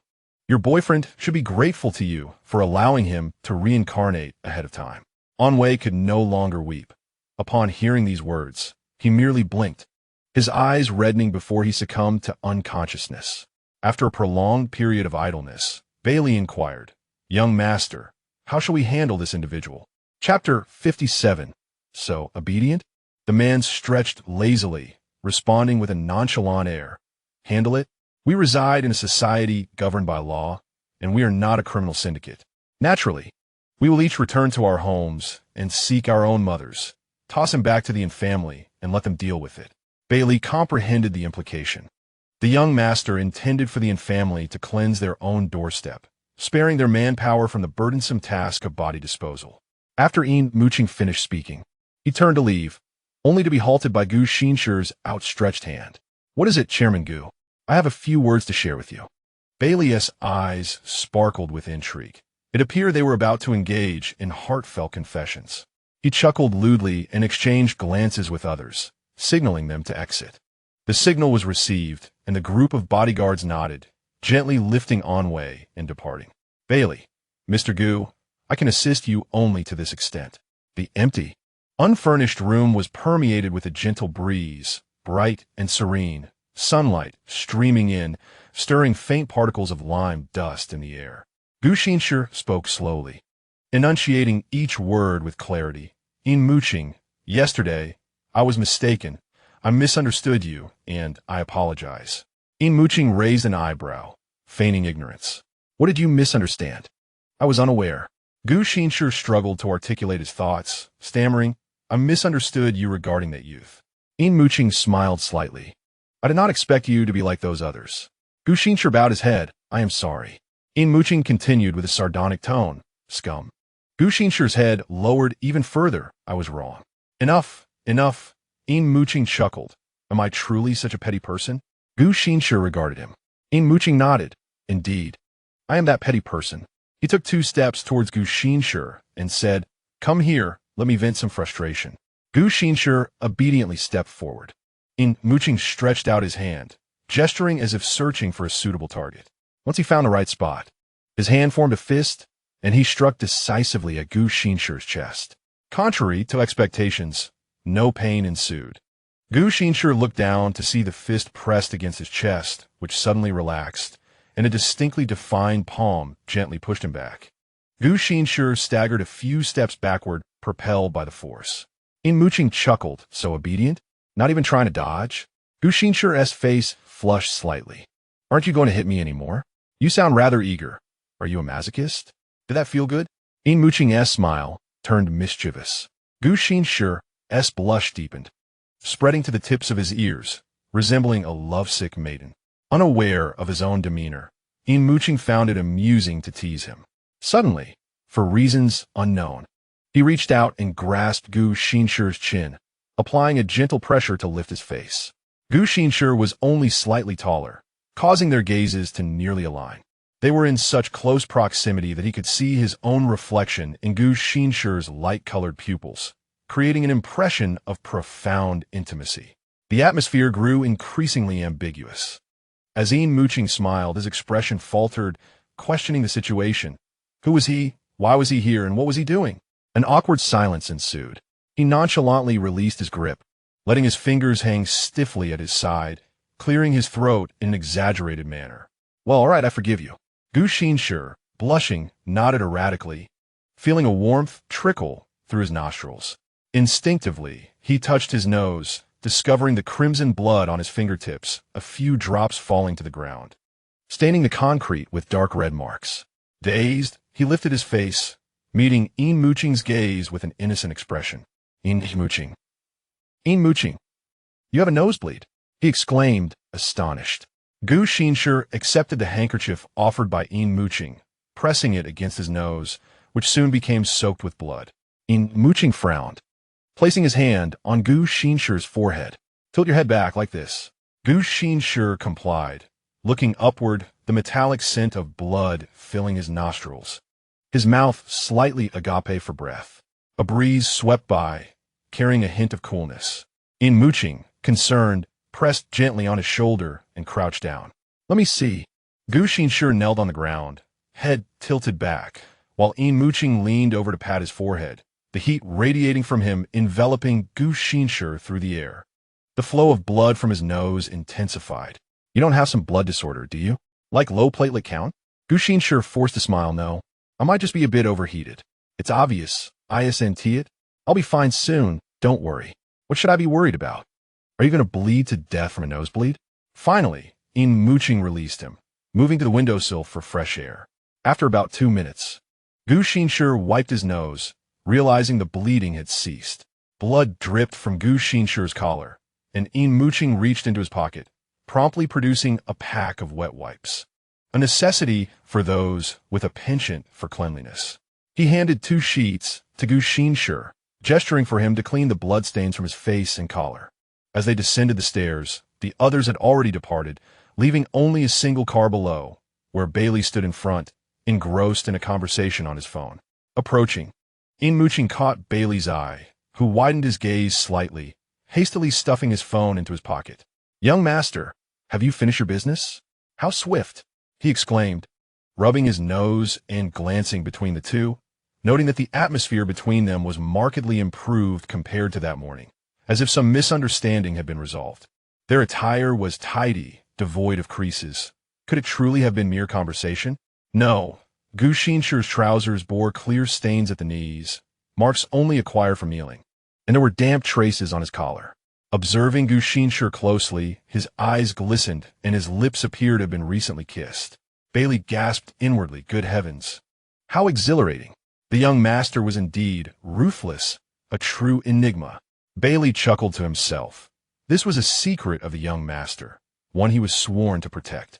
What did it matter if he was an alpha or a future brother-in-law? As long as he was the object of the young master's affections, he would be his devoted servant. Yin Muqing flicked Bailey's forehead, snapping him from his reverie.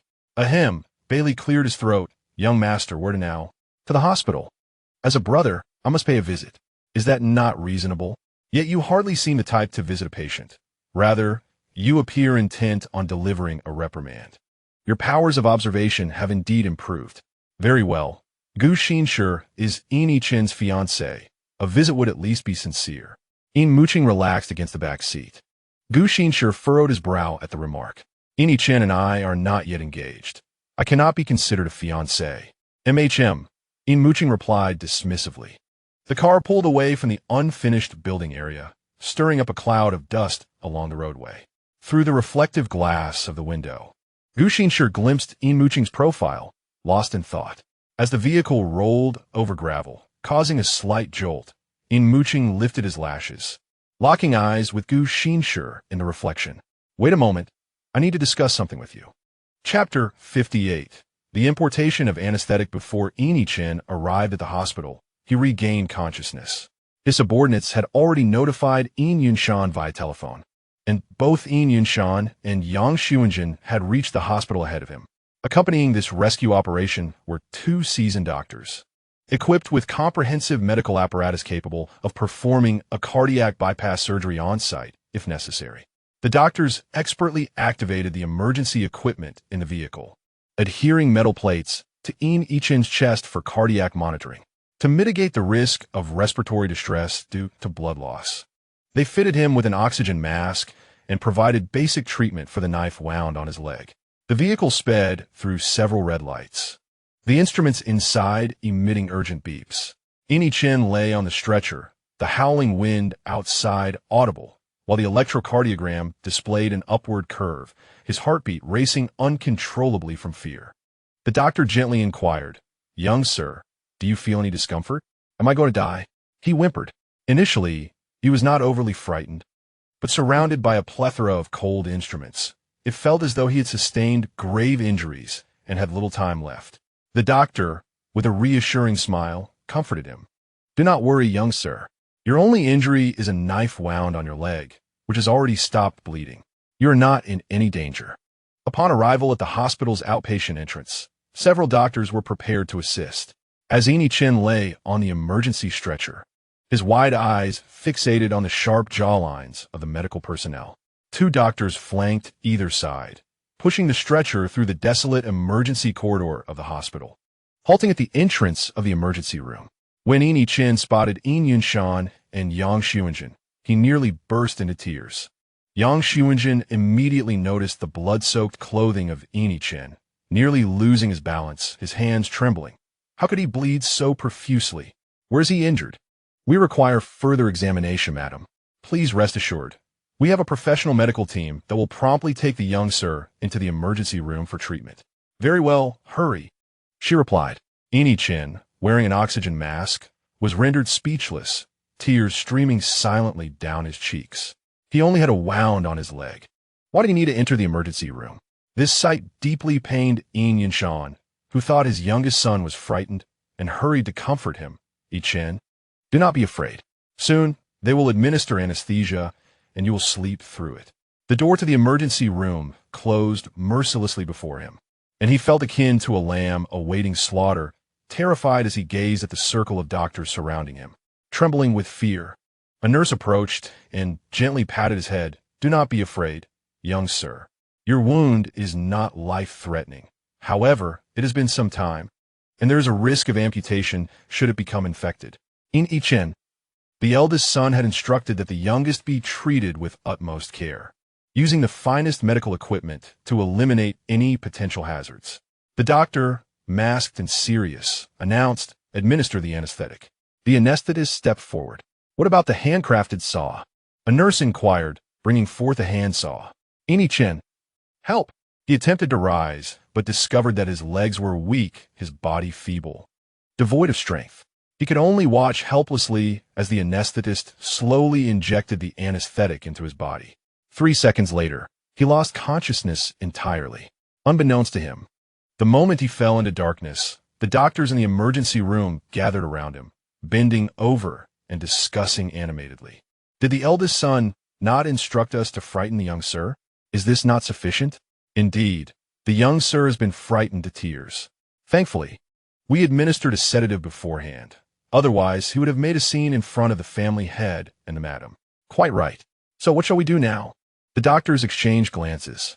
"How much anesthetic did you administer?" "Just a little. He will awaken in an hour. Then let us engage in conversation." Yin, apart from the faint scar on his leg, could be regarded as entirely unscathed and in remarkable health. However, based on the amount of blood on his clothing, he should theoretically be in a state of shock due to excessive blood loss. Yet, the data indicated that Yin had lost no more than 200 cubic centimeters of blood, suggesting something amiss regarding the blood present in other areas of his body. The doctor cut away several pieces of fabric for testing, only to discover that the blood type was a perplexing mix of ABO, raising the question of how one individual could possibly possess 4 different blood types. The doctor, with utmost honesty, placed the paper test report into an envelope and sent the electronic version to Yin Muqing. Indeed, they were oblivious to the truth. When Yin Muqing received the news, he had just settled into his vehicle. The results elicited no surprise. He merely smiled faintly, devoid of emotion. Yin was truly becoming a source of endless astonishment, orchestrating a kidnapping only to find himself betrayed by his accomplices, ultimately becoming the victim. With such antics, it was inevitable that he would face repercussions. Given that the situation had escalated to involve him directly, it would be utterly unreasonable not to teach him a lesson. Half an hour later, the group arrived at the hospital, where Yin was still in the emergency room. Yin Yunshan was somewhat taken aback to see Gu Xinshi present. Why was the esteemed Gu there? The kidnappers had made their first call to Gu Xinshi, fully aware of the Yin and Gu family's ties. It was unclear who had leaked such information. Yin Muqing's tone was chilling. Yin Yunshan felt a twinge of guilt. Could this kidnapping be a consequence of his announcement regarding the alliance between the two families at his younger son's birthday banquet? However, it was implausible that any of the guests capable of attending would be foolish enough to abduct the Yin family's young master. Who were the kidnappers? Had they been dealt with? They were infatuated members of the Yin family, the same assassins who had previously attempted to kill you. Having concealed their identities while lurking beside Yin Chen, even engaging in a romantic relationship with the Yin family's youngest son. Consequently, in a bid for vengeance for their lover, they kidnapped their own friend, a tragically poetic tale of love. Yin Yunshan's expression darkened. Had the Yin family made no statement regarding this? Well, they should be forthcoming in a few days, perhaps when their youngest son meets with a fatal accident or drowns while swimming, or, more simply, suffers a sudden cardiac arrest. Enough, Yin Muqing interjected. Gu Xinshi and I have matters to discuss. We shall return to see Yin Chen once his surgery is complete. He gestured for Gu Xinshi to follow. Uncle Yin, Madam Yang, we will visit Yin Chen again shortly, Gu Xinshi remarked. Yang Xuanjin suddenly interjected. Let Bailey stay. I have some inquiries I wish to make. Bidi responded. Ah? Yin Muqing paused, pondering the wisdom of allowing this simpleton to remain. What could he possibly know? Bailey retorted. He would certainly take issue with that. He is far from foolish. Yang Xuanjin, undeterred by the refusal, merely raised an eyebrow at her husband. I wish to inquire about the details of this kidnapping. After all, Yi Chen is my son. Yin Yunshan, catching the cue, promptly stepped in as a mediator. Ahem. I also have some questions for Bailey. Sensing that the gravity of the situation was lacking, he adopted a serious expression. You young rascal. You never report back after handling matters. Is it so wrong for me to inquire? Yin Muqing hesitated. Chapter 59. Among friends, if Muqing does not wish for Bailey to stay, I can find the time to visit you instead. Yang Xuanjin gently rubbed his shoulders, seemingly reluctant. Yin Muqing immediately said, leave it to Bailey. After speaking, he walked away with a blank expression. Gu Xinshi, puzzled, followed him. Yang Xuanjin cast a fleeting glance at Yin Muqing's retreating figure, his eyelids drooping. How charming. Yin Muqing hurriedly reached the elevator, pressing the upward button with force. 3 seconds later, the elevator doors opened silently, the precise design ensuring not a whisper of noise, the cold metallic walls reflecting the tall form of the alpha. Yin Muqing stepped inside and turned to face Gu Xinshi. Why are you standing there? Aren't you coming in? Gu Xinshi froze, his raised leg momentarily suspended in the air before he casually lowered it, positioning himself cautiously to Yin Muqing's right. Are you upset? He inquired tentatively. Yin Muqing ignored him. Gu Xinshi pressed on. Were we discussing? Yin Muqing frowned. Discussing what? I forgot. The interruption from Yang Xuanjin had left him flustered, his thoughts muddled. The elevator halted, and the doors opened. Yin Muqing stepped out first. The entire floor was deserted except for the two of them. Yin Muqing approached the door, unlocked it with a fingerprint scan, and gestured for Gu Xinshi to enter. This was his private suite, where he had rested the night Yin Yunshan was hospitalized after his injury. They settled onto the sofa in the living room, each lost in their own thoughts. Yin Muqing was trying to recall what he needed to discuss with Gu Xinshi. Sometimes, once a person forgets their intended task, they simply cannot recollect it. And the more they try, the more elusive it becomes. As time passed, his expression grew increasingly agitated. Observing this, Gu Xinshi attempted to assist him in recalling. The matter at hand must relate to recent events and involve both of them. Was it about Yin Chen? No. Yin Muqing shot him a glare. What does Yin Chen's matter have to do with me? Ah, it has nothing to do with you. I was mistaken. Gu Xinshi acquiesced. Was it something from yesterday? He asked again. Yesterday? And Muqing straightened up. Yes, it's about yesterday. The matter I wanted to discuss is from yesterday, the withered leaf manor. Finally, it dawned on him, and his expression visibly relaxed. The fox invited you to the banquet on Thursday, correct? When Thursday arrives, you will attend the banquet, and I will find a way to infiltrate and gather incriminating evidence. Noticing Gu Xinshi staring blankly at him, Yin Muqing felt puzzled. What are you looking at me for? Didn't you say this should not be delayed? The longer it is postponed, the more victims there will be. Why do you look like this now? Gu Xinshi, with a serious expression, responded, You truly are a good person. Are you out of your mind?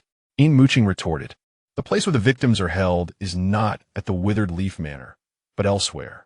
That child from yesterday was quite clever, aware of some key information regarding their captivity. I have already sent someone to investigate and expect results by tomorrow. Gu Xinshi was taken aback. He had slandered Yin Muqing yesterday, believing their collaboration had ceased at that moment. He had thought this and had even voiced it. Yin Muqing, with an indifferent expression, remarked, What does it matter? I have never cared about others' opinions of me. Placing too much importance on how others perceive oneself is merely self-consuming. Though I was indeed quite angry at the time, Alpha cast a fleeting glance at him. The anger that had once burned his eyes had dissipated, leaving only an ethereal silence.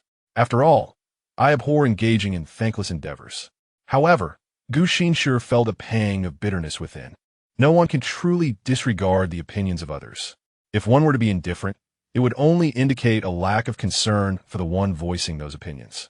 Had Yin Muqing truly never cared for him? Were they not friends? Friends, he mused, should communicate openly. I've long wished to ask you, he thought. I notice you often seem lost in thought when I am near. What occupies your mind?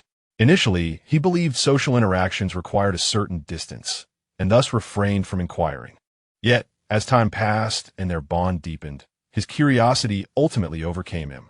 Despite appearing less distracted, Yin Muqing possessed an uncanny ability to detect when Gu Xinshi's mind wandered, akin to a teacher who instantly recognizes when a student is daydreaming.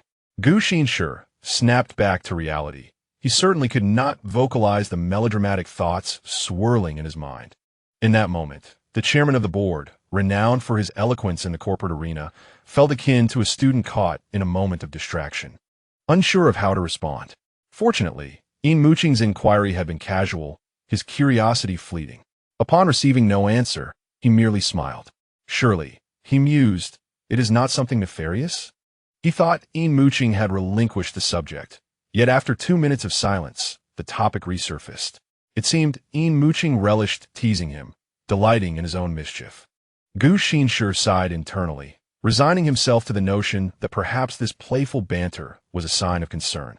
The warm sunlight filtered through the pristine glass, illuminating the vase on the coffee table. The glass vase refracted a spectrum of colors under the light. In this serene afternoon, Yin Muqing commenced his whimsical chatter. Do you have a partner? He inquired. I suppose not, Gu Xinshi replied. Oh, right, you're to be engaged to Yin-chan. Surely, a person of your integrity could never juggle 2 relationships. He chuckled. Aren't you working? Yin Muqing asked with an inquisitive tone. If significant decisions arise, my secretary will inform me. Otherwise, the upper management handles the rest. How fortunate, Yin Muqing remarked, expressing envy. What? Gu Xinshi questioned, puzzled. Such a leisurely job. I truly envy it. Once envious of Yin Muqing's flexible schedule, Gu Xinshi replied, Indeed, I share that sentiment. As time slipped away, the sunlight shifted, illuminating only a corner of the vase. What about you? Do you have a partner? Gu Xinshi suddenly inquired. Yin Muqing's gaze shifted from the dazzling reflections on the table to Gu Xinshi's face. Just as he was about to respond, a knock echoed at the door. He raised an eyebrow, stood, and strode to the entrance, opening it. Bailey stood there, pride etched across his face, grinning widely. Young master, the young master has awakened. The head of the household requests your presence, along with Chairman Gu. Leaning against the doorframe, Yin Muqing looked down at him. What did Uncle Yang ask you? He inquired about the reasons and details surrounding the young master's abduction. I shared everything I knew. Full disclosure, no omissions. The head of the household even praised my thoroughness. Oh, you can use idioms now. Did he truly only ask about that? Indeed. Very well. Yin Muqing stood upright, slightly turning his body. From his vantage point, he could see Gu Xinshi seated on the sofa, who had already risen and, noticing Yin's gaze, approached him willingly. Chapter 60. Why is everyone biased towards my brother? Shall we go? Gu Xinshi adjusted his attire and paused at the door, locking eyes with Yin Muqing. Yin Muqing experienced a moment of silence, feeling a strange familiarity in Gu's demeanor. Suddenly, it struck him It resembled the newlywed couple from Lee's melodramatic narrative. The servant had come to summon the young master and mistress for dinner.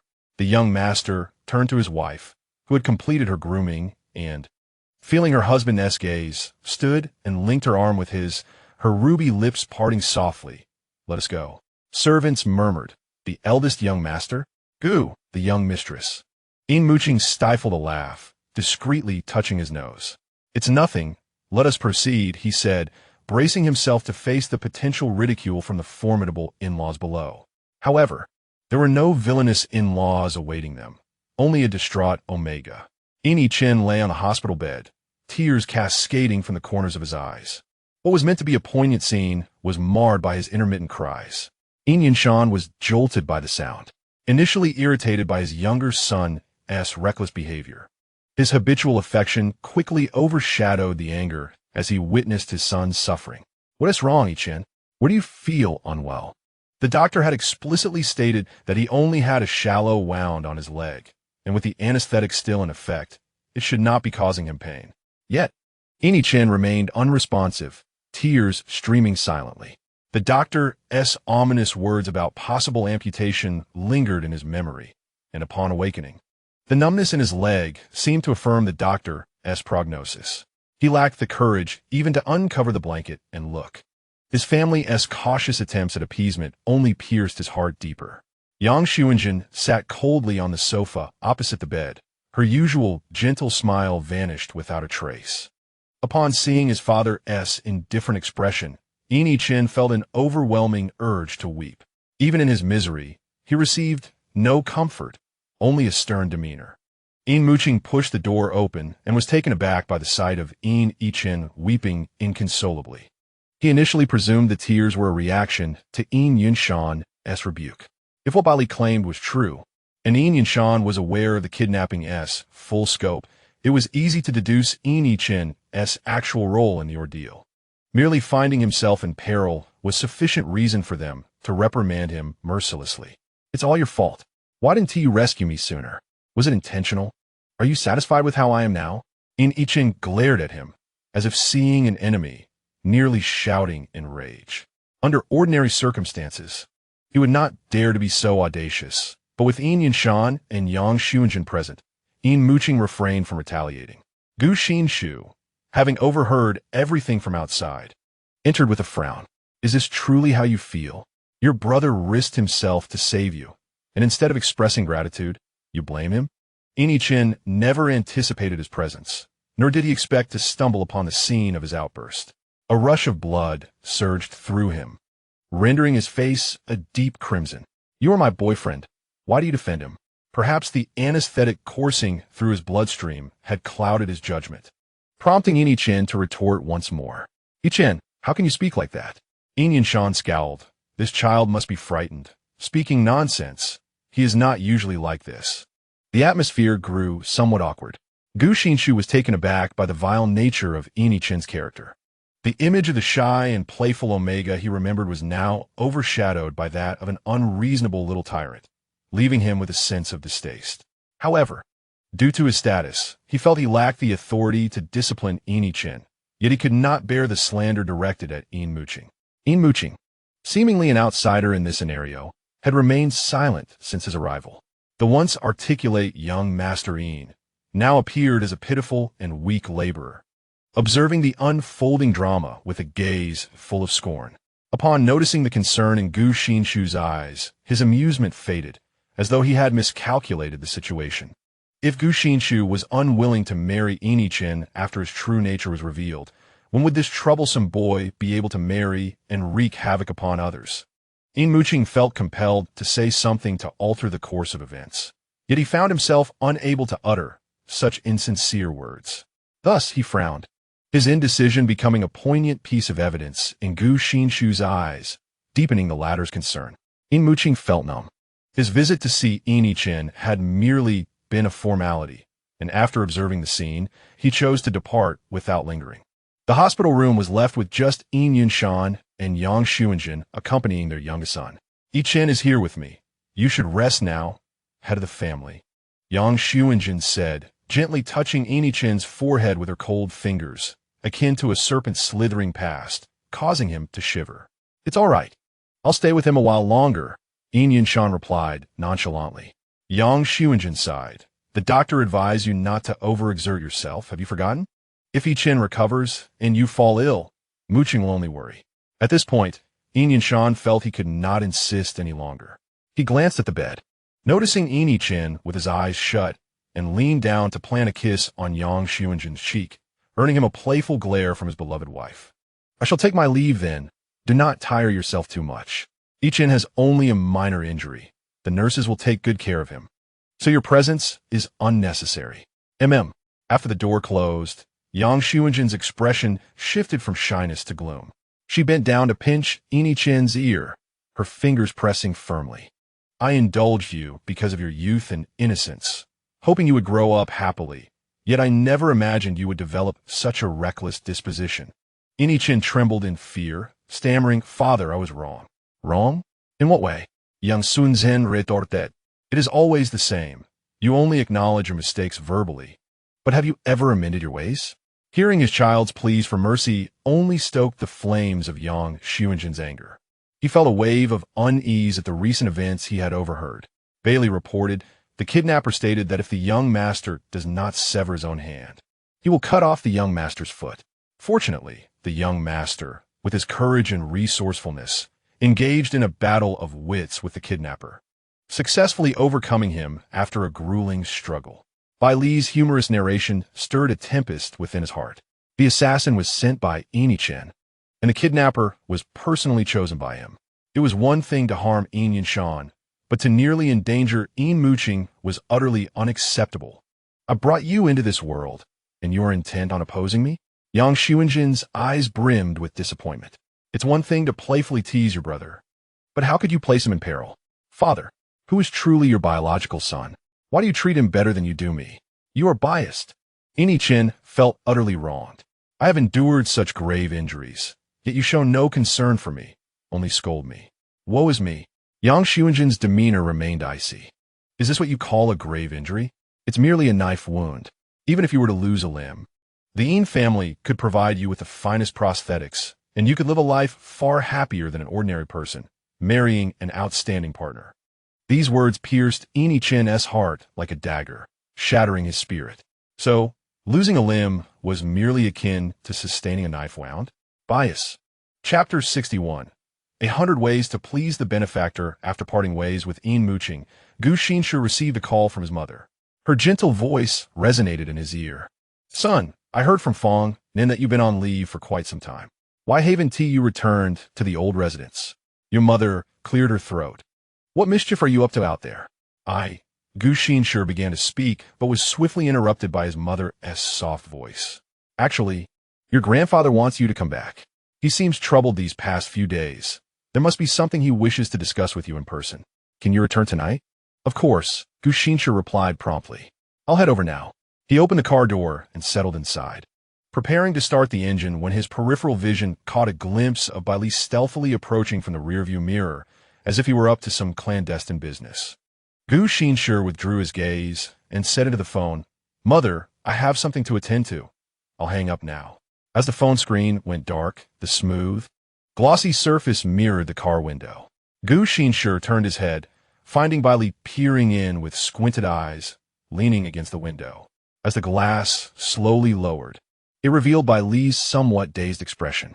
Unfazed by being caught, Bai Li, accustomed to such antics, surreptitiously pulled a book from his pocket and thrust it into Gu Xinshi's hands.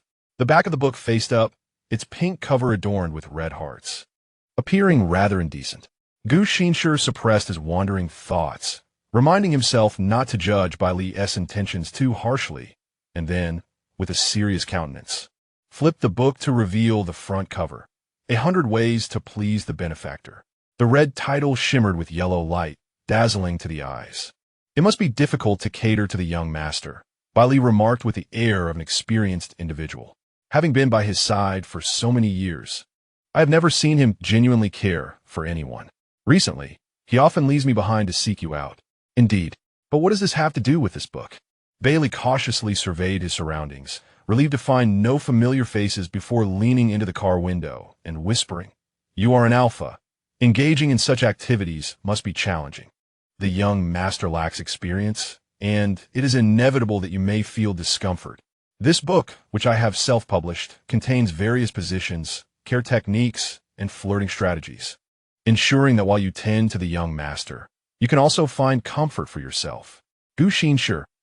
He felt as though he had been frozen, his entire being cracking apart from the top of his head and splitting in two. Gu Xinshi struggled to articulate. Have you misunderstood something? Bailey chuckled mischievously. I am not blind. I can see the interactions between you and the young master quite clearly. My interactions with Yin Muqing? Indeed. Bailey clasped his hands over his heart, the way you gaze at him with such tender affection. Those instinctive protective gestures, it is evident that the young master has long since noticed. Otherwise, how could he allow you to remain by his side for such an extended period? Gu Xinshi's heart raced, murmuring, we are merely friends. Friends? Is that what you call it? You have already engaged in those activities and still consider yourselves just friends? Bailey scoffed, referencing the events that transpired earlier that morning in that unfinished building. Gu Xinshi was taken aback, mistakenly believing Bailey referred to the incident that had spiraled out of control on that rainy night. He never anticipated that Yin Muqing would divulge such intimate matters to Bailey. A pang of jealousy surged within him. The bond between Bailey and Yin Muqing was indeed extraordinary, allowing for the sharing of such private experiences. Memories of that fateful night flooded back, him holding Yin Muqing close, savoring each kiss, lost in ecstasy. Yet according to Dr. Smith, their connection was merely a meeting of souls, devoid of love. Was it truly so? A voice within him echoed, if you do not harbor feelings for him, why do you constantly seek his closeness? Why? Bailey, adding fuel to the fire, inquired, tell me, would you miss my young master if you could not see him? Yes. Do you care about him dearly? Yes. Do you feel jealousy when you see him with others? Yes, he replied, his hand clenching subtly. Noticing Gu Xinshi's silence, Bailey slowly concluded, if all three hold true, then congratulations, you do not merely like him, you love him. A surge of blood rushed to Gu Xinshi's face, turning it as red as a boiled shrimp. I love Yin Muqing, he murmured to himself. Indeed, Bailey nodded proudly. My young master possesses beauty, physique, and a distinguished lineage. It is only natural to fall in love with him. Bailey thought contentedly, though a hint of concern lingered. Currently, it appeared that Mr. Gu was deeply infatuated with his young master, while the young master had yet to reach the depths of love for Mr. Gu. He hoped Mr. Gu would diligently study 100 ways to please your benefactor, swiftly shedding the role of lover to become the true Mrs. Yin. Suddenly, a hand reached in from behind, grasping Bailey by the nape and pulling him out. Light rushed into the vehicle as Bailey exited, only to be swallowed by shadows again with the arrival of the newcomer. Yin Muqing bent down suspiciously, tilting his head to peer into the car, where he beheld Gu Xinshi, his face flushed with crimson. The clandestine pink book, which was not meant for public view, was swiftly concealed by Gu Xinshi, pressed tightly against his chest beneath his shirt. His heart thumped violently against the book. What secret of mischief are you two up to? Nothing.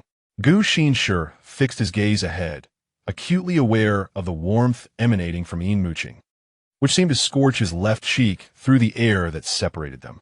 He had always assumed it was the other's elevated body temperature, only to realize, much to his surprise, that it stemmed from his own impure thoughts. Yin Muqing narrowed his eyes, interrogating Bailey. What were you just doing with your head in the car?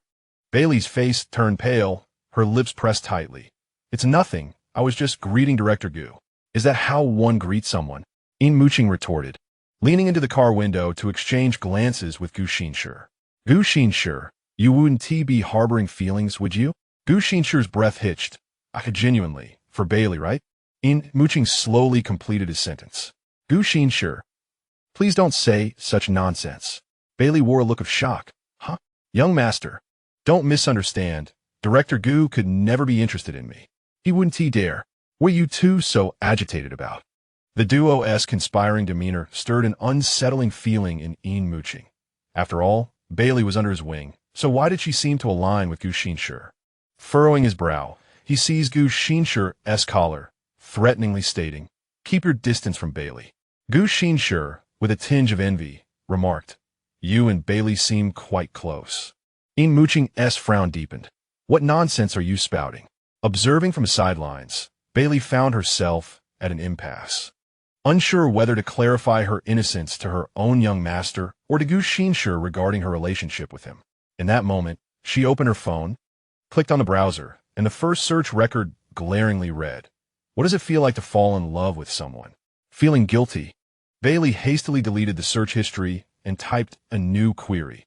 How can outsiders mediate a couple as quarrel? Chapter 62. Do I really like him? Upon hitting search, several links appeared. Bailey clicked on the first link, quickly skimmed through it, then silently exited the browser, tossing her phone back into her pocket.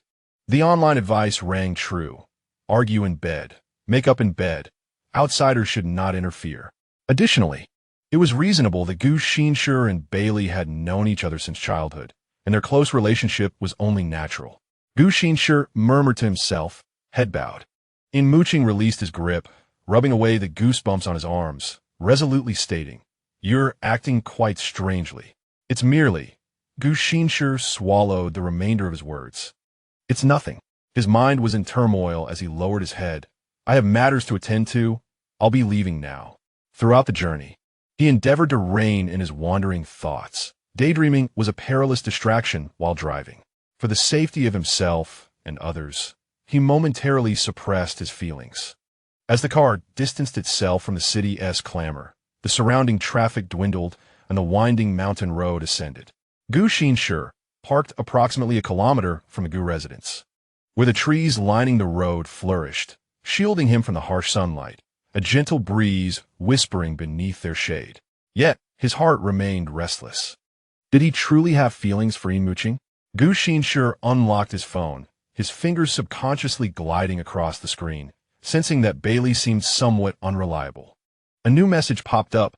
"Tao Lin. Hi, are you still alive? If so, just give a sign." It was only then that Gu Xinshi remembered he had forgotten to reassure Tao Lin of his safety. Gu Xinshi replied, "Safe, smooth sailing, all resolved. Research Institute Laboratory." Upon receiving Gu Xinshi's message, Tao Lin breathed a sigh of relief. He hadn't dared to disturb him that morning, fearing that Gu Xinshi might be engaged in some clandestine mission, and any notification sound could potentially reveal his location, leading to dire consequences. Just as he was about to inquire if Gu Xinshi had informed anyone about the mysterious alpha treatment, the next message from Gu Xinshi arrived. "Gu Xinshi, have you ever been in love?" The usually calm and composed Dr. Tao Lin was taken aback and shouted in the laboratory, startling a timid intern beside him, causing the intern to accidentally spill several drops of reagent. The intern, on the verge of tears, lamented, "Ah, this is my week's worth of work." Tao Lin glanced at his data, his lips twitching as he quietly remarked, "Just look at your results. They've veered off into the Atlantic. It's high time you redid it." Intern, "Really? Oh no, oh no." Other researchers in the laboratory, catching wind of Tao Lin's outburst, quickly finished their tasks, their faces brimming with curiosity as they gravitated toward him. One researcher noticed the distressed intern and casually asked, "Xiao, what's wrong?" The intern, face etched with bitterness and innocence sparkling in his eyes, was about to confess. Dr. Tao Lin, however, came to his defense. The child performed admirably. "I accidentally knocked over his reagent, ruining his results." The researcher gritted his teeth. "After years in the lab, this is the example you set for newcomers? Don't be upset. How about I treat you to some gossip? Watermelon or homie melon?" No. Tao Lin shook his finger gently, smiling warmly. "Gold melon. The juiciest scoop from the financier." Seated in the center, Tao Lin was encircled by a throng of lab coats, all chattering excitedly, offering him suggestions. Tao Lin swiftly typed a message back to Gu Xinshi. "Tao Lin, yes I have, what about it?" Gu Xinshi, "How do you know when you've developed feelings for someone?" Tao Lin adjusted his goggles, pondering how to respond to the strategists around him. "I'll take a stab at it. When you like someone, you want to be close to them, wish to protect them, desire to kiss them." "Oh, you actually have experience?" "Of course. Back in school, I was quite the figure."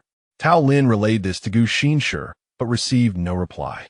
Meanwhile, a nurse, bubbling with excitement, suggested, seeing Gu Xinshi silence. Why not just ask Mr. Gu if he has someone he likes? He is quite candid. Tao Lin, do you have someone you like? The reply came almost instantaneously. Yes. Wow. The laboratory erupted with a chorus of astonished exclamations, reveling in the juicy revelation. Mr. Gu is the first one from our research institute to become single, right? However, Tao Lin shook his head mysteriously. Huh, is that not the case? The nurse was puzzled. A researcher gently tapped her shoulder, speaking earnestly. Just because one has affections for someone does not necessarily imply that the feelings are reciprocated. It must be acknowledged that those who conduct experiments possess a certain rigor. It seems that researcher Xiao O.Through has a tale to tell. The other researchers, akin to curious squirrels in a melon field, gazed at Xiao O.Through with eyes sparkling with intrigue. Seizing the opportunity, Tao Lin slipped out of the laboratory and made his way to the lounge. Tao Lin inquired, "What is going on with you? Is it love at first sight or a slow-burning affection?" The chat window displayed that the other party was typing. After 2 minutes, the typing continued, prompting Dr. Tao Lin to pace anxiously around the room. 5 minutes later, a lengthy message appeared, occupying half the screen. Unable to suppress a chuckle, Tao Lin mused that if an ordinary person had so much to convey, they would typically opt for a phone call. Yet, the other party chose to spend 5 minutes typing. He could surmise the reason: shyness and the undeniable truth of having feelings for someone. A significant manifestation of affection lies in the bashful demeanor one exhibits when discussing the object of their affection. Even the most formidable of men reveal a hint of shyness when speaking of their beloved to friends. This encapsulates the blissful essence of being enamored. He attentively read the message twice. I happened to meet him by chance, and through a series of fortuitous events, we have crossed paths multiple times. He has saved me twice, and we have known each other for a mere 2 months. I simply find him delightful, like a little son that draws me closer. I had no idea that this was what it meant to like someone. Is it love at first sight or a gradual affection? I believe it is a blend of both. Recalling our first encounter, my heart involuntarily races. I should be grateful for fate's design. Tao Lin was taken aback by this message, astonished that the seemingly straightforward individual could articulate such romantic sentiments with such ease. A smile of encouragement spread across his face. You should send him these words. They are bound to ensure your confession is successful. Gu Xinshi lowered his gaze. These words were ones he could only share with Tao Lin. A confession? The timing was not right. If he were to declare his feelings to Yin Muqing now, he might very well be met with hostility. The mere thought of her astonished expression made a smile creep upon his lips. Yin Muqing might even break his legs. The joy of love radiated from within. He had never experienced romance before. This was his first infatuation, awakened by an outsider's observation. He was even uncertain whether this person was single. Was Yin Muqing truly unattached? Gu Xinshi's smile vanished abruptly. He had asked her once, but Bailey had interrupted him. Yin Muqing had not provided an answer. So, was she single or not? If not, what would he do? Chapter 63. The mandate of parents and the matchmaker's words, she must be single. Gu Xinshi murmured to himself. I have never seen her with anyone else. If she were, Bailey would not have given me that book. His heavy heart suddenly lightened. He settled into his car and opened the pink, whimsical book. Chapter 1. Secrets of AA. Teaching you the 5 positions that bring the utmost pleasure. 5 minutes later, Gu Xinshi, his face flushed, tucked the book back into his clothing and drove home to the Gu residence. The butler had long been waiting at the entrance of the main residence. Upon seeing Gu Xinshi's car approach, he hurried forward to assist with the luggage. No need, Gu Xinshi replied. This trip was a sudden decision, and I have no baggage. The butler responded, that's quite all right. Your clothes from before are still here and can be worn. Gu Xinshi nodded. Meanwhile, Gu's mother was sipping her coffee. Upon noticing her son entering, she paused, her fingers momentarily stilling on the delicate handle of her cup. She turned to glance upstairs, and upon seeing no one, she set her cup down and beckoned Gu Xinshi closer. Son, come here. Gu Xinshi walked over and settled onto the sofa opposite her. Mother. She shielded her face with her hand and quietly inquired, how are things between you and that young son of the Yin family? A heaviness settled in Gu Xinshi's heart. According to the elder Gu's original plan, he was to spend some time with Yin Muqing to establish a foundation of affection, leading to an engagement. The weight of the impending union felt like shackles, restraining him in his emotional life and obscuring his true feelings. However, he had now developed feelings for another, and he felt a strong aversion to a loveless marriage. Furrowing his brow, he replied candidly, "He is well, but we are not suited for one another. I have no feelings for him." Gu's mother was momentarily taken aback by his words, then broke into a smile. "It's all right, dear son. I never had high hopes for this match anyway. In this day and age, arranged marriages should be a thing of the past. I'll speak to your grandfather about it shortly." She felt a sense of relief that her son had finally learned not to compromise his own happiness. "I'll talk to grandfather myself," Gu Xinshi said, relieved that his mother was on his side. "And grandfather?" he asked, watering the orchids in the garden, though he has managed to kill several pots. When it came to the elder Gu, a frown crossed Gu's mother's face. "I don't know what has come over him.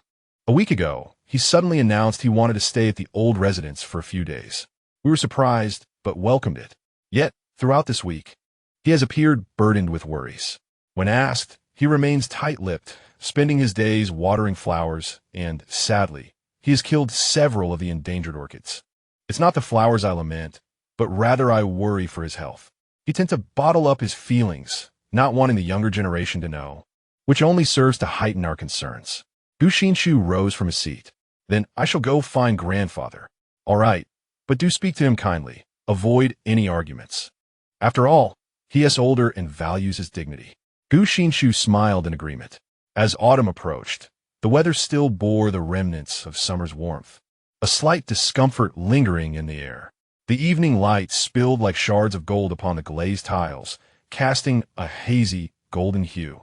The elder Gu reclined in a bamboo chair within the pavilion, leisurely fanning himself. The pavilion nestled by a stream where a stout red maple tree grew. Arching over the water, its scattered leaves drifting downstream. Gu Xinshi strolled across the bridge, the vibrant maple leaves brushing against his attire. The elder Gu, eyes still closed, recognized Gu Xinshi merely by the sound of his footsteps. "When did you return?" "Just now," Gu Xinshi replied. Hearing this, the elder Gu opened his eyes, propping himself up with his arm on the chair. Gu Xinshi stepped forward to support him as he straightened himself. The elderly man gently patted his shoulder, a look of contentment gracing his features. "You've been getting along with that young man from the Yin family for quite some time now, haven't you?" "Indeed, it has been a while." Gu Xinshi contemplated first agreeing with old Master Gu's statement, intending to subtly indicate their incompatibility. "Then, let us proceed with the engagement." Gu Xinshi abruptly lifted his head, the words of refusal poised on his lips. Old Master Gu spoke in a calm tone. "A few days ago, after a medical examination, the doctor informed me that my time is limited. I wish to witness your marriage while I still possess some vitality. It would fulfill a long-held desire of mine." His understated words struck Gu Xinshi like a thunderclap, reverberating through his mind. The protest of disapproval he wished to voice was swallowed back, lodged in his throat. Could it be a misdiagnosis? Hadn't his recent health check results been satisfactory? Gu Xinshi mused in a daze. After decades of serving as a military doctor, could there truly be an error in diagnosis? Old Master Gu's tone carried an unexpected hint of amusement, as if he were not the one facing a grim prognosis. "Even the most skilled can falter. I shall accompany you for another examination." Old Master Gu waved his hand dismissively. "No need for further tests. I have undergone numerous evaluations already. Now, I simply wish for you to expedite the engagement. Who knows, perhaps my spirits will lift, and I may live a few more years." Engagement? Gu Xinshi Adam's apple bobbed, the resolve he had built beginning to waver. The brook below mirrored the sky adorned with golden-edged clouds, and he recalled Yin Muqing's newly changed profile picture. Could it also depict this very sky? Yin Muqing frequently updated her avatar, each time showcasing diverse forms of clouds, as if she were already embracing the tranquility of retirement. He mentally devised a plan. Very well. A subtle relaxation washed over old Master Gu's stiffened back, as if a heavy burden had been lifted from his heart, granting him a long-lost sense of ease. He noticed Gu Xinshi's conflicted expression, understanding that being born into the Gu family as its eldest grandson, came with the obligation to bear the family's responsibilities, fulfilling promises made decades ago. Let us choose a propitious day for the engagement. After all, the other party is significantly younger than you. Young ones can be easily distracted and susceptible to outside temptations. One must be cautious lest they be spirited away by another. Old Master Gu's words were laden with implication. Gu Xinshi rubbed his forehead. It was not Yin Muqing who might be taken, but rather he himself who had succumbed to external allurements. Very well. Once he had devised a plan in his mind, Gu Xinshi no longer resisted the facade he had to maintain. After all, a marriage with Yin Muqing was out of the question. He even felt compelled to inquire about the Yin family's perspective. Old Master Gu narrowed his eyes. I assenti to coincidence. I desire for your engagement to proceed swiftly, and it appears the Yin family shares the same sentiment. Just this afternoon, I mentioned it to their representative, and they readily agreed. What of Yin Muqing's opinion? Has she expressed anything? The Yin family was the initiator in this arrangement. If Yin Muqing were to oppose it, the engagement would certainly not materialize. Before even the wedding, you seem to indulge her too much. If she does not favor me, Gu Xinshi did not finish his thought. Parental arrangements and matchmaking. What do children truly understand? Old Master Gu dismissed the concern lightly. Chapter 64. Happiness or sadness. Mother Gu was preoccupied with thoughts of her son, pacing back and forth in the hall until her head spun. Exhausted, she paused beside a weeping jasmine, unconsciously plucking its leaves. The maid remarked, "Madam, this is your favorite pot." Startled, Mother Gu responded, "Ah, it's going to be bare." She glanced at the ground and then at the tree, realizing she had plucked away most of the jasmine blossoms, leaving a scattering of leaves behind, while still clutching a flower branch in her hand. Seeing the maid's innocent expression, she sheepishly said, "It will be fine. Just a little care and occasional trimming will help it flourish." The maid smiled in agreement. Just then, footsteps approached from outside, and upon peering out, Mother Gu saw her son. She quickly handed the flower branch to the maid, instructing her to place it in the vase on the coffee table, and hurriedly strode to the entrance, her skirts swishing. With a smile on her face, she asked, "Son, have you spoken with your grandfather? Did you clarify everything?" What was his reaction? "Grandfather's health isn't good. I need to consult the doctor first," Gu Xinshi replied, avoiding a direct answer. Understanding the unspoken sentiment, Mother Gu's smile gradually faded, replaced by a visible mix of sorrow and anger. No matter how poor your grandfather's health is, it cannot come at the cost of your happiness. I absolutely cannot agree to this. You are my son, and if you do not wish to marry someone, I will still have a say. Years of pent-up grievances seemed to burst forth all at once. If you liked him, that would be one thing, a double blessing. But if you do not, what is the point? If old Master Yin were still alive, he would have long forgotten this agreement. Your grandfather clings to it with an obstinacy that is frightening. Gu Xinshi gently assisted Mother Gu into a seat, reassuring her, "Mother, do not worry. I will not marry him." Her hand, which had been wiping away tears, paused. "Huh? So you didn't agree with your grandfather?" "I did agree," he confessed, perplexed. Mother Gu was taken aback. "You agreed, yet claim you will not marry him? Is that not contradictory?" Observing her confusion, Gu Xinshi explained without hesitation.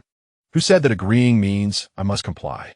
I will first pacify grandfather and later annul the engagement." Mother Gu's expression turned troubled. "But isn't that deceiving that Omega from the Yin family? That child is innocent as well." Though her heart ached for her son, she held firm to her principles. Her son was precious, but so was the son of another family. If Gu Xinshi sacrificed another for his own sake, how was that any different from old Master Gu? Anticipating her response, Gu Xinshi assured her, "I will make things clear to him. I won't deceive him." "That is good. You must not take advantage of your age to bully him." Just as Mother Gu felt a weight lifted from her heart, another thought struck her. She recalled her son mentioning old Master Gu's declining health, and connecting it to the old man's recent unusual behaviors. Her face paled. "What about your grandfather?" "He hasn't elaborated. I need to contact the doctor for more information," Gu Xinshi replied, pulling out his phone and locating the number of old Master Gu's family doctor. The call was promptly answered. "Mr. Gu, Dr. Wang, I would like to inquire about my grandfather's health condition." A sigh escaped from the opposite side. The slightly aged voice tinged with regret. Old Master Gu suffers from a heart ailment, compounded by long-standing health issues, and now his organs are gradually failing. I recommended hospitalization, but he vehemently refused and instructed me not to disclose this to you. In his youth, Master Gu served in the military, sustaining numerous injuries. Though he was robust in his younger days, he dismissed minor aches and pains, leading to an accumulation of ailments. As age took its toll, these old injuries surged forth like a flood unleashed from a dam, spiraling out of control. A heart ailment? Madame Gu's eyes widened slightly. The doctor across from her nodded in acknowledgement upon hearing her voice. Indeed, Madame Gu, should you discern the nature of old Master Gu's heart condition, it could provide an avenue to alleviate his physical decline. Madame Gu's hands trembled. If what the doctor suggested was true, then old Master Gu's heart ailment pertained to the engagement, did it not? Could her son truly cancel the engagement? Gu Xinshi harbored similar concerns, but maintained his composure, inquiring further about the doctor's recommendations before concluding the call. The sound of a car horn broke the silence. It was Gu's father returning from work. Both of them fell into silence, instinctively gazing toward the entrance. Gu's father strolled leisurely into the hall, only to be startled by the direct gaze of the two, causing him to stumble momentarily. "Why is Xinshi back?" Madame Gu, still fuming, remarked with a sharp tone. "What? Is the commander not welcoming my son?" "Oh, how could that be? Of course I welcome him," Gu's father replied, gently taking Madame Gu's hand with affection. "Since our son has returned, he should stay an extra day. Ideally, he should leave by tomorrow." Madame Gu shook off his hand and relayed the doctor's words to him. "Isn't this matter quite simple? If old Master Gu is indeed suffering from a heart ailment, we ought to expedite the engagement to bring him some joy. If we delay, he will feel that the situation remains unresolved and perpetually uncertain." Madame Gu gritted her teeth. "Engagement. All you ever think about is engagement. Have you ever bothered to ask your son if he likes her, if he is willing to become engaged?" Gu's father was taken aback by the sudden reprimand. Sensing the gravity of the situation, he realized it was diverging from his expectations. Recalling what old Master Gu had confided in him, he suddenly perceived the complexity of the matter.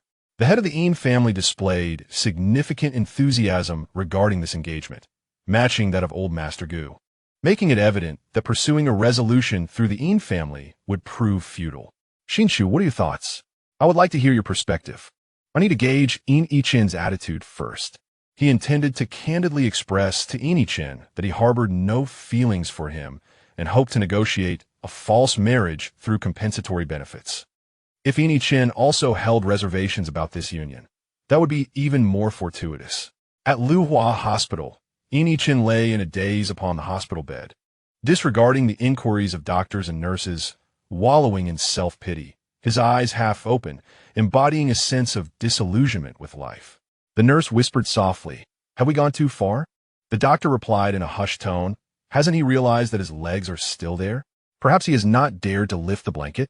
Both the doctor and nurse simultaneously considered this possibility, their faces flushed with embarrassment as the nurse cleared her throat. With a standard smile, the young master, "I'll come to see how your leg injury is healing." Before her hand could touch the blanket, she was met with a piercing glare from the other party. "Leave? All right, please do not be angry." The nurse closed the door, exchanging glances with the doctor outside. "What should we do? How would I know?" "The elder young master will arrive tomorrow. Let us discuss it with him then. Prolonging this may lead to the younger master developing issues." Agreed, it's settled. Once the others departed, Yin Yichen sat upright, feeling aggrieved. No one had come to visit him. His father was angry and was ignoring him. Clearly, he was his father's biological son, yet his father favored his brother. The door was knocked twice, and then the doorknob turned as someone entered. To his surprise, it was Yin Yinshan. Yin Yinshan appeared in good spirits, the wrinkles around his eyes deepening with his smile. "Yichen, in a few days, you will be engaged to that Gu family boy. Are you happy?" Chapter 65. Discontent upon hearing this, Yin Yichen trembled, his face displaying disbelief. "Who agreed to this? I do not consent to the engagement. I do not like him. Did you even consider my feelings?" Clenching his fists, he pounded on the soft blanket, causing the air within to be compressed and emit muffled thuds. Yin Yunshan dismissed Yin Yichen's rebellion, attributing it to typical youthful defiance, a child seeking respect from his parents. Gu Xinshi is such an outstanding individual. He is undoubtedly a suitable match. Yin Yunshan found it incomprehensible why his younger son reacted so strongly. There was no one better than Gu Xinshi. Regardless, I do not agree. I do not like him. They had hardly spent any time together, merely slightly more familiar than strangers. He acknowledged that the other was tall and handsome, but there were countless tall and handsome individuals in the world. Furthermore, Gu Xinshi was rather old-fashioned, having never reached out to him. When he attempted to make contact, he was rebuffed.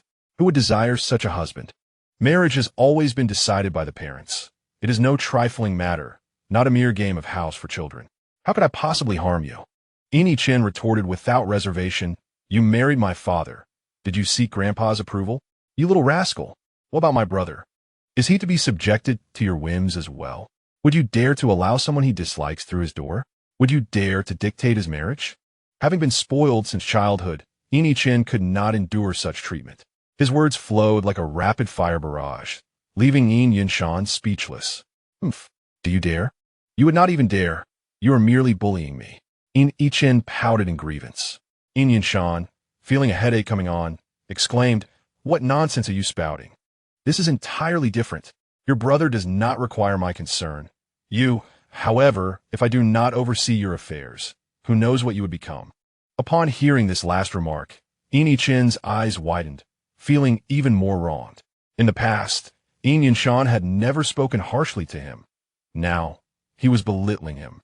Father, I truly do not like him. I do not wish to become engaged. Being forceful was ineffective. Yin Yichen began to plead once more. He yearned for his father to revert to his former self. Despite the stern facade, a mere display of affection would grant him the fulfillment of his every desire. Yet, this time, disappointment was evidently in store. Yin Yunshan ruffled his hair, his words leaving no room for dissent. Spending more time together will foster affection. Your current disdain will transform into fondness in due course. This matter transcends the two of you. It concerns both families. You must be sensible.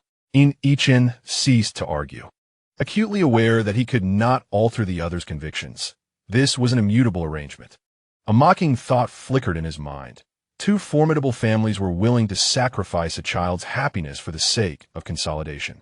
Once Yin Yunshan departed, silence enveloped the room, the twilight gradually deepening. He refrained from switching on the lights. The glow of his phone merely illuminated his face. Yin Yichen scrolled to Gu Xinshi's profile, still a dismal black block, mirroring the attitude directed towards him, dark and impenetrable.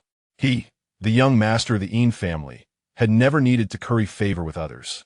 Even if the Gu family were formidable, he held his ground. Mr. Gu, I harbor no affection for you. I have no desire to become engaged. At the Gu family residence, dinner was being served, a rare occasion where the elder Mr. Gu dined with everyone. Gu Ran jested, Father, is there a cause for celebration today? You've graced us with your esteemed presence. The elder Gu cast a sidelong glance at her, amusement dancing in his eyes. Indeed, there's a reason for joy. Gu Ran's casual remark had unexpectedly hit the mark. Oh, what is this joyful news? How come I'm unaware? Doing leaguing me. Mister. Gu cleared his throat, subtly observing the mother-son duo, who both lowered their heads, their expressions inscrutable. The elder Gu replied in a nonchalant tone, Your cousin is to be engaged. Gu Ran's gaze swept over Gu Xinshi, noting the standard smile on his face, indicative of his discontent. She sought to defend Gu Xinshi, half-jokingly saying, Is it that lad from the Yin family? He is merely a year older than Ziao. Why the rush to get engaged? Best to settle it early, lest he be whisked away. Just as Gu Ran was about to continue, she caught her brother's eye, signaling her to refrain from further comments. Li Ziao, having heard his name, assumed it was his moment to express his views. Clearing his throat while still clad in his school uniform, he declared, I believe my mother is correct. We are still quite young, and I certainly do not intend to get engaged anytime soon. The elder Gu chuckled at the jest. How old do you envision yourself being when you do get engaged? Li Ziao inadvertently steered the conversation towards himself, and faced with Mr. Gu's inquiry, he stammered. perhaps after graduating from college. I think the priority in schooling is to focus on studies. This statement elicited laughter from all present, particularly from Gu Ran, who laughed the loudest, exclaiming, "I'll remember your words. When you find someone you fancy, don't come begging me." Xiao O.Through. Parental figures were indeed the most vexatious. Gu Xinshi also laughed, reflecting on his former self who had once been so resolute, only to tumble headlong into a situation from which he found it impossible to extricate himself, yet was loath to escape. Li Xiao smirked. "Brother, do you fancy that Omega?" "Why do you ask?" Before the esteemed Mr. Gu Xinshi refrained from speaking too much. The couples in our class were particularly conspicuous, seemingly immersed in a honeyed atmosphere, exuding the unmistakable scent of youthful romance. I felt that you lacked this essence. Li Ping, unable to suppress a smile, inquired, "Can you truly smell it? The scent of love, or is it just that you haven't bathed after playing ball and have become a bit odorous?" "Impossible." Li Xiao retorted défiantly. Indeed, adults can be rather bothersome. The meal concluded amidst laughter and cheer. After dining, Gu Ran proposed a leisurely stroll in the garden to aid digestion. To everyone's surprise, Mr. Gu, in good spirits today, did not decline. Gu Xinshi lagged behind, maintaining a distance. As twilight descended, the heat of the day faded, and a gentle breeze brought a refreshing chill. The streetlights lining the garden illuminated the path, revealing a tapestry of colorful petals scattered upon the ground. Upon noticing Gu Xinshi trailing behind, Li Xiao turned back to see the adults ahead, either in pairs or doting on their offspring, which made him acutely aware of his and Gu Xinshi's solitary status. Oh, but wait, Gu Xinshi had a partner. It was he who stood alone. With a hint of melancholy, he waited beneath a peach tree for Gu Xinshi to catch up. Disinterested in the stroll, Gu Xinshi merely wished to maintain the group's jovial spirit, listlessly admiring the garden's closed blossoms. A notification chimed from his phone, and he paused, expecting a message from Yin Muqing, only to find it was from Yin. Chapter 66. Cooperation achieved. Mr. Gu, I do not harbor feelings for you, and I do not wish to be engaged. What thoughts swirled in Gu Xinshi's mind upon reading this? He contemplated the prospect of pursuing someone anew, his mind ablaze with brilliant fireworks that illuminated his eyes with excitement. Striving to appear composed, he had yet to formulate a response when a second message arrived. "Can you annul the engagement? My father does not consent to my withdrawal from it." This was anticipated by Gu Xinshi. Many marriages among affluent Omega families were often dictated by circumstance, particularly when the Gu family had extended an olive branch. He lifted his gaze to find the path deserted, the figures of Mr. Gu and the others nowhere in sight, the light casting a chill upon the marble pavement. Instead of retracing his steps, he veered left onto a dimly lit path. The ground was somewhat obscured, but fortunately, the distance was short, and he hurried back to his room to clarify matters with Yin. A rustling sound emerged from the bushes.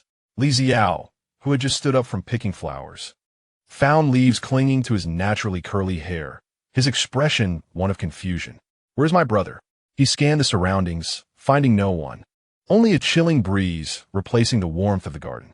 Rubbing his arms, he murmured to bolster his courage, "Perhaps my brother just walked past me. How didn't he notice? Ha!" Yet, after a few chuckles, his amusement faded. "Wait for me, brother." Unable to suppress his fear, he began to run. Meanwhile, Gu Xinshi replied to the message on his phone. "This matter is somewhat complex. I will explain in detail. Can we speak on the phone?" The response was a firm refusal. "I do not wish to converse with you." "Certainly, let's engage in a written dialogue." Gu Xinshi returned to his chamber, carefully considering his words. "Our engagement arises from an agreement made by our elders, and now both your father and my grandfather fervently support this union. Although I harbor no romantic feelings for you, I seek your assistance due to my grandfather's health condition." Gu Xinshi elucidated the situation regarding the elderly gentleman to Yin. Perhaps sincerity is indeed a formidable strategy, or perhaps Yin's youth endowed him with an abundance of compassion. Yin responded, "What should we do then?"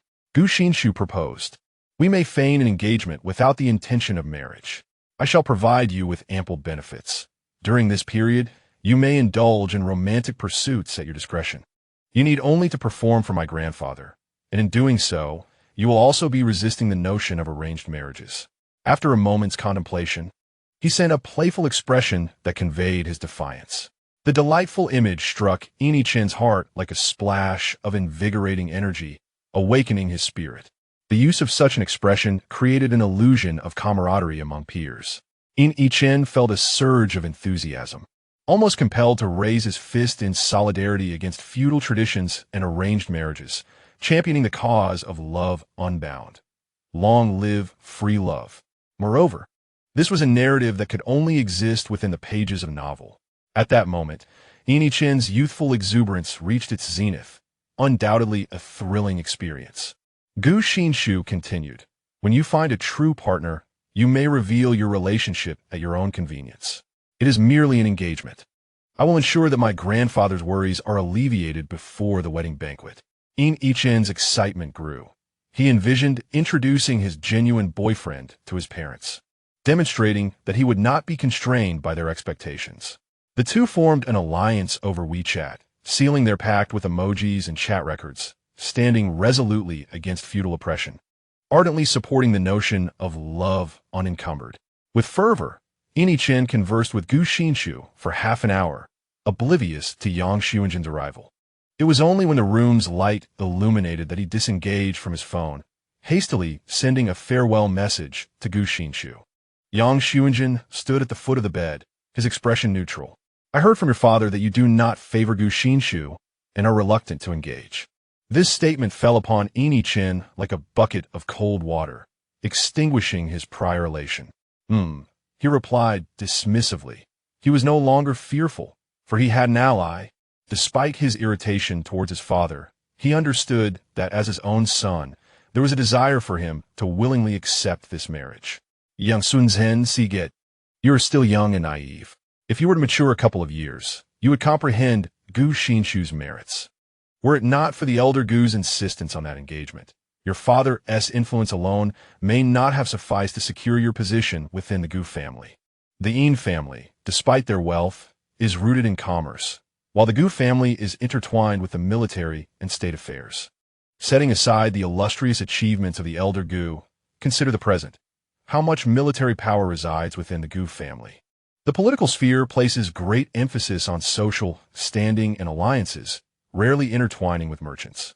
Yin Muqing himself is not particularly distinguished.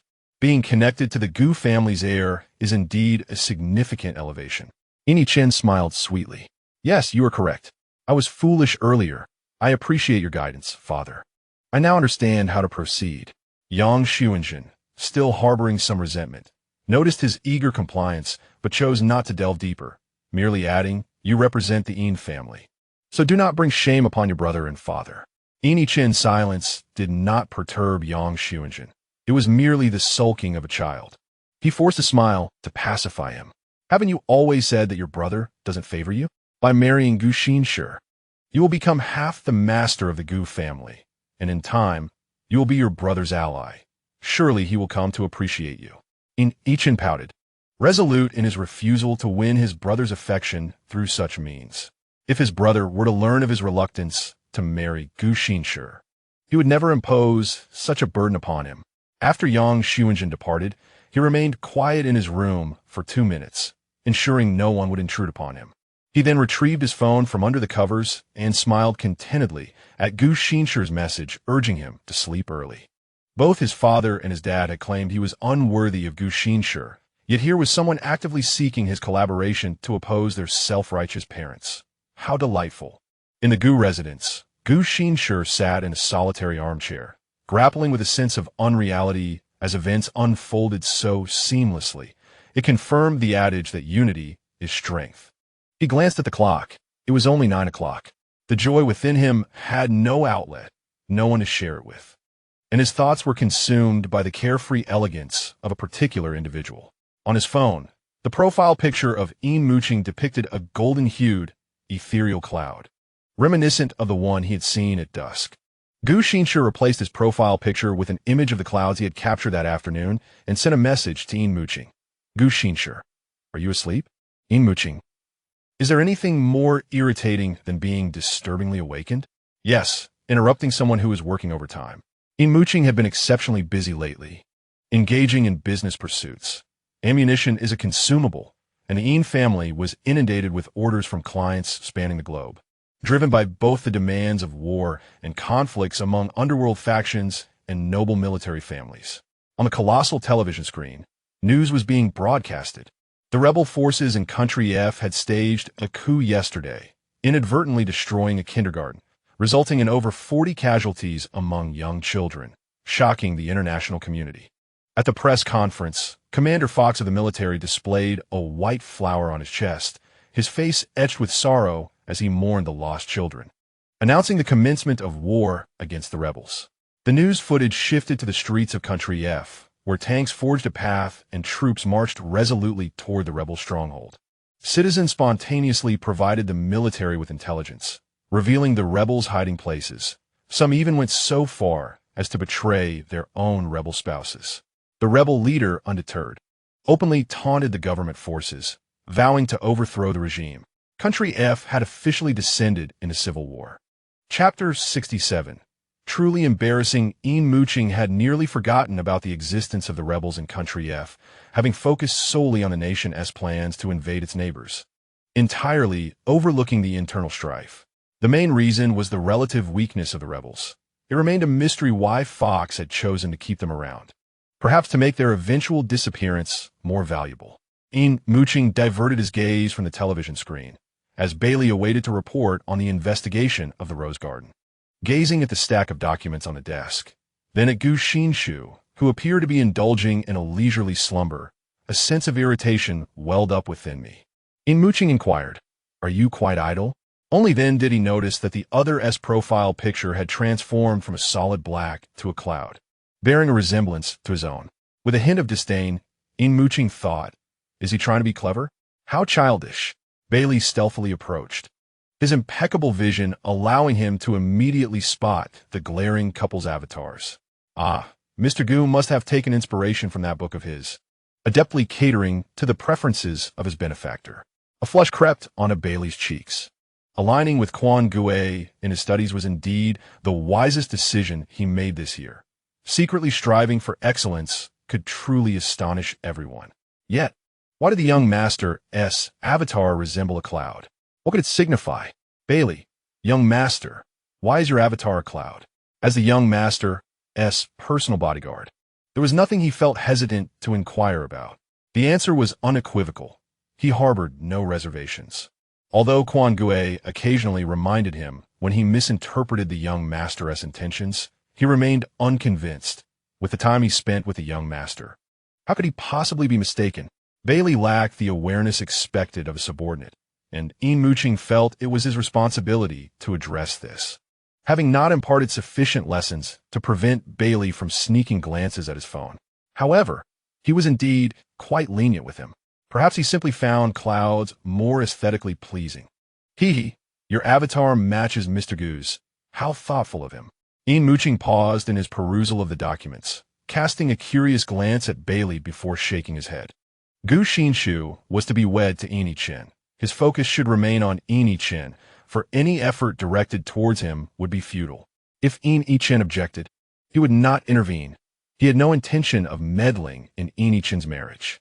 Yin Muqing spoke with a cool demeanor, advising Bailey not to voice such thoughts in front of Yin Chen to avoid unnecessary complications. Feeling somewhat wronged after being reprimanded, Bailey pondered why. In the solitude of the room, there was anything that could not be said. The young master was clearly wary of him. Yin Muqing tossed the documents aside, rubbing his temples. A notification pinged on his phone. Gu Xinshi. And you? Yin Muqing raised an eyebrow, surprised that he dared to respond with him. The expanse of the desk was cluttered with papers, a result of Yin Muqing's earlier mishap. Bailey meticulously organized the documents and set them aside. Normally, he wouldn't have such a heavy workload. Primarily, Yin Muqing was in the process of relocating the headquarters to Country A. He had purchased an entire office building, and construction on the factory was underway, with plans to transfer a batch of personnel before the policies in Country S shifted. Yin Muqing pushed off the floor with his feet, causing the chair to glide backward as he adjusted his position. He casually snapped a photograph of the desk, the lens slightly shaky, rendering the picture somewhat blurred. After ensuring no confidential information was exposed, he sent it to Gu Xinshi. Yin Muqing, not quite on par with Mr. Gu, who enjoys the leisure of a hands-off approach. When Gu Xinshi beheld that photograph, he could scarcely believe his eyes. Akin to a beggar suddenly blessed with a generous donation, left holding it in bewilderment.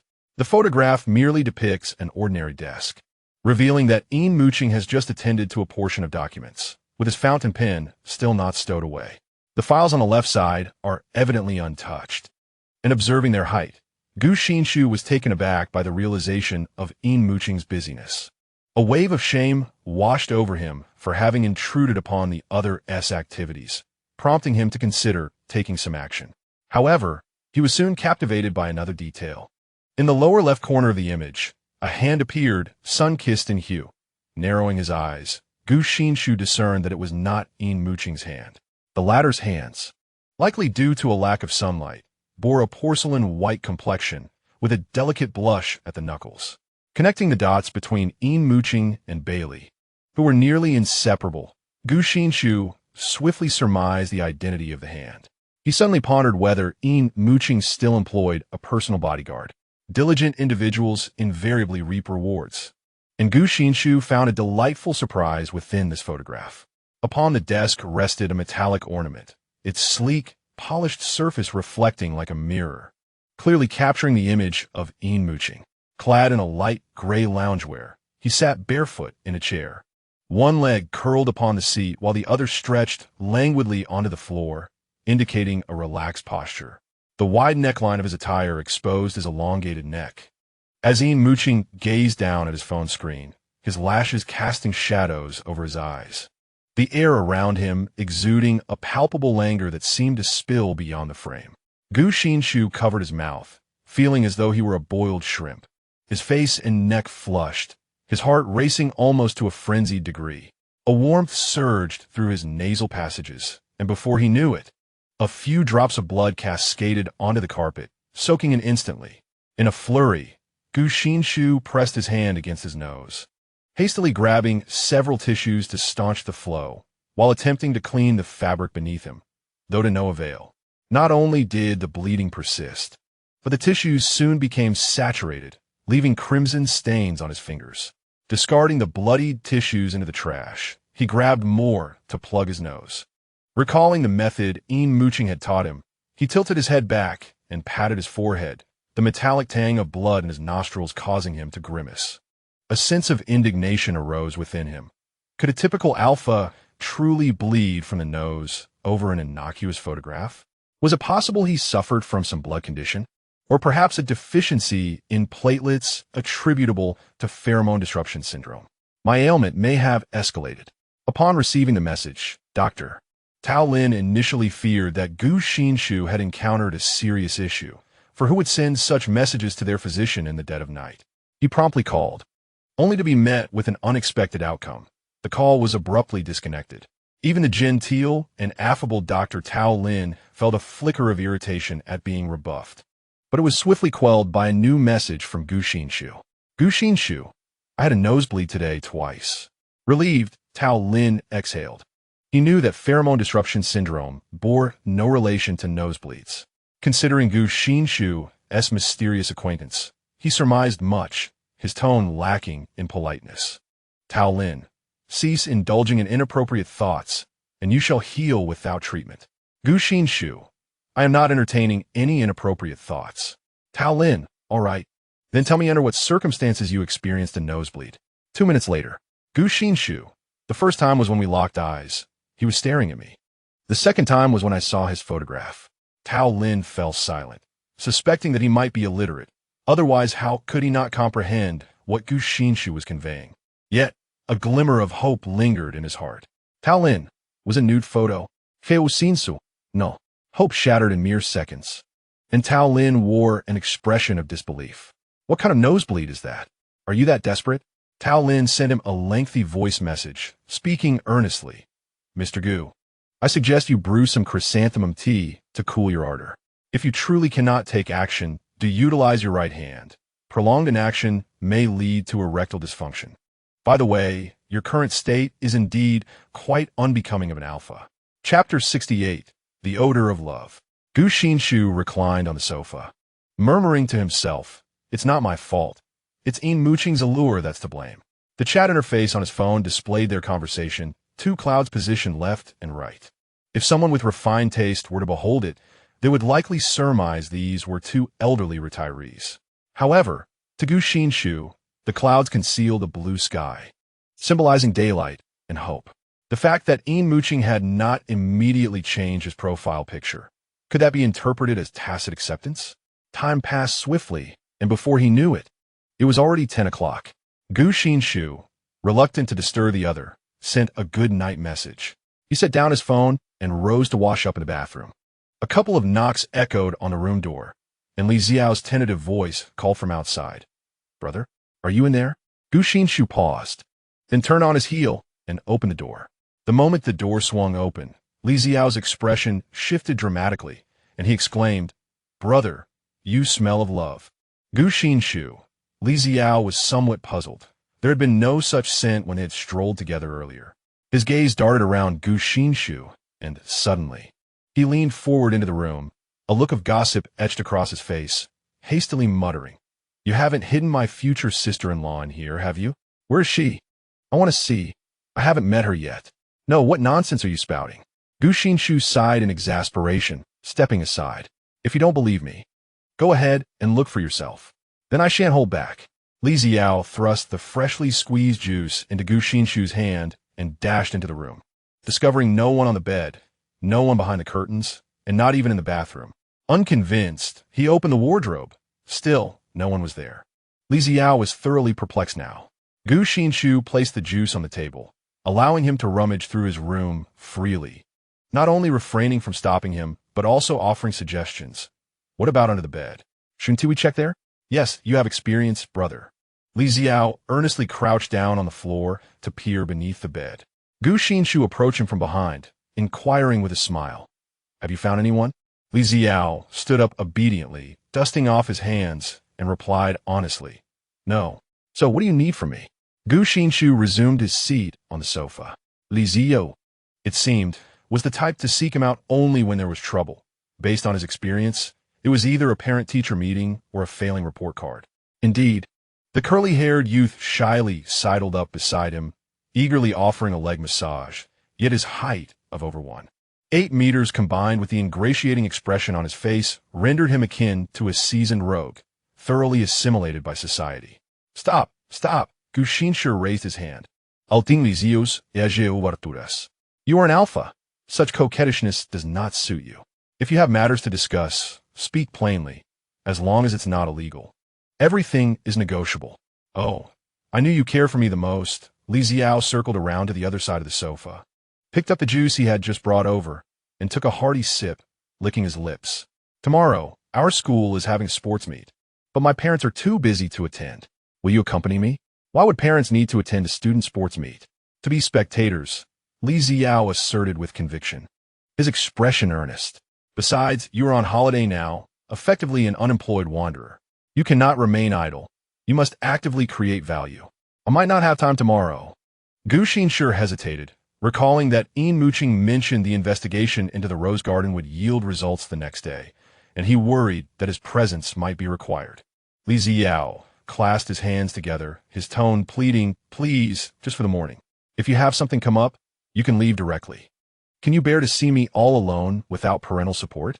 "Fine," Gu Xinshi conceded, thinking it feasible. As long as he dropped Li Xiao off at school, he would have fulfilled his obligation. Upon receiving this affirmation, Li Xiao wore a look of crafty triumph, his tone resolute. "Thank you, brother." Gu Xinshi felt a nagging sense of being duped. This suspicion was validated the following morning. As he was enjoying his breakfast, Li Xiao burst through the door, his expression fraught with anxiety, casting furtive glances toward the entrance while urging him to eat faster. "Aren't you all supposed to start the sports meet at 9? What's the rush?" Gu Xinshi replied calmly. Li Xiao cradled his head in despair. "You're taking an eternity with that one sandwich. Can't you eat on the way?" "Brother." "No, I cannot," Gu Xinshi deliberately slowed his pace, curious to see what scheme Li Ziao was concocting. Brother. The youth was nearly twisted in knots. Suddenly, the sound of footsteps echoed from outside, distinctive, the clacking of high heels against marble. This series of sounds seemed to hit the pause button for Li Ziao, who immediately donned a composed expression, sitting upright across from Gu Xinshi. Hands neatly placed on the dining table, as if he were schoolboy in class. Gu Ran approached with graceful steps, her boisterous voice audible from afar. "Oh, dear nephew, I heard from Xiao that you miss your high school days and insist on accompanying him to this sports meet."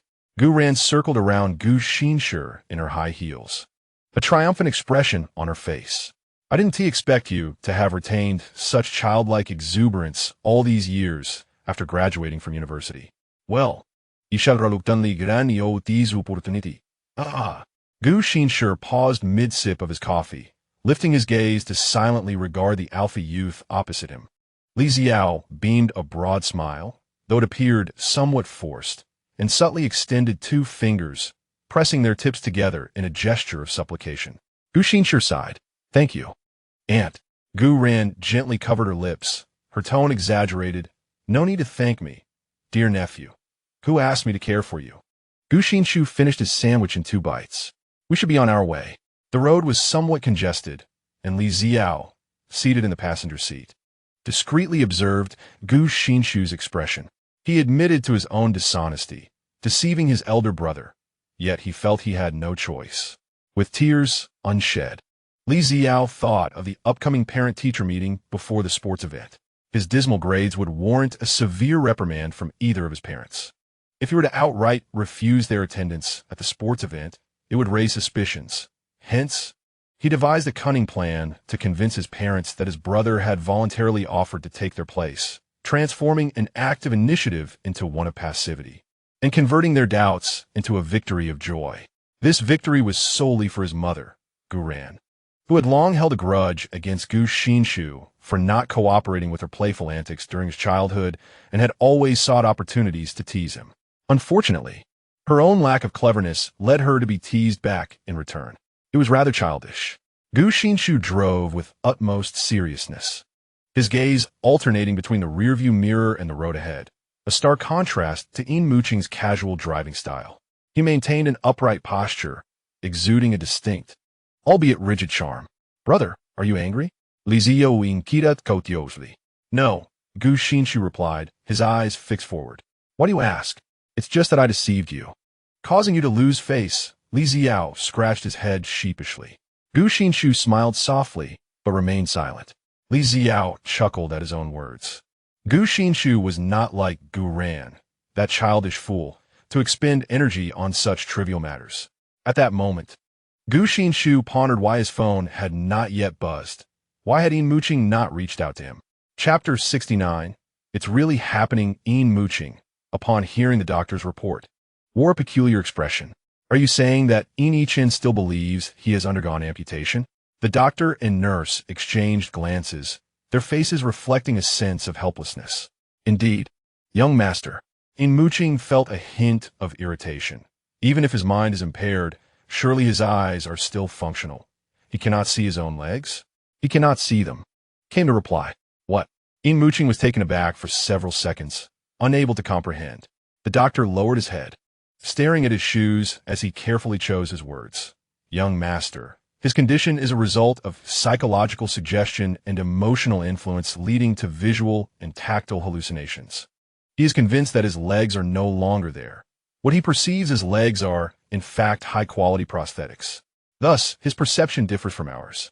The doctor cleared his throat, feeling parched from speaking too long, and continued. "Due to the psychological suggestion that his legs are fake, his body has lost the capacity to utilize them. In simpler terms, he is unable to perceive his legs." Yin Muqing was stunned into silence for a moment before asking, "Are you saying he is truly disabled?"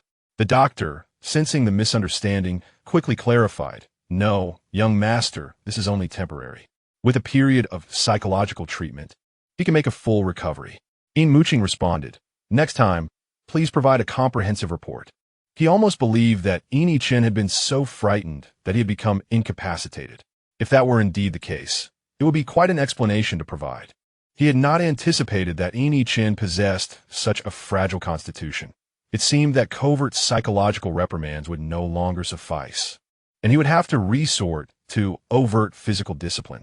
Noticing that the doctor lingered without departing, he cast a sidelong glance at him. "Is there still an issue?" The doctor awkwardly smiled and replied, "There is one more thing. The young master refuses treatment. Perhaps you could persuade him?" The doctor found himself in a difficult position.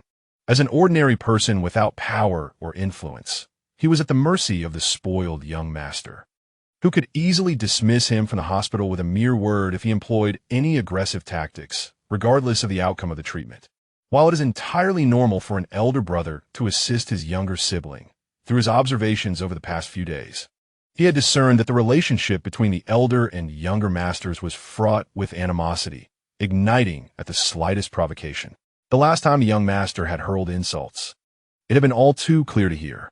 The doctor had been compelled to devise such a proposal, but if the elder master were to refuse, where'd he find himself now? Yin Muqing readily agreed, not giving it much thought. He merely felt a sense of responsibility for Yin Muqing's current state and sought to expedite his recovery to prevent any further complications. "Let's go," he said, rising to indicate that the doctor should lead the way. Yet, to others, his noble act of overlooking past grievances and responding to malice with virtue commanded deep respect. The doctor, filled with admiration, clasped his hands together and extended them, saying, "Please." Yin Muqing noted that the doctor was quite young, with commendable looks and a tall, lean physique. His skin was a shade deeper than a wheat color, and the white coat he wore harmonized seamlessly with his demeanor. Bailey smirked and muttered under his breath, "Not as tall as Mr. Gu, nor as handsome, yet daring to curry favor in front of the elder master." Should the doctor hear this, he would surely protest. How could he dare? His admiration stemmed purely from a profound affection for martial arts. Yin Muqing did not catch all the words, but he distinctly heard the name Gu. He inquired, "Why do you mention Gu Xinshi? Do you wish for him to persuade Yin Muqing to accept treatment?" Bailey quickly denied, I did not. Yin Muqing had merely spoken offhandedly. If asked to summon Gu Xinshi, he would be the first to object, setting aside the embarrassment of such a request. The fact that they were not even engaged provided no justification for inviting him. His thoughts drifted to a possibility. Were Gu Xinshi and Yin Muqing still unfamiliar with each other? It seemed they had hardly spent time together, and he could not recall them ever mentioning one another. In the hospital room, Yin Muqing was not lying in bed, but rather maneuvering about on crutches. "What are you doing?" Yin Muqing asked. Yin Muqing, lost in thought, had not noticed the arrival of the two. At the sound of Yin Muqing's voice, he was startled. He slipped, teetering on the brink of falling. However, he did not crash to the ground, as Yin Muqing, with his long strides, swiftly caught him mid-fall. The crutches clattered to the floor with a resounding thud. "Brother?" Yin Muqing hung, suspended for a few seconds, his legs still amusingly swinging. Yin Muqing gently placed it back on the bed, standing by thoughtfully. The doctor had not instructed him on how to persuade the young master. Yin Muqing sat on the bed, an unmistakable surprise illuminating his face. "Brother, what brings you here?" Yin Muqing remained silent. Yin Muqing's gaze drifted past him, landing on Bailey, whose eyes momentarily flickered with an unusual emotion that did not escape his notice. In that fleeting moment, memories surged back, recalling how, just yesterday, Yin Muqing had stood in the same spot, enduring his unreasonable tantrums. The thought made him feel a bit awkward and embarrassed. He did not wish to act this way. Yet it seemed that only through such mischief could he garner even the slightest attention from his brother, who always seemed oblivious to him. Over time, this deliberate method of seeking attention had morphed into a habit, leading him to uncontrollably lash out at Yin Muqing, trampling on the efforts his brother had made for him. In their childhood, Yin Muqing had treated him with kindness, much like any typical brothers, but one day, everything changed. The oppressive silence in the hospital room left Yin Muqing feeling uneasy. He called out again, "Brother?" "Yes," Yin Muqing replied, returning to the present. "What is it? Why are you here?" Yin Muqing pursed his lips, cautiously shedding his usual spoiled demeanor, cherishing this rare moment of warmth. "I came to see you," Yin Muqing said, clearing his throat. He was not adept at offering comfort, So he decided that honesty was the best approach. Your leg hasn't been amputated. It's still there. Yin forced a bittersweet smile. Brother, thank you for your consolation. I'm not that fragile. Really, it's still there. The other's eyes glistened with unshed tears. A face marked with a resilient yet fractured expression, his tone resolute. Brother, don't worry. I'm already working hard to learn to walk again. I realize my mistakes. Yesterday, it was my fault. Yin Muqing winced, while Bailey's mouth dropped open, forming a perfect O. What do we do now? Yin Muqing suddenly found himself missing Yin Yichen's usual mischief, as it would give him the rightful excuse to discipline him, using force to affirm the truth of his words. What should we do now? Yin Muqing gestured to Bailey for a solution. Bailey, wearing a pained expression, whispered, I don't know either. Perhaps we should consult Chu Gue? Yin Muqing scoffed, what good are you? Chu Gue was an alpha with commendable genes and formidable abilities. Yin Muqing had intentionally nurtured him, assigning him to investigate the Rose Garden. And as expected, Chu Gue had not disappointed. They were now on the verge of identifying the location. He planned to visit in the afternoon. Meanwhile, Bailey was concerned about trivial matters like seeking advice on how to console people. Chapter 70. Arriving late, to recovery, Gu Xinshi dropped Li Xiao off at school, only to discover that there was a parent-teacher meeting before the sports day, primarily to discuss student performance. Gu Xinshi held onto a glimmer of hope and inquired, How are your grades? Li Xiao humbly replied, Fairly average, third in the class. Relieved, Gu Xinshi responded, Brother, I'll head to the playground now. Call me after the meeting. With that, Li Xiao dashed off. Gu Xinshi entered the classroom, where Li Xiao's seat was at the back. The reason given was his height, and Gu Xinshi believed it, recalling that he had been similarly situated during his own school days. Thus, he sat down without hesitation in the last row, at the desk marked with the name Li Xiao. During the parent-teacher meeting, as the session progressed, the teacher commended several students before approaching Gu Xinshi. Glancing at the names on the desk, the teacher looked up at Gu Xinshi, his expression amiable. Are you Li Xiao's older brother? Gu Xinshi smiled in response. So you're Li Xiao's brother. Good to meet you. After the meeting, I would like to speak with you privately regarding Li Xiao's academic performance, the teacher said, handing Gu Xinshi the report card. The smile faded from Gu Xinshi's face. Third from the bottom. How humiliating. Exiting the teacher's office, Gu Xinshi felt a daze envelop him. He had never experienced such embarrassment in his life.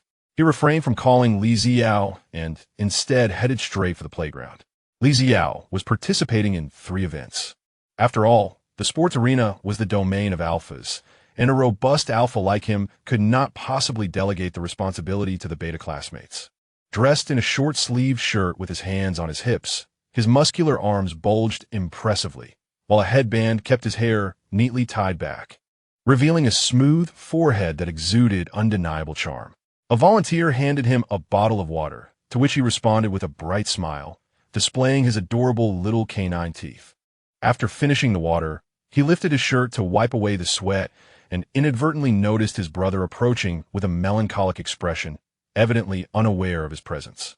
Instinctively, Li Xiao shivered and quickly donned his school jacket, the allure that had surrounded him dissipating.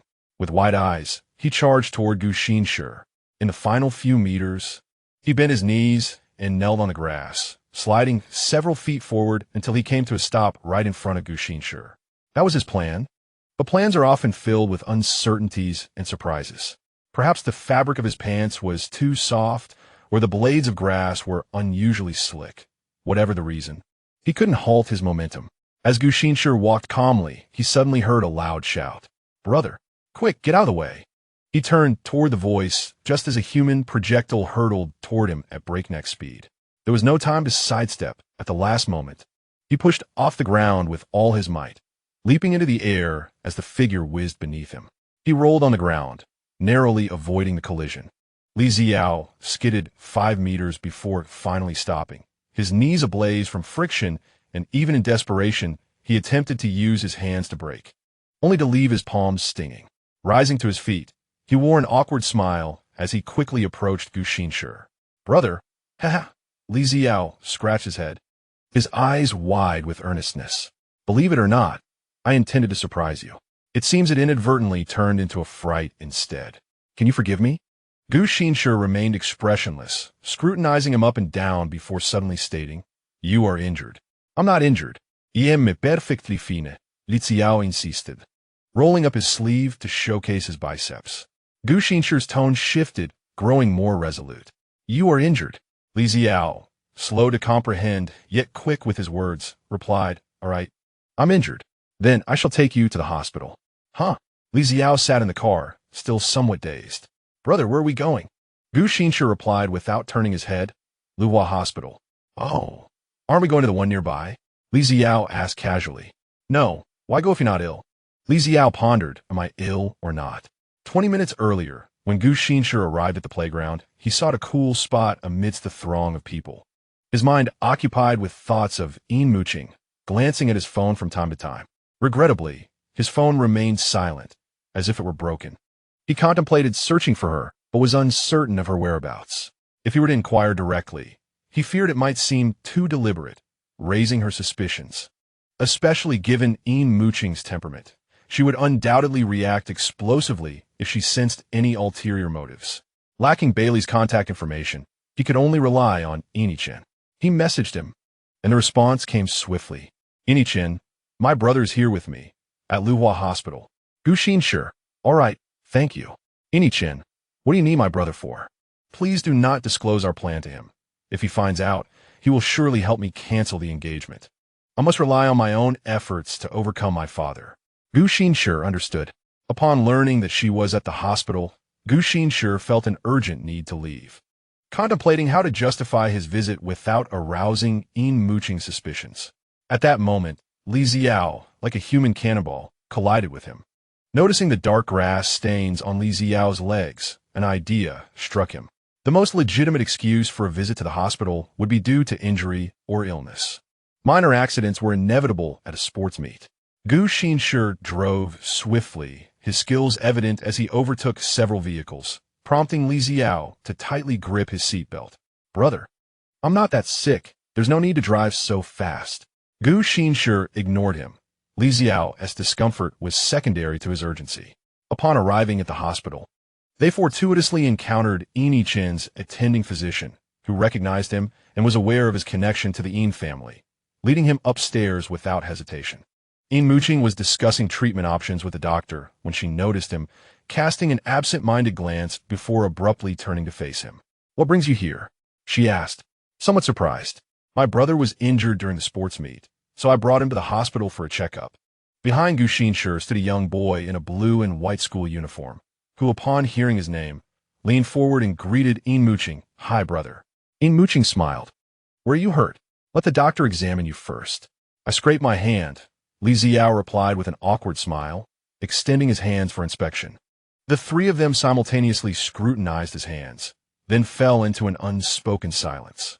When Li Xiao retracted his hands, he noticed that the once engorged red marks had faded, leaving merely faint white lines, remnants of his encounter with sharp grass blades, no longer bleeding. He squeezed his hand, eliciting a small amount of pale pink tissue fluid. Li Xiao chuckled. "Ha, we were caught in traffic and arrived late. It's already healed."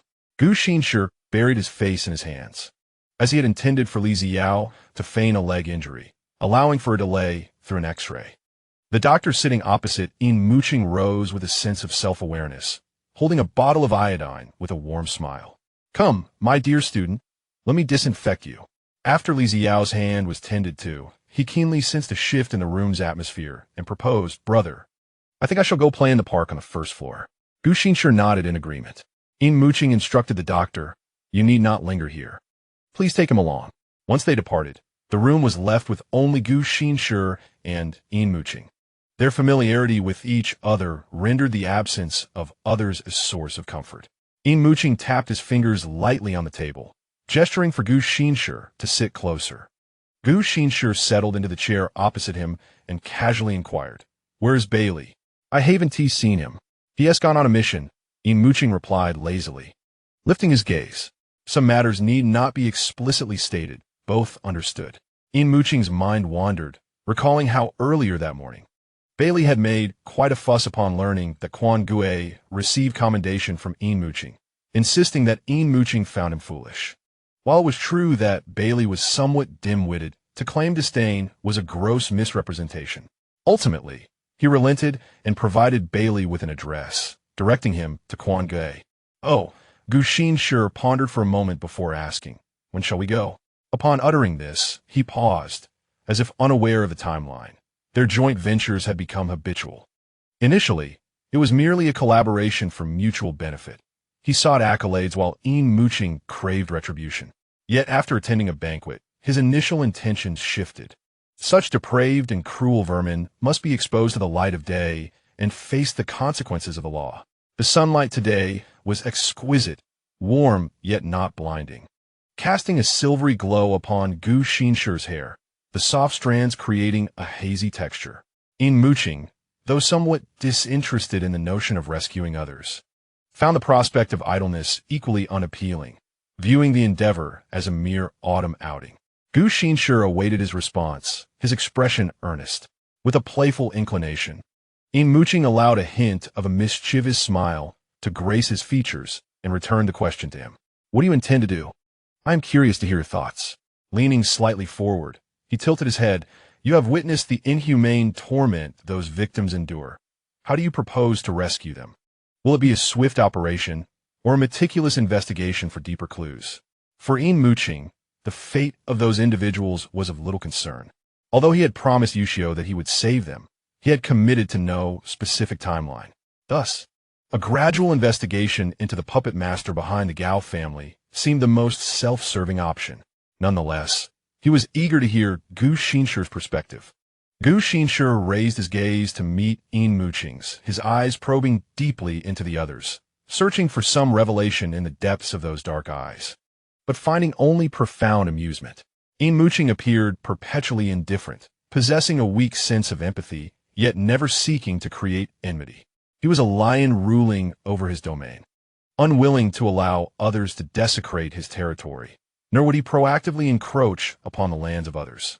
Gu Xinshi indeed contemplated the plan meticulously yesterday. He pondered, "I wish to rescue the victims swiftly. Thus, I intend for a coordinated operation at the banquet on Sunday, simultaneously targeting both the withered leaf manor and the place of captivity to eliminate them altogether." Aware of the intricate relationships among the banquet attendees, he was no fool. Given the manor's entanglement with the police, he resolved to enlist the military's assistance. Planning to borrow some veterans from his father for a covert operation to encircle the manor and rescue the victims held captive. Yin Muqing raised an eyebrow. "It seems you have made up your mind. Do you still remember the original intention of our collaboration? The condition you promised me was to bring down Gao Yihan." Propping his chin on his hand, he remarked in a neutral tone, "You have yet to find evidence implicating Gao Yihan, and you wish to take them all down? Doesn't this constitute a breach of contract?" Gu Xinshi replied, "I have bribed Gao Yihan's driver. On Sunday, he will be at the Withered Leaf Manor." This revelation took Yin Muqing by surprise.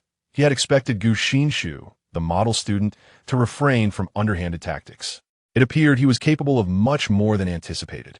Gu Xinshi received Yin Muqing's jest with grace, his light-colored eyes glinting with pride. "How do you plan to capture them all?" Yin Muqing, accustomed to working alone, found it somewhat disconcerting to discuss strategies with another. Gu Xinshi shared his plans with him. Yin Muqing stroked his chin thoughtfully. "How many personnel will you require?" "For 2 locations. Can you ensure adequacy?" Before Gu Xinshi could respond, he continued, "Here is the plan. Let those veterans rescue the victims.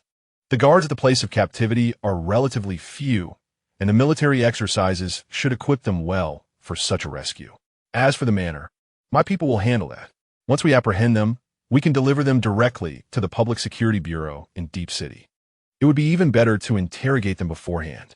Ultimately, we can loop the confession video on the large screen of a skyscraper in Deep City. I wonder how the government will save face then. With his own people accompanying him, he could act more freely. If Gu Xinshi's personnel were involved, how could he indulge in his whims? Numerous politicians would be present at the banquet, with some holding sensitive positions that the Gu family could not afford to offend, as one misstep could have widespread repercussions. Others may hold minor roles, yet serve as pivotal players. He eagerly anticipated the expression on Gu Xinshu's face at that moment. Would it be disappointment, surprise, or righteous indignation? Suddenly, Yin Muqing remarked, "I have looked into your background. You spent a few years in a military academy as a child?" Gu Xinshu nodded, acknowledging there was nothing to conceal. "Then why did you not enlist in the military and instead choose a business path?" Yin Muqing seemed to ask casually. "I was injured," Gu Xinshi replied. Yin Muqing refrained from pursuing the matter further. Chuckling softly, "You are indeed ill-suited for the political realm. Too kind-hearted. You can only rely on the Gu family for protection. Ultimately, you will be shattered by the world's malevolence. When you established your company, did you encounter any unscrupulous tactics? Aside from the one who reported your connections, Yin Muqing expressed curiosity about Gu Xinshu's experiences. Gu Xinshu was taken aback by the sudden shift in conversation towards himself. He paused for a moment, then began to recount his memories in response to Yin Muqing's inquiry. After a brief pause, he remarked, "Yes, quite a few." Gu Xinshi found it amusing upon recollection. When the company was newly established and still modest in scale, they received a significant order, prompting one company to attempt to acquire our confidential information by bribing the doorman with 200 yuan. Yin Muqing slowly typed a question mark. The next day, upon arriving at the office, they discovered it had been thoroughly ransacked. A review of the surveillance footage revealed a thief had entered. So, was the secret stolen? Yin Muqing quirked an eyebrow. "No," Gu Xinshi replied with a hint of pride, as if transported back to his youthful 20s. "All the secrets were on my computer, which I had taken back to school." Yin Muqing was at a loss for words. It seemed that the business world was merely a child's play. Gu Xinshi continued, "However, that company was relentless and tried to bribe my roommate." "So, you were betrayed?" Yin Muqing felt a nagging suspicion that events would not unfold as he had anticipated. "Indeed." Gu Xinshi shook his head and laughed heartily. "My roommate is my business partner. Bribing him would be akin to walking into a trap. Initially, we reported the incident to the police, but since nothing was stolen, it was not filed. Just when we were frustrated about how to catch the culprit, he came to us willingly, and we gave him a good thrashing." Yin Muqing was left speechless. He now believed that Gu Xinshi's entrepreneurial success stemmed from his own abilities rather than his familial connections, especially since even the police were of no assistance. He struggled to articulate, "If you merely stated who your grandfather is, all obstacles would be effortlessly overcome. Such a compliant third-generation official is hard to find." Chapter 72. "I consider you a brother." Gu Xinshi intended to first escort Li Xiao home, as he had plans to go out with Yin Muqing in the afternoon and could not keep an eye on him. Li Xiao, with a wandering gaze, suggested, "Brother, how about I wait for you at the hospital? You'll return once you finish your errands in the afternoon, right? Aren't you going to be bored at the hospital?" "Not all, brother. I just made a new friend who is being treated here, so I'll keep him company." Gu Xinshi was speechless in just a few minutes. He had made a new friend? That is quite normal. It's fate, after all. There are unseen connections in the world, Li Xiao asserted confidently. Gu Xinshi hesitated further. Li Xiao pressed on, "Otherwise, you'll have to make multiple trips, wasting time." Gu Xinshi remained somewhat uneasy and cautioned, "Just stay at the hospital and don't wander off." "Thank you, brother." Li Xiao hugged him briefly before dashing away. In a small town on the outskirts of Deep City, in a dilapidated van, two individuals occupied the driver S and passenger S seats. Bai Li's gaze was dark, and his teeth clenched in frustration. "I regarded you as a brother, yet you wished to usurp my position." "I did not," Quan Gue replied. "You dare deny it? The young master told me everything." Bai Li was irate. "What did he say?" "He said you were smarter than I am, more capable." Bai Li's expression turned incredulous. "That was merely flattery," Quan Gue countered. Bai Li scoffed, his anger dissipating. "At least you know your place." Sitting in the passenger seat, he admired Quan Gue's extraordinary physique, his face a mask of envy, though he believed he concealed it well. Thus, he wore a face marked by longing, proudly raised his chin, and spoke with a feigned ferocity. "Do not presume that just because you are an alpha and I am a beta, you can lord over me. I'm not afraid of you. When I was chosen as a personal bodyguard, the young master selected me from a multitude of alphas, which makes me rather unique." Handing him a bottle of water, I inquired, "Would you like to drink?" Bali replied, "Yes." Upon finishing the water, he felt a significant relief in his throat and a lift in his spirits. However, Gazing at the half-empty bottle, he fell into a bout of melancholy, realizing that Chu Gue indeed seemed to possess a slight edge over him, having discerned his thirst. He conceded that the other person had a bit more perceptiveness than himself, as he had, through recent learning, refined his own awareness, thus narrowing the gap between them. Chu Gue was acutely attuned to the fluctuations of the emotions around him. And Bai Li's feelings were easily readable, clearly written upon his face. At that moment, it boldly displayed a sense of dissatisfaction. Chu Gue asked, "What troubles you?" With a sigh, Bai Li fell silent for a while before suddenly stating, "The young master seems to be in a daze. Do you have any idea what to do?" "What do you mean by in a daze?" Puzzled. Being dazed is simply being foolish. Bai Li furrowed his brow. At last, Chu Gue understood why this person had approached him. It must pertain to the young master, which left him feeling somewhat exasperated. "I don't know," he admitted. Bai Li appeared satisfied, chuckling softly. "It seems we are quite similar then. I also do not know." Deliberately summarizing the young master's situation with a vague term in a daze, clearly hoping to elicit a response of ignorance from him. As Bai Li's mood brightened, he became more animated, shifting closer to Chu Gue and whispering, "What has the young master instructed you to investigate? Are you suddenly looking into the rose fields? Is he planning a romantic gesture for Mr. Gu? But that doesn't make sense. If that were the case, he could simply purchase them without the need for covert investigation." Bai Li was now very close to him.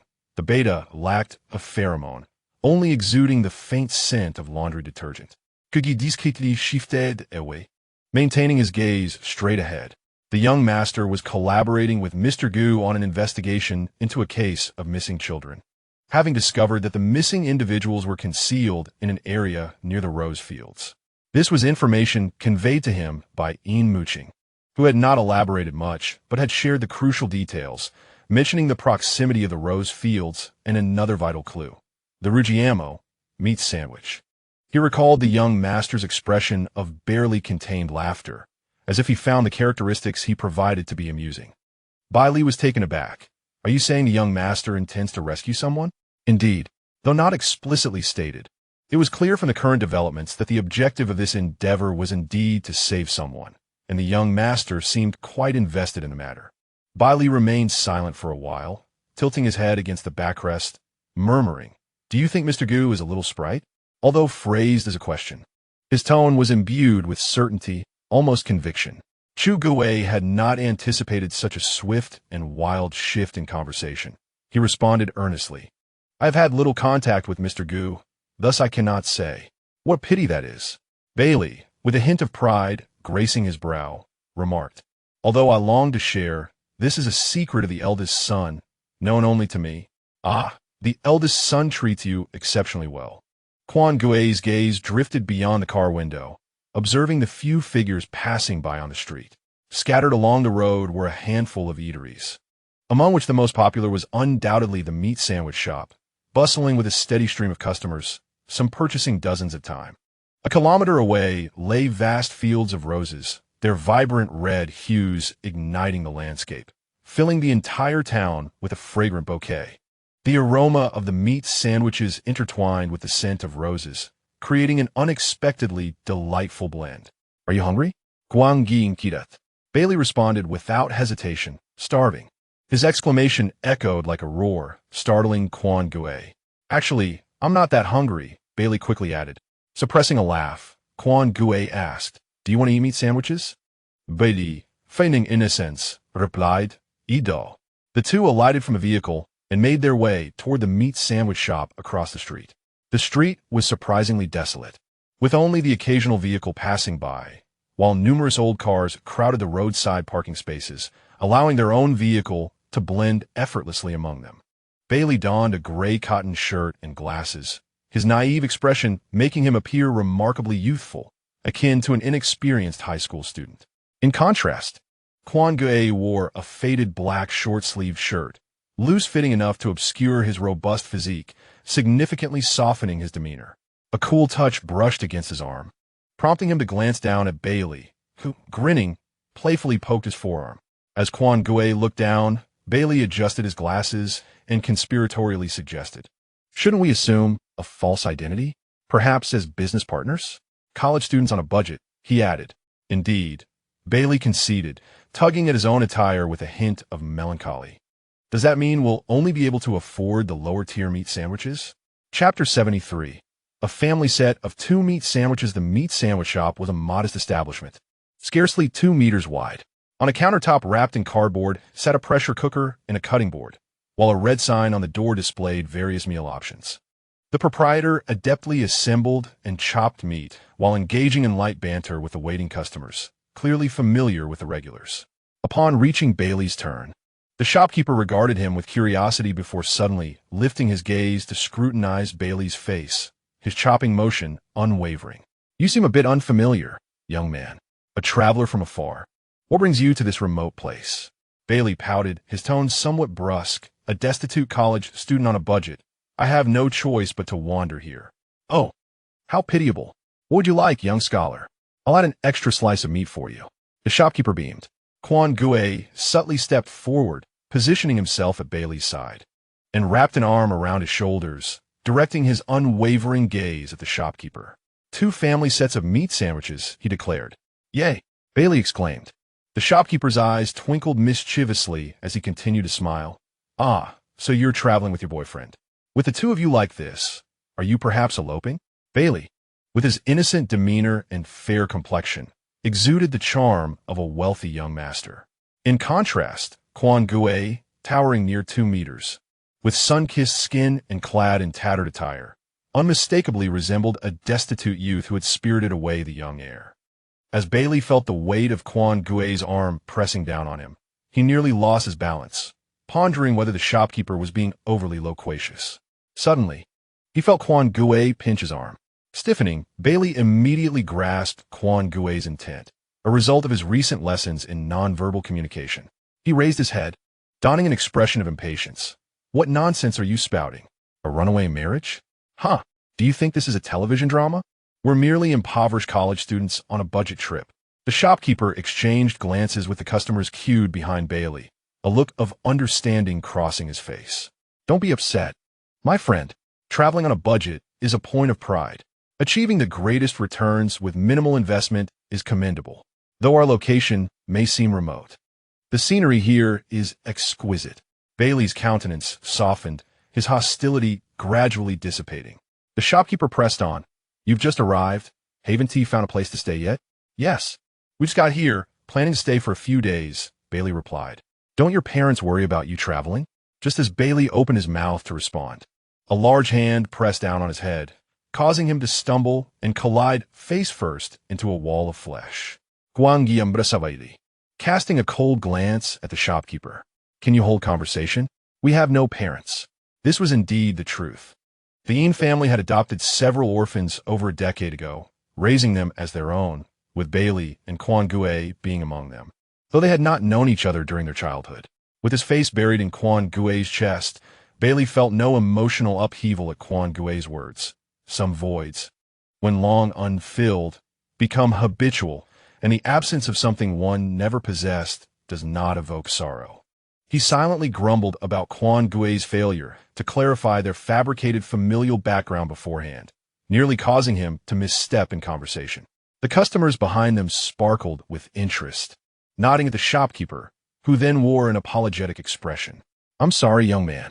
Here, let me treat you to this meat sandwich, no charge. The shopkeeper deftly sliced a portion of meat, stuffed it into a warmed bun, and placed it into a bag, extending it to Quan Gue, who did not accept it. Suddenly, a figure emerged from behind them, wearing a friendly smile. Just take it. It's trivial for the owner. By the way, have you 2 found a place to stay? I know a clean and affordable inn. You can go there. Don't misunderstand. I'm also an orphan. I merely wish to assist you. The shopkeeper chimed in, exactly. Quan Gue lifted his gaze, inquiring of the shopkeeper, You too are an orphan? The shopkeeper was momentarily taken aback by the unexpected question. Just as he was about to deny it, he caught sight of his companion's meaningful expression, urging him to concede. His face twitched as he mustered the courage to say, I indeed am. Before he could finish, an elderly lady entered, cheerfully greeting him. Gooden, your mother asked me to tell you not to bring home any buns tonight. She made you noodles instead. The shopkeeper, with a determined expression, boldly declared, however, I am kind-hearted. My mother was an orphan, and she recounted her hardships from childhood. Li was left speechless. Was being an orphan a noble status that one should aspire to? The methods of deception have become so brazen. He pressed his hands against the chest of Quan Gue, forcefully extricating himself from the suffocating embrace, and turned to accept the meat sandwich, saying, Thank you, boss. Good deeds are rewarded, and evil deeds are punished. The individuals behind them, undeterred, insisted, It's the Dammy Hotel. If you mention my name, you'll receive a discount. The meat sandwich vendor's eyes widened. Mention my name, and the discount will be even greater. The two began to bicker. Li remarked, Is it truly the case that con artists have become this audacious? Quarreling over clientele and performance in front of the victims. He handed the meat sandwich to Quan Gue, who silently accepted it. Clearing his throat, he interrupted the argument between the two. All right, we appreciate your enthusiasm. There are two of us, so we can mention both your names. Wouldn't that suffice? The shopkeeper and the evidently complicit customer exchanged glares. After a few tense seconds, they reluctantly conceded. The shopkeeper stated, I am Jean Daze. The customer replied, I am heir.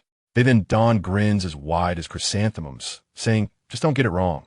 I hope you enjoy yourselves. Li waved goodbye to them and then walked to a large locust tree, sitting on the smooth stone bench beneath it. Quan Gue handed his meat sandwich to Li, who took it, frowning as he examined the minced meat within. Quan Gue opened his own portion, took a bite, and noticing Li's hesitation, asked, What's the matter? Li glanced around to ensure no one was nearby before conspiratorially whispering, Do you think they might have drugged this meat sandwich? What if they incapacitate us and then proceed with their schemes? Quan Gue reassured him, No, I was watching. The condiments they provided us are no different from those given to others. Li sighed in relief, just as he was about to take a bite. He tore open the flatbread to inspect the minced meat further. Swallowing hard, he inquired, Quan Gue, have you ever eaten human flesh? Guangirablia. I don't think so. Li continued, If there were human flesh in this, you wouldn't be able to tell. Guangir respunda seriously. But I have eaten pork. This tastes like pork. Li, relieved, decided to maintain his composure and cheerfully remarked, I was merely asking. It's delightful to chat while dining. He took a bite, realizing why this establishment was thriving. The stewed meat was tender and fragrant, simply delectable. Chapter 74. The eyes are faucets. As the two were halfway through their meal, they suddenly noticed the previously chatty customer, the lean man who had introduced himself as heir, approaching them from across the street. Li and Quan Gue exchanged glances but remained still. Heir reached the corner but did not step onto the road. Instead, he concealed himself there, beckoning to them and whispering, Hey, young brothers, come here for a moment. Li, firmly seated on the stone bench, inquired, What is it? Shu, speak softly, came the reply. Heir cautiously peeked his head out, casting a swift glance at the meat sandwich shop. Upon seeing no one around, he exhaled with relief. Do you know where the Rice Hotel is? Allow me to guide you there. We know. It's unnecessary, responded Chu Gue coldly. Oh, dear student, let's not harbor such hostility. We share a common plight as orphans. We should naturally assist one another. Heir chuckled slyly, his eyes narrowing like those of a rat. Can you just mention my name later? Noticing that neither of them acknowledged him, he rolled his eyes, filling them with tears that cascaded down with a blink. Bailey was taken aback. Is the threshold for deception this high now? His eyes are like faucets. He can cry on command. With his mouth drooping, Heir's gaunt face was streaked with tears as he choked out, Allow me to share my heart with you. The reason I ask for your names is that when you check into the hotel, the proprietress will give me tenue. I am an orphan, with no one else in my family. Bailey remarked, Then doesn't that mean you can eat to your heart's content without worrying about anyone else? It's quite advantageous for you. You could simply find some work to sustain yourself. Huh? This statement left Heir bewildered, his mouth agape with tears still glistening on his face. Chu Gue smirked slightly before quickly suppressing it. Since he had already cried, it would be a waste to let those tears go to waste. Lia, with a stubborn demeanor, continued, But the owner of the meat sandwich shop is wealthier than I am. He runs a small business with daily income. I, on the other hand, have no job at all. That 10 yuan is crucial for me. Please just report my name. Bailey stuffed the remaining flatbread into his mouth, his cheeks bulging. He glanced up at Chu Gu, silently urging him to respond. Unfortunately, he was a head shorter, unable to meet Chu Gu's gaze without tilting his head back. Chu Gu looked down and was somewhat charmed by Bailey's appearance, his expression softening. He addressed the weeping man. We can simply report your name. Instantly, Li ceased his tears, nearly bursting into laughter. With the professionalism of a con artist, he managed to pull his lips back into a frown and murmured, "Thank you. You are truly kind-hearted." He then skipped away, humming a tune. His exuberance seemed disproportionate to the mere 10 yuan. With his mouth still full, Bailey, slightly muffled, asked, "Who do you think is worth more between the two of us?" Chu Gu, accustomed to his abrupt topic shifts, replied, "You are worth more." He always responded to the most absurd questions with the utmost seriousness, his earnest expression lending an air of sincerity. Yet, in truth, no one could fathom what he truly thought while answering. If it were anyone else, their responses would inevitably carry a hint of insincerity. However, with Chu Gu, even a seemingly dismissive reply bore the weight of sincerity. You must possess a high emotional intelligence, Bailey mused, following Chu Gu closely. Chu Gu always managed to bring joy to his heart. Propping his chin up, his eyes sparkling, he asked, "Could you teach me how to endear myself to others?" "I don't know how to endear myself," Chu Gu replied, standing up and playfully pinching his cheek. "Let's report to the young master first." Bailey covered his face in shock, exclaiming, "What are you doing?" He appeared plump, prompting a desire to pinch him to ascertain if the texture matched his imagination. Quan Gu, surprisingly honest, confirmed, "Indeed, it is quite soft." With a hint of suspicion, Bailey inquired, "Are you attempting to teach me something? Like how to please others?" "Something along those lines," Quan Gu admitted, choosing to go along with the flow. Bailey, convinced, muttered, "But I can't employ your method. I wouldn't dare pinch the young master's face, lest he sever my hand." With a sigh, Quan Gu replied. The two settled into the car, sunlight cascading through the gaps in the leaves, warm yet gentle on their skin. "I will report back shortly," Bailey declared confidently, eager to showcase his research abilities to the young master. Very well. At Luhua Hospital, Yin sat in a wheelchair, practicing its use in the park below the hospital, accompanied by a doctor whose expression bore a blend of numb tenderness, repetitively stating, "Young master, your legs are still intact." Disturbed from his thoughts, Yin felt irked, responding, "I heard you. You've repeated it countless times. It's not that I cannot comprehend human speech. You are quite bothersome." The doctor, unable to express his frustrations, recognized this as a therapeutic method, a form of suggestive therapy requiring the patient as cooperation. However, with the patient refusing to comply, the treatment was rendered ineffective, and the alternative of medication was met with greater resistance. After a few words with a nurse, the doctor departed with a furrowed brow. The nurse gazed longingly at the doctor's retreating figure before tilting her chin upwards, eyes cast toward the heavens, her expression melancholic, standing behind Yin like a statue. Li Ziao, having shaken off his brother, made his way directly here and even greeted the nurse, who responded with a relieved smile. Upon seeing Li Ziao, Yin nearly leapt from his chair, hands gripping the wheelchair, his cheeks flushed as he exclaimed, "Why did you take so long? I've been waiting for you." Panting slightly, Li Ziao replied, "I rushed here without delay." Noticing the diligent nurse standing behind him, Yin cleared his throat and said, "My classmate has arrived. You may leave now." Once the nurse departed, Li Ziao wheeled Yin into the sunlight, remarking, "You should soak up the sun more." I asked the doctor, and he said that sunlight aids in healing fractures. Yin pursed his lips, tears welling up. "I'm not," Li Ziao exclaimed in a flustered manner. "What do you mean, not? Even if it's not a fracture, there's no need to cry." The other seemed unable to articulate his feelings, looking at him with sorrowful eyes, pouting as he confessed, "I need to tell you something. You won't despise me, will you?" "How could I?" Li Ziao hurriedly circled the wheelchair, anxious. "I thought I had to undergo amputation. I believe my left calf was gone, yet it is still there, though I feel nothing." Yin lamented, tears streaming down his cheeks. Li Xiao, pulling at his hair in distress, reassured him, "It's all right, Aiken, the doctor said that with some treatment, you will recover." Yet, Yin Chen continued to cry, expressing his feelings of helplessness. "I feel so useless. My brother tries to comfort me, but I still don't believe him. Will he think I'm foolish? Will he come to dislike me?" Li Xiao, lacking experience in comforting others, blurted out without thinking, "Don't worry. If your brother calls you foolish, I'll help you teach him a lesson." At that, Yin Chen ceased his tears. He widened his eyes, tears still glistening on his lashes. "My brother can flatten you with just one finger." Chapter 75. Two infatuated hearts. The timeline returns to the morning when Li Xiao declined the doctor's enthusiastic invitation. He jumped over a meter high to prove his legs were fine and then strolled alone in the park. The path was nearly deserted, perhaps due to the hospital's limited patient reception. It wasn't until he passed through a wisteria corridor and reached a small pond that he spotted a figure.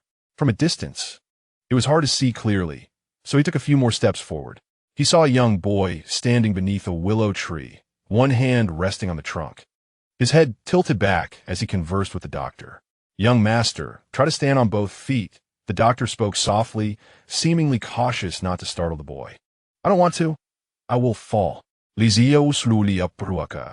The doctor instinctively glanced up at him upon hearing the sound, then returned to coaxing the young boy. "You won't fall. I will support you." The boy remained silent, gradually extending his left leg to test the ground with his toes. It was then that Li Xiao realized the boy had been standing solely on his right foot, with a wheelchair nearby. Yin Chen furrowed his brow. If it weren't for his brother's insistence on listening to the doctor, he wouldn't have endured such humiliation just to please him. He felt a surge of anxiety, for he truly sensed nothing from his legs. A glance at the figure standing by the roadside filled him with shame. Summoning his courage, he placed his left foot on the ground, only to find it felt as if he'd stepped into thin air. His leg buckled, and he lost his balance. Teetering forward, the doctor had initially secured him, but in his nervousness, when Yin Chen began to fall, the doctor's balance shifted too. And before he could reposition himself to steady Yin Chen, his left foot tripped over the right. "Doctor!" "Yin Chen." Li Xiao had been quietly observing from the side. Witnessing this, he rushed forward, extending his arm to catch the boy in his embrace. Unfortunately, the doctor was not as fortunate and fell onto the stone path with a thud. Yin Chen instinctively grasped the fabric of the newcomer's clothes, bouncing on one foot before quickly regaining his balance. He lifted his head and found himself face to face with Li Xiao, their noses nearly touching. Yin Chen caught the faint scent of the other's pheromones, reminiscent of oolong tea, and in that moment, his mind seemed to be flooded with countless stars. Oh no! This feeling is what they call a crush. After a brief pause, Yin Chen, blushing, settled into the wheelchair, while Li Xiao stood beside him, equally flushed. The doctor rubbed his sore chin and brushed off the dust from his white coat, awkwardly apologizing. "I'm sorry. I lost my balance." He then turned to Li Xiao to express his gratitude. "Thank you. I owe you one." What he had supported was not merely a person, but also his precariously balanced professional credibility. He lamented internally, wondering how to rectify the situation. The assurance of stability had nearly resulted in both of them tumbling down, threatening the fragile trust that had just begun to form between patient and doctor. Yin Chen lightly reassured him. "It's all right. You didn't mean it." Those words were like a sweet date following a stinging slap, warming the doctor's heart and moving him deeply, though he would never admit to having a penchant for self-punishment. "Shall we practice again?" Seizing the moment when the other party is in good spirits, one might practice diligently, perhaps today achieving the elusive balance of the Ren and Du meridians, reclaiming dominion over the left leg. Yin Chen shook his head. "You should return home. I wish to be alone for a while." Understanding the doctor's predicament, he gestured towards Li Xiao beside him. "I encountered a classmate and wish to engage in conversation. Is that not permissible?" The student, evidently clad in a school uniform, stepped forward, a shy smile gracing his visage. "Indeed, doctor, we are classmates." "Oh, classmates." The doctor stared blankly at the school badge adorning Li Xiao's chest. The word Xinshi, first high school, distinctly visible. Yet he distinctly recalled that the young master had donned the uniform of an international high school that day. The elder master had repeatedly instructed him to keep a watchful eye on the young master, advising against mingling with peculiar peers, particularly classmates. Caught between the elder master's admonitions and the young master's entreaties, the doctor found himself in a quandary. Ultimately, he devised a plan, bidding farewell to Yin with a cheerful smile, and then finding a prime vantage point within the hospital building, he observed the two with a pair of binoculars. A passing colleague inquired about his activities. He responded with a mysterious grin, "Work. The strong never lament their circumstances." Indeed, his duty was to monitor Yin by whatever means necessary. By the pond, willows swayed gently, with pairs of small birds flitting about. A gust of wind stirred the branches, causing the birds perched upon them to take flight and then return. Yin, suppressing his shyness, ventured to ask, "What is your name?" The fact that an Omega took the initiative to speak was quite unprecedented, an affront to alpha pride. Li Xiao blushed deeply, squatting before the youth, his voice trembling. "I am Li Xiao, and you?" "Yin." Young people are perpetually brimming with topics of conversation. They traverse discussions from academics to future careers, and from prospective occupations to life partners. If you take a break from school, won't you fall behind in your studies? "I could tutor you," offered the third-to-last student in his class, brimming with confidence. "My academic performance is commendable. Then you can accompany me on walks. I delight in sports." The athletic youth replied joyfully. Li Xiao perched on the stone steps, tilting his head in inquiry. "Which school do you attend?" "Shunqing International High School." "Wow, it's right next to my school," Li Xiao exclaimed, somewhat excited. "Once you're well, I shall seek you out after class and escort you home." At last, the romantic campus love story from novels had come to him. He envisioned riding his bicycle with Yin, gliding along the willow-lined streets, fortifying his resolve while climbing hills at the encouragement of Yin-chan's cheers. "But my brother forbids me from socializing with classmates." "What? How could your brother do such a thing?" Li Xiao pondered, relieved that Gu Xinshi never imposed such restrictions on him. "What do you know?" Yin replied with a hint of pride. "This is his way of showing he cares for me." Li Xiao expressed his disagreement. "Isn't controlling your friendships the opposite of caring for you?" "Because I always get into trouble because of my classmates," Yin murmured. "Look at my leg. It was my classmates who caused this." "Oh, and my father nearly met his demise at the hands of my classmates as well." Li Xiao's expression turned serious. "Your brother is right. You should steer clear of those classmates. Having a doctor personally attend to one indicates that the individual's background is certainly not ordinary. It is also quite normal for them to be surrounded by individuals with ulterior motives. While it is unjust to generalize, those who are overly intrusive often harbor hidden intentions." Yin recalled the words of Yin Muqing from the previous day. "I have already spoken with your homeroom teacher and arranged for you to be transferred to another class. When choosing friends, please exercise a little discernment. Do not welcome every mischievous soul into your heart." With a glance at Yin-chan's foolish expression, Yin Muqing sighed. "It would be best if you refrained from associating with classmates. You are simply too naive." Yin, filled with delight, mused that even their father had never received such meticulous care from their elder brother. Indeed, his brother was the one who cherished him the most. Time flew by amidst their idle chatter. As Li Xiao noticed a message from Gu Xinshi on his phone, he abruptly set it down and knelt before Yin on one knee. "Yin, I like you." Young love often arrives unexpectedly, leaving one in awe. A mere fleeting glance can lead to the belief that one has found their destined partner. Admittedly, it was merely two infatuated minds colliding. Chapter 76. You don't possibly like me, do you? This day was astonishing for Yin. He suddenly found himself with a boyfriend, one he had known for less than 4 hours. It was difficult to articulate. Indeed, love at first sight truly existed. It was akin to a deeper rebellion against arranged marriages, as he impulsively accepted the romantic overture from this boy, named Li Xiao, a proposal steeped in uncertainty. Two freshly adult males, brimming with boundless aspirations for love, confirmed their clandestine relationship in a somewhat hasty manner on an early autumn afternoon. Li Xiao was acutely aware of his abruptness and recklessness. Yet he feared that if he did not act decisively, he might miss the chance to claim his beloved should someone else intervene. Fortunately, he confessed his feelings. Thankfully, he was embarking on a romantic journey. He bid farewell to Yin Muqing in a dazed manner, the reluctance evident in his clinginess. Akin to longtime lovers who had just solidified their relationship, yet were now facing separation.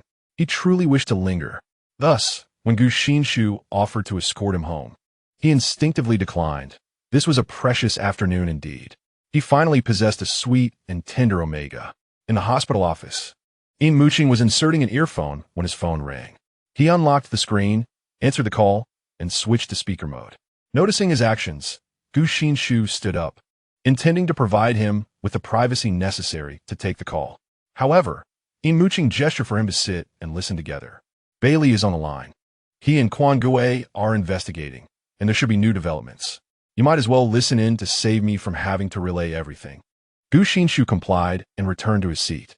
Yin Muqing placed the phone in the center of the table, and, as the call duration ticked away on the screen, silence enveloped the room. Suddenly, a sound of something heavy dropping was heard, followed by a muffled exclamation. Yin Muqing furrowed his brow. Bailey? After a brief rustling, a clear voice from Bailey emerged. Young master, I am here. What has happened? Yin Muqing rubbed his forehead. Well, what are you doing with the phone? Young master, we have made a new discovery. This small town is far more intricate than we had anticipated. Bailey recounted the recent experiences in detail. Thus, we surmise that the number of criminals may exceed our expectations, and should we hastily attempt a rescue, there is a high likelihood of overlooking some of them. Initially, Yin Muqing had merely instructed Chu Gue to ascertain the location of the place of confinement.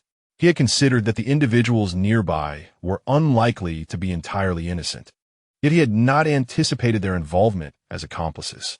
However, this was of little concern to him. His sole intention was to assist Gu Xinshi in rescuing the abducted children, rather than to act as a city police officer apprehending all wrongdoers. Just as he was about to suggest that they disregard the matter, he sensed a shadow looming closer on the table. Raising his eyes, he found Gu Xinshi slightly leaning forward, blocking the sunlight, his expression serious. Then, as if sensing his gaze, Gu Xinshi lifted his head in confusion, instinctively offering a smile. What's wrong? Gu Xinshi inquired. Nothing, came a reply. This was merely a fleeting and inconsequential interlude, yet he altered his response. Young Master Yin declared that capturing criminals was a trivial matter. You too.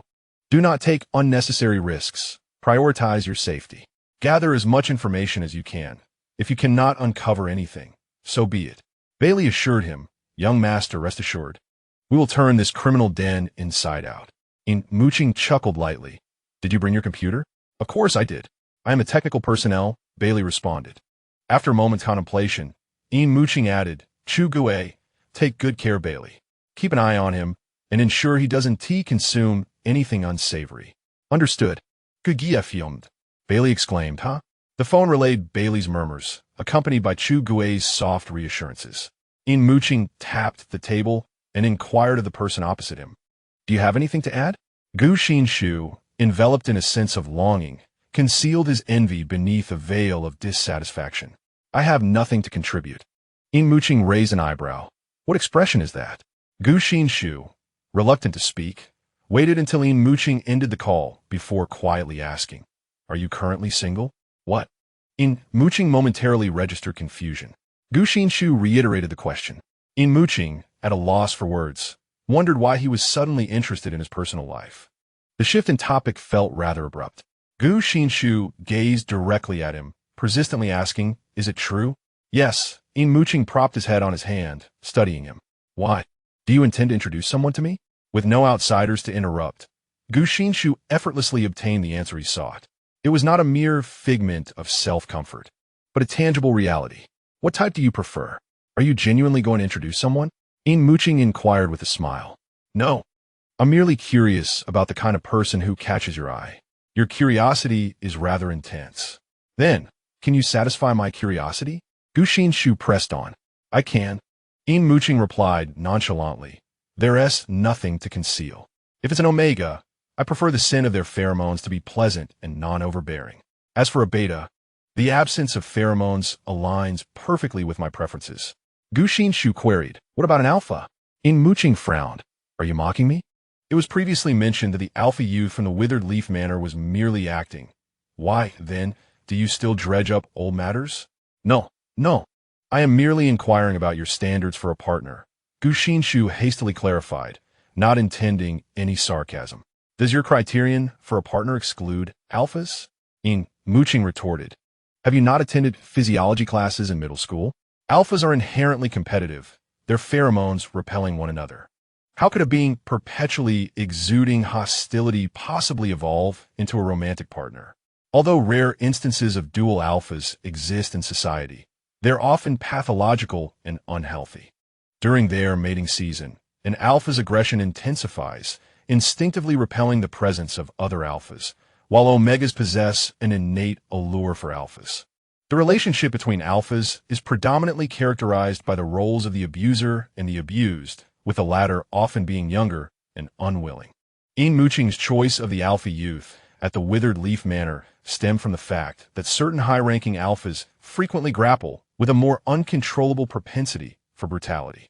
Some choose to suppress and control it, while others opt for release and indulgence.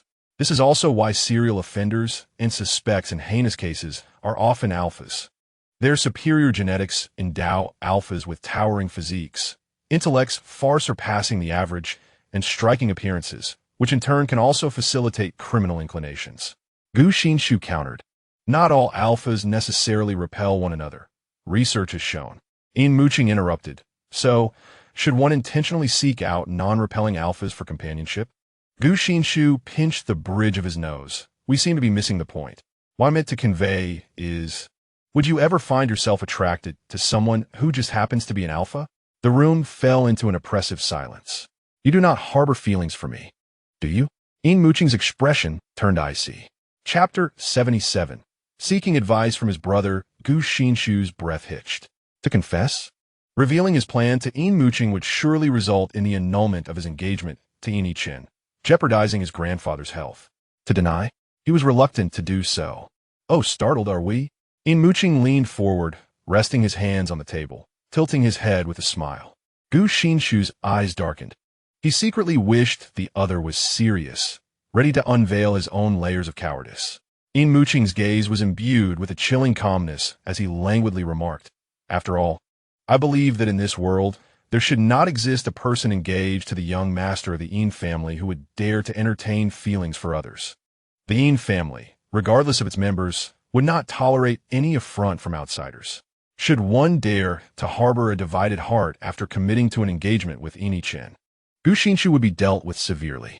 No matter how formidable the Gu family may be, could they resolve a cold case? Gu Xinshi realized that, after prolonged interactions, he could sense the fluctuations in Yin Muqing's emotions. At this moment, he could feel the palpable aura of menace emanating from him. A chill swept through Gu Xinshi's heart, revealing the stark truth that his pursuit had made no progress. He had thought that pursuing someone as a friend would surely be more advantageous than as a stranger, only to discover that the outcome remained unchanged. A wave of desolation washed over him. Yin Muqing settled back into his thoughts, contemplating how to clear the Yin family's name if Gu Xinshi truly harbored treachery. He noticed Gu Xinshi's eyelashes drooping, occasionally sneaking glances at him, only to lower his gaze when caught. Yin Muqing sighed inwardly. After all, they had a few months of camaraderie. If matters escalated, severing their engagement would be the solution. Gu Xinshi, perceptive as ever, sensed the murderous intent in Yin Muqing dissipating, igniting a flicker of hope within him. Surely, this bond was far superior to that of strangers. Shall we still go this afternoon? Gu Xinshi shifted the conversation. Upon discussing serious matters, Yin Muqing's demeanor softened considerably. No, let's leave the practice to the team. Stretching lazily, he remarked, look at how many bosses are out there, just like us, tirelessly working outside. It was time to let go. Hands-on involvement was an inefficient approach. Gu Xinshi wholeheartedly agreed, glancing at his phone to find a message from Fong Nan. Chairman, there are several documents that require your review. Additionally, there is an international conference at 8 this evening concerning the report on the D-Country project. The chat history revealed that Fongnan provided daily updates on work and scheduling. This was the reality of his supposed vacation, delegating unnecessary tasks to subordinates, while essential duties were compiled and sent by his secretary, thus enabling a semblance of remote and home office work. The hospital was conveniently close to the company, and Gu Xinshi contemplated a visit, inviting Yin Muqing to accompany him. "I thought you had resigned," Yin Muqing teased. "Are we going to take a tour?" Gu Xinshi opened the window, allowing the refreshing breeze to scatter his unruly hair, gazing down at the lush scenery of the park below. "No, I've already visited last time." Yin Muqing dismissed the idea without hesitation, proceeding to jest. "Are you a 3-year-old who needs an adult to tag along?" "Perhaps I indeed am a 3-year-old, Gu Xinshi retorted. "Then you truly are shameless," Yin Muqing replied. Their eyes locked in a playful standoff. Gu Xinshi realized he ought to learn from the dynamics between Bailey and Yin Muqing rather than the myriad ways to appease a benefactor. "How does Bailey usually interact with you?" he mused. "Young master," Gu Xinshi exclaimed with wide eyes. "Could you accompany me to the company?" Silence enveloped the room, and Yin Muqing wore a look as if struck by lightning. Gu Xinshi wished to find a crevice to hide in, but at 5 stories high, even a crevice would lead him only to the 4th floor. He had learned nothing of Bailey's charm, only his folly. Had he suddenly lost his wits? Ultimately, Gu Xinshi held his head high, determined to preserve his dwindling dignity, and steadied himself. "Can you forget what just transpired?" Yin Muqing shook his head, pointing at the camera in the upper left corner of the office. "I will send you the surveillance footage for your repeated enjoyment." "Very well," Gu Xinshi replied awkwardly. "I shall take my leave." Yin Muqing's expression twisted. "Safe travels. No need for farewells." Gu Xinshi walked alone down the empty corridor, hearing the muffled laughter from Yin Muqing behind him, which soon erupted into uninhibited mirth. He muttered, "Could you not laugh until I'm out of sight, Yin Muqing?" Nevertheless, bringing joy to one's beloved can indeed be a source of pride.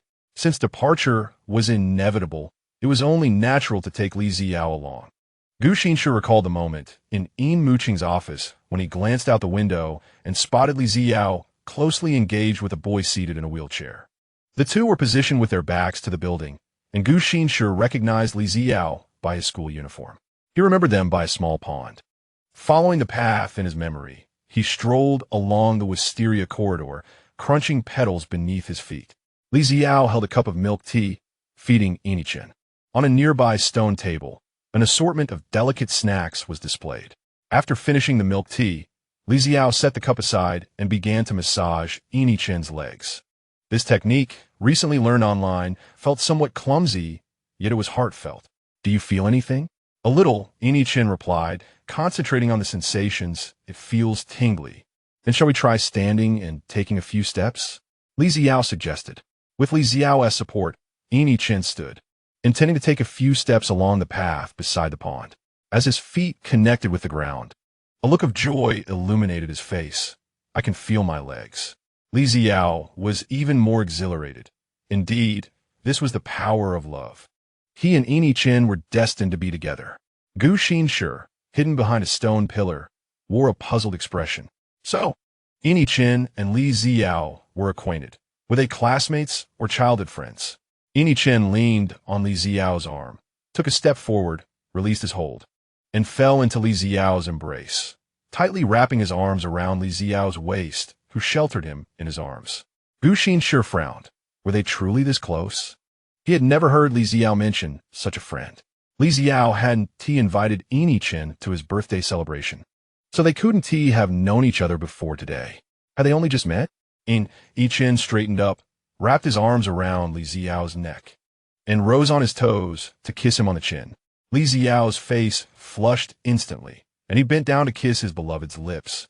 A fleeting touch before pulling away. Gu Xinshi was astonished. Were they a couple? Just yesterday, Li Xiao had sworn he wouldn't engage in a relationship before graduating from university. How had he suddenly acquired a boyfriend? And this boyfriend was ostensibly his fiancée. This meant that Li Xiao had only met Yin today. In a single day. No, in half a day. Had they really kissed within half a day? Gu Xinshi was suddenly overcome with the impulse to consult his younger brother. Chapter 78. The lemon essence Gu Xinshi returned to the hospital's entrance with a complex expression and took out his phone to call Li Ziyao. The call was answered just before the ringing ceased, and he heard Li Ziyao's anxious voice on the other end. "Hello, brother. What is wrong?" The two breaths on the line were amplified, revealing their closeness. "I need to return to the company to handle some matters. You should come along." "Huh?" Li Ziyao azitata. "Brother, could you finish your work first and then come to pick me up? Or perhaps I could take a taxi back." It was not easy to have found a boyfriend. The warmth of their budding relationship had yet to settle. Gu Xinshi chuckled coldly. "I only granted you a half-day leave. You still have school tomorrow. Have you completed your homework?" Li Ziyao. "No. Are we going?" "Yes." A faint voice echoed through the receiver, discernible yet distant. "You should head back. I'll be able to attend school in a couple of days. Let us chat on our phones." Li Ziyao responded, "You're such a good baby." Gu Xinshi thought to himself that Yin Muqing likely disdained such a term of endearment. 10 minutes later, Li Ziyao appeared before Gu Xinshi, his face flushed like a peach. Noticing Gu Xinshi's gaze upon him, he self-consciously touched his lips. Gu Xinshi remarked, "Let be destroyed." Li Ziyao, radiating happiness, settled into the passenger seat, exuding a faint scent of pheromones that prompted Gu Xinshi to frown. He suddenly comprehended the sour smell of love that Li Ziyao had mentioned. It was the scent of an alpha in heat. It was not merely a matter of the mating season, but rather the overflow of pheromones when one's heart flutters in pursuit of affection. Indeed, it was quite unpleasant. Gu Xinshi's peripheral vision caught Li Ziyao, who was engrossed in texting Yin. It was not intentional eavesdropping. Rather, Li Ziyao's expressions were too conspicuous. How was it that Li Ziyao could pursue someone so swiftly? He was genuinely curious and thus spoke up. "Are you in love?" "Huh?" Li Ziyao gasped in shock. "Brother, how did you know?" "No, I'm not dating anyone. I'm very well behaved." How could he possibly know?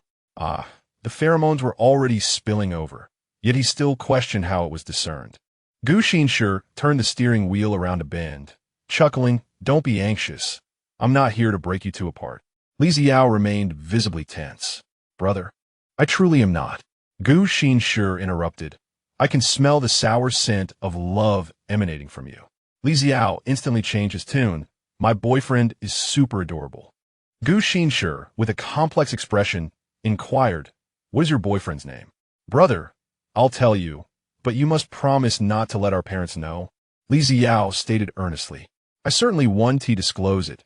Gu Xinshi's lips twitched, revealing it would be disastrous. "My boyfriend's name is Yin. Isn't it nice?" "He, Li Ziyao. Quite lovely," Gu Xinshi thought, suppressing laughter. "You mustn't let it slip. Keep it a secret from everyone." Li Ziyao assured, "Of course. If my parents find out, they would surely intervene. I'll make it public once I'm in college." Gu Xinshi stifled a laugh. "Especially grandfather. You mustn't tell him." "Okay." Gu Xinshi began to understand that Li Ziyao was completely unaware of the impending marriage alliance between the Gu family and another. After all, this child spent his days at school and rarely returned to the Gu family estate at night, having minimal interaction with the elder Gu. Even when the elder Gu mentioned Yin, it was merely as the youngest son of the Yin family. Deep City was not solely comprised of the Yin family, a lineage of arms dealers. He and Yin were destined to part ways. But since Li Ziyao and Yin harbored mutual affection, he decided to feign ignorance. "When did you two meet?" Gu Xinshi remained skeptical that the pair had only just made each other's acquaintance. "This morning, I encountered him at the hospital park. That was our first meeting." Li Ziyao snapped his fingers. "When did you affirm your relationship?" Gu Xinshi's eyes widened. "Also this morning. It was love at first sight." Li Ziyao exclaimed, his exuberance palpable. "All right. No need to elaborate further," Gu Xinshi remarked, feeling a twinge of jealousy. His secret crush had just been contemplating ending his life. Gu Xinshi parked the car and, with a hint of melancholy, entered the Gu Technology building. Secretary Li, descending to retrieve a package, fortuitously shared an elevator ride with him. Upon seeing Gu Xinshi, Secretary Li felt a twinge of guilt and greeted, "Good day, Chairman." Gu Xinshi merely nodded. Secretary Li's career had been relatively uneventful. Yet he had inadvertently leaked false information regarding the chairman's private life, tarnishing his reputation. Fortunately, the chairman had been away on a business trip before he could catch wind of the gossip, and even luckier was the fact that he subsequently took an extended leave. And even more fortunate, he opted for remote work. Thus, the rumors persisted among colleagues, and it was even said that the vice chairman was aware. However, they never reached the chairman's ears. Since then, Secretary Li had diligently worked behind the scenes to vindicate the chairman, ultimately restoring his reputation and simultaneously crafting an image of the chairman as a heroic figure among his peers. Despite all the remedial measures taken, he still worried that some colleagues might not have been convinced, which made him feel uneasy in the chairman's presence. Gu Xinshi, oblivious to the secretary's tumultuous thoughts, stepped out of the elevator and entered his office, followed closely by Fong Nan. Fong Nan, clutching a stack of documents, placed them on the desk before Gu Xinshi. "Chairman, these require your attention." Gu Xinshi perused the files, signed them, and set them aside, reaching for the next one, flipping through it before signing again. Li Ziyo, curiously tilting his head, inquired, "Is signing sufficient? Won't there be any documents that get rejected? These have all undergone rigorous approval by the time they reach me." "It's merely a formality with no issues anticipated," Gu Xinshi replied, his pen flying across the page. "Chairman, there's another matter. The F country government wishes to collaborate with our company." Gu Xinshi paused. "F country? Aren't they embroiled in conflict? What could they possibly want from us?" His hand halted as he flipped through the documents. "Indeed, that is correct. The details of the collaboration have been sent to your personal email." "Very well, I understand," Gu Xinshi concluded, finishing with the paperwork. He instructed Fong Nan, "Reschedule tonight's meeting to commence half an hour earlier." "Understood, Chairman," Fong Nan replied, departing with the documents. Gu Xinshi opened his computer and checked his email, discovering an overseas message. He swiftly scanned its contents, frowning as thoughts swirled in his mind. Li Ziyo, brimming with excitement, attempted to decipher it but found himself lost. He shook Gu Xinshi's shoulder playfully. "Are we on the verge of a technological war, perhaps breaching enemy systems?" Gu Xinshi remained non-committal. The likelihood of such a scenario was virtually non-existent. Did F country not possess its own technology firms? He recalled that 2 out of the top 10 global tech companies hailed from F country. What could be the purpose of this email? Could it be that F country, amidst its internal strife, sought to ensnare S country in its turmoil? Such ambitions seemed rather grandiose. After all, even in retirement, old Master Gu's influence remained formidable, compounded by the fact that Gu's father still wielded considerable military power over S country. Chapter 79. Re-entering the underground city, Gu Xinshi's fingers danced across the keyboard, crafting a response adorned with ornate language, yet marked by a generally indifferent and official tone as he declined the invitation for collaboration. The Gu family was not in want of partnerships. Wading through murky waters was unnecessary. With the email successfully dispatched, he closed his computer. Fong Nan rapped gently on the door, announcing, "Chairman, the meeting is ready." Gu Xinshi nodded, gesturing for Li Ziyo to wait in the office. As he approached the door, he recalled that he had no intention of returning to the residence that evening and inquired of Li Ziyo, "I won't be heading back tonight. Would you prefer I drop you off after the meeting, or should you return now? If you choose to go now, I can have my secretary take you." Li Ziyo, engrossed in charging his phone, was oblivious to Gu Xinshi's words. Gu Xinshi instructed Fong Nan, "Have Xiao Li taken back later." "Understood," Fong Nan replied. With purposeful strides, Gu Xinshi entered the conference room, taking a seat at the vacant spot at the table under the scrutinizing gazes of the senior management. He paid little mind to their curiosity. After all, they had previously held meetings online.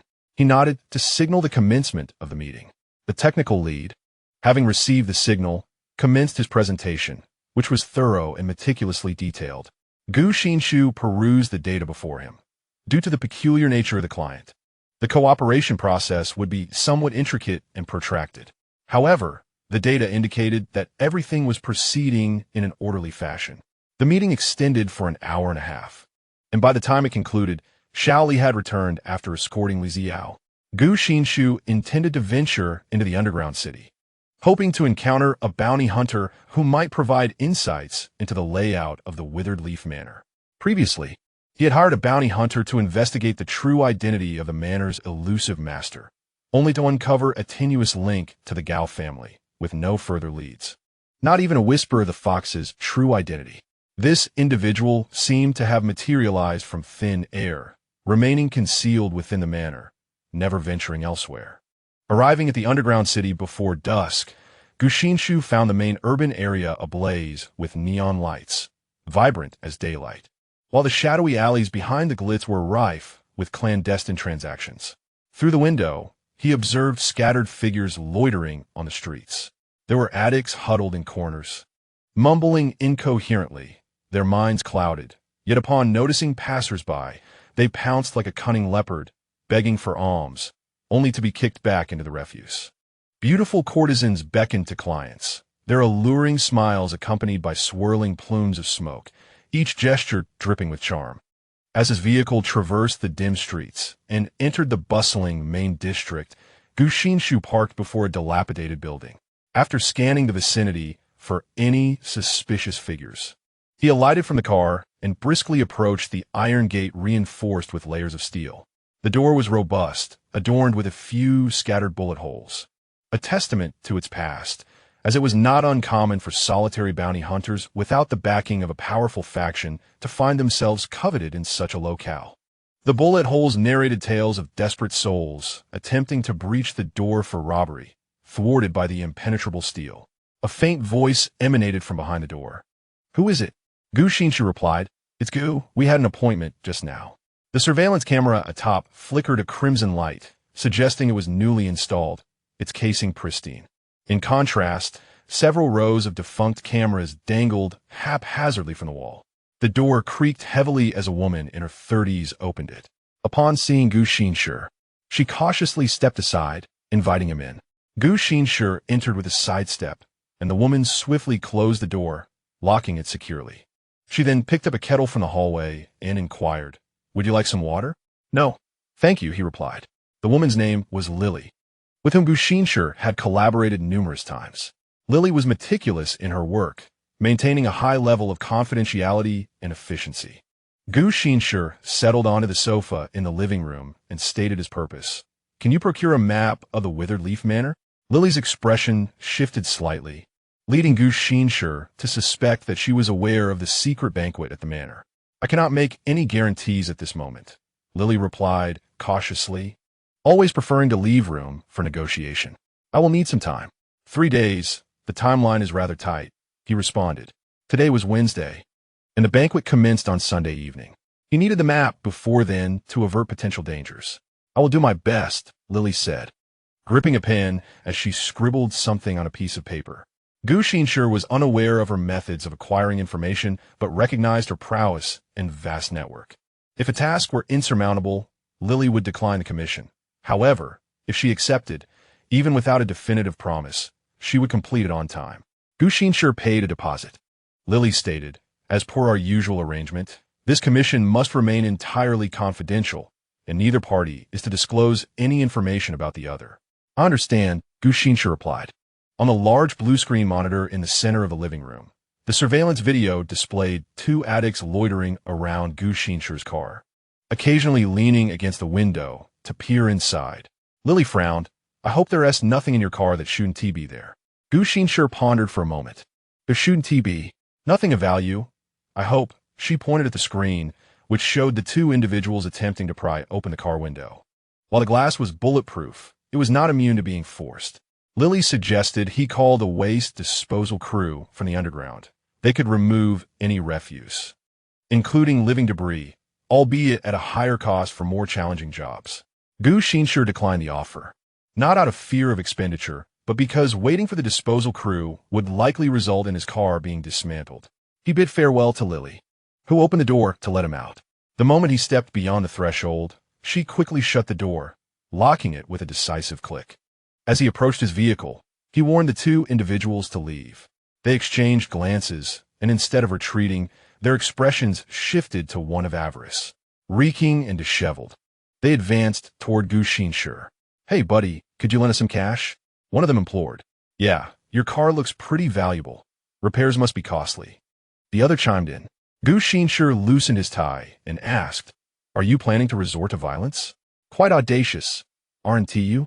One man chuckled, his previous despondency replaced by a cunning grin. "Did you think we were the only two?" In an instant, a dozen individuals emerged from the narrow alley between the towering buildings, brandishing steel pipes, clubs, and even knives. These were desperate souls, undeterred by the identities of their targets. Resembling hyenas fixated on a solitary lion, despite the inevitable retribution from the pride, they were willing to risk everything, for without hunting the lion, they would succumb to hunger by nightfall. Their fear of withdrawal from drugs far eclipsed their dread of death. Chapter 80. Do you miss me? Would you like me to call a garbage collector for you? You can't possibly handle so many people by yourself. Lily's monotonous voice emanated from the camera, a statement worth thousands as she prepared to replace the old cameras, knowing well that these pests were notoriously vengeful and relentless. She planned to dismantle the damaged cameras meticulously before installing the new ones, for there was no more room left. "No need," Gu Xinshi replied, untying his tie and wrapping it around his fist. It was unclear who took the first step, but soon chaos erupted. Gu Xinshi sidestepped a swinging iron rod and landed a powerful punch to an opponent's temple, enough to render him momentarily unconscious. A gust of wind whistled past his ear as he raised his arm to block another attack, ignoring the sharp pain in his arm. He struck downwards at the assailant's wrist, disarming him of the iron pipe, and with a swift kick, sent him crashing into the others behind. Clutching the iron rod tightly, Gu Xinshi's brows furrowed in intensity. He executed a sweeping motion that knocked several adversaries nearest to him unconscious. In a brawl with such overwhelming numbers, the essence of combat lay in incapacitating opponents swiftly, lest one's energy be drained entirely. The leader among them flashed a sinister look, signaling for his comrades to advance. In an instant, several surged towards him from different angles. Gu Xinshi parried one attack with the iron rod, then, with unrelenting force, sent a dagger flying from an opponent's grip, the metal clashing against the rod with a sharp ring. Cautiously, another assailant crept up from behind, a fierce grimace upon his face. Drawing a short knife with both hands raised high, aiming to stab Gu Xinshi mercilessly in the back. In the hospital office, Yin Muqing gazed contemplatively at the photograph in her hands. The doctor beside her kept his head lowered, wary of speaking. In the picture, Yin Chen was seen embracing someone, tiptoeing to plant a kiss on that person's chin, a gesture indicating her initiative. Pressing her temples, Yin Muqing realized that the individual in question was not Gu Xinshi, but rather his younger brother, Li Xiao. A sigh escaped Yin Muqing. She felt a headache approaching. The doctor endeavored to minimize his presence, never anticipating that an ordinary surveillance task would lead to such a scandalous revelation. His assignment was to identify individuals close to Yin Chen, monitoring their every move and capturing any indiscretions with a miniature high-definition camera. This included spies attempting to extract secrets from the Yin family through the young master, as well as those employing various manipulative tactics in a bid to befriend him and pose a threat to the Yin household. The doctor surmised that today fell under the latter category. Consider this matter unseen. I do not wish to hear any rumors. Yin Muqing cast a fleeting glance at him. Her tone icy. Keep what you saw today to yourself. Understood. All right. I believe Yin Chen is well enough now. You may return to your post. There's no need to follow him any longer. With a wave of her hand, she urged him to depart, assuring him that the bonus would be dispensed as usual. Thank you, young master. The door opened and then closed again. Yin Muqing lifted the photograph, her eyes glazed as she observed the two individuals of similar age within it. Murmuring, children today play so extravagantly. I have wronged Gu Xinshi. What now?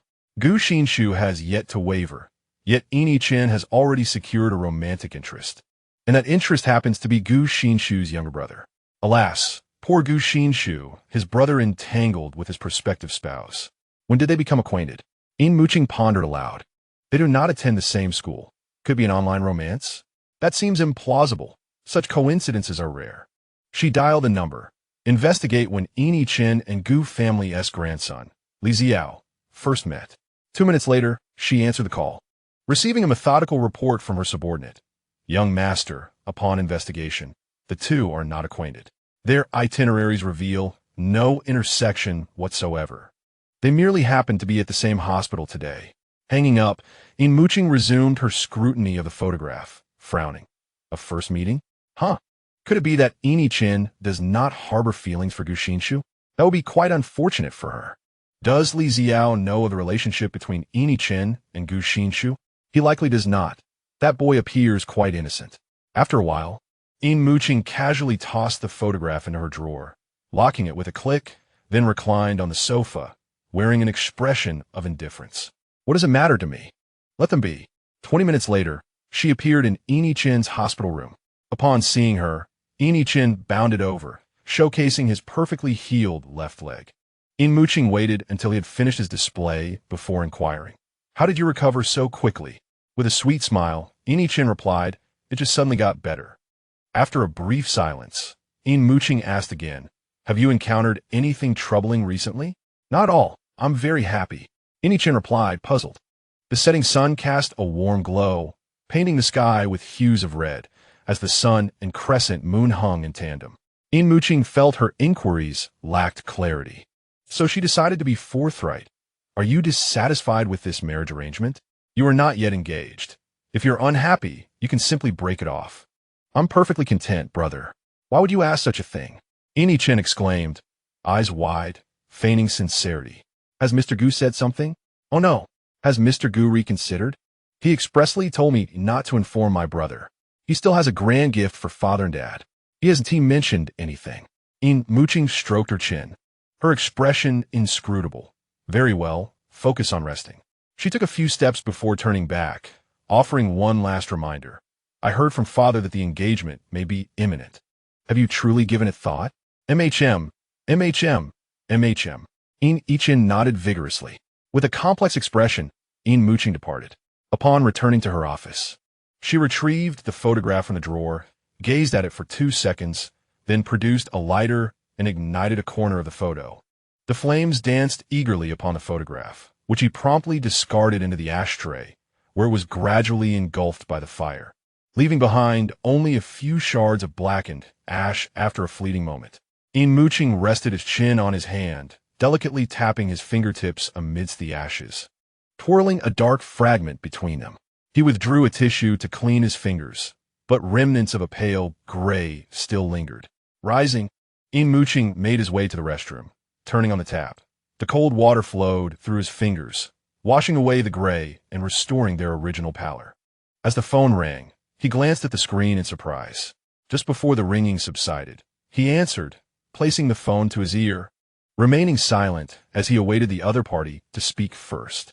A crackling noise echoed through the line, followed by a familiar voice. "Yin, do you miss me?" Chapter 81. Once coexisting in peace, do you want me? What brings you here? Yin Muqing inquired, noticing the caller was in S country. He scoffed. What? Did you lose and flee? Yin, do you lack confidence in me? Fox's voice was hoarse. Yin Muqing lit a cigarette, resting it at the corner of his mouth. So, why come to S country? Shouldn't you be commanding at the front lines? I missed you, so I came to see you. Fox laughed boisterously. Yin Muqing chose to ignore his antics, exhaling a plume of smoke while pinching the cigarette between his fingers. Did you come here illegally? Indeed, haha. I even sacrificed my dignity for you. For me? Are you here to deliver the final payment? Yin Muqing chuckled lightly. Yin, discussing money between us is rather sentimental. Fox pouted playfully. What did you find out from your investigation? Now that I'm in S country, should you extend your hospitality? Perhaps treat me to a drink? I'll personally report my work to you. Fox spoke softly. I've just landed, and I'm unfamiliar with this place. Won't you come to fetch me? Yin Muqing flicked the ash from his cigarette, skeptical that this cunning fox would arrive alone in S country. Are you in Deep City? I'm at Deep City International Airport, breathing the same air as you. Yin Muqing mused to himself. Breathe deeply then. The air pollution in Deep City is notoriously severe. It'd be best to catch a lung infection before you leave. Yin, are you listening? Yin Muqing snapped back to attention. I am listening. Don't you want a drink? Fox's tone was exaggerated. It's been ages since we shared a drink. The last time we were on Earth, you left me hanging. Yin Muqing found himself lost in thought. Indeed, he had promised Fox a drink, but had been preoccupied with Gu Xinshi and left right after the contract was signed. Resting his chin on his hand, he idly played with a pen on the table, recalling that it had been quite some time since he had visited a bar. Luhua Hospital, he stated firmly, letting the pen fall into the drawer in a graceful arc. If I do not see you in 20 minutes, you needn't bother showing up. At Deep City International Airport, a tall man clad in a black trench coat leaned casually against the car door, flanked by 3 bodyguards. Passers-by were drawn to this imposing presence, casting curious glances his way. Fox lifted his head, a white mask obscuring his face except for a pair of emerald green eyes, which sparkled with mischief as he smiled, his eyes narrowing in delight. 20 minutes, such an excruciatingly brief span of time. Fox ended the call, and a man clad in a suit approached him with a respectful demeanor, a perfectly measured smile adorning his face. "Brother, is there anything I can assist you with? I am off to a date. What would you like to do for me?" Fox cast a fleeting glance at him. The man froze in place, cold sweat instantly soaking his entire being. Fox let out a derisive laugh, elegantly sliding into the car, deftly pulling out his phone to navigate. And with a firm press of his foot, the vehicle roared to life. With only 20 minutes at his disposal, his time was indeed of the essence. Once Fox departed, 2 other men approached, heads bowed in inquiry. "Boss, what shall we do now? Isn't the brother's intention already clear?" One man licked his lips, a look of intoxication crossing his features. "He does not require us at the moment. We shall obediently return and await his summons." This was not Fox's inaugural visit to S country. A decade prior, he had made a hasty journey, leaving just as quickly, his most vivid recollections being of that night. Yin Muqing's piercing gaze and the chilling sensation of a gun pressed against his temple. The streets were congested. The 6 o'clock rush hour in full swing, the glow of streetlights casting erratic shadows across Fox's face. "If I am late, he certainly will not wait for me," Fox murmured under his breath. As the red light illuminated, this once indomitable man found himself constrained to wait patiently. Otherwise, attracting the attention of the police would only lead to greater troubles. At Luhua Hospital, after hanging up, Yin Muqing rose to gather his belongings in preparation for departure. He had no shortage of companions to indulge in drinks with. There was no need to linger for a cunning old fox filled with ulterior motives. As he pushed open the door, Yin Muqing leaned against the wall, awaiting him. "Brother, what are you doing here?" Yin Muqing placed a hand against Yin Muqing's forehead, preventing the embrace that was about to ensue.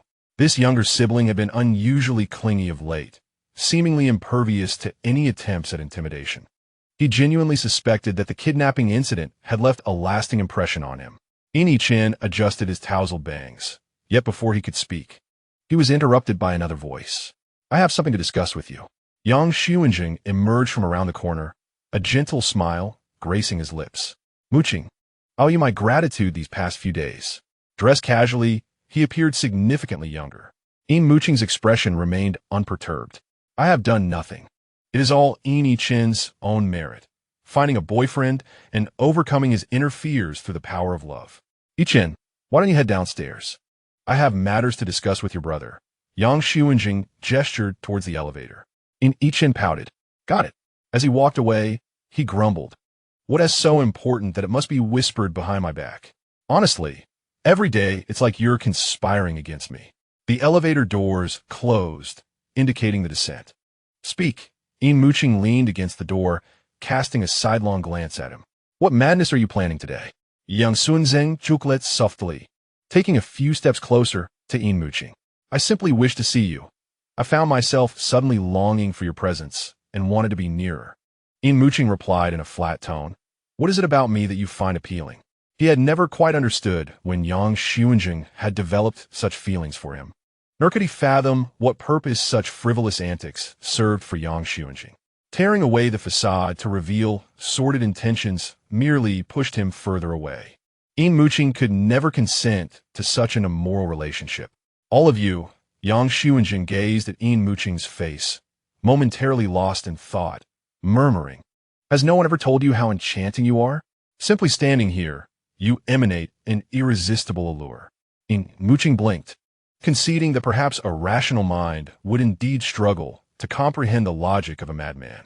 He harbored suspicions that Yang Xuanjing might suffer from some mental affliction. as it was unfathomable how a person could undergo such a radical transformation overnight. When Yin Muqing was 16, he had coexisted harmoniously with Yang Xuanjin for 6 years. Throughout that time, Yang Xuanjin dutifully assumed the role of a good father, never once mistreating Yin Muqing. This was a source of comfort and pride for Yin Yunshan. For in a large family where the inner quarters were often rife with chaos and scandal, his household was marked by brotherly affection and harmony. Once, Yin Muqing shared this sentiment. He had no recollection of his biological mother and held no aversion to Yang Xuanjin's presence, until that fateful night when he turned 16. Chapter 82, Pursued with an Iron Rod. Do you not believe me? Seeing Yin Muqing's prolonged silence, Yang Xuanjin stepped a little closer. I am still young. We are not so far apart in age. Why do you continually reject me? Yin Muqing looked skyward in exasperation. Was this truly a matter of age? A hint of bitterness flickered across Yang Xuanjin's brow.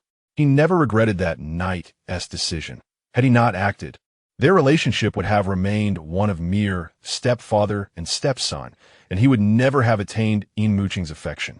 Thus, he bravely took a step forward, and, at last, the respect in Yin Muqing's eyes transformed into wariness and distance. In that moment, Yin Muqing perceived Yang Xuanjin as no longer just a stepfather, but as a man harboring inappropriate desires. This was the outcome he had sought. If he was destined to be denied the person he yearned for, then he must ensure that the other knew of his love. Yin Muqing, do you truly believe I would not dare to act against you?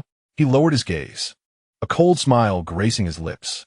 If you truly provoke my anger, you know not what I am capable of. Yang Xinshi.Little. Your father often says you are a dutiful child. I believe this to be true as well. Yin Muqing shot him a frosty glance. So, you understand that your existence relies on whose favor? Maintaining the superficial peace of the family was a testament to Yin Yunshan's foolish yearning for an ideal household. The sound of the elevator doors opening echoed sharply in the quiet corridor. Yin Muqing turned to look, and Yin peeked out, followed by a tall man. Yin, I truly did not expect you to wait for me, Fox exclaimed with exaggerated surprise. It is an honor. Yin Muqing remained silent. Yang Xuanjin inquired with a smile, Muqing, will you not introduce me to your friend?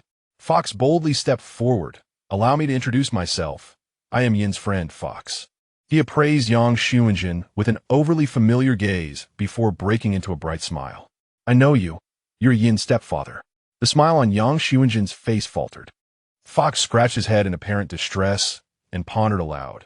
You are only 2 years my senior. What should I call you? Uncle or brother?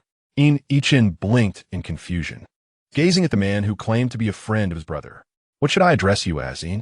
Fox gently patted Yin Muqing's shoulder. Yin Muqing shut his eyes. Despite receiving no response, Fox remained exuberant. Then I shall refer to you as Mr. Yang. Yin Muqing departed. Hey, Yin, wait for me. Fox hurriedly followed. As the elevator doors were about to close, he thrust his hand between them, leaning out to cast a glance at the two outside. Farewell, dear Omegas.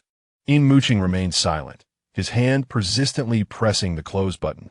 Fox inquired why. Yin Muqing withdrew his hand and stood before the car, taken aback to discover that Fox had indeed driven here. Fox opened the rear door and said, Yin, please take a seat. Tonight, I shall be your chauffeur.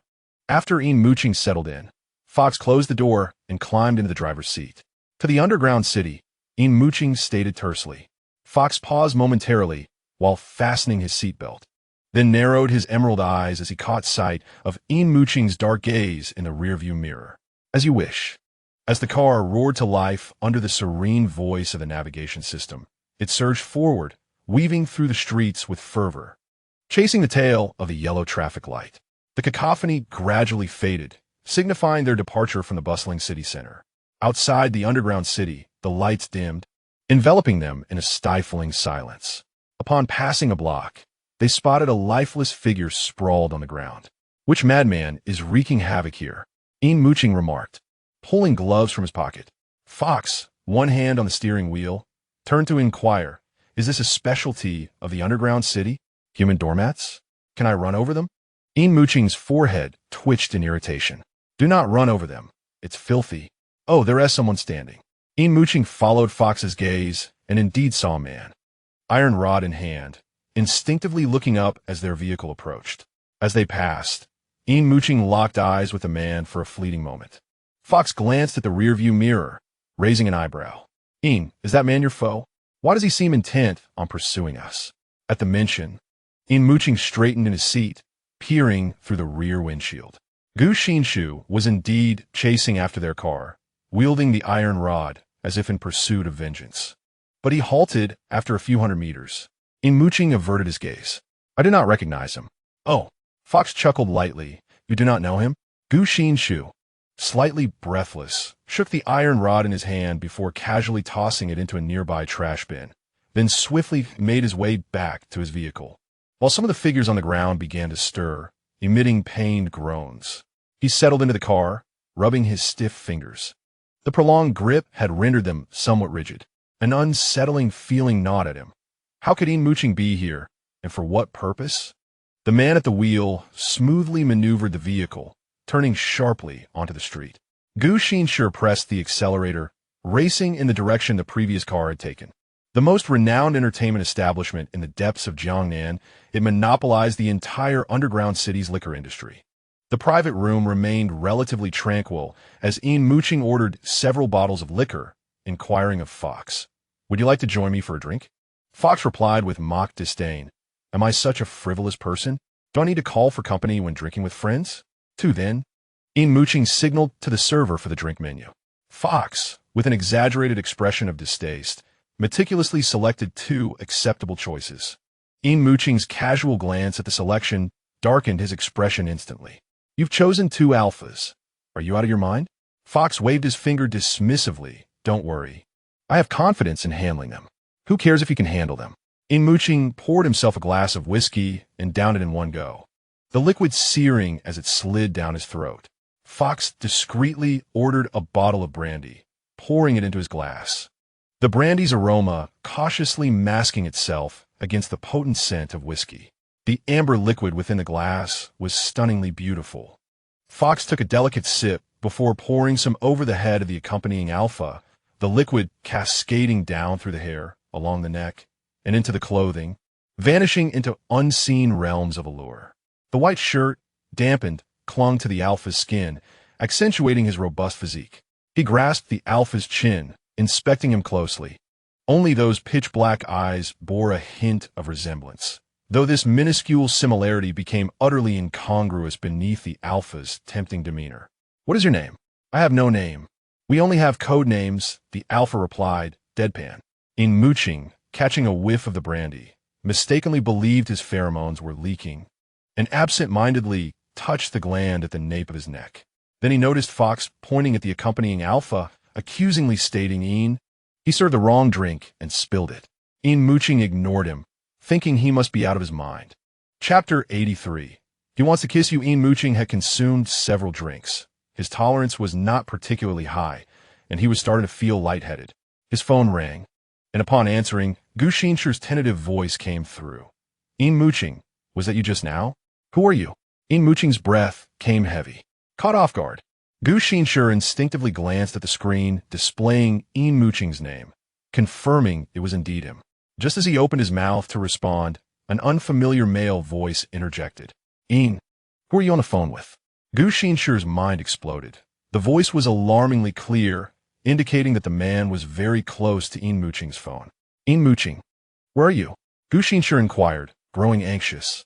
Yin Muqing, slightly more alert now, pinched the bridge of his nose and replied, Jiangnan, come over. I'll treat you to a drink. The phone was snatched away by Fox, who promptly hung up.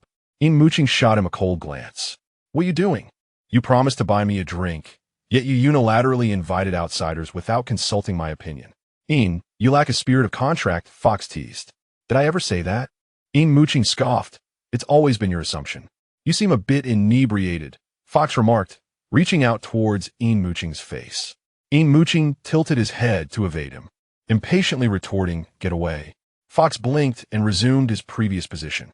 As he settled down, 2 alphas leaned in from either side, one pouring him a glass of vodka, which was ordered by Yin Muqing. Fox halted his raised hand, casting a sidelong glance at the man. Where's my bottle of brandy? The alpha bowed his head respectfully, replying, Mr. Yin does not favor that flavor. Do you know him? Does he come here often?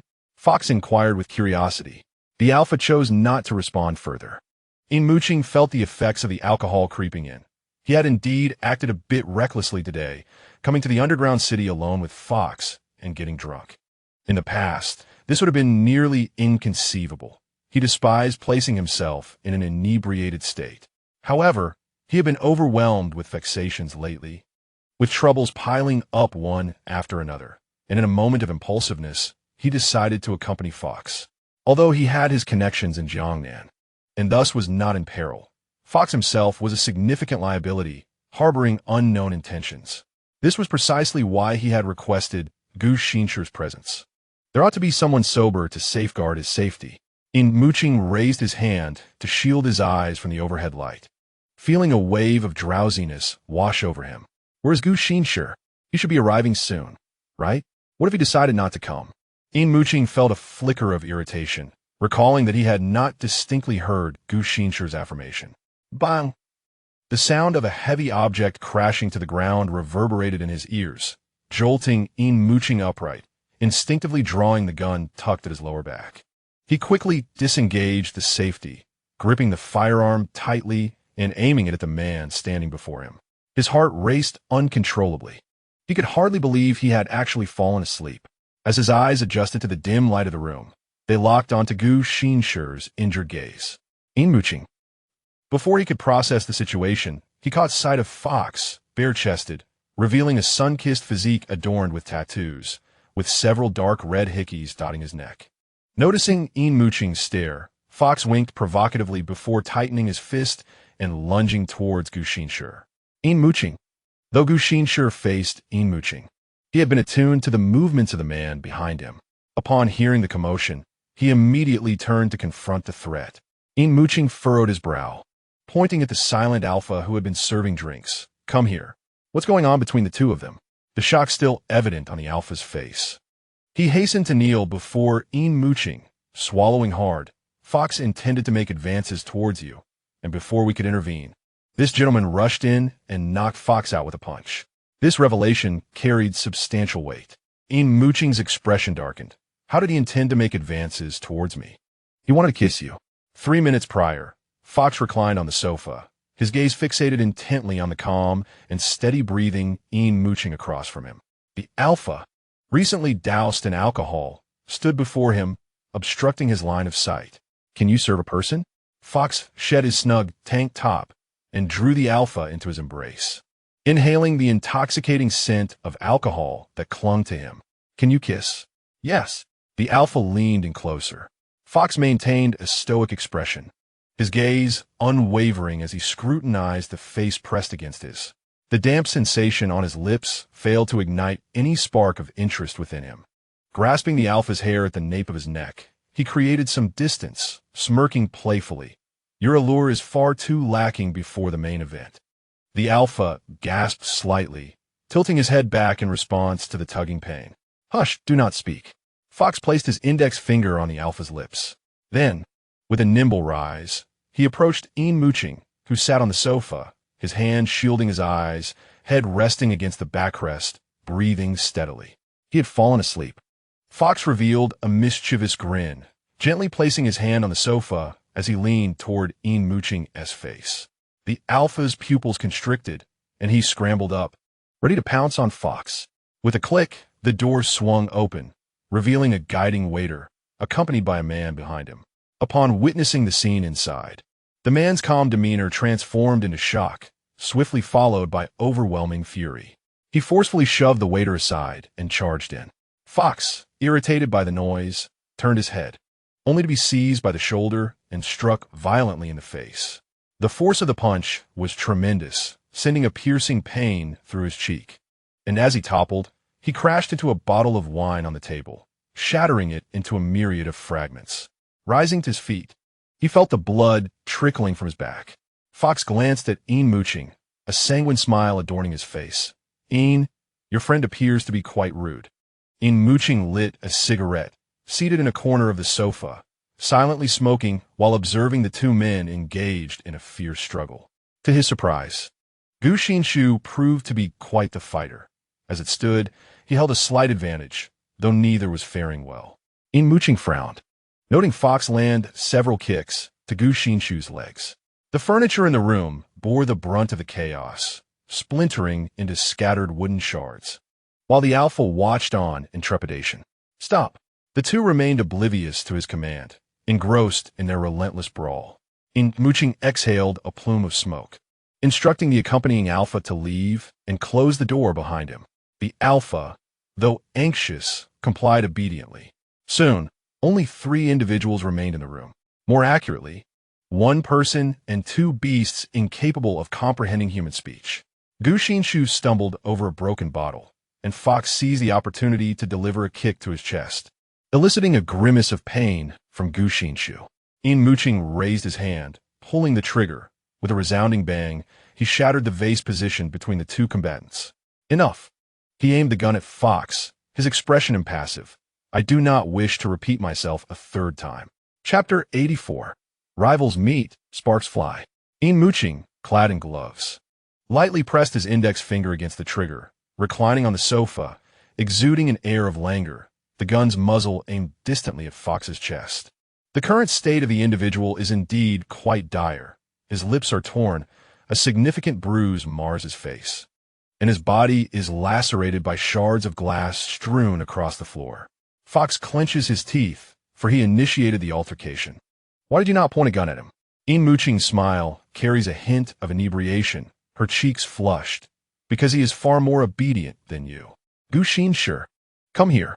Upon hearing Yin Muqing's call, Gu Xinshi's eyes brightened noticeably, and he cast a provocative glance at Fox before obediently moving to Yin Muqing's side. She holstered her firearm. Fox, unwilling to concede. I am quite well behaved, Yin. I only heed your commands. What would you like to drink? Yin Muqing inquired of Gu Xinshi. Vodka? Fox licked the blood from the corner of his mouth, speculating that he enjoys brandy. Gu Xinshi replied, Vodka. Fox's tone dripped with disdain. Coward. He strikes so ruthlessly, his thoughts laid bare, yet he falters to express them. Such a coward, concealing his intentions. How could he ever compare to me? Gu Xinshi maintained his composure. How much have you had a drink? Do you have a headache? He stood close to Yin Muqing, the potent scent of alcohol wafting from her. Just a few drinks, Yin Muqing mused, ruffling her hair. I'm fine, though the alcohol does not give him a headache. The verbal sparring between Fox and Gu Xinshi certainly does.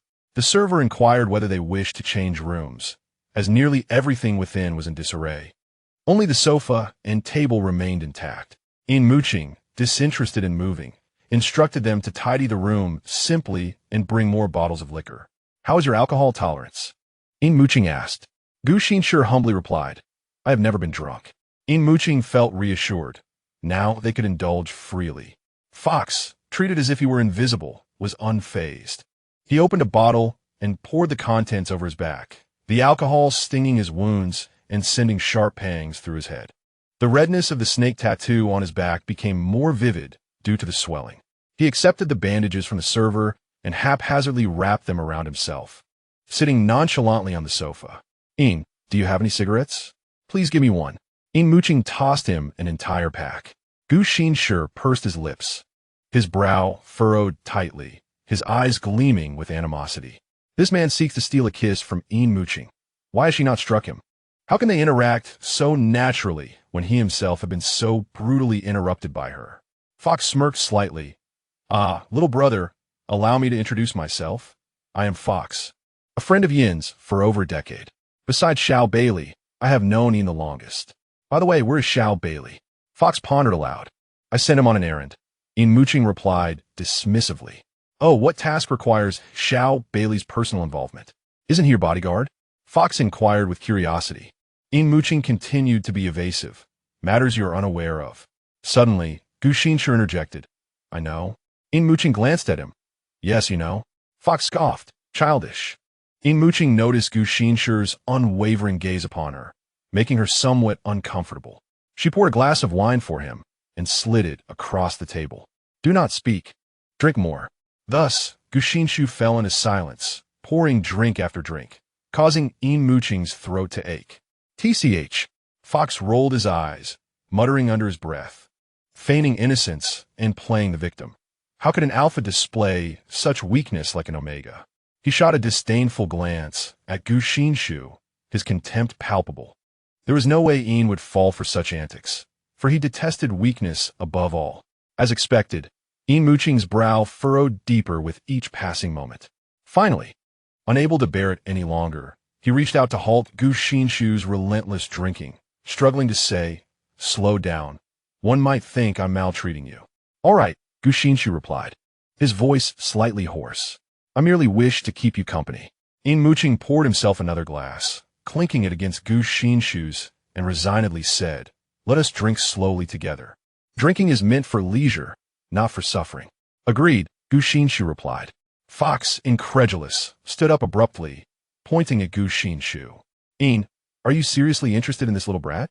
Yin Muqing looked bewildered. Gu Xinshi was merely 2 years younger than him, hardly a little brat. Gu Xinshi had long harbored disdain for Fox, retorting, "At least I'm not older than you. This is called maturity." Fox gritted his teeth. "Little brat." Yin Muqing sighed. "Forget it. I'll go to the restroom." Out of sight, out of mind. Before leaving, he specifically instructed the two in the room not to spill any drinks. The moment the door closed, their expressions shifted dramatically, and they both moved simultaneously, circling around the table to confront each other in the open space of the room.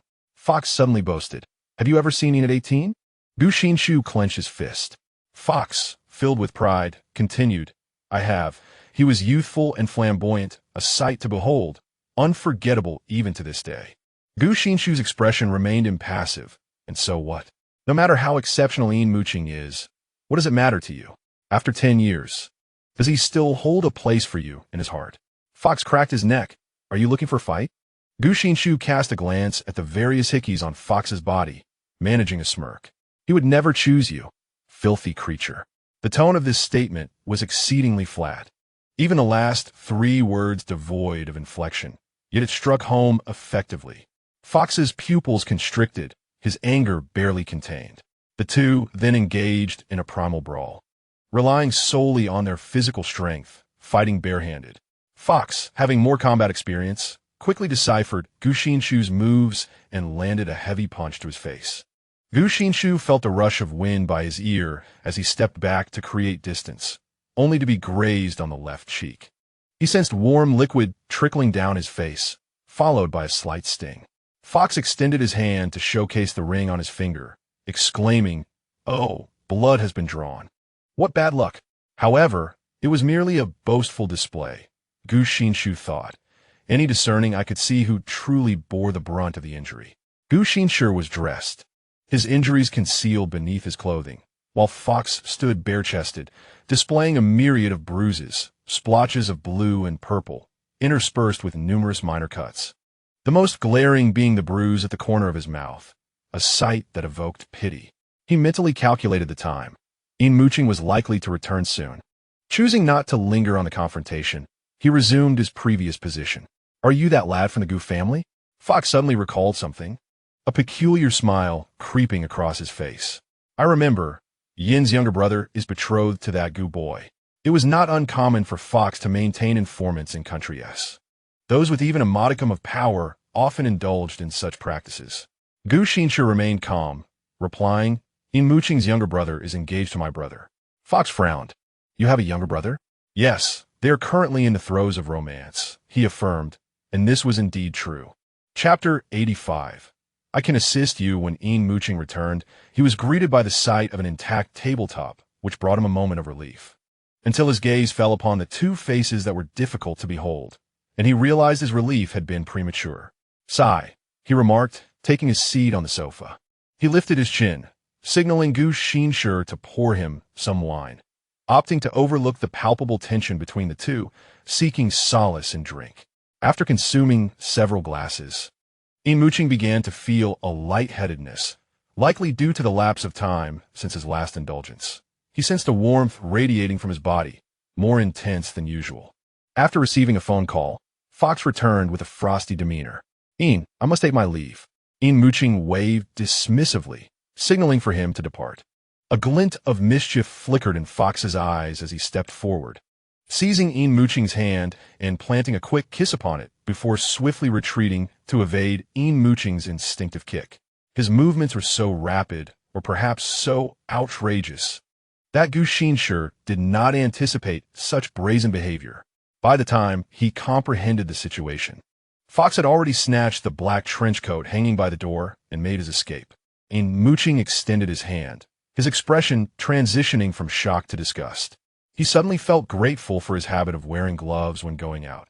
Nevertheless, the sensation of the kiss, albeit through the thin fabric, was nauseating, spreading an unsettling feeling throughout his body. Yin Muqing felt a surge of frustration and heat, his heartbeat quickening, his self-control crumbling. He found himself irrationally directing his ire towards Gu Xinshi. How could he have been so oblivious to Fox's intentions at such proximity? What use was he then? Yin Muqing?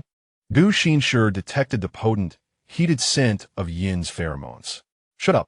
Yin Muqing snapped irritably, get out. Yet, Gu Xinshi did not move away.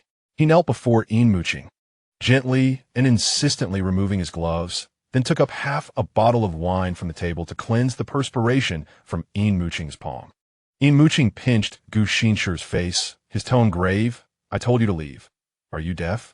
You are in your sensitive period, Gu Xinshi realized, a wicked thought crossing his mind. Only he could witness this true and vulnerable side of Yin Muqing.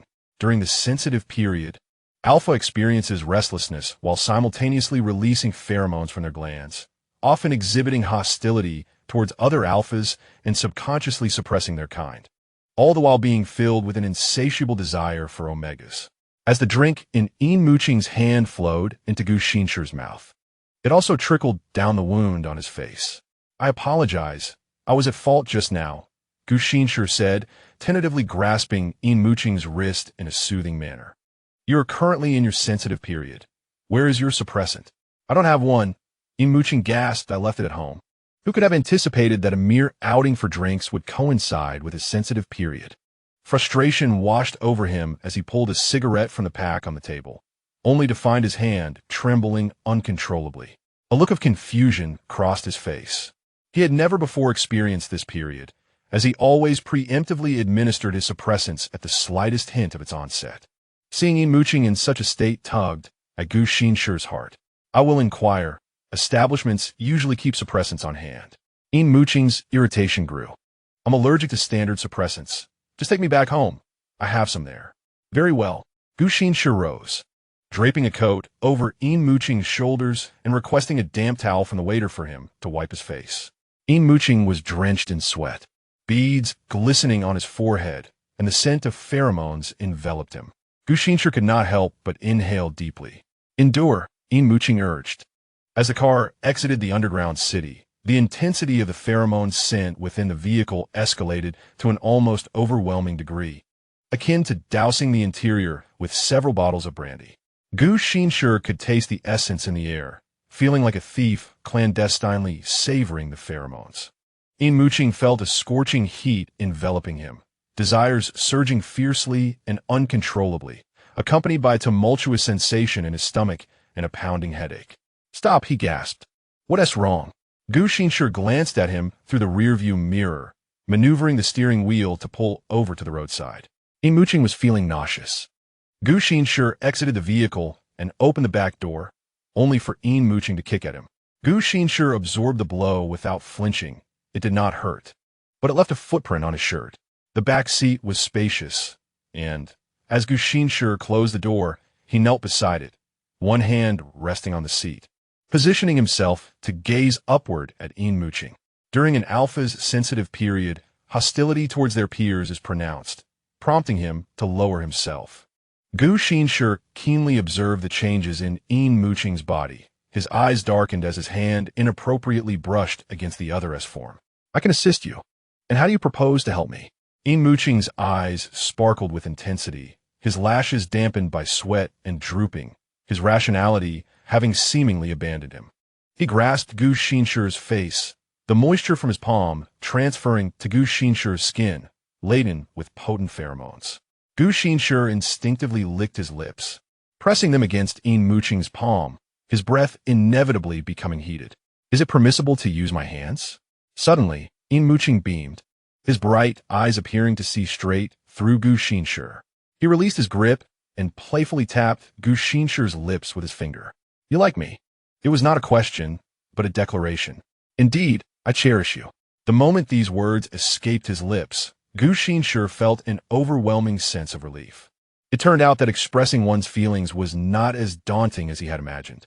In an instant, the affection he had long concealed surged forth like a flood. Impossible to restrain.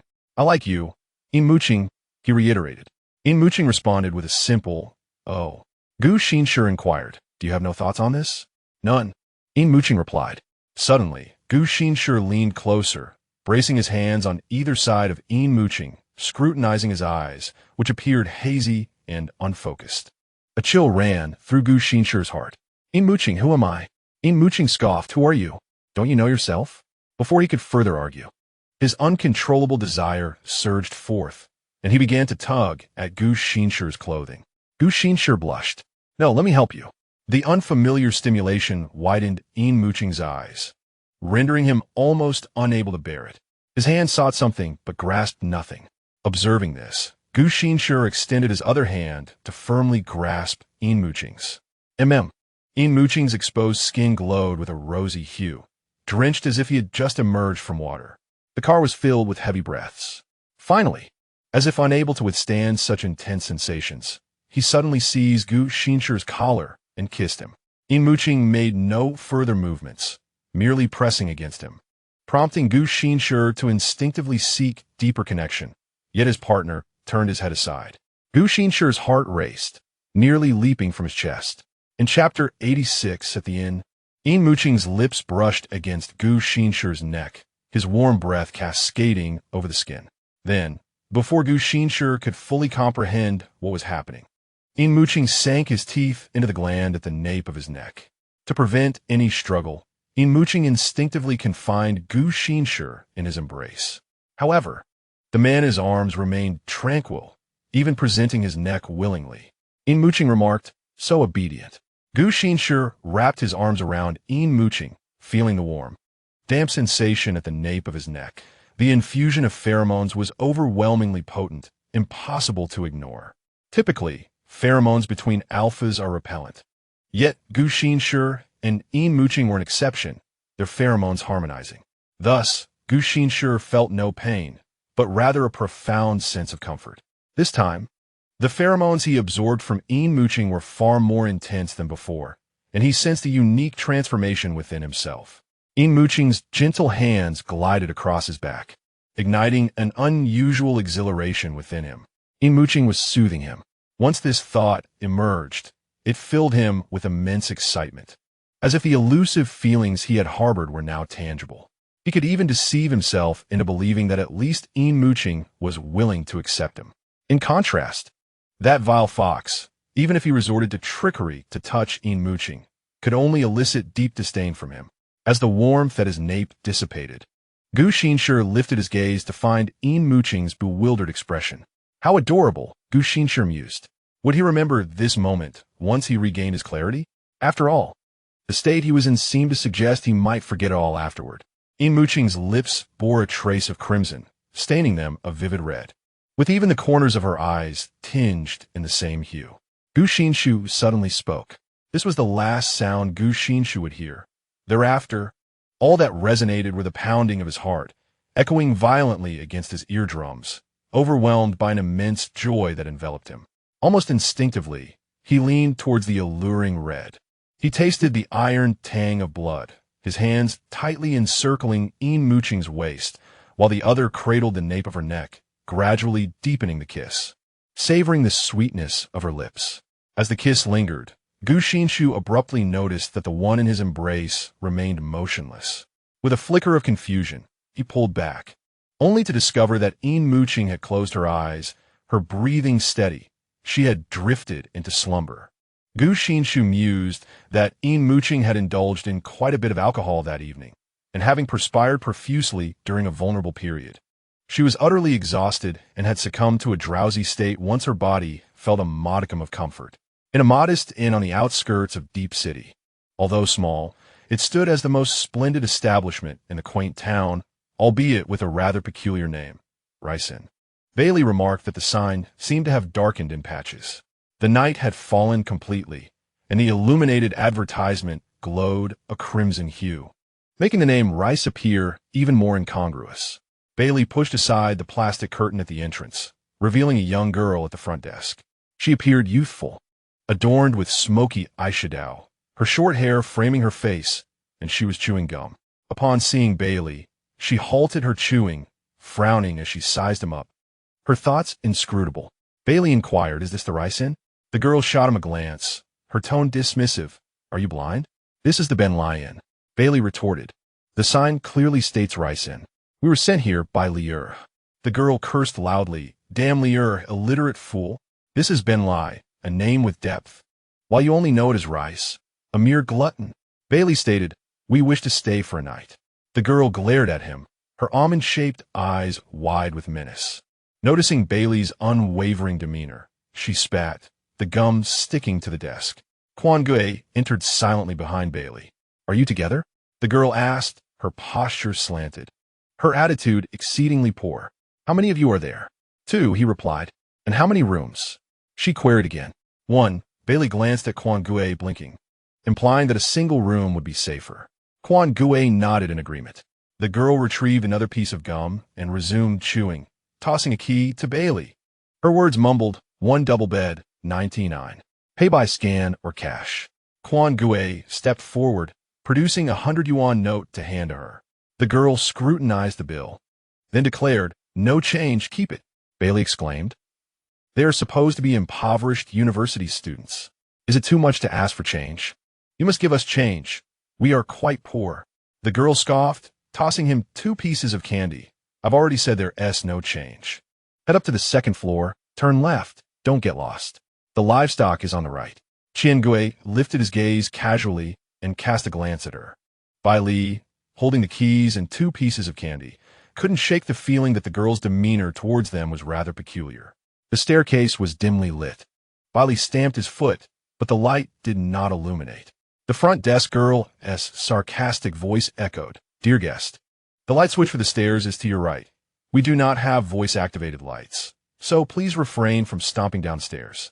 Bai Li muttered, "How infuriating." Qian Gui replied, "Let us go upstairs first." The staircase was somewhat narrow, its low-quality carpet stained with years of grime, revealing only a hint of its original color along the exposed red edges. Upon reaching the final step, they were indeed presented with 2 paths. To the right was a corner, and from this vantage point, only a laundry room directly across the hallway was visible, with the scene beyond the turn concealed from view. To the left lay a long, straight corridor lined with rooms. Bai Li examined the key in his hand, noting a small piece of white paper affixed with tape to the key's handle, inscribed with the number 204. He felt a temptation to feign ignorance and explore what lay beyond the corner to the right.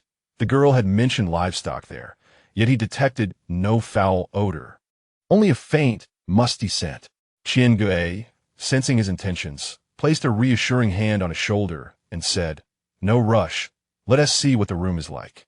"All right," Bai Li acquiesced, as he and Qian Gui were on the same team and naturally aligned in their decisions. Room 204 was conveniently located just 3 doors away from the staircase, and from the outside, it was impossible to discern how many guests inhabited this floor.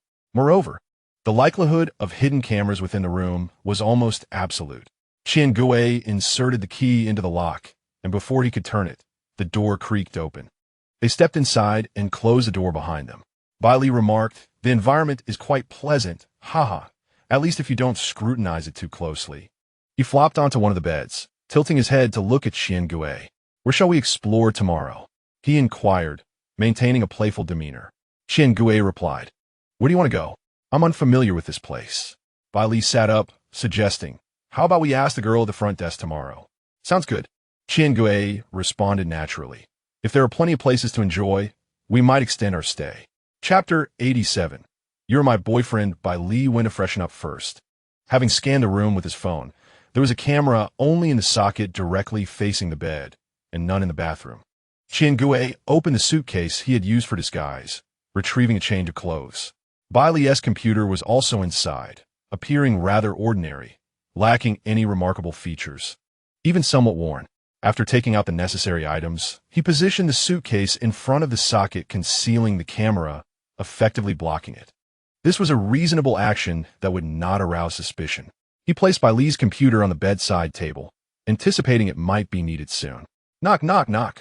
Qian Gui turned towards the sound, noticing the door shaking slightly. Someone was knocking. The door quivered with each knock, as if it might collapse at any moment. The peephole was broken, sealed with cement. Qian Gui stood, walking a few steps to the door, and quietly asked, "Who is it?" A girl's impatient voice drifted from outside. "I'm from the front desk, here to deliver your water." When the door swung open, only the girl stood there, clutching 2 bottles of mineral water. Upon seeing him emerge, her eyes darted into the room before she thrust the bottles into his hands. "Esteemed guest, greetings. This is complimentary spring water from our humble establishment, limited to 1 bottle per person," she said with a forced smile. The bottles appeared grimy, as though they had been deliberately rolled in mud. "What is your name?" he inquired. "Why do you want to know?" She laughed, covering her mouth, her smoky eye makeup narrowing her gaze into a thick black line. "Be careful, handsome, or I might just come to your bed tonight." She reached out, attempting to touch his chest, but he stepped back to evade her. The girl continued to smile mischievously. "Unless you leave from the 2nd floor, you'll have to submit to my whims. Would you prefer to break your legs or share a bed with me?" Just as he emerged from the shower, Bai Li overheard a crucial piece of information. "Should I wash a bit longer?" "Wait, you're my boyfriend." This was a newly added character trait. The orphan had no blood relatives left, and the closest connection was that of a lover. If one would go missing, it was likely only a partner would notice and report it. Ordinary friends often lacked the depth of connection to truly care. What if both members of a couple were captured? That would simplify matters. As long as one was controlled, the other would behave like a cornered beast, compliant and obedient. This was Bai Li's proposal, as he believed couples held a certain allure, akin to walking delicacies. Curious, he asked how Bai Li arrived at such a conclusion. Bai Li declined to answer, for the truth was rather embarrassing. A few years prior, while abroad with the young master, he had been mistaken for the young master's boyfriend. Given his youthful appearance and casual attire, he did indeed resemble someone kept at home.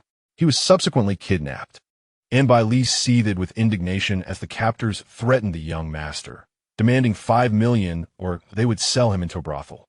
Yin Muqing had maintained a low profile, in every sense of the phrase, which perplexed him further when he became the target of local thugs, feeling both bewildered and innocent. Ultimately, he contacted the Yin family's local business, hired a mercenary, and eliminated the thug. When Yin Muqing inquired how he had caught the thug's attention, seeking to learn from the experience for better concealment, the thug initially refused to divulge. After 2 days of torment, he finally broke. "I just thought you were attractive and wanted to capture your boyfriend to coerce you into being my mistress." Yin Muqing had assumed the thug was an enemy of the Yin family, only to discover he was merely a common rogue. Bai Li was unaware of the thug's ultimate fate, but it was undoubtedly grim. From this incident, he concluded that couples were particularly vulnerable. Having just finished a shower, Bai Li, clad in pajamas with water still dripping from his hair, shuffled to the door, tugging on Quan Gui's arm. "You're my boyfriend. Bai Li Fronat. Puking Quan Gis Shulde. You cannot sleep with anyone else." "Indeed," Quan Gui replied. The two appeared to be deeply in love, yet the girl's expression grew increasingly grim. "I'm Xiao Tao. Remember that," she declared, casting a fierce glare at the couple before striding away in her high heels, the sound echoing with each step. Inside the room, Bai Li and Quan Gui exchanged glances and began to converse via their phones, their voices audible despite the camera obstructing their view. Bai Li's fingers danced rapidly across the screen. "This Xiao Tao is a good person. She is subtly hinting at our departure. Her initially poor attitude was merely an attempt to dissuade us from staying. Did you catch her earlier insinuation? Someone will come in tonight. She is urging us to escape through the window." Quan Gui nodded. "What about the candy? You didn't eat it, did you?" "Bai Li Skufa. Who do you take me for?" He descended from the bed and retrieved 2 pieces of candy from his discarded clothing, gesturing dismissively as he tossed them to Quan Gui. The candies, wrapped in paper, were past their expiration date, belonging to an obscure brand. The glutinous rice paper had been replaced by a scrap of used newspaper, and the candy had begun to melt, indicating that Xiao O.Through must have carried them with her for quite some time, perhaps harboring the intention to gift them, but lacking the courage to do so until now. Quan Gue carefully unwrapped the paper, revealing a haphazardly scrawled message. Leave. Hurry and escape. The melted syrup obscured the delicate handwriting. Bai Li leaned closer, momentarily stunned. This was no longer a mere suggestion, but a clear directive.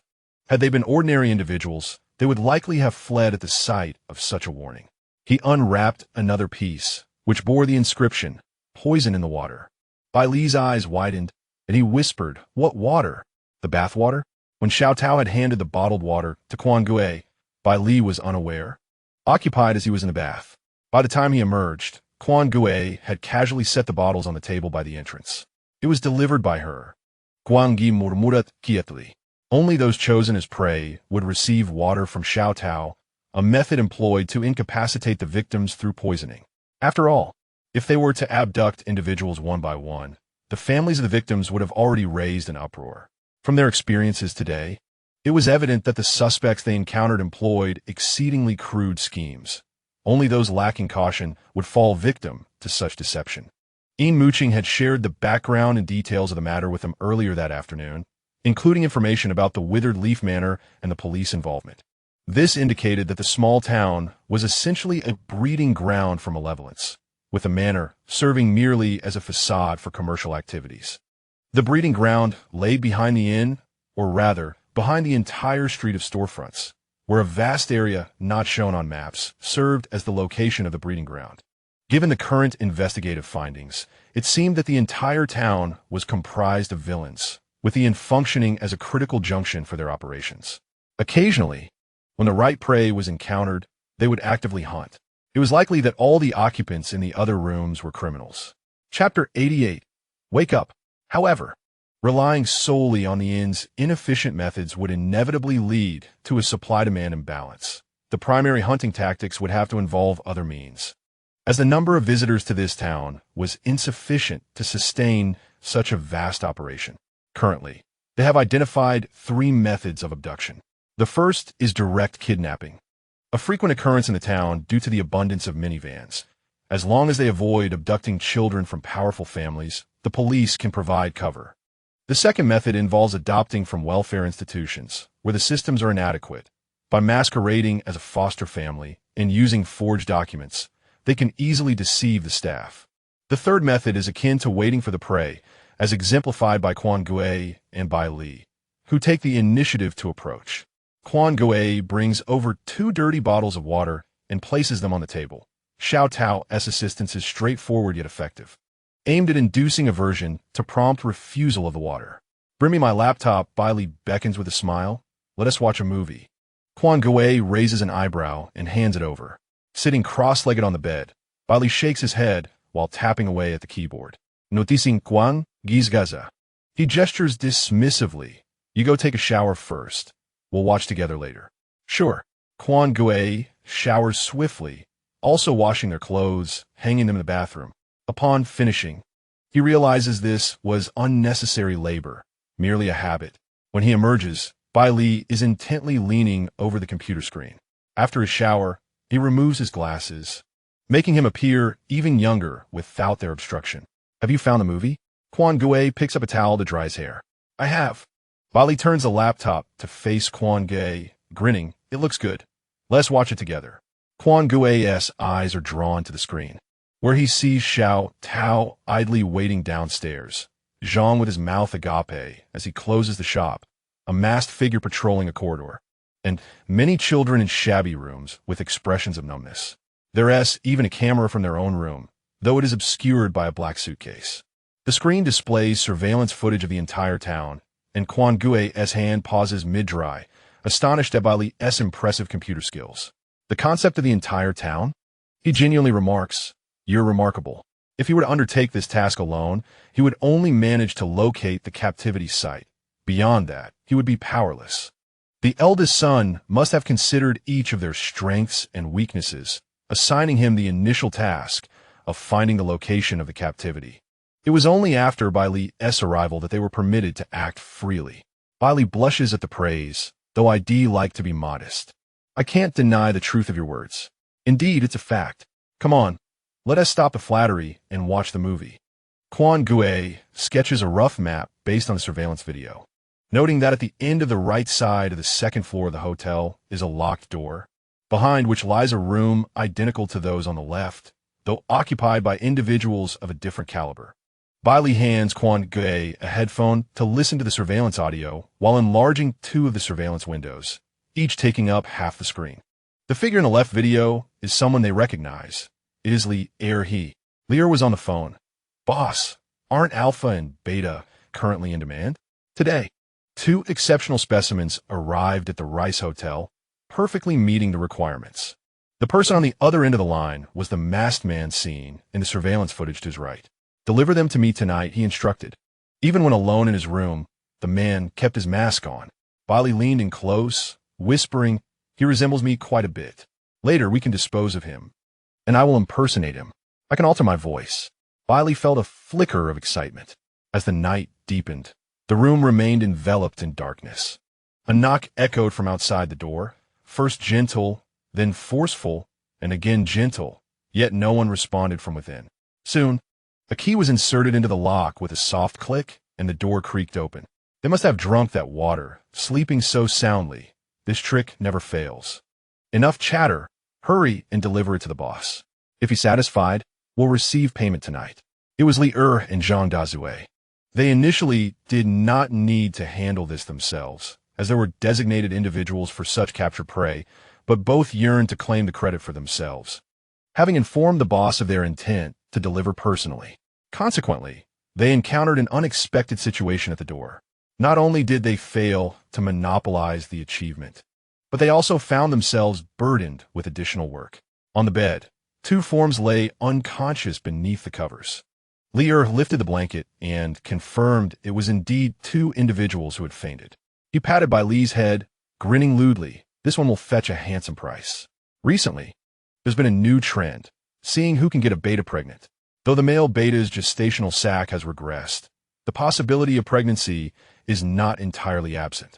There have been several cases of male betas conceiving in recent years. How are we supposed to move this hefty fellow?